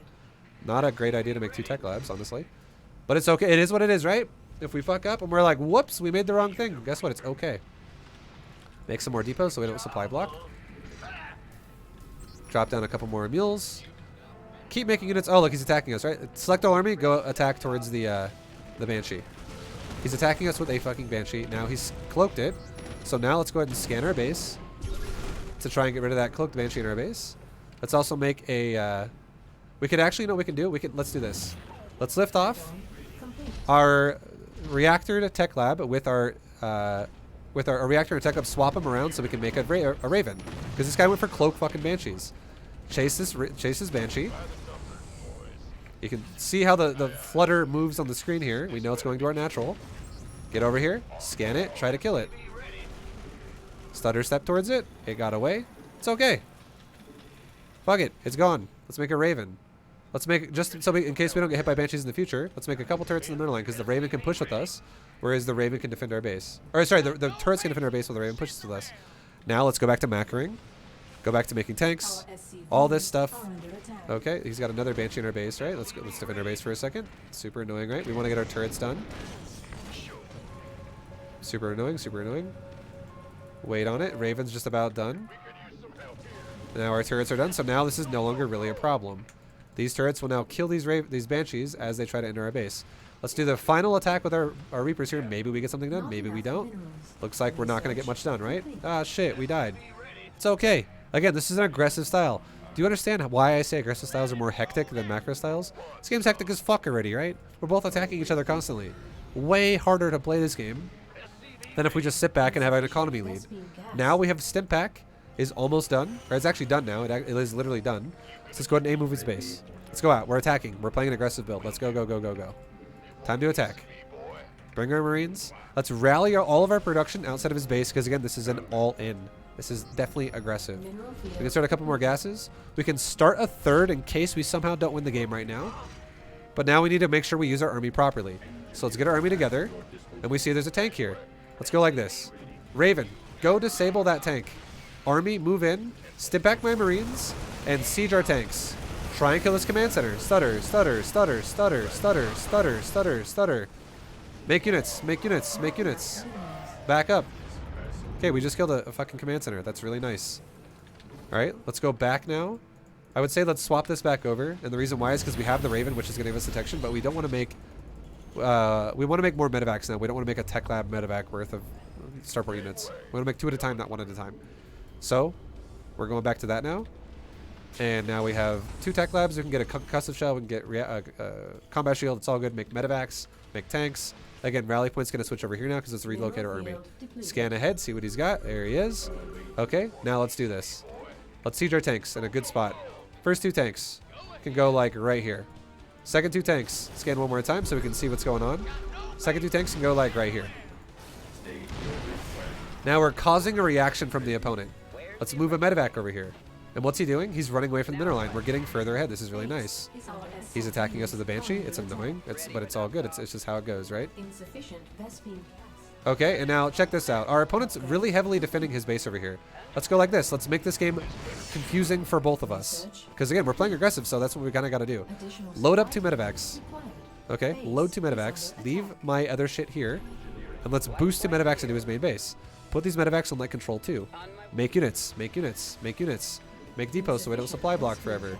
That base is going to die, so it's fucking dead. Okay, let's go over here. Go to the main base. Boost in. Drop our Marines. Now we got Marines in the main base. This is now a hard, big problem for him to deal with. Let's go ahead and kill his shit over here in this area. It's going pretty well for us. What's going on over here? He's got 1 fucking tank. Now what do we do here? Let's go ahead, unsiege our tanks, move forward, stim pack, siege our tanks in an area that now controls this area, and now get over this mineral line. This is how you play aggressive. You pull and push your opponent around. You don't just move 1 spot. See how that's a little bit more intense? It's a little bit more intense to deal with. That game was way more hectic than a fucking macro game. That's why this is viable. It's a viable way you can play the game, but it's a little bit more intense in how you got to play. It's a little bit more intense. Lots and lots and lots of shit going on. And then we have more units coming over here to continue to rally over, and we're being super aggressive, right? It's all about just maintaining your macro while you micro. Multitasking it. The biggest thing that we got ahead on was the Reapers. We got so fucking far ahead in the Reaper department of this game. And it's because we multitasked. It's because of the multitask. Because of that multitask, boy. So check this out, right? We'll go back to the Reaper part. We both kind of like traded with each other. See how, and I'll say this again too. It does not make sense. It does not make sense to attack your opponent with a Reaper if you're just going to make 1 Reaper. That's scary. The only way it makes sense is if you can guaranteed confirm your opponent is not making a Reaper as well, and instead your opponent is going for like a greedy fucking build or something like that, gasolus or some shit, then it's okay to attack the Reaper. Then it's okay. But if you scout your opponent's going for a Reaper and you're going for a Reaper and you're not going to make more than one, it is scary. Because look at this, right? Look at my opponent. He didn't scout anything. This is risky. Look at us. We scouted. And what are we doing? What is he doing? He's going double gas. We're going double gas. This means we're both going to go from... We should be going for multiple Reapers. Realistically. If you go double gas and you don't make multiple Reapers, it means you're just going for a crazy fast factory and possibly like crazy fast starport. Like kind of like the battlecruiser build we did. But again, if you're not going to go multiple Reapers, is that wrong? No, it's not wrong to not go multiple Reapers. It's wrong to attack though if you are not going to go multiple Reapers, because if you attack, again, we're going to explain it right now. You fall so fucking far behind if you don't make multiple Reapers and instead you make one and go, time to make a reactor. Okay? Both of our Reapers are going to pass. My Reaper's actually a little bit late for some reason. It just didn't move out on time. So our Reapers kind of pass each other. We didn't see each other's Reapers, right? We're like, okay, I don't know where you are, and I don't know you're attacking me. You don't know I'm attacking you. Cool. The only difference is I know he's going for a Reaper. And he doesn't know we are because he never scouted. He didn't scout shit. So we're the ones who are informed. He isn't. If I left my Reaper defensive, if I was only going to go for one, and I left it right there, chances are I have a good chance to kill his Reaper because I catch him as he runs up a cliff or jumps up a cliff. I get free shots off, and if I just stutter step with him as he tries to leave, I might get a free Reaper kill. Now, if he goes to my natural and kills my SCV there, my Reaper would have to come down, jump down this cliff, and then I have to fight him over there, and I'm probably not going to kill him. I might lose one SCV. It is what it is. It's fine. And also, if I'm out of position entirely, guess what? A second Reaper can deal with his Reaper. However, the first Reaper that goes to his base, he has nothing second to deal with it, so he just takes fucking damage. So, he gets in my base, he kills one SCV, he then kills two SCVs, my Reaper gets on him. Am I microing this Reaper? No, I don't micro this Reaper at all. Why not? Because I'm microing this one right now. I just told my barracks to rally to his Reaper, so my barracks is telling this Reaper to go kill his Reaper. It's AI. And then it almost kills his Reaper. He barely gets out with his life. But now look what's happening. What does he kill? 2 SCVs. That's it. I also did not move any of my SCVs off the resources. I moved nothing off of resources. Nothing. Now here's a problem. Here's a problem, right?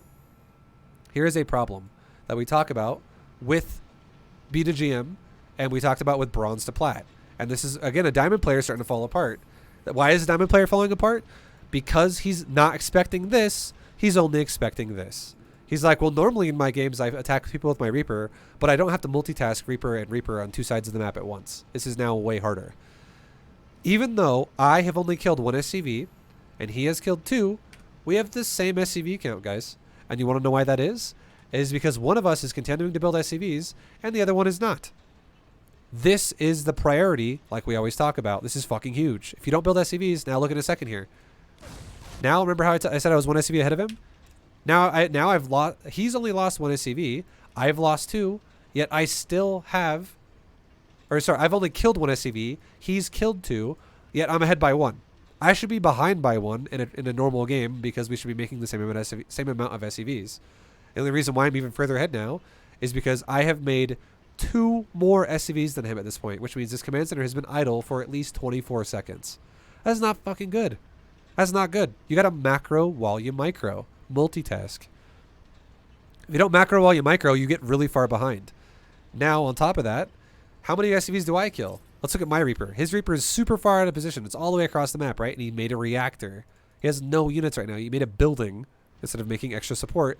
Not good if you move your Reaper out, like we talked about. So how many SCVs is going to be as a cost of this as a result? My Reaper killed 2. I'm not even focus firing either, guys. I am literally just fucking stutter stepping. I have now killed 3 fucking SCVs. I've almost killed 4, possibly 5 SCVs here by the damage we did to the SCVs. We did not micro anything in terms of focus fire. We just stutter stepped. A move the ground, stutter step. A move the ground, stutter stepped. Super basic micro for Terran here. And we killed more than he did. Oh, we're already not only in the lead for kills because of how... Sup? Yo, what's up, Liquid Quiet? Thank you very much for the... or Lucid Quiet. Thank you for the 7, dude. We already killed more by the result of the game, and it's because it doesn't make sense to move out with one Reaper if you're just going to make one Reaper and then make a reactor. That is risky as fuck. So we made 2, and it made it sense because we made a second. Our second Reaper pushed his Reaper back. But the kills are 2 for him versus 3 to us. And now that should be a 1 SCV difference. I should be in the lead by 1. He should have 21. I should have 22. However, I have 22 and he has 18. So I have 4 more SCVs than he does, even though he killed 2 and I killed 3. How does that make any fucking sense? He's still not fucking macroing. And we are. So we're about to have 5 more SCVs than him in a second here. Now I have 5 more. Macro is so fucking important. It is so important. This is why, like, if you play like this in Diamond League, you're going to stay in Diamond League forever, or you might even fall back into Platinum. That's why I say you have to be able to handle this shit to be able to play in, in Diamond. Now, obviously, this game, you guys were like, do a 2-base all in, 2-base all in. And we went really, like, you know how we talk about the forks in the road, about a macro aggression, macro aggression? This game was like aggression, aggression, aggression, aggression. We went all aggressive this game. I went super aggro this game. So, of course, the more aggressive you play, the more likely your opponent is going to make mistakes. If I went macro, macro, macro, macro, there's no reason why this guy would have this low SCV count. His SCV count would most likely be fine because he would not be overwhelmed with multitasking right now, which is all good. But we understand, we've talked about Reaper Micro before, previously in this video, we should understand our goal is check our production, attack, check our production, attack, check our production. We always fucking build units. And then when we know, we send our Reapers into a moment where they can run around a lot. Again, we're not going to fully explain this concept again because we already did before. Well, there's a lot of room where we can do nothing. If I tell my Reaper to go from here to run right there, it's a lot of time I can't do anything with that. I might as well go back and macro, fix our gases, make a depot, make a factory, make another barracks, make something, make an orbital, whatever. Okay, so that we're not going to go into that. We already talked about it before. Now, here's a cool, interesting way we can micro units. Now, if I go, oh, fuck. How do I micro my units? I have one on one side, one on the other. The best and easiest way to micro this is to go like this. There's 2 ways to do it. Number 1, select my whole army. And if in case I don't have these in a control group already, which I do, but let's just say I didn't, select all army, right-click right there. Or like right-click right there. Which is going to tell both my Reapers to go right there. Now, this makes sense for this Reaper to go right there because I'm going to keep going away from his units and I'm going to run in a circle out of his base and get out right there. But you know what? I don't want to just do that and that's all I do. I tell my whole army to go here and then I very quickly move my camera up like this, green box this guy, and move him over here. And then I move my camera back, and the time that this Reaper was being told to go here, it'll probably be like there by now. I green box him by himself, and I now tell him while he's here or something to go up here. And now I've suddenly made my army that's going 2 places at once go complete opposites. Easy peasy micro. Now, if I didn't want to micro this Reaper first, you know what I could do instead? I could tell this Reaper with select all army to go there, and then quickly drag my camera down, grab this Reaper, and go here. Now, this one would still work, but I wouldn't honestly recommend it. And the reason why I wouldn't recommend it is because, think about this. If I tell both my Reapers to go here, which is going to keep this Reaper out of harm's way, think about where my opponent's army is located. It's right there. So if this Reaper runs there, it's running completely away from his army. If I tell this Reaper to run there, it's running in a diagonal line along this army. It's not running directly into it. It's going to buy me more time to fix this Reaper before it runs into death. Also, not only that, I know before this that he's chasing my bottom Reaper. He's literally chasing this Reaper right here. He's chasing it with his Reapers and Marines. I know this because he showed up here and he's chasing me. So he's fucking chasing me, right? So it makes more sense if he's going to keep running down. He's going to run down for me to go here first. For those 2 reasons. Number 1, he's chasing me. And number 2, if when I tell this Reaper to go there, which is good, this Reaper doesn't run directly into his army. It runs to the side of it over there. It runs in a line going down that way. Now, if I chose this Reaper as a priority first, it's got double negatives because, number 1, if I tell this Reaper to go here first, what does that do? Make a mount, like move our camera in the middle of the screen from this point here back down to the ramp, into the main, go down like this. It means that this Reaper is going to run directly into him. Now that's bad because not only do we know he's running towards us, but it means I'm also then going to run directly into him. So it means that my Reaper is going to close the distance really fast and die more likely now. It gives me less time to go run away, go back and grab that guy. Now run away. Less time now. I have less time to make that work because I'm running into his fucking army. So if you think about it, there is a better choice here, even though they both could work. It's just your Reaper has a higher chance of dying if you fuck up at all if you prioritize this one getting out of the base first because of what we just talked about. So it makes the most sense to run this way and then tell this one after to run away because he's not going to run into the army as fast. And then we can then, while this one's going this way, which is prioritizing this one, we can then further take him up the side and go out of his base, which is why it looks like this. How do I, there we go. It looks like this, right? Oh my god, I just fucking messed that up. What did I just do? Whoops. Okay, let's get that going back to where it was. I did not mean to hit the wrong hotkey. Just get it back to where it was. It's not a big deal. We'll get there really fast. Okay, so this is exactly where we was, right? Where our game was. So now, again, if I prioritize this Reaper first, look what happens now. I move here first. My Reapers go down this way. This Reaper is starting to get cut off by these guys are cutting off this guy on the top. It's all good. But what do I do with this guy? I quickly grab him and I tell him to go the other way. I save him. And now this guy, I tell him to go the other way again and I save him. Now I could be focus firing more SCVs here, guys. There's a lot more shit I could be doing as well while I leave. But we just fucking leave. And we end up getting both our Reapers out. And now that we're out. We're good. Now regroup our Reapers with our third Reaper somewhere else on the map, wherever that thing is. There he is right there. We're going to regroup all of our Reapers together. And now we're going to have 3 Reapers all grouped up across the map that are now regenerating back to full. And now I can once again, if I wanted to, run back into his base all over again and fuck him up with 3 Reapers.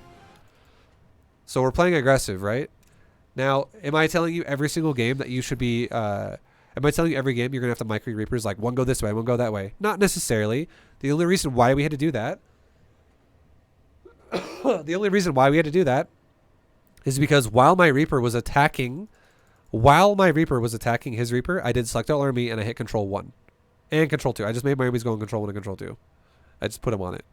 So I was actually controlling both. Even though I was only controlling one really, the other one was indirectly being controlled by saying A move this way, A move that way, A move this way, A move that way. Because I added it into the control group. That way we don't just have one Reaper in his base while we have 3 Reapers sitting back here doing nothing or something like that. We're bringing units across the map as they spawn. And now look at what we're doing. Look at the economy tab now. We're 10 fucking SCVs ahead. Have I killed 10 SCVs? No, I've killed 5. He's killed 2, I've killed 5. So in theory, once again, he expanded. Our builds were like the same, guys. We both went for a gas and we both expanded. He actually expanded before I did because he expanded first and then took a gas. I went for a gas first and then I expanded. Yet I'm not only 3 SCVs ahead. I'm 10 SCVs ahead. Which means that's a bunch of SCVs that this guy, once again, has just not built because he is not building SCVs. That's all it comes down to. He is skipping SCVs like crazy.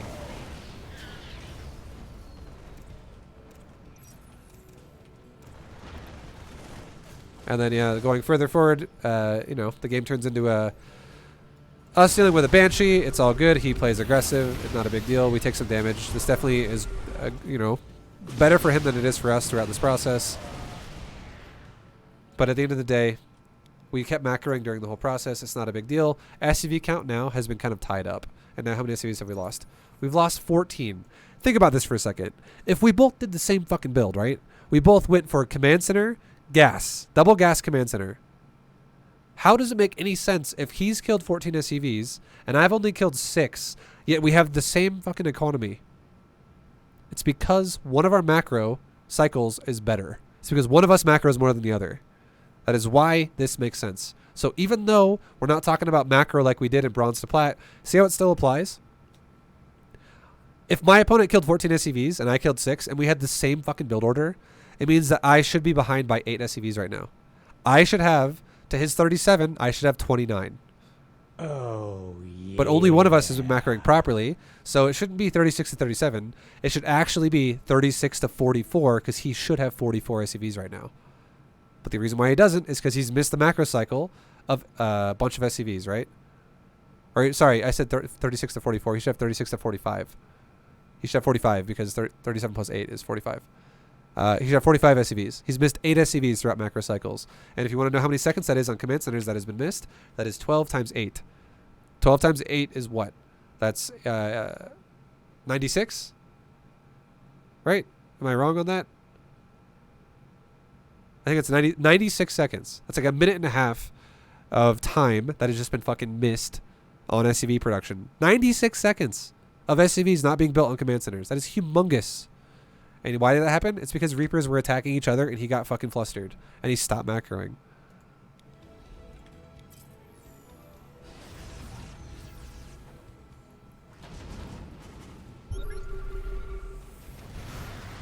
And then we scan his base, and we're following this up with a very aggressive opener. We're going for multiple racks with a factory to starport. This third command center was not thrown down until we moved out of our base. This did not delay our attack at all. It was thrown down after we initiated our attack. And what was the result of it? We get to his base and we kill his third, because all he has there to defend it is 1 tank and 6 Marines. And we're pushing him with an army of 17, or sorry, that's actually 19 Marines, 2 medevacs, a Raven, and 2 tanks. Or 3 tanks. There's actually a tank behind the medevacs right there. Under the medevacs, there's another tank. So 3, that's a lot of fucking army. That's a lot of army. And we disable his tank. That's something we did right there with the Raven. The Raven has a few abilities. Now, I honestly shouldn't have used that ability. I should have just fucking A-moved it. I'm not going to lie. This is Diamond. I don't want to really teach you guys how to use Raven abilities yet. That was a bit of a bit too much. That was a bit excessive. But if you want to use it, all I did, I made the Raven because he had Banshees in my base, by the way. But all I did was I went like this. I moved my Raven first, and I said, hey, Raven, use your interference matrix skill, and I clicked the tank. That was it. That's all I did. Now, one thing you got to be careful about Ravens and Marines, though, this is something you got to be careful about, is when you have Ravens and Marines, there is a unit priority command card, and you can see it right now. You can see it at the bottom of the screen. It goes Raven, then Marine, then Siege Tank. So if I want to stim pack my army and I have my entire army selected, it's not going to be telling my Marines to stim pack. It's going to be telling my Raven to drop an auto turret. It's not going to do anything with Marines because Marines are not selected. So if I want to select my Marines, I need to either select my whole army and hit tab once on the keyboard, because tab cycles through your subgroups. So if I'm on the Raven and I hit tab once, suddenly you see how a stim pack is right there? Right there? Because now tab has now selected the Marines. You can see how they're highlighted. Marines get highlighted. It's now stim pack. If I hit tab again, it goes to my tanks. And now you can see there's a siege mode right here. If I hit tab again, you'll see a boost right there, because now it's on the medevacs. If I hit tab again, it goes back to the Raven for auto turrets. Tab again, it goes back to the Marines. So select all army, tab my Marines, then stim pack. Or I could just double click the Marines and stim pack. That also would work. This is why Raven sometimes is a little bit dicey to use in lower leagues, is because players don't realize command card priority, and they always are like, stim, stim, stim, why is it not stimming? And the Raven's like, not enough energy to turret, not enough energy to throw a turret down, not enough energy. And you're like, I'm not fucking stimming. Well, you're selected on the Raven. Hit the fucking Marines, hit tab once and you're on Marines now, then you can stim pack. But it's hard for Diamond players to do, I swear. It's something Diamond players struggle with. Another thing you could do if you end up finding yourself in a position like this for having a Raven for detection, is you could literally make a Raven, and then if you select your whole army for control group, you could actually be like that. You could shift click the Raven out and then hit control 1 again, or whatever you want to hit, and then left click your Raven and have it auto follow a medevac or something, so that it just literally gives you detection in the radius of the area, and you don't have to actually micro the Raven. That is also a way you could do that, because the Raven will literally follow a medevac, which is probably not going to die. And then it's just gonna give your tanks and Marines detection for like Banshees if you were to attack you with Banshees. You could do that too if it's too much. Anyways, we push. We kill the command center, and now we have a choice we can make. Our aggressive attack definitely paid for itself right there. We just fucking killed the third base, and what did we do behind it? We started a third base. So you know what I could do now? If I wanted to, I could follow this up now and do a macro traditional game like we normally go into. If I wanted to, just like play the game now of never letting him have a third base and take my own third and progressively out macro him from there. Or I could continue to attack him. And this game we chose to continue to attack because we wanted to do a fucking 2-base all-in, right? We wanted to do a really aggressive attack. So we don't let off the gas pedal. We keep going. But just know, If you wanted to guarantee you win this game, if you let off the gas pedal a little bit right now, I'm not saying just leave his base entirely. I'm just saying contain him from taking a third base rather than pushing into the natural. You still have a very high chance to win. The best way you can play most games of StarCraft 2 is you set up a situation where your opponent feels the need to attack into you rather than you attacking into them. So much better. So if I just A-move Stimpack into his natural, that's fucking stupid. However, what if I do this? What if I siege my tanks on the edge of his mineral line and I siege more tanks out here? You know what this does? This is just, we're just at a range tank versus tank, but you know what I just did to him? I just fucked him over because look at his mineral line. He can't mine it properly anymore, and now this sucks ass. This is terrible. This is like, oh my god, this is annoying. And you want to know the only way he fixes this? If he attacks into us. So even though he's the one who's defending his base, he has to attack into our army to break it. This is fucking annoying. If we walked into him with no siege mode on, and let's say he had more tanks than this, what if he was macroing better and he had like 6 tanks right now or 5 tanks right now? That could fucking throw us the game for us. That could throw away our aggression, potentially. And now our opponent's not budging, right? He's not budging. So what do we do instead? We go, all right, how about he's got tank Viking. We don't have Viking. So he's going to actually be able to control the air because he can kill my medevacs with Viking. That's scary. And if he can control the air, he can slowly push his tanks forward and push me back eventually. So how about we load up 2 medevacs of Marines? Because if he focuses really hard on this and I send this over to the main right here, like this is now suddenly a brand new problem he has to deal with, which is going to be super annoying. So we go all the way around to the main base and we drop our Marines in the base. And how did I drop while moving? I hit drop command and I click the medevacs themselves rather than dropping the ground. I did it twice, drop click, drop click. I did it on each medevac one by one. And now my Marines are out. And now notice how this is another situation where we are making him attack into us rather than we are attacking into him. I'm fully unloaded here. I have 16 Marines and 2 medevacs. I am ready to Stimpack. I am killing SCVs, and SCVs can't really fight me. They're just going to die. But notice how his Marines have to move into me, not the other way around. I do not have to move into him. He has to move towards me. So notice how this fight is going better for us because I'm already set up, and he is trying to come towards me. So his medevacs are out of position. His bio is coming over here. He's falling into a choke point. I have the superior concave. I'm doing damage to him in the meantime by killing SCVs while he's not setting this up properly. And I'm winning this fight overall. This fight would have gone a lot better for him if he had his medevacs there. He's panicking. He's falling apart. We're pulling him into us. This is super good. Now his SCVs are dying again. Now his Vikings are dying. And now what happened the whole time, while we pulled him back here, while we saw his army come back to engage as part of his base, and we go, okay, cool, there's we pulled the whole mineral line again, so look at that income, right? We're winning the macro game. We're fucking owning his income in right now. We're mining way more than he is. And we go, all right, well, this guy is now pulling his army back to now defend us. We also see a third command center, which reinforces to us that this third CC is done. I don't even have a third CC yet, guys. I haven't even started this yet. This reinforces that his army production value is less than ours. So, which is why we have a bigger army supply than he does. So, I know that he's got very little to work with. This reinforces the fact that the push and pull mechanic we can do to him, where we can pull him down away out of his natural to his main, and then we can push the natural. It's going to be more likely to work because this guy just doesn't have a lot of army supply. So as soon as I confirm, there he is. There's his army. It's in the fucking main base.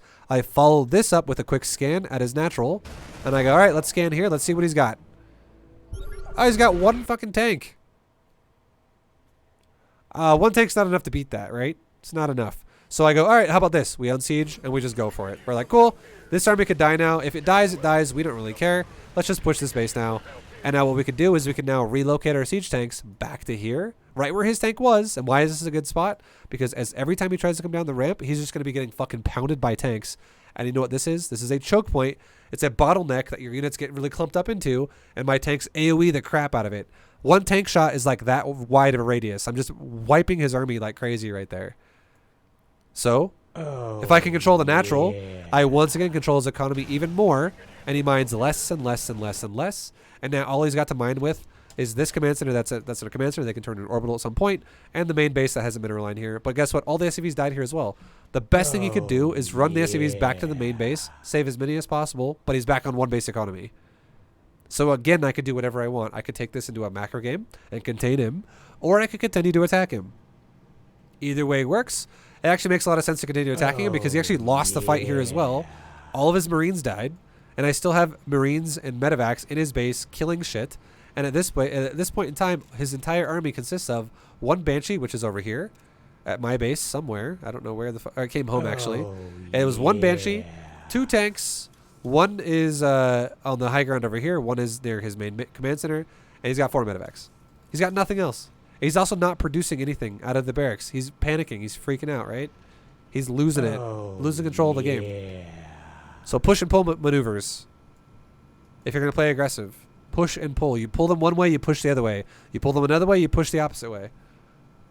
Once we get really good at this game, in like Masters League, you know what we could do? We could pull him to the main. We could then load up the medevac. We'll fly away. Then push while he's pulled out of position. And then when he comes over here and we pull him back out of position on this way, you know what we could do? Send the medevac right back into the base and fucking hit another open mineral line. Because that is a conservative push-pull mechanic that we could constantly just like jab our opponent repeatedly and like back off, jab him again, back off, jab him again, back off. There's so much more shit you can do with this. But this is initial, you know, the initial part of what it's like. That was a 2-base, very aggressive playstyle.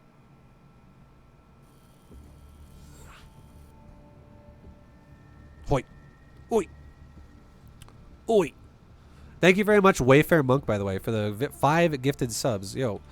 Guys, can we get a Vibe gift in the chat for Wayfair Monk? What a fucking boss, dude. Wayfair Monk, thank you very much for the 5 gifted. You're too nice. Thank you, man. Are all micro restrictions released? Definitely not. No. I am not microing nearly as much as we can. We're doing basic micro right now. Like, we're doing concept micro. We're doing things that, like, how do we make sense of how the fuck this... How should we attack? How does this make any sense? We're trying to understand what our position in the game actually is while playing the game and not being the guy that's 20/20 hindsight that loses every game while he plays it and goes, ah, well, now I know what position I was from the replay. That kind of guy also doesn't know how to play the StarCraft, but he knows how to backseat game in Twitch chat. He's the guy who's like, I don't know how to set up attacks in the game, but I sure do know how to tell people that are playing the game while I watch them how to do it. Because I'm not currently in the game. So it's a whole different situation, right? When you're playing the game. But yeah, we're gonna micro a lot more heavily once we're Masters League. Like micro restrictions are off once we're Masters League. But in Diamond, no, they're still on pretty heavily. I'm not even focus firing anything. I barely focus fire right now. Which is a pretty big part of micro. And I also don't really multi-prong either. Okay, so we're against a Protoss. Let's do another macro game. I think we all end our last Protoss opponent, right? Let's macro this guy. We also, last time we played Protoss, we mech macroed. This time let's bio macro. Love your content vibe. Macro never dies less than 3. That's right. You gotta respect macro because it never goes away. If you don't macro, you're gonna lose a lot. People that think macro is not a priority and you just want to learn how to micro, those people don't know what they're doing. Because it's never just micro. It's always either macro or multitask. It's never just micro.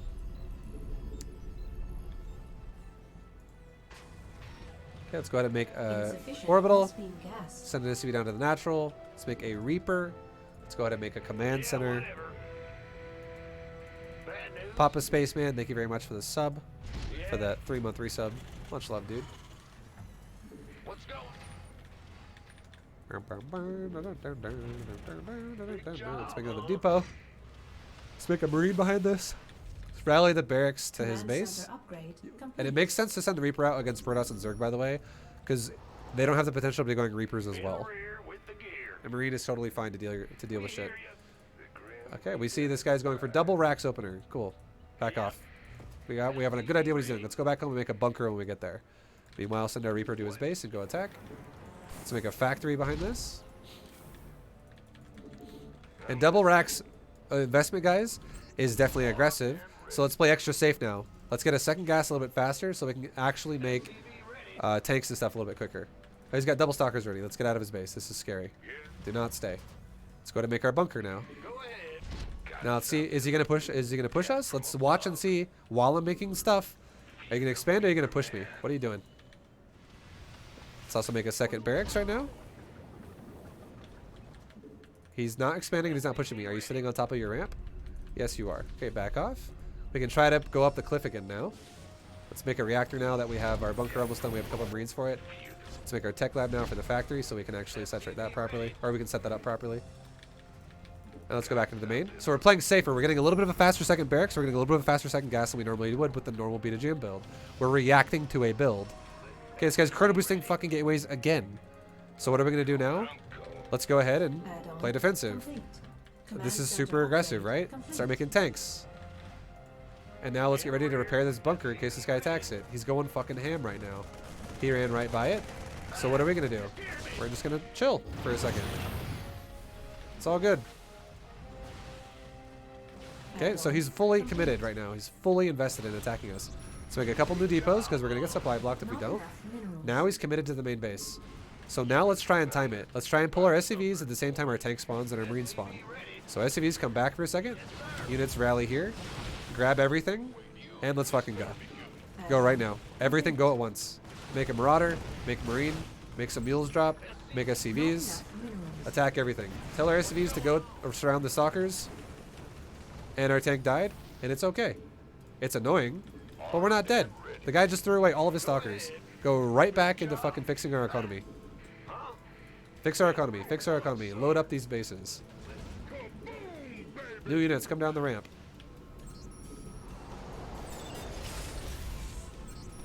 Keep making SCVs. Make a tank. We know our position in this game. We understand he was fucking being super aggressive with stalkers. We just defended it. We're now in a great spot. Let's go and get stim pack. Keep making SCVs. Let's go ahead and now also make our starport. And now look what's happening again. He's attacking us again, right? With more fucking stalkers. Let's repair that bunker. Suddenly now, this time we have more defense. We actually have... So if he tries to push it, we have more Marauders. We have more Marines. We had 2 Marines in the bunker the first time with 4 stalkers. Now the second time he showed up, we have 3 Marines outside the bunker, a Marauder, and also 4 Marines in the bunker. Now we have a tank. That's actually not dead this time. Notice how the macro is overpowering this guy very quickly here. And now I have a choice. Do I want to A, attack him, or B, let's defend? Let's just scout his base and see what he's doing. Let's see what he's doing for. What he's going for. He's expanded. So you know what we can do? Fuck it. Let's expand as well. Let's just go for our own expansion right now. Behind this, let's, you know, continue to macro. He's attacking again. Okay, well, it's fine. Let's not worry too much about that bunker. And why are we not going to worry about that bunker anymore? Because we have a tank. Come into my base. Come a little deeper in my base and see what happens. Let's see how you like siege tanks. Let's make a depot up there just so we can see in case a prism comes at our base at some point. Not enough minerals. Give us your best shot. Let's make another tank siege out in front of our base. SCV ready. Siege our tank over here. Complete. Not enough minerals. Okay, our bases are getting pretty well saturated right now. You want a piece of me, boy? SCV ready. Combat shield, or sorry, Stimpak's done, so let's go ahead and get combat shield. Not enough minerals. So like right now, in this position, anyone who would be freaking out against Protoss being like, oh my god, he's Protoss, I'm gonna die. I'd be like, why are you freaking out? If we know how to read the game and we know this guy opened up double gateway late expand and he did almost no damage to my base, why am I scared? Not only to mention he's making stalkers and tanks are amazing against stalkers. I am in such a good position right now. Like I can already predict my supply is 70, my opponent's supply is probably 46. And how do I know that? This guy's economy sucks ass. It's so late compared to mine. He took an expansion like 2 minutes after me and failed the attack. Insufficient. Let's go ahead and get our gas at our natural. Now our money's going to start going up a bit, so let's go ahead and take an additional 3 barracks. Also, you notice this guy is continuing to be very aggressive, right? He keeps attacking me. He's not the kind of Protoss that's like, okay, I'm gonna attack you with the first 4 stalkers, I'm gonna back off. That's the 3rd time he's tried to attack me. Here's the 4th time. He's gonna blink in my main, it looks like. Possibly. Notice how he also shot my command center? Do you see that? That's something to take note of. Let's make a fucking missile turret right there. And why are we gonna do that? Because he probably has an observer in the area, so he can see the high ground. So let's make a turret.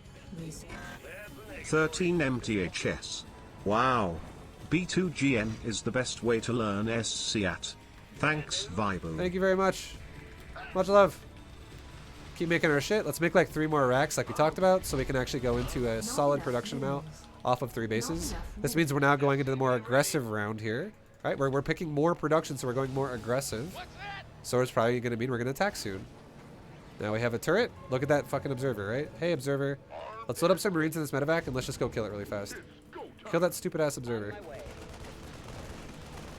And now load back up the medevac and let's go back into the main base.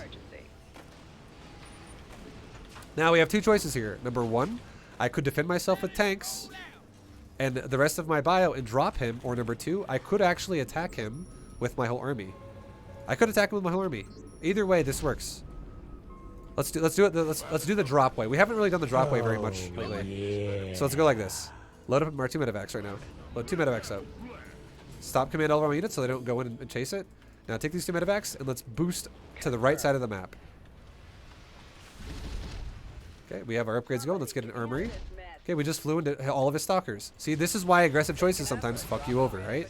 You're just like, oh my fucking god, I just lost 20 supply of medevacs to a bunch of blink stalkers. Insufficient Whoops. SP gas. It's okay. You know what we can do? Get over here, stim pack the fucking situation, and get them the fuck out of our base. Now that we know our opponent's all over us with blink stalkers and he just killed my medevacs, let's just do this instead.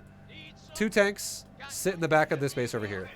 2 tanks, go to my natural. 1 tank, go back to my main base. Shift, siege them, and just chill for a minute. Not a big deal. Add-on. So like a turret in our mineral line, just in case this guy attacks us with some bullshit. Let's also now make like maybe a turret over here, Mineral because field for all we know, this depleted. guy is super aggressive. What if he makes a warp prism? Let's protect ourselves against something like that, because now we're spreading ourselves out more thin, and now we need more defense to make this work properly. Upgrade complete. Okay, transfer over some more SCVs. We're not fully saturated properly. There we go. Now let's make another command center. We can make it wherever the hell we want. Additional.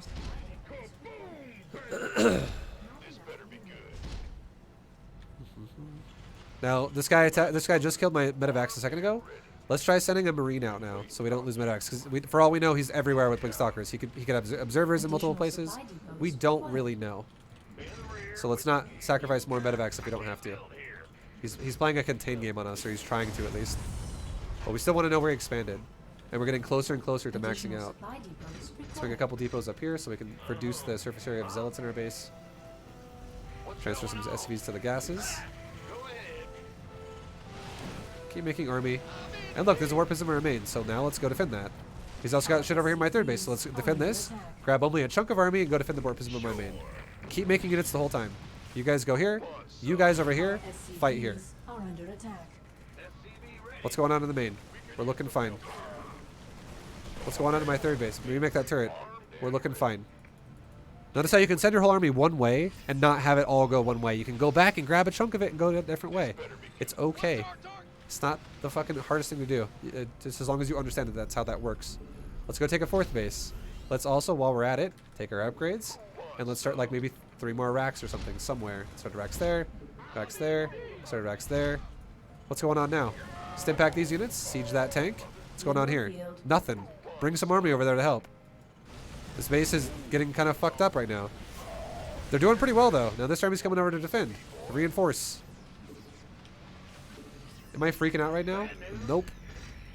Let's make this a planetary. Make more SCVs for that planetary. Make that a SCV, build that building right there. And how's our bases doing? 3rd base good.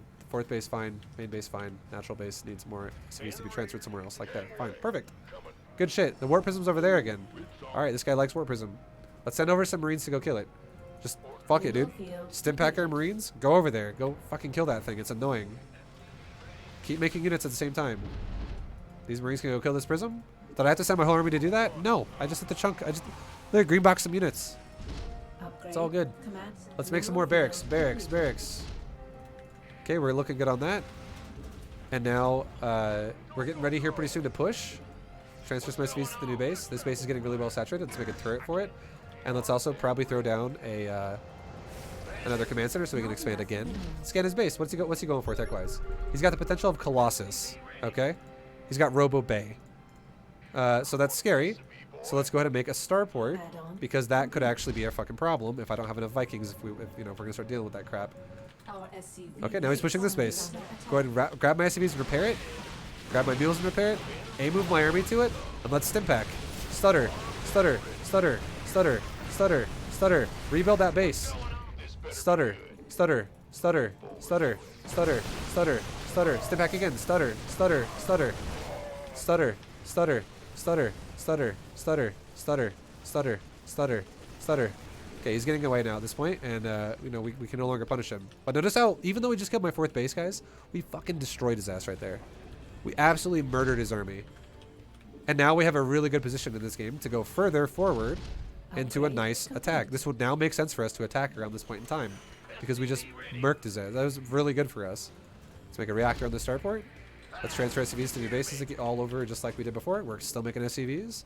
We're making fucking Marauders. We're making Marines. We're supply. We're not supply block. We're out of money essentially. Let's go. Let's check the right. We're on the right side. Let's just check the right side. Let's go to the right side. Go to the right side. No base.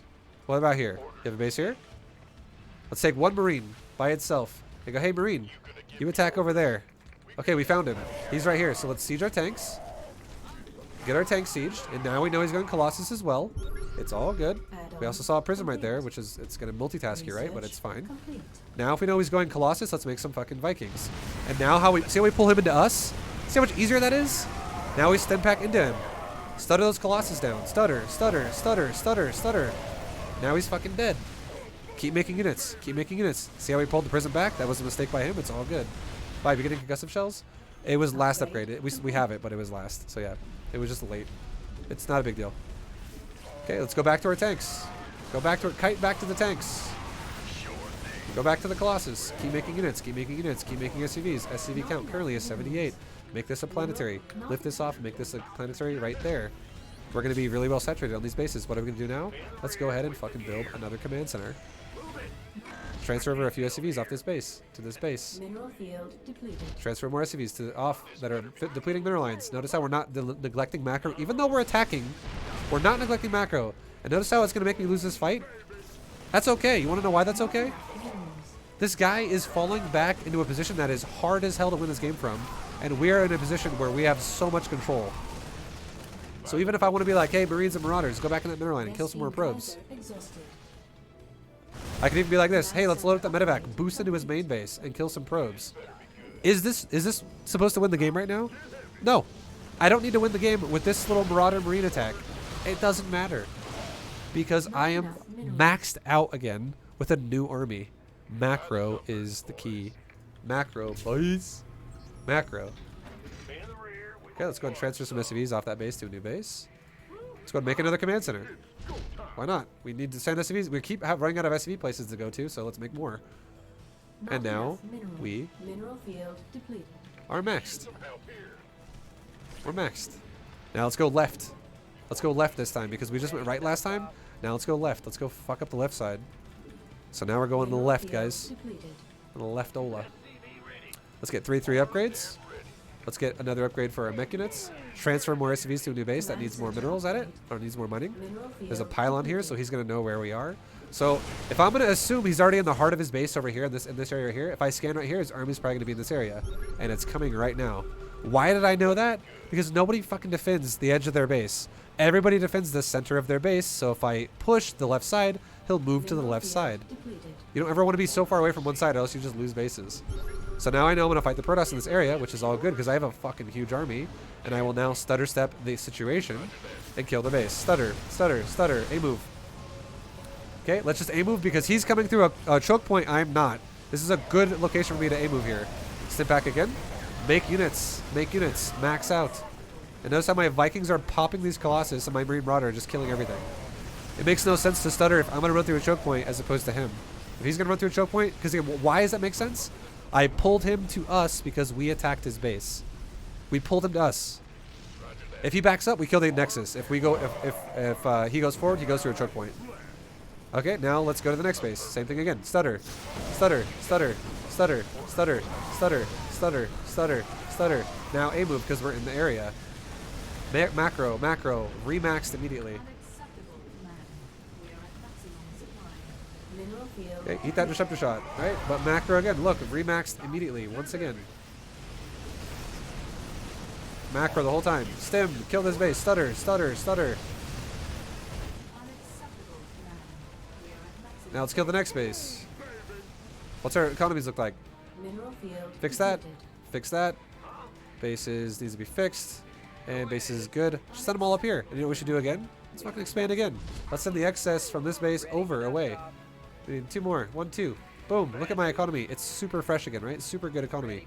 We can make that an orbital. We can make this a planetary. We can even make like another like 3 command centers over here for more orbitals. More scans. How's it going over here? Does it matter? Not a whole lot, because we're still winning the game, and we just further committed to investing into our economy that now made it now solid for the next, once again, like 6 minutes. Grab my army, regroup.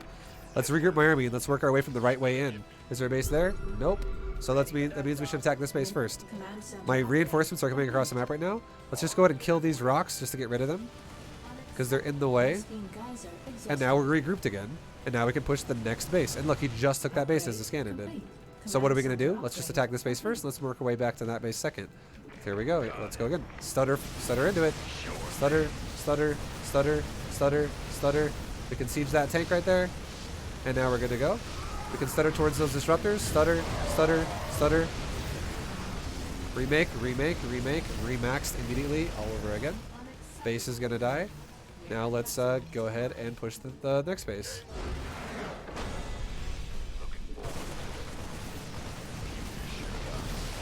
Control. It's all about control. It has nothing to do with me being Terran. It has everything to do with control. Everything to do with control. Have you talked at all about target firing yet? Very mildly. But again, to focus fire micro is something that is more advanced. It's not even required for Diamond 3. You guys got to realize it's Diamond 3. Realize it's Diamond 3. And if you think you need to target fire, like, here's the thing. This is how it is. If you think that you need to have target fire micro to get out of Diamond 3, you are mistaken. You don't. You don't need that. You do not need to focus fire shit with like stutter stepping focus fire, stutter step focus fire, stutter step focus fire. That requires much more mouse precision. That is much harder than just clicking the ground and then moving, and then clicking the ground and then moving, and shooting whatever is closest to you. That's a lot harder. You don't need to do that to get out of Diamond 3. You do eventually need to do that at some point, but why would you think that you have to do the harder type of micro right off the bat when we're learning how to micro, right? It's the exact same thing when people tell me about how they want to like micro in fucking platinum, just basic micro, while they don't even have macro down. It's building yourself up as a player. It's doing shit and easier first, work your way into harder shit later. And all we're doing right now is we're understanding the concept of when we should defend, when we should attack. Like, when the fuck should we even be setting up fights in the first place? And then on top of that, we should also be doing when we should be defending, when we should be attacking, and also on top of that, we should be worrying about basic micro techniques. Like, for instance, a move command, a move command, a move command. And if I have an army, here's a quiz for you. If I have an army that is 16 Marauders, 19 Marines, and tanks are irrelevant because tanks are they don't stutter step because they siege and they sit in place. But if it's 19 Marine, 16 Marauder, and I'm fighting against Colossus, Stalker, Zealot, what unit should I try to be prioritizing my stutter step off of when he's backing up from me? Now, if he's not backing up, we should be prioritizing off the Marine every time because it's faster attack speed and we can double up on that. But if he's running away, what should we prioritize on? And again, a lot of people who are watching this for the first time today and have not watched this on Twitch from the previous thing that I did the other day with what's going to be on YouTube, essentially, you're going to be like, I have no fucking idea. But anyone who's been watching this video throughout beginning to end is going to know Stalkers are armored. Or if you don't know, you're like, remind yourself again, right? Stalkers are armored. Colossus are armored. Zealots are light. So Zealots don't get the benefit against the Marauder's attack, which is bonus to armored. But a big majority of this guy's army is armored. A big majority of our army is Marauder, which is counter to armored. So our priority of what we should be stutter stepping, if our opponent is running away from us, as we're chasing him down, is our Marauder, not our Marine. If our opponent doesn't run away, I'm not going to go back into talking about all of this because we literally did a big breakdown of it already. But again, if our opponent is not running away and moving our units at max distances between attacks is no longer a relevant factor, then you can base it off the Marine because you don't got to maximize movement. And that's fine. And then you can just double up on the Marine attack, which means you'll still hit Marauder attack every other time, but you'll still maximize your Marines then, because he's not moving. Then overall, you're just maximizing your DPS. If that doesn't make sense to you, what I just said, go back and watch earlier in this video. Twitch, I'm not going to explain that again for Twitch people, because it's literally in the video for YouTube people. And Twitch people only applies to today. YouTube people applies to forever. So if you're someone on Twitch that is like, I am so confused right now, don't worry, this will be uploaded to YouTube by like tomorrow, and you can watch the video. And now you're a YouTube guy. Now you have all the information you need from forever. For forever. But yeah, simple micro is what we're doing, not super advanced micro. I am not multi-pronging. I am not microing spellcasters. I am not going for focus fire micro. I'm not going for precision micro. I'm just doing basic, well-rounded, rough micro. There's a lot more micro than this that exists in this game that we're already doing.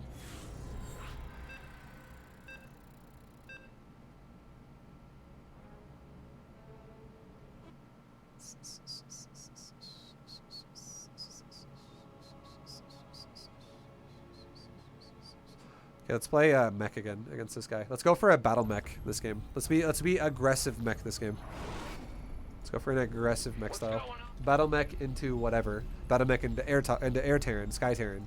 Battle mech into a big ass ground push of Terran, or battle mech into just more battle mech. How are we gonna make the choice to do that? Let's base it off how the game's going. Literally, just go into the game thinking to yourself, I'm gonna start it off with battle mech, and let's see how we want to rotate. Let's see how we want to transition our army. How do we want to do it? If what I do here is what you like a lot, just know you could do a lot of them. You could do a lot of different variations of it. You could be the guy who always says, I'm going to go battle mech into a ground army. Just for the sake of simplicity, I'll just say that right now. I'll say fuck it. Let's go battle mech, and let's just follow it up with like a heavy Thor tank timing behind it. We'll just do that. Make it super easy. Easy peasy. Doesn't have to be complicated. Regardless of what my opponent does. The only thing that'll change based on what my opponent does then is, are we going to defend or are we going to attack? And just know battle mech is an army that needs to attack though. Battle mech is a composition that needs to be aggressive. You cannot sit back on Cyclones and Hellions and be in a good position in the game. That will lose you the game. That's bad. If you're going to just sit back and defend and you're going to go mech, you might as well skip Hellion Cyclone and go straight into Tank Thor. Stuff like that. Viking, whatever. Battle mech needs to attack.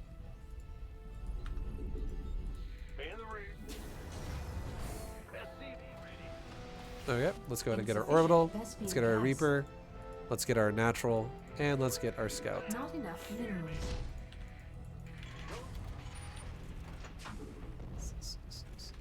Our Reaper never made. That sucks. Our Reaper's going to be super late now. It's okay though. It's whatever. Is it the end of the world? No. It's fine. It sucks, but it's not the end of the world.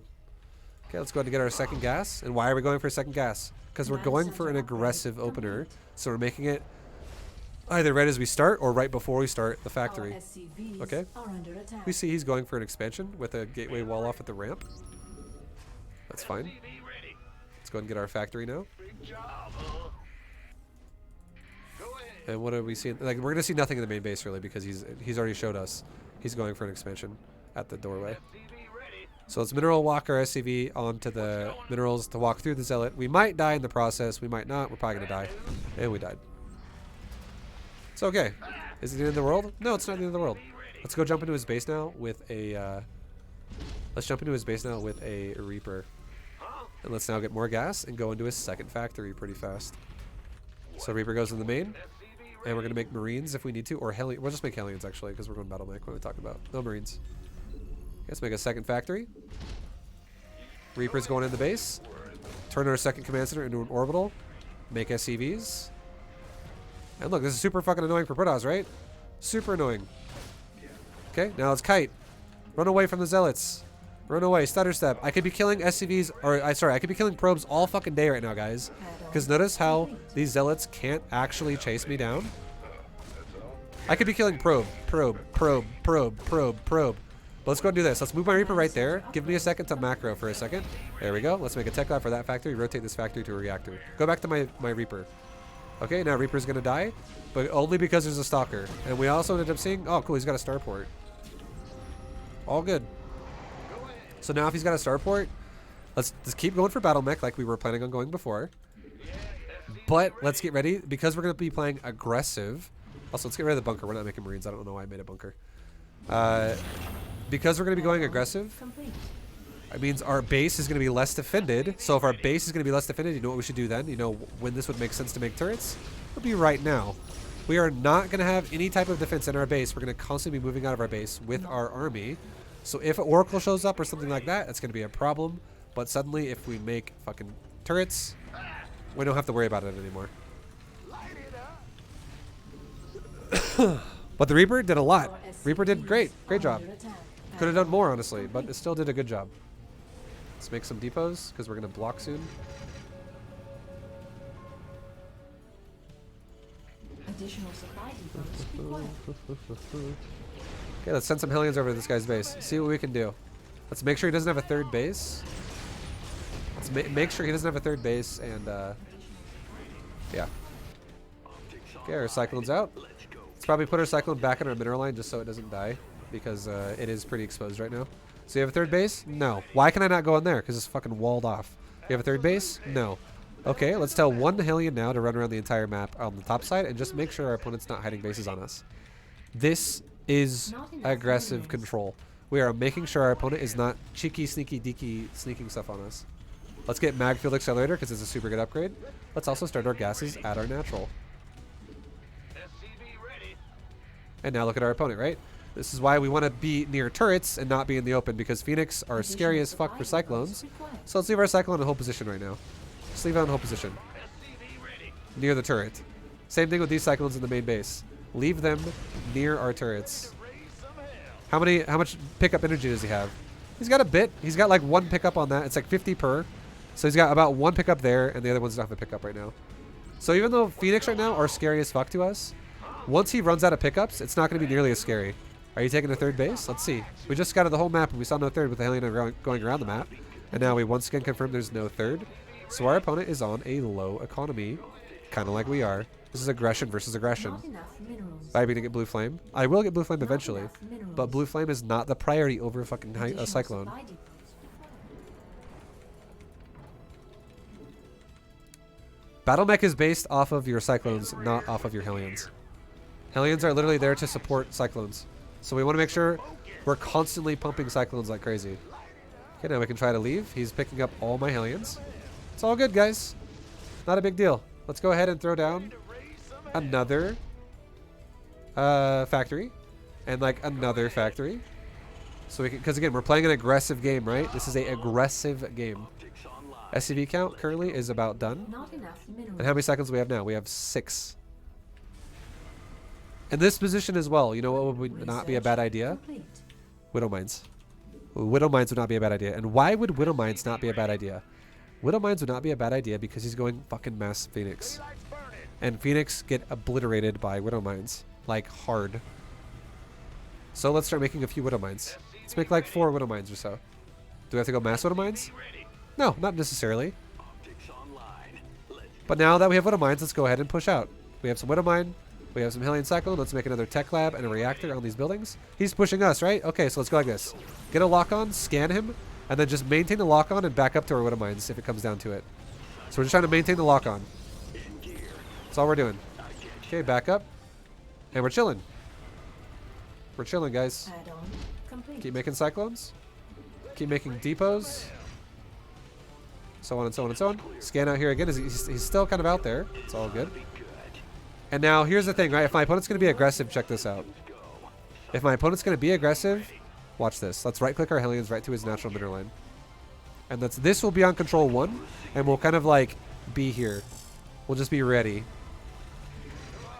What's happening with our Hellions? Are they going to do anything? Let's see. Okay. So he walled it off because the Colossus actually caught it at the last second. So that was a nice wall off by this guy. By that guy, literally. So it's all good, dude. It's all fine. Again, this is aggressive versus aggressive. Minerals. This is all this game is right now, is aggressive versus aggressive. Let's go ahead and try to take a third Not base. enough minerals.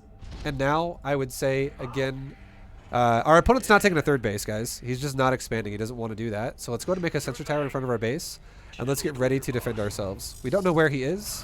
Let's go ahead and quickly scan the base we didn't see, and we reconfirmed, yeah, there's no third there.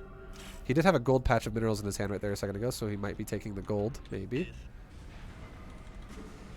We could just send one, how about we send one Hellion up on the map again to go scout. Hey, one Hellion, go scout the whole top of the map and see if this guy's attacking us. Meanwhile, the rest of our army can defend ourselves with our fucking defensive setup. Let's lock onto a lot of his units and back up. Get those lock-ons going. Back up. Maximize those lock-ons. And that was a great attack. That was a fucking amazing attack, right? Now, is he still there? He killed my sensor tower. Yeah, he is. Let's do it again. Get the Hellions in front. Let's scan one more time so we don't lose it. Get a lock on a lot of his units and then back up a little bit. Okay, cool. And we found a base. We literally just found a base. So let's make this bad boy a Hellbat and just be here. Oh, we can't make a Hellbat because we don't have a fucking armory. Okay, so now we know he's expanded. So now that we know he's expanded, let's send our army back to our main. Let's go up with our Hellions. We can try to, you know, kill whatever we can here with the Colossus. Lock on to a lot of his shit. Keep the lock on going as much as we can. Mineral field depleted. Hellions can go behind the mineral line over there. Run around, keep macroing the whole time. We can lift this off, maybe let it last a little bit longer. We can lock onto a lot of his backstalkers over here. Go back into our base. Okay, and now we have another big-ass army right here that we can fight with if we need to. This is aggressive versus aggressive. What's going on over here? Hellions are killing probes like crazy. Let's go ahead and take another base again. And we found his army again, right? Let's go ahead and actually push this one. And why are we pushing it this time? Instead of being a little more conservative? Because his army's getting really tiny. That's why. There's some observers we can kill as well. And awesome. We just played a Hellion Cyclone versus a 2-base Colossus aggressive playstyle. Now that we just gained map control, you know what we should do now? Let's go ahead and actually commit. So notice how, because we're both playing aggressive, I fall back to the defender's position every time. It makes it much more likely you're not going to fucking die. It gives you a higher chance to break the situation in your favor. Transfer some SVs to the base up here. We'll rotate mules to it in a second when it's done. Get our army up here to go break this base. Let's kill all these probes in the middle line once again. Hey probes, what's up? No base for you. Okay, do you have an army over there? No, you don't. So now let's actually push that base. Let's just kill the fucking base. Let's actually go around it and let's kill the base. We can hold T on the Nexus and just rapid fire it down. There we go. And now the Nexus is dead. Let's go ahead and scan his natural now to see what he's doing. Where's his army? We don't know. We don't know where his army is. So, what are we going to do? Let's get the fuck out of here. Get out. Go back home. Go up and around to play it safe and go back home. Because if we run right to his base, there's a chance we might run into his army and die.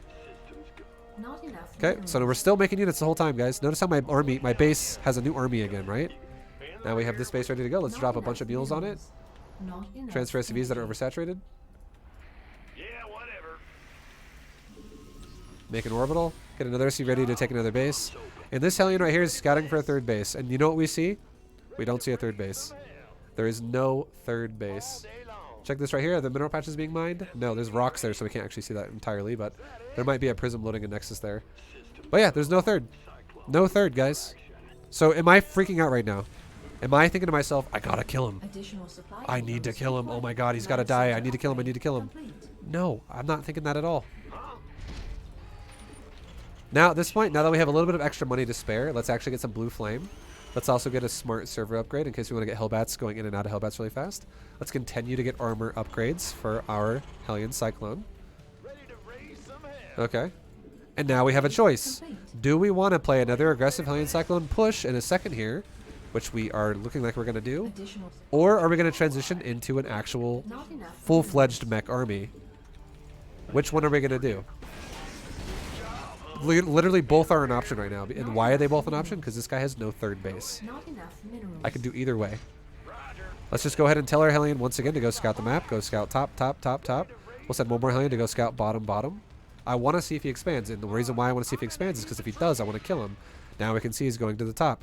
So let's grab my army and let's go to the top. Let's go meet his ass and go fucking pound his army into the ground. So scan this area. Is he there?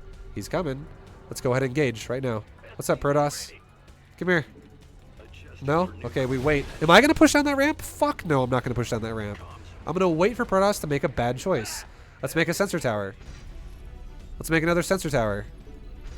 Now, let's also maybe make one more sensor tower like over here. Now I have vision. Or ideally we'll have vision everywhere where things are going. Let's put one Hellion on the high ground up there. Where is this guy's army right now? I don't know. Let's find out. Where are you at? You up here still? Where are you at? Where are you at? Where are you at? Where are you at? Okay, he's clearly not in the sensor tower, so let's go scout the top of the map again. Let's do the same thing on the bottom. Scout the bottom of the map again. You see how I don't have any sense of urgency to feel like I have to take the fight at all? Because I have superior economy? Why the fuck do I feel like I need to go kill him right now? I don't. So many people make the mistake of that. And now look, there's a base up there, right? There is a Nexus up there. So am I going to freak out now? This guy has not committed to a fight right now, guys. He has not committed to a fight. So am I going to go, okay, we got to go all in that Nexus? No. And the reason why is because a lot of time has passed. I'm about to max out, which means I could attack soon. But look at what I can do here. This is a super easy way where if I don't know where his army is, it's unaccounted for. If I just send a few Hellions here, suddenly I can take a really, really good fight with just Hellions. As you can see right here, look at this. I'm just popping probes. We can make these into Hellbats. I can pop this Nexus if he doesn't come defend it. And now look, if he comes back and defends his base, now I can move out with my army. Now I move out with my army and I go like this. Guess what? Now I know where he is. And these Hellbats are killing probes. This is amazing. But there he is. Guys, there he is. So guess what I'm doing now? At the same time as I know where he is. Now I can push this, and I can know he's coming back down now, like this. So I can lock onto some buildings here. All good.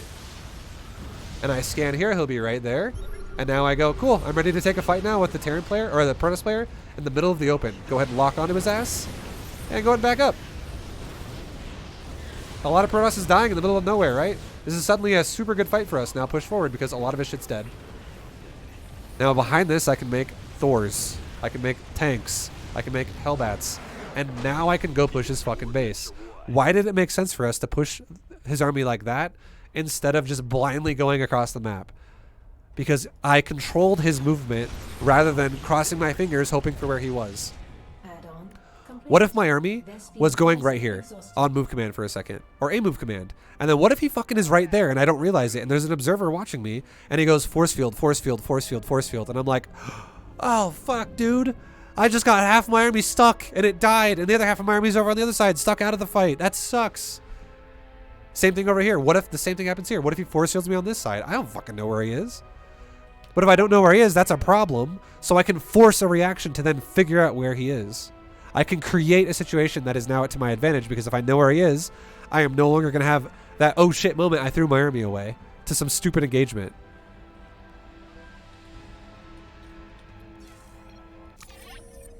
And then behind that, we can go, like I said, into Thors, into tanks, into whatever the hell we want. We can create a situation where we can defend our opponent rather than attack our opponent. We always make him come towards us rather than us going towards him.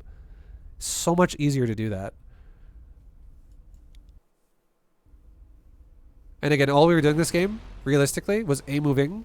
We were A-moving our army in the areas that made sense for us to fight. We were not trying to A-move an area that we didn't, you know, if we don't need to attack his ass, why are we going to attack him if we don't need to attack him? And why did I play defensive? Because he was also playing 2-base all-in, 2-base aggressive. If he was going for a 3rd base, guys, I would have totally attacked. I would have been way more aggressive. I would have been killing the 3rd base. But he went fucking 2-base all-in as well. He went no 3rd for a long time. So I'm not going to go out there and attack that shit. Why would I do that? I just give him the advantage then, because whoever defends when you both all in gets defender's advantage. You get more units in the fight faster. You also can use your bases as SimCity defense. Like you can like actually, you know, defend yourself.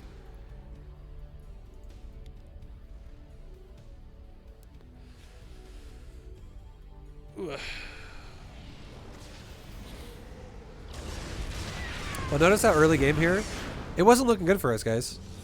Look at the resources lost already at this point, right? You're like, oh man, Vibe's getting owned right now. Look at this early game. It's the first 7 minutes of the game. I've lost 1,100 resources, 13 units in total, and I've only killed 3 units for 350 losses for the Protoss. Not great. Not great. Vibe, you ignored a dono. Did I? Oh, I'm sorry. Pat, thank you very much for the 3-month resub. Oh, it's on fucking mute again. It's because I'm trying to explain shit, guys, and I hate getting interrupted when I'm in the middle of explaining shit. Mad Biz, thank you for the 23-month resub. I'll just play that. I viewed it Om Nom Noms. Oh, I remember now. yeah. I remember where we're at. Well, I'll play it in a second. Let me fucking do this first, and we'll come back to that. Thank you, Coach D Word. Okay. So,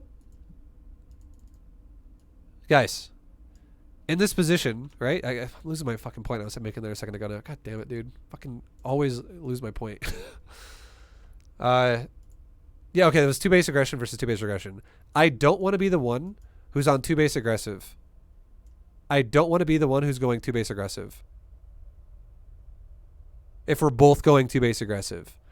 Because the defender in that situation can use their buildings, can use their base, can use their rally points that are close to the fight. Defender's advantage is a serious, big thing in this game. And as you can see, I'm super far behind. 13 units versus 3 lost. I've lost like triple what he's lost. Not good for us right now in resources. But now what happens is, what do? I see he's at my base, and I just initiate a lock-on, and I back up right away to the lock-on radius. You can see the little lines here. You'll get used to it as you play it more if this is how you like to play. We're getting used to it, right? We're getting used to where the lock-ons are. And we're just picking them apart. And why do I scan when I do this? Because if I didn't scan, I would have no vision to be able to keep my lock-on max range. The only reason why I can see where his army is because I scanned the area. And that scan is definitely worth it if I kill a lot of Protoss units. So suddenly, look at this. Look at it now. 3 units versus 13 units lost. Now it's 7 versus 13, and now look at the resources lost in total. We evened it out almost. Just 1 scan and 1 lock-on, and just maximizing some lock-on hits. We maximized the fucking difference, and we're now equal almost in resources lost. This is great. This is fucking great.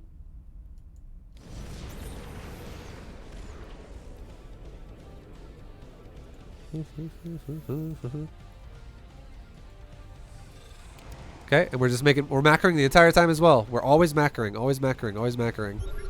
And now we scan again because we don't know if he's out there, so now we know he's out there. It's all good.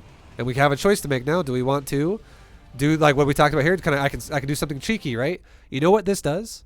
It does the same fucking thing the Hellions did later in the game where I attacked probes up here and the Nexus up here. It makes, because I go like this. I just scanned him and I just went, okay, I just watched his army run up here. I did. I saw that. And it tells me 2 things. Number 1, from now on, I don't know where he's going to be. I don't know what direction his army is going to go to. I don't know where he's going to go. He might go up and around all the way and come back. He might go up here and around and back to his base, or he might just fucking sit there. I don't know what he's going to do. He's out of my vision, and I don't have the amount of energy on my command centers. And realistically, I don't want to do that. If I go scan, I don't want to scan his army every fucking 10 seconds. It's pointless. How about we create a situation that he has to react to? So if I run my Hellions across the map, I just want you guys to know that if he didn't have a Colossus spawn and walk across as well, at this Colossus right here, if this Colossus did not catch these Hellions would have went into his base and I would have killed every fucking probe. I would have killed all of his probes. And you know what that does to him? It forces him to go, fuck, I got to attack now or I'm dead. And these Hellions are not the biggest part of our army. They're not like what's needed. They are literally fodder. They're just meat shields for the Cyclones. Now, I would not fucking leave my Hellions defensive and send my Cyclones to do the same thing. Because if I was going to sacrifice 8 Cyclones, I'm going to throw the game in the trash. I'm going to die. Because this army is always based off of our Cyclones. The Hellions are just a buffer in front of the Cyclones. That's it. Hellions do jack shit damage in this fight. They do nothing. Which is, again, another reason why when someone was like, Vibe, why don't you get Blue Flame? We don't give a shit about Blue Flame if we're fighting Colossus, Immortal, Stalker, Phoenix. It does literally nothing there. It only does more damage to light units, which means if he was going to go mass charge lots, or if he was going to go for, like, you know, lots of probes everywhere, Blue Flame would be a lot better then. But even without Blue Flame, Hellions still roast the crap out of probes. Like, no problem. It takes 3 Hellions to kill a probe, and they do AoE. They do a line of AoE. And if I'm sending 8 of my Hellions at his base, I'm probably going to have some overlapping damage there, and it's going to be just fine. And Blue Flame is going to be the cost of, like, a fucking Cyclone in terms of gas, right? It's 100 gas for a Cyclone, and it's 100 gas for a Blue Flame upgrade. The minerals is a little bit more expensive on a Cyclone, but the point is I care more about Cyclones right now, not Blue Flame. So these Hellions are more, they're expendable. They're disposable. I don't care if they die. If they get a lot of damage done, Wonderful. That's great. But if they die, they die. So I go to his base, and this guy reacts to it. He actually, at the last fucking second, builds a pylon, and I don't get to go to his base. That sucks. But you know what he does as well? You know what he does as well? This is a scout. Because look at this. I see all of his Phoenix came back. I see his Colossus came back, and his Stalkers are coming back. I see his army returning home. I see him coming home. I now know where he is. I'm no longer questioning where he is. So what do I do as a response to this? I take a fucking third base. Because I'm fully saturated. I'm fully saturated. We want to make something happen. And a third base is another way to get the Protoss to come fucking attack us. Because if we don't take a third base and we sit here making units, and he expands to a third, if he realizes the game and the situation, why doesn't he just sit there and defend while we are the ones who become an all-inner? Right? So now if we know he's coming back to defend, we could take a third behind this. And we also saw a probe with gold minerals in its hand a second ago. We saw a probe coming down with gold minerals in its hand. Which also tells us, why the fuck is a probe up there with gold minerals in its hand? It's a very high chance. I saw it somewhere. I can't remember. I think I saw it earlier. I think I saw it like before the Hellions died. I think it's this probe right here. Yeah, I saw this probe right here. He comes down, right? I saw it somehow. I can't remember how the fuck I saw it. Maybe I scanned it. I scanned it. That's what it was. I just wanted to see if he was taking a third. Because I didn't scout any third before this. And I was just like, what's... Because again, we didn't know if he had a third yet, right? This was the scan of this was the third. So taking a third for us by default was already intelligent because he played defensive. But now we scanned him once to go, are you going to take a third? Or are you going to, not take a third? And the fact that this is when we saw the gold mineral probe and we go, okay, well, why is there a probe with gold minerals in his hand coming back from the gold base? It's probably because he already has a fucking gold base. So what do? Do I scan this right away? No, I don't scan that right away. I don't want to waste all my money. I just send one more Hellion up there to go scout it and confirm it. That's it. We just send a Hellion. Meanwhile, the Protoss once again has arrived back at our base. We see him here. We literally saw a Stalker step over the line. So we scanned it to see what his army looks like up there. And now that we scan it, we could totally take another engagement here with another lock-on. So that's what I do. I lock onto his army, and then I immediately back up. And I am now pulling him over Widow Mines. I'm pulling him backwards while my Cyclone lock-ons keep going. I am kiting him as long as he chases me. If he turns around, I will chase him so my lock-ons remain. Look at how many units are dying for Protoss right now. This is fucking amazing. So many Protoss units are weakened now or dead. Oh, yeah. Notice how we also sent a Hellion up here to go scout and see what's going Admiring on. your patience, yours truly. Thank you very much, Novocaine. So we do it again. We try to do another Cyclone attack. And it's a bit rough, right? It's a bit brutal. A little bit tense. Our Hellion over here, if we could make that into Hellbat, that would have done a lot more, but unfortunately it didn't. And now look at the Protoss, right? He pushes into me again. And what am I going to do? I'm going to abuse lock-ons here defensively. So I allow him to commit towards me, and then I lock on him, and I start trying to keep max range. I actually break one of the Colossus. I almost kill more. I kill all the Phoenix because they overextend. I kill more of his units. I kill these units as they rally. And look, is that all I have? No, I was macroing the whole time, so I have another round of Hellion Cyclone. I still have a big army. We are macroing the entire time. He does kill my expansion, but in the process of killing my expansion, two things have happened. Number one, we actually sent out more Hellions during that, because Hellions are fucking garbage here. They don't do anything for us that much. They do very little. So are we sending all of our Hellions now, though? No, we're just sending a couple. And this is actually getting us back in the game from our third dying to his third losing all of his probes.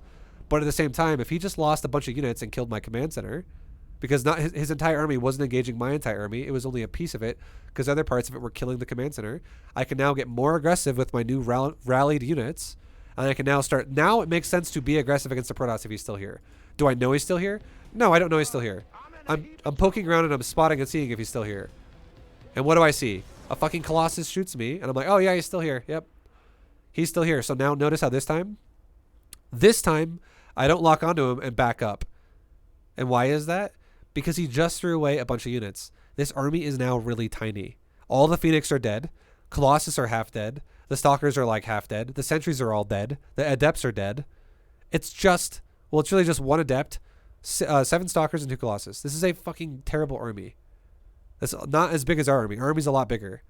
So if I know his army's really tiny, now I can totally take the reins here and just go attack it. Like actually stutter step into it and get on top of it, because it's just not enough anymore for Protoss. And look how fast the Protoss dies. Why is he dying so fast? Because he doesn't have a lot of stuff. And every Cyclone I have is locking onto every Protoss unit that Protoss has. We have more Cyclones than entire units that he had there. If that's the case, go for it. So we just push the guy's base apart there, and now we have complete control of the game. Now we have complete control, and we're retaking our third, and now we know this guy has a third base, but now, while we're taking a third and we're rebuilding a new army again and again and again, we could attack the guy's base, or we could hold off and not go for it. But you got to realize something. I have new units as well, just like he could, and if he's macroing well during the process of when we're fighting, he could have a decently sized army. So if I want to move my whole army out, I probably shouldn't move over the fucking middle tier area that is going to be very compromisable, where I could lose my army. Instead, what if I go to a safe area where I go behind the expansion of his gold base? Because he has a gold base. It's an exposed base. I could have done this with Hellions as well, by the way. I did not have to send Cyclones here. But I do it with Cyclones because we just took a fight and we won the fight, so it makes us feel more confident, but I still do it from a safe route. I don't go directly to his fucking natural and then go up. That's a more risky route because it's going directly into his army again. So, we take a safe route. We end up killing all the probes and we're out of range to kill the Nexus, and nothing is defending his base. We scanned it just to make sure this is a safe scan to go, are you trying to defend yourself? And nothing's there. So as we see nothing there, we go, all right, fuck it. Let's just, like he should be coming up here to defend this if he had an army. So since he's not defending it, it means we probably have an opportunity here, and we just commit to it and we kill the Nexus. And notice how when I kill the Nexus, I don't run directly down to where his army would be either. I run up and around and away. This is a super good fight for us. We kill his base here, and we leave up where we came from. That way we don't compromise this army because we don't want to run into death. I do, however, send one Hellion forward just to see, is this guy expanding again? Notice how this entire game is all about managing this guy's economy, not about trying to win micro fights. Like, yeah, microing the fights is a little bit of the situation here. It does have a piece of it, but our decisions are always based off of the economy. And now that we have 3 bases versus our opponent who's on 2 bases, why do I have to push again? I don't. He now has to attack me. So what do? I take a fucking 4th base. I have a fully saturated 3rd, and now I can take a 4th. If I attack my opponent, I give him the ability to possibly win the game. Because I am not at max supply, and if my opponent's on 2 bases versus me on 3 bases, I will hit max supply faster than he will. I should take my advantage with my power spike and maximize it. See, I don't know where he is, right? At this point in the game, I have no fucking idea where he is. So I'm sending a Hellion out here and there to go scout that. And I just saw, oh, okay, he's going to the top. I scanned it to confirm it, and I'm trying to get a lock on. He realizes the situation. He backs up. But do I run down that ramp like a derp and let him go force field, and then catch all my units in the fucking Cyclone? Or like a lot of my Cyclones and Hellions in like a lock-on or a locked out area where they're stuck in the fight and they died at mortals and shit? No, I don't go down that ramp. There's fucking no reason to go down this ramp. Why? He has to kill me. I don't have to kill him because I have more income. I have a main. I have a natural. He has a main. He has a natural. I have a fully saturated 3rd. He does not have a 3rd, guys. I have a 4th base that's starting. He has a 4th base. That's actually still behind my 4th base. I have no reason to feel the need to go attack his base right now. There's 0 reason to feel pressured here. So I can defend. He is the one who needs to attack me. If I don't overextend my army and lose it, he's like, fuck. What do I do? Okay, I gotta do something. I'm losing the game. Uh-oh. Look at supply now. I'm almost maxed. And what am I doing with another Hellion? I'm scouting again. I'm going, where are you? And then now, if he's not here, I go, where's your expansions? Because now I also made sensor towers just to make extra sure we can see what's going on the map. And now we go, oh, look, there's a base there. We just confirmed there is a fucking Nexus in top left.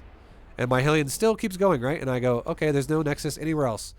I just scouted every base in the map, and we know there's no Nexus except for right there. And we literally scouted it. So do I have to send my whole army to go attack that? No, I don't have to do that. I can do this once again.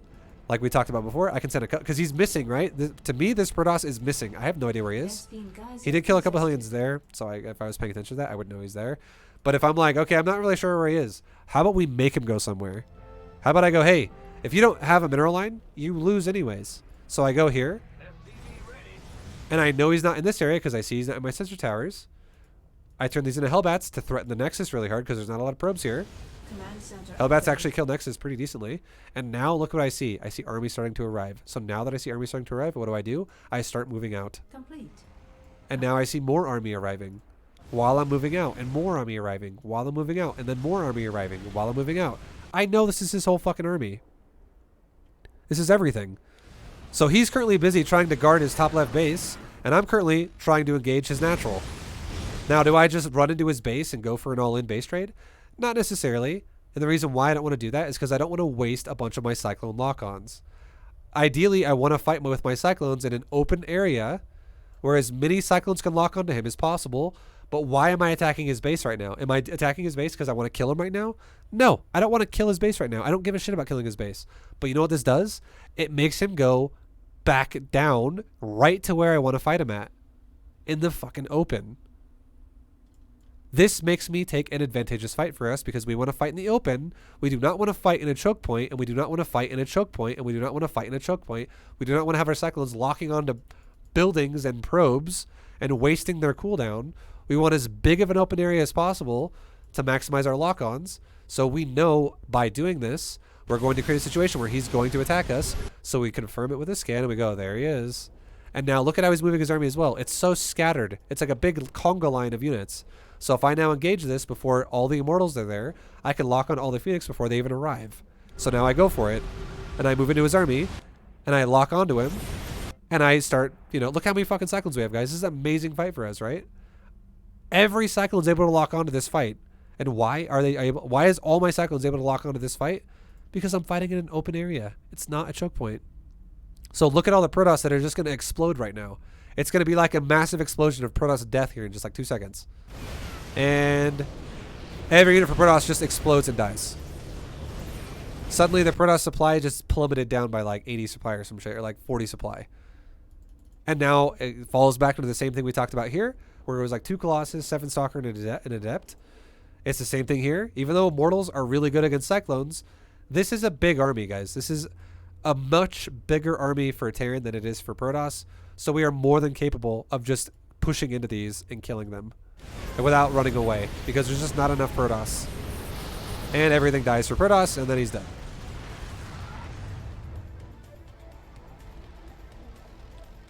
And that's it. We manipulated the map to our advantage.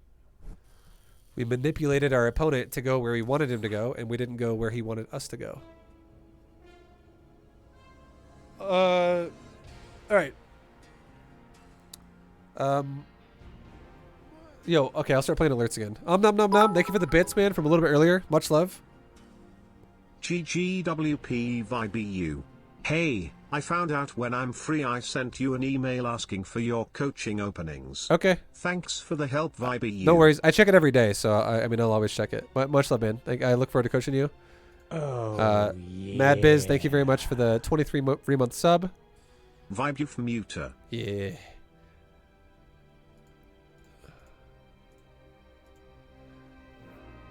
SF Granis. Oh, yeah. I don't know why I played Mad Biz one again. VibU Muter. We just gotta wait for these alerts to fucking catch up. Okay, let's go bio this game. Let's go bio this game, boys. Oh, SF Granis, thank you very much, dude, for the 4-month resub. Thank you, dude. Welcome back to that V-Famola. Big job. Much love, dude. Oh, yeah. Also, Pat, thank you very much as well, dude, for the... HFGL. Thank you for the 3-month resub. Much appreciated, dude. Thank you.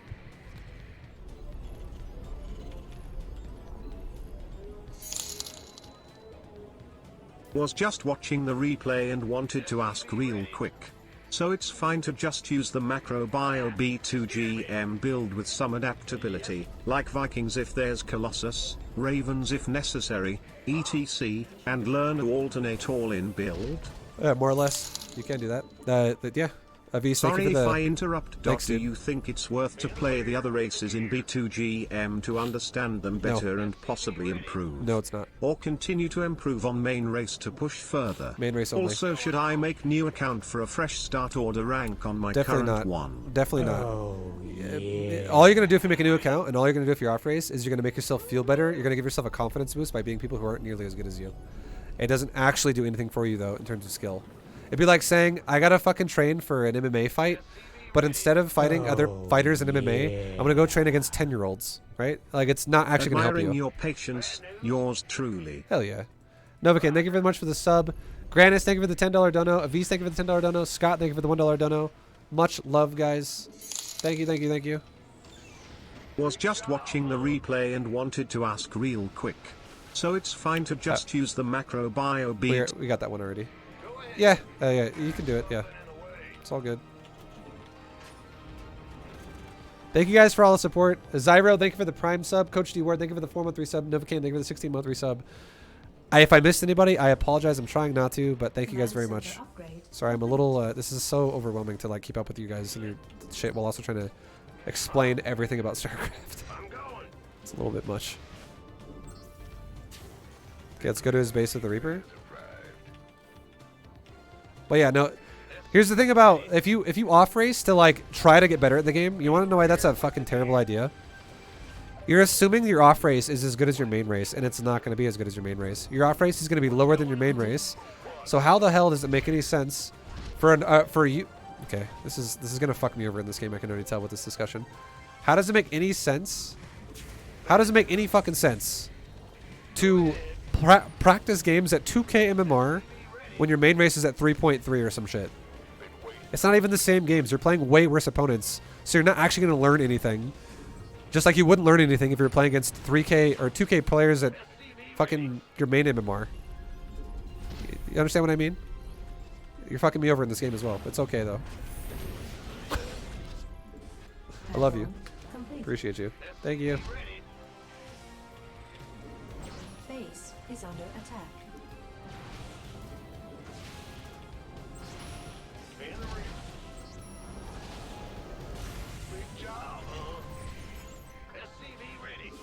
Alright, so we're taking a lot of damage this game.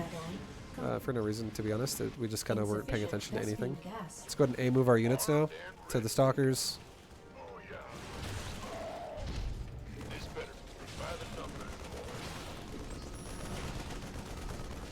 Okay, they're dead. Send our SCVs back to go mine.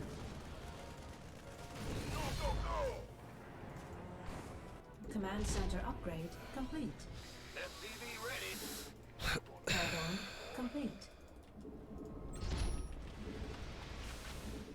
Ready to roll. Let's siege our tank. Let's do it on the high ground. SCV ready. Now that we have a tank, I would say we don't really need a bunker as much anymore.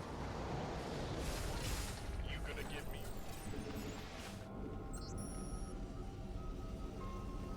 SCV ready. SCV ready. Keep making units. Insufficient Vespine gas. Okay, he's pushing us again, right? Are we going to push that? We could, but why, right? It's a risk. It would require a good micro there, and what's the point? If my opponent's not even going to expand, and he's going to go double gate open, or he's going to keep attacking me, there's no reason why we should feel like there's a fire under our ass to attack his ass. Now we could do instead of attacking him, how about we just take a third command center? Additional supply depots required. We'll expand again Additional supply depots required. while we play defensive. Absorb Additional early, supply then push depots later. required. We have Stimpack on the way. Also, like for instance, why would we want to push as well before Stimpack's done? Stuff like that, right? Like it makes no sense. Let's go ahead and scan his natural, like the edge of it, just to see if he has one, and also a little bit of the main.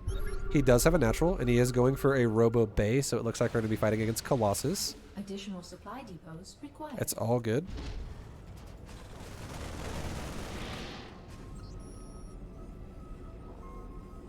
And this game, let's do an interesting concept this game. Let's not go for a bunch of Vikings. Let's instead just go for Marine Marauder, Tank, and Medevac. And we'll create situations again, like we did last game, where we make our opponent feel the need to attack us rather than the other way around. We'll keep making tanks the whole game. Let's go ahead and get a couple of NG bays at my main. Let's also get ready to start our gases at our natural Add-on right now. complete. Because again, our SCV count's getting relatively higher. Let's make some more depots. Let's make another tank siege over here. Oh, it's on.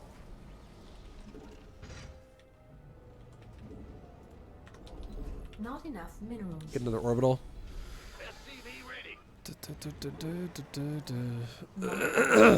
Get our upgrades 1-1 Not going enough right now. Minerals. Research complete. So this game is going to be a game based off of a style of leapfrog and forcing engagements out of our opponent.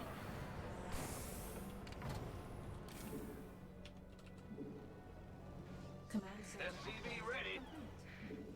I think Vibe is assuming you've already got basic overall game knowledge. If you don't know the game cost, build times of various units, playing off race to learn them makes sense. I think it's a waste of time. I think if you want to learn how to the cost of units, I think you could save yourself like 90% of that time just looking at a replay. Look at a replay and look at the fucking build time of a unit. You can literally mouse over the gateway and go, oh, Zealot is a fucking 27 build time unit with 100 mineral cost. Cool.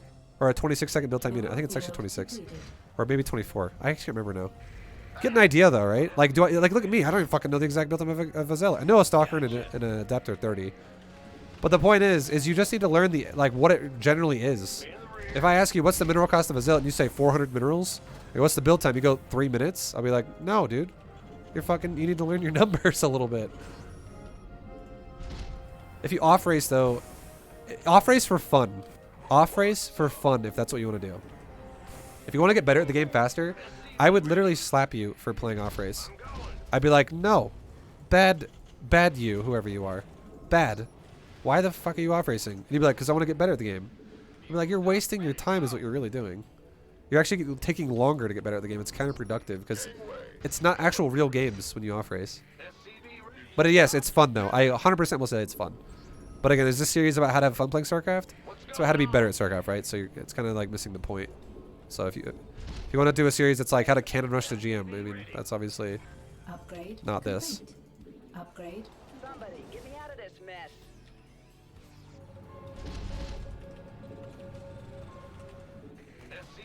Okay, we made a couple turrets in case this guy tries to prism our main. Again, we're playing a defensive game right now. Okay, we are chilling. Let's go ahead and make a second factory, and the reason why we're making a second factory is because we're going for a tank style with Marines. Let's siege our tanks. Let's make a couple depots here. Let's also make a third command center here somewhere, like there or some shit's fine. Not a big deal. Just get it down. Ready for dust off. We need a medevac to go escort that SV because he's trapped. Get upgrades going to 2-2 on bio, and then get level 1 vehicle weapons. There we go. SV now got fixed. He's like a little baby. We fixed him. Yay. It's fun playing every race. 100%. I agree with that. It is fun playing every race. I never said it wasn't fun. Definitely is fun. But if someone actually asks Vibe, how do I get better at StarCraft? The answer is definitely not off race. Waste your time. It actually is a waste of fucking time to off race. If you're looking to just get better at the game. Okay, so let's go ahead and scan this Birdos in the main base one more time. Scan his tech. We see double robo. Okay, so this guy likes Colossus, it looks like. Now let's go ahead and drop a couple bio drops here. Let's do group 1 on the top side, and let's do group 2 on the bottom side. We'll just see what we can do. Again, this might make him attack us, which would be great. Let's get a sensor tower, and let's get another sensor tower. Let's get ready to lift that command center in a second and land at our third. Let's make a few more barracks for some more Marauder production. Lift and land this base right here. The fourth base, that is.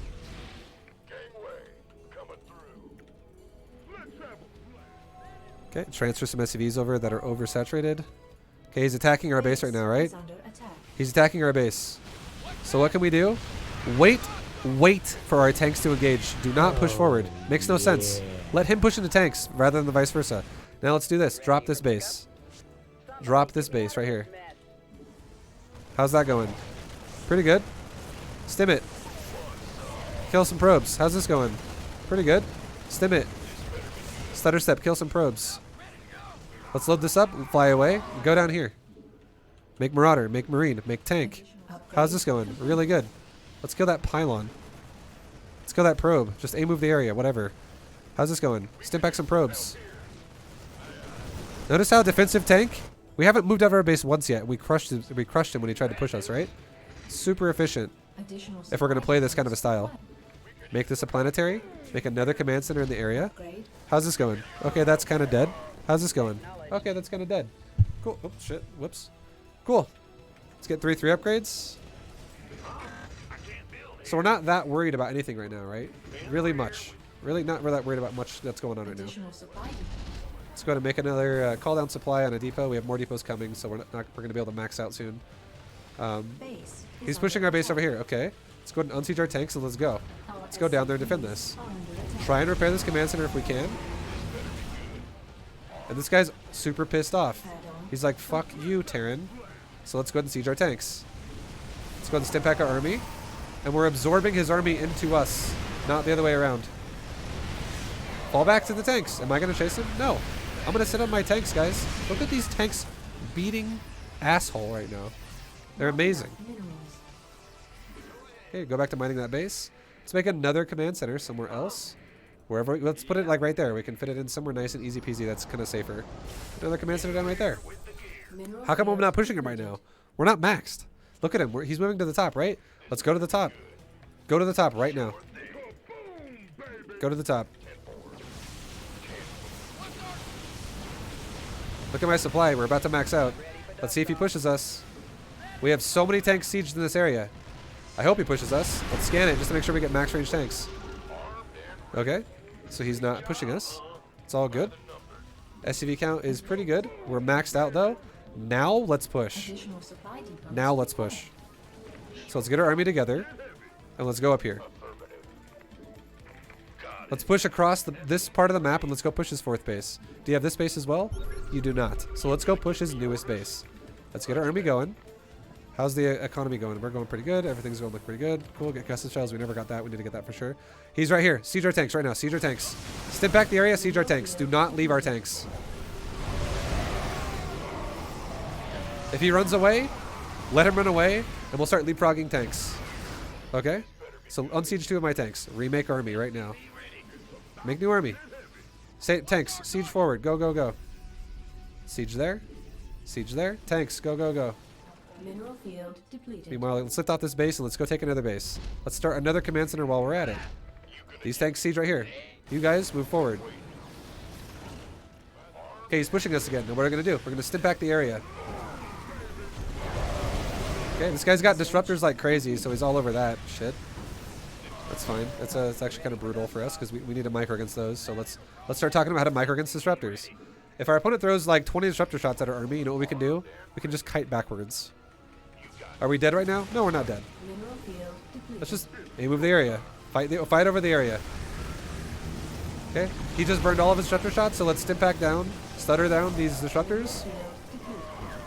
Because he blew all of his shots. Okay, let's fall back. It's all good. Make this a planetary. Make new SCVs. Get him out of here.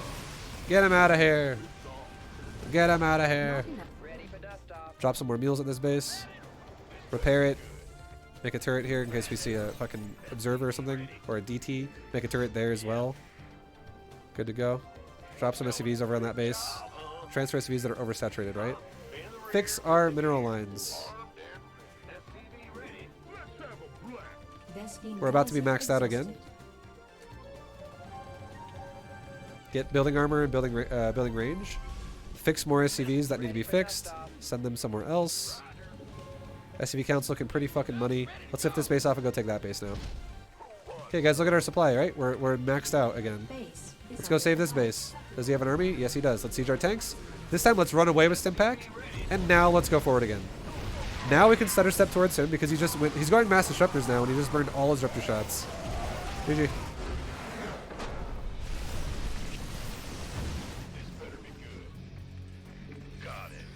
So, I feel like that was a overall pretty straightforward game. Pretty straightforward game. Not too complicated. We just went for a situation where, you know, we set up our base with defensive tanks. It made sense. Our opponent was also playing a macro build. And while we're going for defensive tanks, does that mean I can never attack my opponent? No. It means I can definitely still harass him, but I'm not going to all in him. So we attacked him with drops. And this time we actually microed our drops a little bit, right? So let's go see what those drops did. So far, at the start of the game, when he hit me with 2 stalkers, we lost 4 SCVs.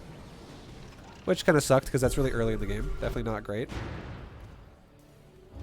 Now check this out, right? We're flying over a base. We could drop at this middle lane, but we don't catch it fast enough, so we just kind of fly right over it. It's all good. We end up going to this base instead. He pushes us, but can he really push us when we have a bunch of tanks like this? No. He's like, oh my god, I can't push into that. That's scary. That is fucking scary Terran tank army. I have Colossus, but that's a lot of tanks. That's scary for me to fight that, right? That's 7 tanks, guys. 7 tanks. That is fucking scary. And it's not even just 7 tanks. It's also supported by a bunch of bio. Now here's our drops. First drop goes in. What does this drop do? Gets in there, kills the cannon, kills some probes. We see stalkers, and we go, you know what? Let's relocate. Load up that medevac, boost down here, and go to the next base. Drop marines, and what do we do here?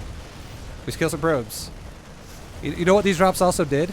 It's not even just doing a lot of damage, which is what it's doing, but it made his army turn around and go defensive. And you know what that did to us? It allowed us to take a 4th base. It allowed us to start setting up more bases. It allowed us to start expanding our base even more along where we're at. It put a lot of pressure off of us, and it put pressure onto him. So this is this drop. It killed like a whole mineral line, and then eventually it dies. Now let's go back and watch the main medevac. What did the main medevac do? So here's the main medevac. What does it do? It gets in there. It lands. We kill a bunch of probes again. We kill cannons. We kill some more probes as they run away. We go further over here. We start killing a pylon. More shit comes back. We kill those things. And then we start, the pylon ends up totally dying. We kill more zealots. And then this ends up totally dying. Now, at the end of that, all said and done, we just killed 31 probes.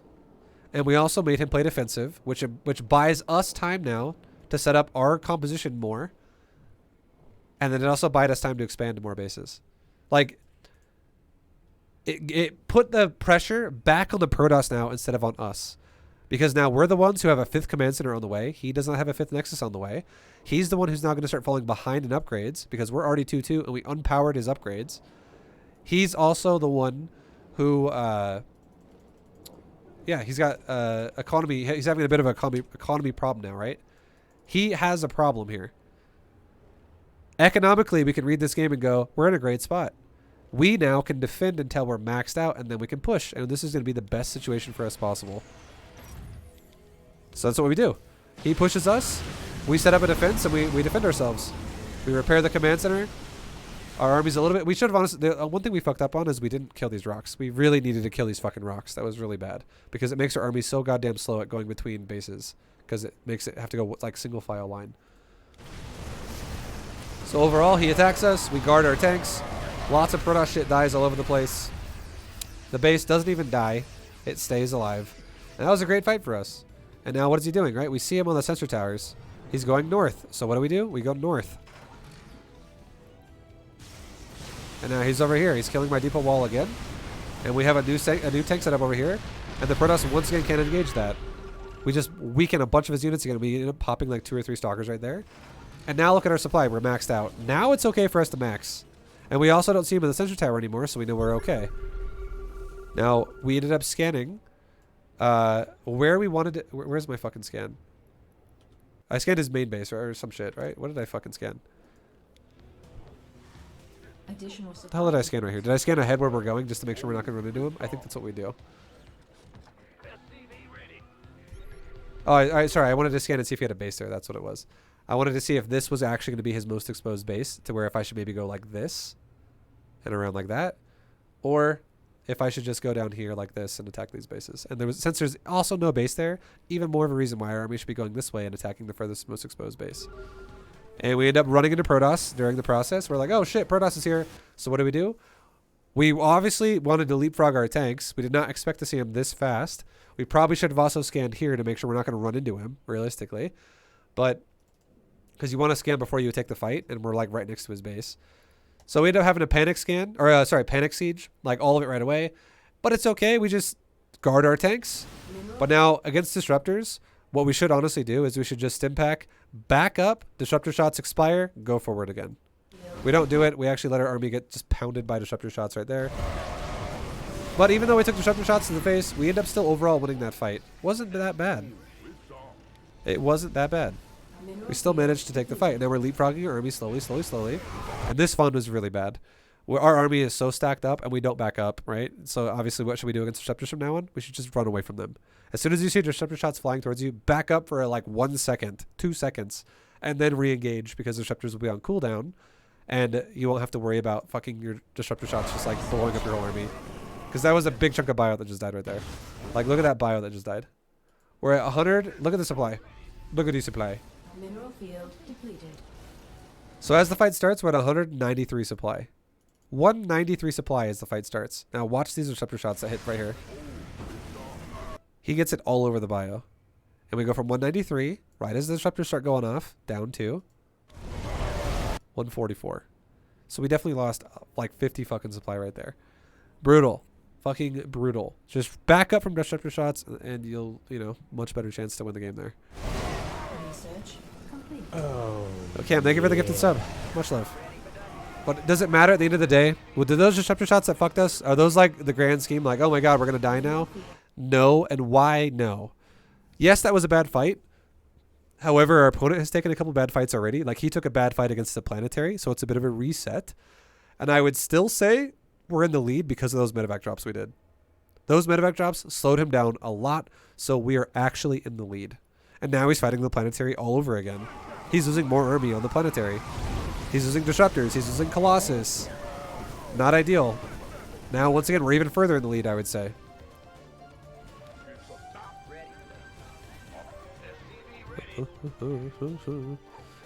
And now we fall back again. Now we're going to actually more or less properly micro against disruptors. Again, you can micro against disruptors aggressively with splitting your units, which is harder. We're not going to do that in Diamond. But if we see disruptors, we'll just back up, disruptor shots expire, and then we go forward again.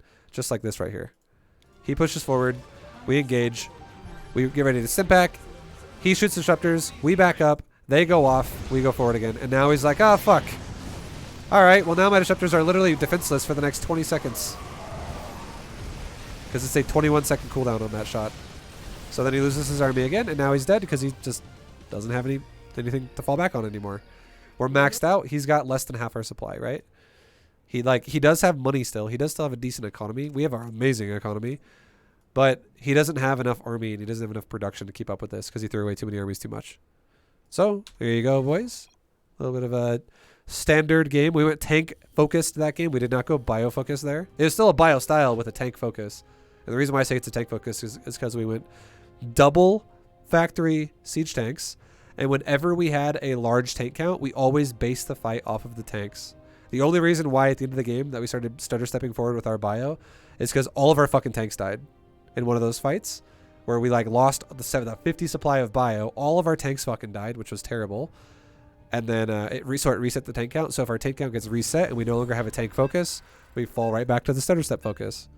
Because again, tanks aren't our priority anymore. Even though we can still make them, we're not going to have that tank count that's going to be good again until we have 6 or 8 tanks again. Until probably 2 minutes later in the game. So it's not going to be for a while. So we can, if the fights happen too fast, we stutter step. Oh, yeah. Thanks for all the help. No worries. I hope you make the next generation of RTs. Yeah. Thank you very much, Hachimachi. Much love, man. Okay, we're against another Protoss. This game, let's do a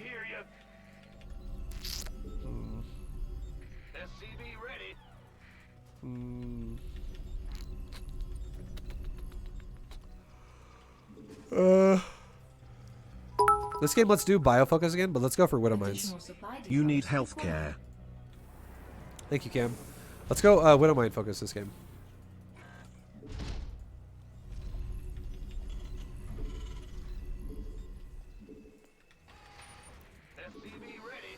Widow Mine focused macro game this game. Okay? Widow Mine focused macro game. So we're going to make tanks. Or no, we're not going to make tanks anymore. We're going to make Widow Mines, Marines, Marauders, Medevacs. And we're going to do a macro focus.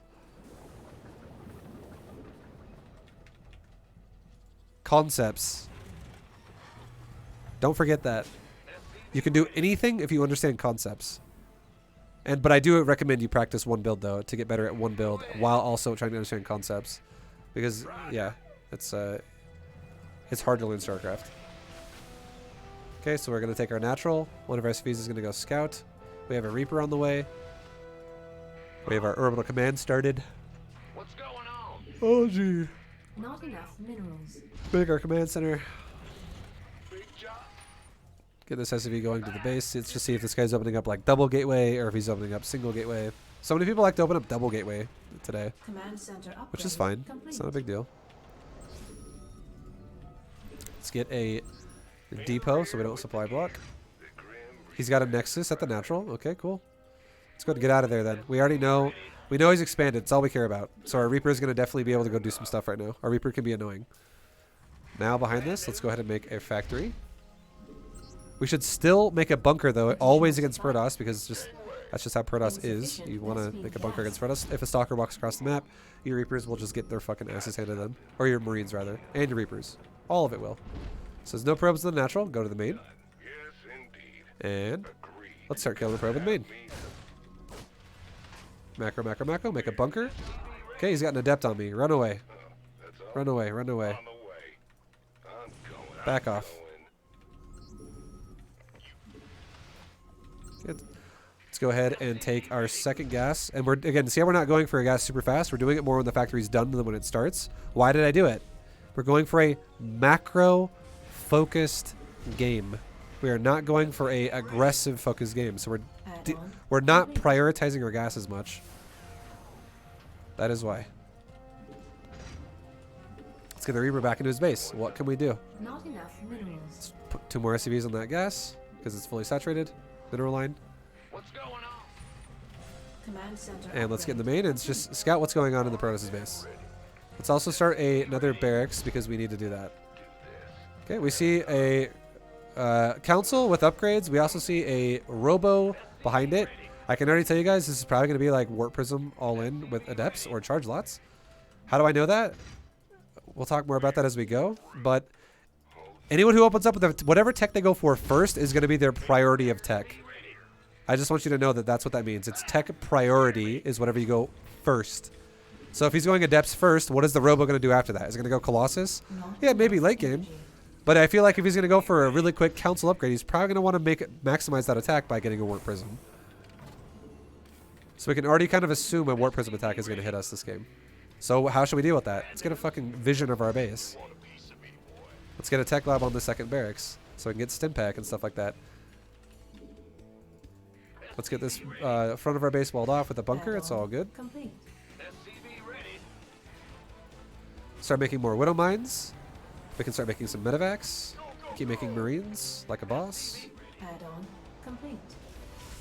What's going on? Okay. Let's get stim pack. Keep making Marines. Let's send our Reaper out one more time to go scout the map. I want to go see if this guy's going to take a third base really fast because we care about that, right? That's important to know. And behind this, we're doing a macro follow-up again. So what are we going to do? Second, third command center. We're going to take our third CC. And what did I just run into? I ran into a Warp Prism with charge lots. Kind of figured that was what was going on, but it's okay. So here's a cool way we can defend this, okay? Think about this for a second. My front of my base is walled off. So check this out. Okay, just it's already hitting my base, so we don't have a choice anymore. Let's just go. Burrow our Widow Mines. Lure him to the Widow Mines if we can. Hey, come here to the Widow Mines, dude. Back up from the Widow Mines. We can burrow more Widow Mines. Okay. Keep making Widow Mines, keep making Marines. Insufficient Vespene gas. Keep making SCVs. Am I still macroing? Fuck yeah, I'm still macroing. Okay, he's attacking me again. Let's stutter step away from him. Kite towards the Widow Mines. Kite towards the Widow Mines. Okay, he's going forward. Let's attack towards the Zealots. Let's take a third command center because it got denied. Kite towards the Widow Mines. Kite towards the Widow Mines. Kite towards the Widow Mines. Ready for dust off. Kite towards the Widow Mines. Kite towards the Widow Mines. Keep making SUVs. Notice how we're okay right now?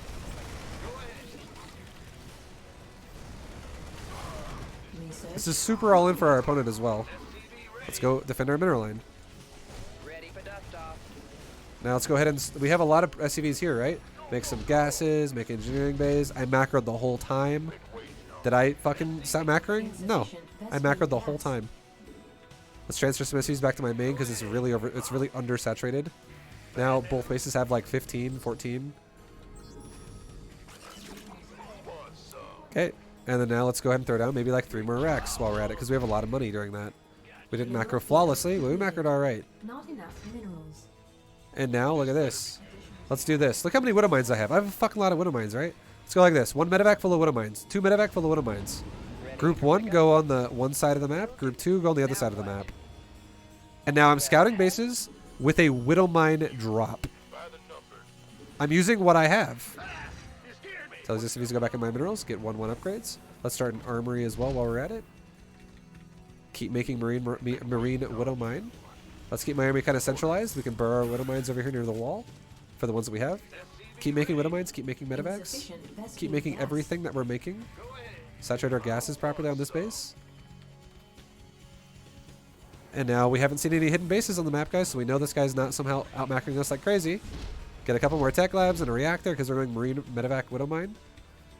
And now there we go. Is there a base here? Where's the emergency? Yep. Let's go ahead and drop our widow mines here. Is there a base here? Yep. Let's go ahead and drop our widow mines here. We can click the medevac so it carpet bombs them. Let's go ahead and burrow our widow mines right in this base. Let's burrow our widow mines in that base. And now let's just go home. We'll look at what happens in those widow mines when we go back to the replay. It's not important right now. Am I trying to micro widow mines? And do I want to watch fireworks? Yeah, I know everyone does. I know everyone likes to watch like the fireworks. But it's not important. You can go back and watch it in the replay if you really want to see it. As long as you don't stop fucking macroing. Again, if you can watch it while also macroing, not that big of a deal.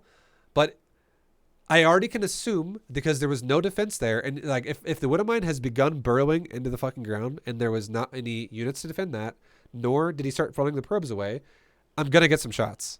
I am going to get some good shots off. Now, if this is high level gameplay, you're gonna see as medevacs fly in your opponent's base, it's gonna be greeted by like stalkers, or it's gonna be greeted by probes running away from them. Then you gotta micro a little bit more. But if you see your opponent is not even microing probes, you don't need to worry about it. You can just fucking let it happen. So watch this, right? This is what happens. This is what happened with the widow mine shots on the mineral line. So our medevacs are moving out on the map right now. They come across. And why did I choose medevac? Why did I choose widow mines here? Because I had a fucking lot of them. I had a lot of widow mines.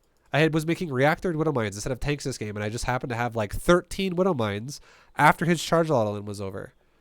And how did I know he was going to charge it all in? He prioritized the council, and then he went robo second, and he was chrono boosting the council. These things make sense once you start really thinking about it, right? So, look, we're flying to his base, and what do we see? We see, or we'll go back to my vision for a second. So, like, I don't see shit, right? I'm like, where's this third? There it is. So I unburrow these widow mines here. I come over here, and I do a drop widow mine going in a line here. I burrow them. And notice how he still hasn't moved his probes as I burrow. That means we don't need to worry about microing this. Again, burrow it and fucking do something else. And look at what this does. This is what happened. Complete.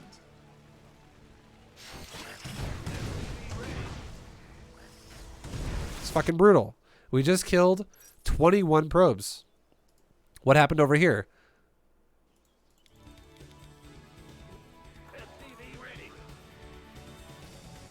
Add-on complete.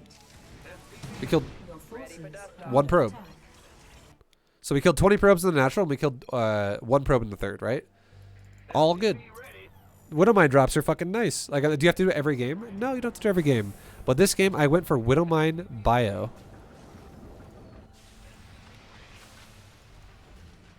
Command center upgrade. And we'll talk a little bit more about the defense because this is kind of important. People freak out and fall apart so goddamn hard in situations like this. Is it allergies? Cam, thank you for the bits. Stop asking me about my. Don't worry about me, dude. It's all good. No worries. I don't want to turn this into a stream where I start talking about my fucking health when I'm doing a B2GM video for Terran. SCV ready. SCV ready.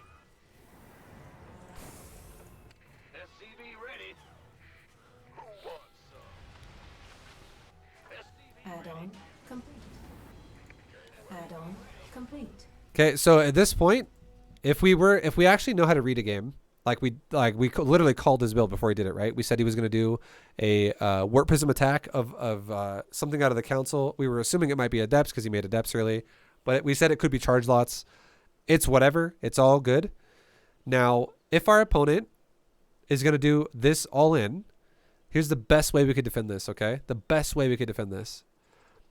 I have 4 Marines in a bunker right here. Okay? And it's walled off. The best way I could defend this would be, honestly, I should have all my Marines that are not in the bunker on top of this cliff somewhere, either up here or like literally probably like right here in this area right here. And why should they be right there? Because if the prism comes from this side, Marines can go from here to the prism quickly. If the prism comes from this side, the Marines can go from here to the prism quickly. That's why. So if our Marines are in the middle, we can go left or right, super easy peasy. And if our Widow Mines are behind the wall here, like Widow Mine, Widow Mine, Widow Mine, if Zealots brush up against this wall, they're going to get AoE'd like crazy. They're going to get super fucking AoE'd. So if our Marines are here, we can actually kill the prism very realistically before it starts warping in a bunch of Zealots, possibly. We ended up not doing that because, again, this is Diamond. I'm not trying to play fucking flawless here. It's all good. And we were talking about what it looks like he could be doing. And then we go, okay, yeah, let's move. We were starting that, right? We were like, let's start moving our Widow Mines and moving our Marines. He showed up a little bit too fast. He showed up a little bit too fast before we had that set up. It's okay. Am I dead? No, I'm not dead. All I do is I don't run into the prism and burrow Widow Mines. That's fucking that's terrible strategy. It's never going to work. Because if I run over there and I try to burrow into the medevac, he's going to kill my shit as I run over there. So what if I burrow out of range of the warp ends and I always pull his units to the Widow Mines? So I go like this, right? I burrow my Widow Mines in this area that's more safe. I burrow my Widow Mines down the ramp a little bit.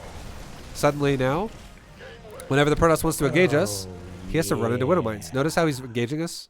He's melee. He has to engage us, not the other way around. We force him to attack us with a defensive position. We don't just run at the prism and try to kill it. Like, allow the prism to warp in units in your base. It's okay. As long as you overwhelm it over time, you're going to win. Now, here's a big thing. If you stutter step to the Zealots, you need to make sure you don't stop stutter stepping when he gets within range of your Widow Mines.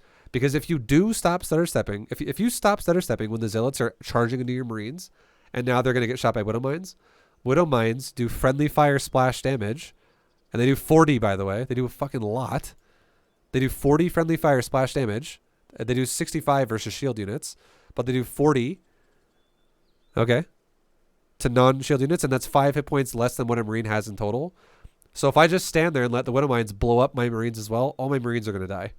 They're either going to die to multiple Widow Mines splashing me, because 40 plus 40 is more than 45, or it's going to do a splash on my Marines, and if there's any Zealots left over that haven't died yet, those Zealots are going to be one-shotting my Marines, because Zealots do 8 damage times 2, which is 16, which is more than 5, again, right? So we don't want the Widow Mines to AoE the crap out of my Marines. That's a really bad idea. So we're going to kite backwards as the Widow Mines attack us, and suddenly our Marines don't take crazy damage. And you can see, this is, again, remember how we talked about how we build our base in a previous game against Zerg, when we got all in by Zerg? Notice how we leave gaps between our buildings? There are little gaps between our buildings, which not only increases the efficiency of how my units can run around my base, but it also gives me choke points that I can run through when melee units are all-inning me. So we attack him while he runs away, we attack him while he runs away, we attack him while he runs away. The second he attacks towards us, we can start kiting. If we need to, or if there's just not enough Protoss there, then we can just kill it. There's like literally nothing there, then it dies. But now look, there's a lot of Protoss here, right? That's a lot. So what do I stand there and just A-move it? Fuck no. I start kiting back towards the Widow Mines. And he knows what I'm doing, so he runs away. So then I run towards him again. And now we have more Widow Mines. We have more units. And now we burrow more Widow Mines even closer, and we kite back towards the Widow Mines. Ready for dust off. And am I still macroing during this? Definitely yes. I'm still making SCVs. I'm still making Marines. I'm still making Widow Mines. I'm going through my macro cycles every time we have a moment to, that's literally watching our army fight something for a second. I am constantly macroing. If I stop macroing, I die here. Whoever doesn't macro here is going to lose the game. So look at that Widow Mine shot. All those Zealots got bottled up in that little choke point right there, and they all got smashed by a Widow Mine, and then all these Zealots are easily killed now.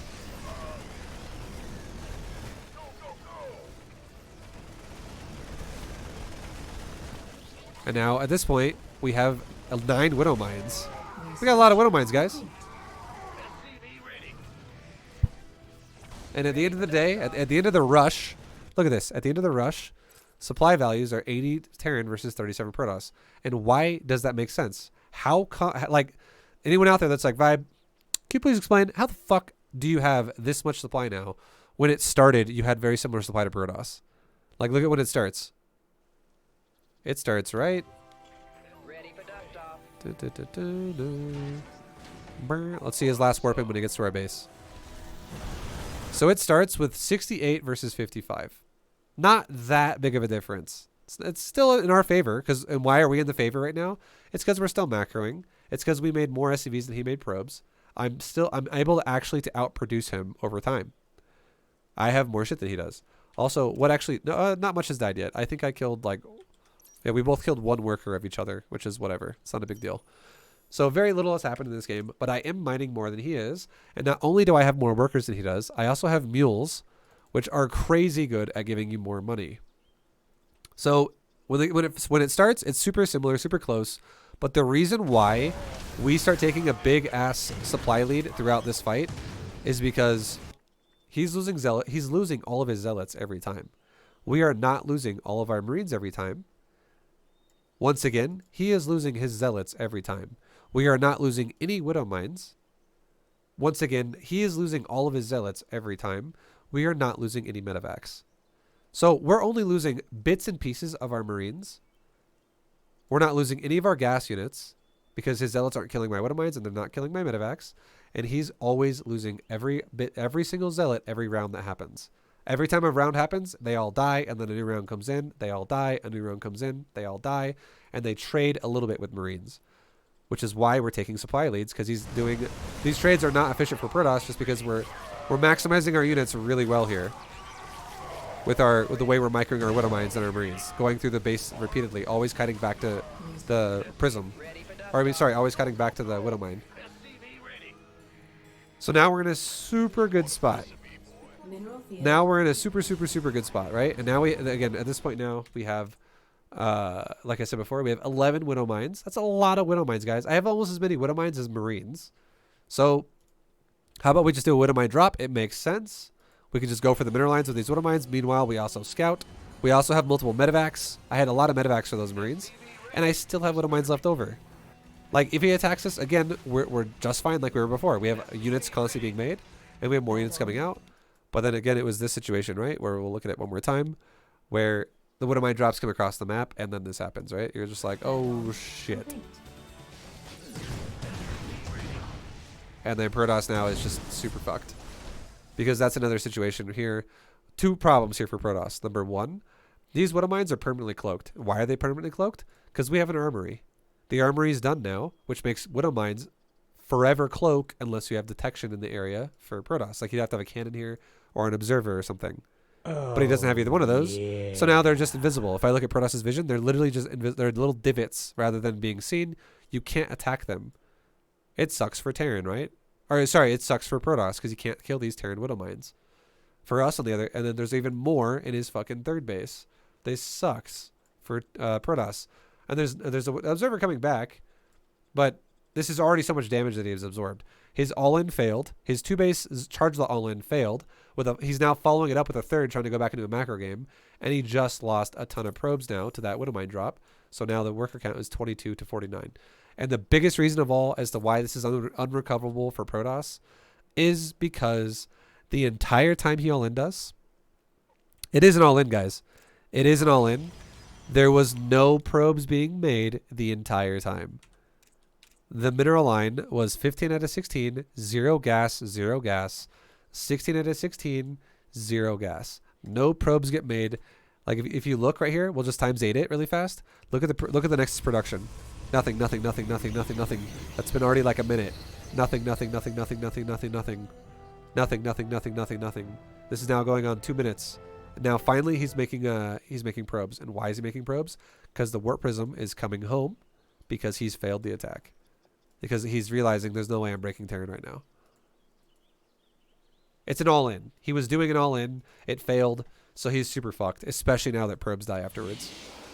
And again, our position is once again still, why do I need to attack? I can just fucking harass you while I expand. And then once I get my power spike max out, then I can kill you. Same concept as always. It's how it goes. It's how it is. And there we go, boys. That's a Diamond 3 to Diamond 2 promotion. Oh my fucking god. Nice. Thank you guys for watching. I hope this has been a lot of information. I hope it's helped you. My fucking throat is sore from talking so much about strategy of StarCraft because these fucking diamond videos are super long. But I hope it's helping you guys. Much love. Good luck in your next games, guys. Thanks for hanging out. I will see you guys in the next video. And until then, yeah. Peace, good luck, and see you next time. See ya.